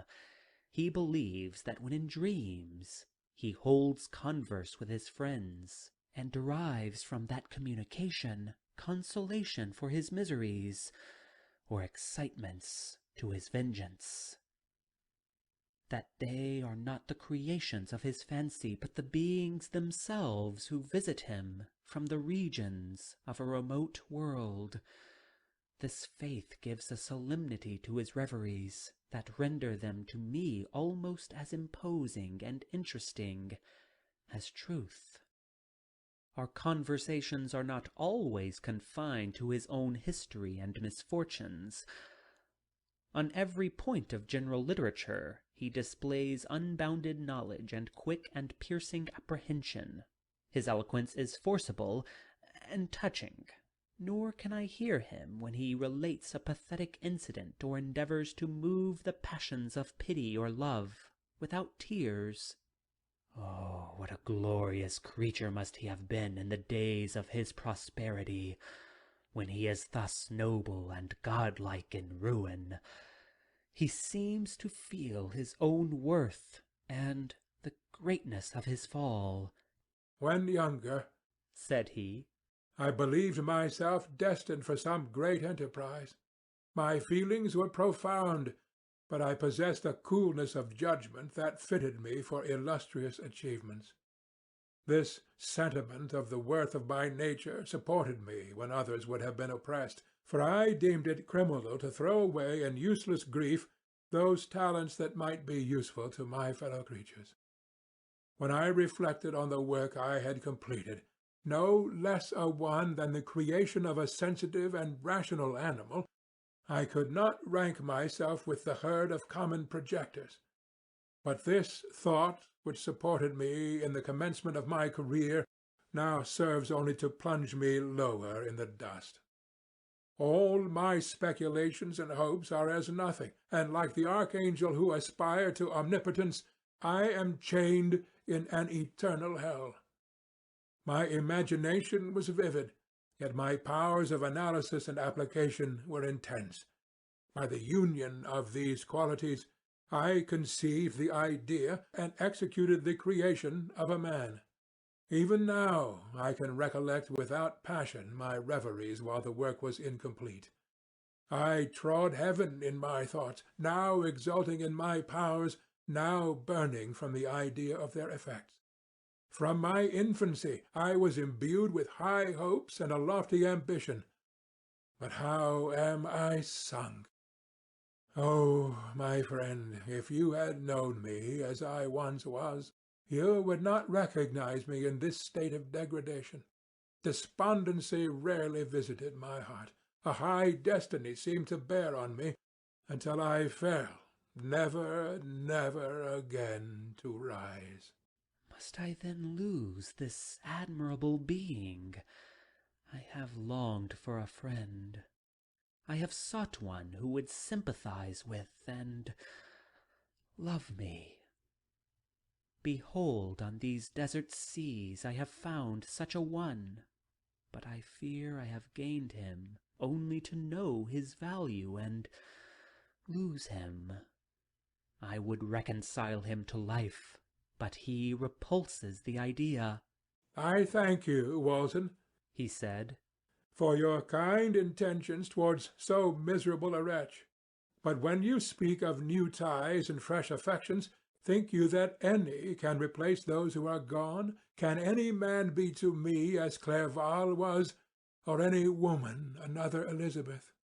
Even where the affections are not strongly moved by any superior excellence, the companions of our childhood always possess a certain power over our minds, which hardly any later friend can obtain.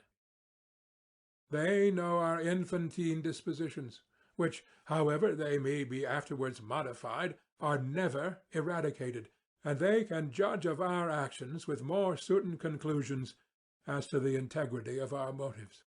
A sister or a brother can never, unless indeed such symptoms have been shown early, suspect the other of fraud or false dealing, when another friend, however strongly he may be attached, may, in spite of himself, be contemplated with suspicion. But I enjoyed friends dear not only through habit and association, but from their own merits, and wherever I am, the soothing voice of my Elizabeth and the conversation of Clerval will be ever whispered in my ear. They are dead, and but one feeling in such a solitude can persuade me to preserve my life. If I were engaged in any high undertaking or design fraught with extensive utility to my fellow creatures, then could I live to fulfill it. But such is not my destiny. I must pursue and destroy the being to whom I gave existence.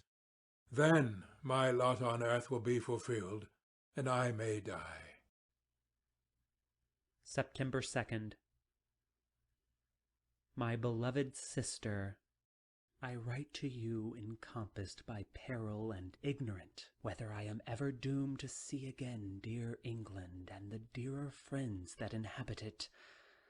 I am surrounded by mountains of ice which admit of no escape, and threaten every moment to crush my vessel. The brave fellows whom I have persuaded to be my companions look towards me for aid, but I have none to bestow. There is something terribly appalling in our situation, yet my courage and hopes do not desert me. Yet it is terrible to reflect that the lives of all these men are endangered through me. If we are lost, my mad schemes are the cause. And what, Margaret, will be the state of your mind?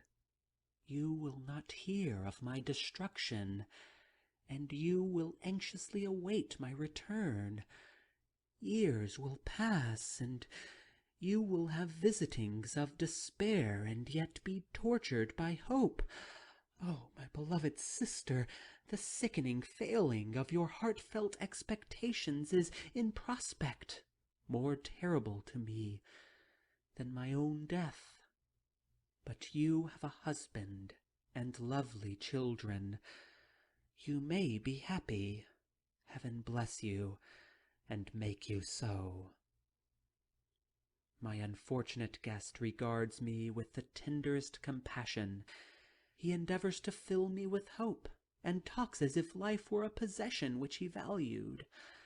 He reminds me how often the same accidents have happened to other navigators who have attempted this sea, and in spite of myself, he fills me with cheerful auguries. Even the sailors feel the power of his eloquence. When he speaks, they no longer despair. He rouses their energies, and while they hear his voice, they believe these vast mountains of ice are molehills which will vanish before the resolutions of man. These feelings are transitory. Each day of expectation delayed fills them with fear, and I almost dread a mutiny caused by this despair. September 5th. A scene has just passed of such uncommon interest that, although it is highly probable that these papers may never reach you, yet I cannot forbear recording it. We are still surrounded by mountains of ice, still in imminent danger of being crushed in their conflict. The cold is excessive, and many of my unfortunate comrades have already found a grave amidst this scene of desolation. Frankenstein has daily declined in health. A feverish fire still glimmers in his eyes, but he is exhausted, and when suddenly roused to any exertion, he speedily sinks into apparent lifelessness. I mentioned in my last letter the fears I entertained of a mutiny. This morning, as I sat watching the wan countenance of my friend, his eyes half closed, and his limbs hanging listlessly, I was roused by half a dozen of the sailors, who demanded admission into the cabin. They entered, and their leader addressed me. He told me that he and his companions had been chosen by the other sailors to come in deputation to me to make me a requisition, which, in justice, I could not refuse. We were immured in ice, and should probably never escape. But they feared that, if, as was possible, the ice should dissipate and a free passage be opened, I should be rash enough to continue my voyage and lead them into fresh dangers, after they might happily have surmounted this. They insisted, therefore, that I should engage with a solemn promise that if the vessel should be freed, I would instantly direct my course southwards. This speech troubled me.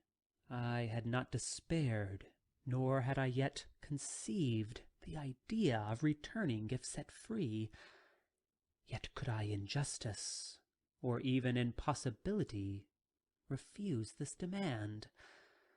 I hesitated before I answered, but Frankenstein, who had at first been silent, and indeed appeared hardly to have force enough to attend, now roused himself. His eyes sparkled, and his cheeks flushed with momentary vigor. Turning towards the men, he said, "What do you mean? What do you demand of your captain? Are you then so easily turned from your design? Did you not call this a glorious expedition? And wherefore was it glorious? Not because the way was smooth and placid as a southern sea, but because it was full of dangers and terror, because at every new incident your fortitude was to be called forth and your courage exhibited, because danger and death surrounded it, and these you were to brave and overcome. For this was it a glorious, for this was it an honorable undertaking. You were hereafter to be hailed as the benefactors of your species, your names adored as belonging to brave men who encountered death for honor and the benefit of mankind. And now, behold, with the first imagination of danger, or, if you will, the first mighty and terrific trial of your courage, you shrink away and are content to be handed down as men who had not strength enough to endure cold and peril. And so, poor souls, they were chilly and returned to their warm firesides. Why, that requires not this preparation. Ye need not have come thus far and dragged your captain to the shame of a defeat merely to prove yourselves cowards. Oh, be men, and be more than men. Be steady to your purposes and firm as a rock. This ice is not made of such stuff as your hearts may be. It is mutable and cannot withstand you if you say that it shall not. Do not return to your families with the stigma of disgrace marked on your brows. Return as heroes who have fought and conquered, and who know not what it is to turn their backs on the foe." He spoke this with a voice so modulated to the different feelings expressed in his speech, with an eye so full of lofty design and heroism, that can you wonder that these men were moved? They looked at one another and were unable to reply. I spoke. I told them to retire and consider of what had been said, that I would not lead them farther north if they strenuously desired the contrary, but that I hoped that, with reflection, their courage would return. They retired, and I turned towards my friend, but he had sunk in languor, and almost deprived of life. How all this will terminate, I know not. But I had rather die than return shamefully, my purpose unfulfilled. Yet I fear such will be my fate. The men, unsupported by ideas of glory and honor, can never willingly continue to endure their present hardships. September 7th. The die is cast. I have consented to return if we are not destroyed. Thus are my hopes blasted by cowardice and indecision. I come back ignorant and disappointed. It requires more philosophy than I possess to bear this injustice with patience. September 12th. It is past. I am returning to England. I have lost my hopes of utility and glory.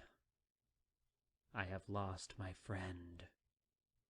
But I will endeavor to detail these bitter circumstances to you, my dear sister, and while I have wafted towards England and towards you, I will not despond.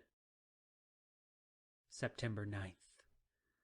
The ice began to move, and roarings like thunder were heard at a distance, as the island split and cracked in every direction.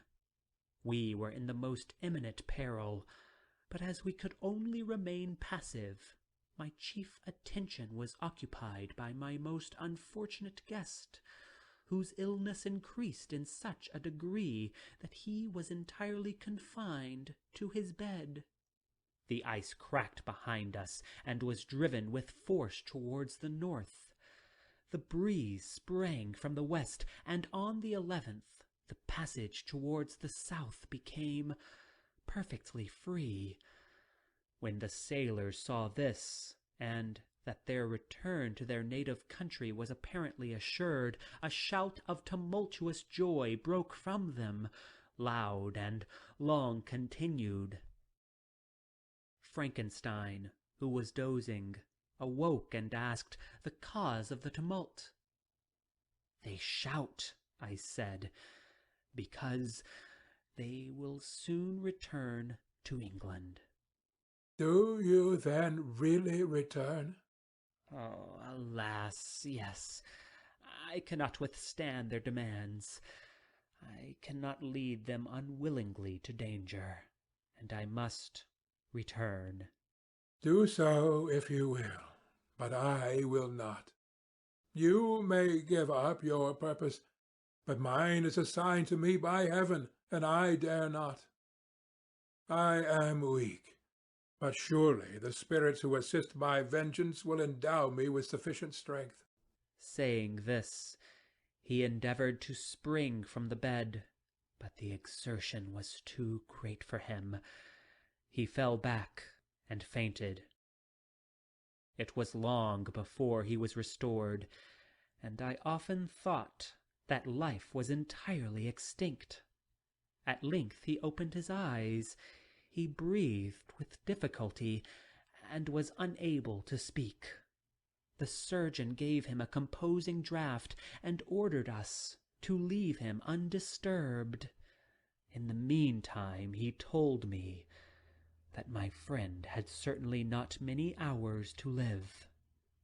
His sentence was pronounced, and I could only grieve and be patient. I sat by his bed, watching him. His eyes were closed, and I thought he slept. But presently he came to me in a feeble voice, and bidding me come near, said, Alas, the strength I relied on is gone. I feel that I shall soon die, and he, my enemy and persecutor, may still be in being. Think not, Walton, that in the last moments of my existence I feel that burning hatred and ardent desire of revenge I once expressed. But I feel myself justified in desiring the death of my adversary. During these last days I have been occupied in examining my past conduct, nor do I find it blamable. In a fit of enthusiastic madness, I created a rational creature, and was bound towards him to assure, as far as was in my power, his happiness and well-being. This was my duty, but there was another still paramount to that. My duties towards the beings of my own species had greater claims to my attention, because they included a greater proportion of happiness or misery. Urged by this view, I refused, and I did right in refusing, to create a companion for the first creature. He showed unparalleled malignity and selfishness in evil. He destroyed my friends. He devoted to destruction beings who possessed exquisite sensations, happiness, and wisdom. nor do I know where this thirst of vengeance may end. Miserable himself, that he may render no other wretched, he ought to die. The task of his destruction was mine, but I have failed. When actuated by selfish and vicious motives, I asked you to undertake my unfinished work, and I renew this request now, when I am only induced by reason and virtue. Yet I cannot ask you to renounce your country and friends to fulfill this task, and now that you are returning to England, you will have little chance of meeting with him. But the consideration of these points, and the well-balancing of what you may esteem your duties, I leave to you. My judgment and ideas are already disturbed by near approach of death. I dare not ask you to do what I think right, for I may still be misled by passion. That he should live to be an instrument of mischief disturbs me. In other respects, this hour, when I momentarily expect my release, is the only happy one which I have enjoyed for several years. The forms of the beloved dead flit before me, and I hasten to their arms. Farewell, Walton. Seek happiness in tranquillity and avoid ambition, even if it be only the apparently innocent one of distinguishing yourself in science and discoveries. Yet, why do I say this? I have myself been blasted in these hopes, yet another may succeed. His voice became fainter as he spoke, and at length, exhausted by his effort, he sank into silence. About half an hour afterwards, he attempted again to speak, but was unable. He pressed my hand feebly, and his eyes closed forever, while the irradiation of a gentle smile passed away from his lips. Margaret, what comment can I make on the untimely extinction of this glorious spirit? What can I say that will enable you to understand the depth of my sorrow? All that I should express would be inadequate and feeble. My tears flow. My mind is overshadowed by a cloud of disappointment. But I journey towards England, and I may there find consolation. I am interrupted. What do these sounds portend? It is midnight. The breeze blows fairly, and the watch on deck scarcely stir. Again there is a sound as of a human voice, but hoarser. It comes from the cabin where the remains of Frankenstein still lie. I must arise and examine. Good night, my sister. Great God! What a scene has just taken place! I am yet dizzy with the remembrance of it. I hardly know whether I shall have the power to detail it. Yet the tale which I have recorded would be incomplete without this final and wonderful catastrophe. I entered the cabin, where lay the remains of my ill-fated and admirable friend.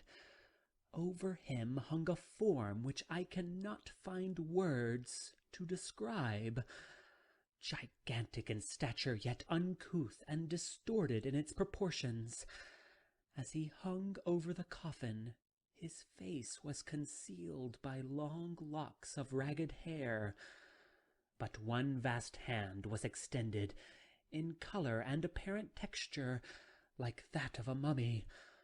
When he heard the sound of my approach, he ceased to utter exclamations of grief and horror, and sprung towards the window. Never did I behold a vision so horrible as his face, of such loathsome yet appalling hideousness. I shut my eyes involuntarily, and endeavored to recollect what were my duties with regard to this destroyer. I called on him to stay. He paused, looking on me with wonder, and again turning towards the lifeless form of this creature. He seemed to forget my presence, and every feature and gesture seemed instigated by the wildest rage of some uncontrollable passion. "That is also my victim," he exclaimed. "In his murder my crimes are consummated. The miserable series of my being is wound to its close. O Frankenstein, generous and self-devoted being, what does it avail that I now ask thee to pardon me? I, who irretrievably destroyed thee by destroying all thou lovest. Alas, he is cold, he cannot answer me." His voice seemed suffocated, and my first impulses, which had suggested to me the duty of obeying the dying request of my friend in destroying his enemy, were now suspended by a mixture of curiosity and compassion. I approached this tremendous being. I dared not again raise my eyes to his face. There was something so scaring and unearthly in his ugliness.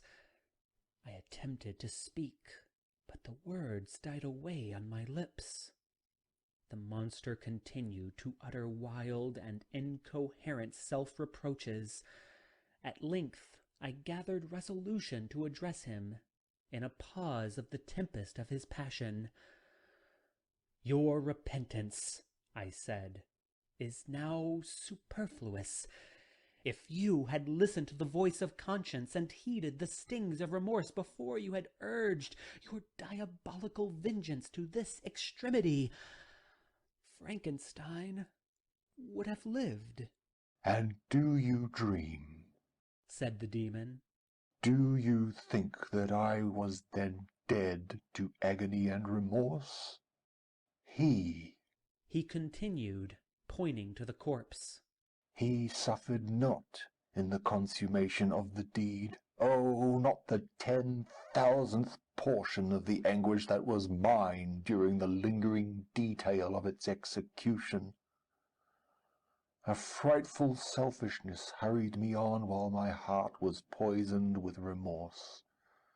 Think you that the groans of Clerval were music to my ears? My heart was fashioned to be susceptible of love and sympathy, and when wrenched by misery to vice and hatred, it did not endure the violence of the change without torture such as you cannot even imagine. After the murder of Clerval, I returned to Switzerland, heartbroken and overcome.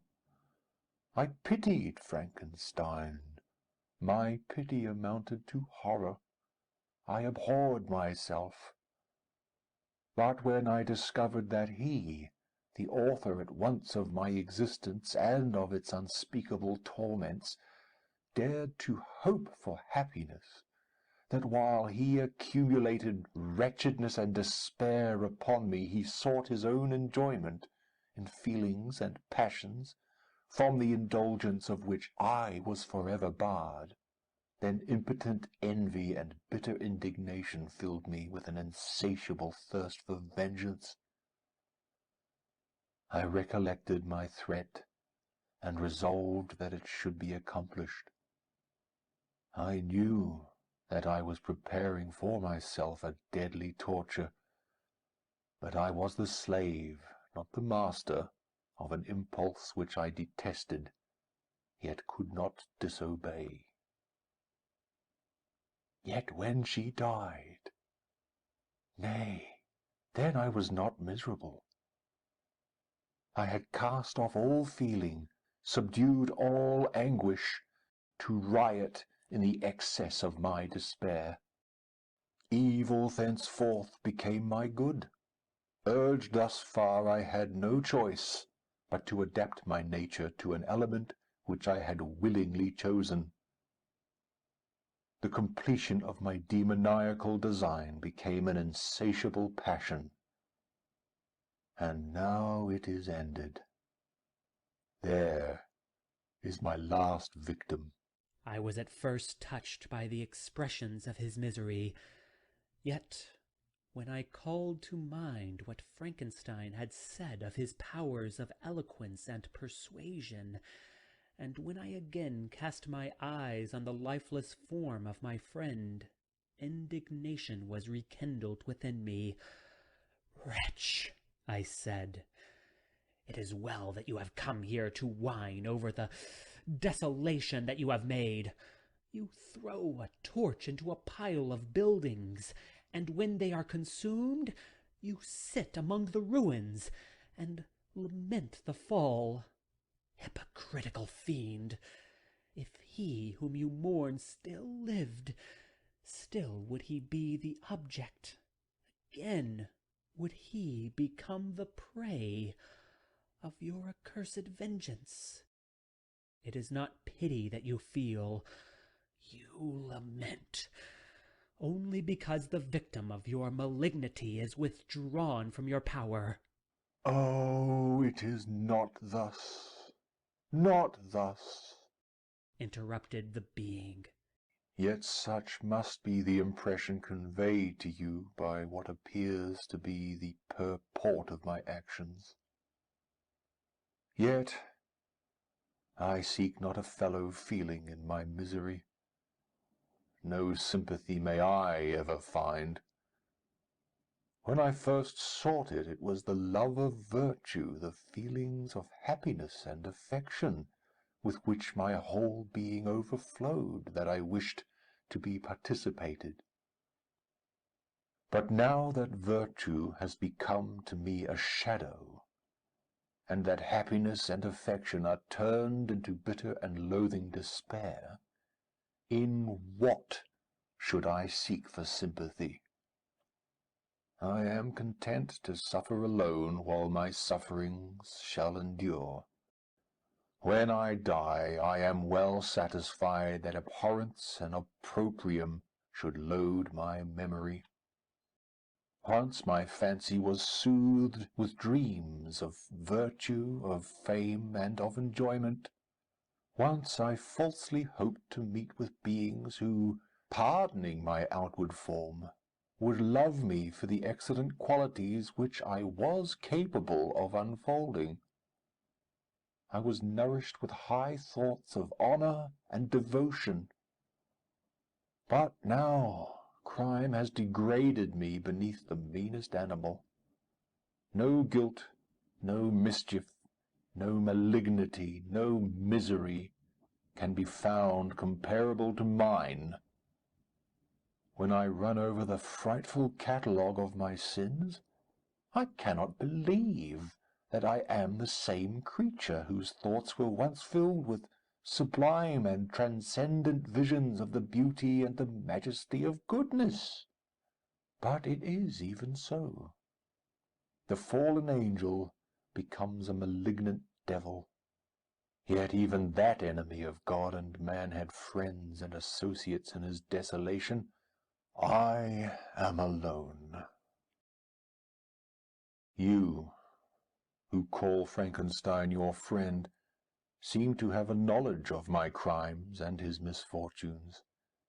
But in the detail which he gave you of them, he could not sum up the hours and months of misery which I endured, wasting in impotent passions. For while I destroyed his hopes, I did not satisfy my own desires.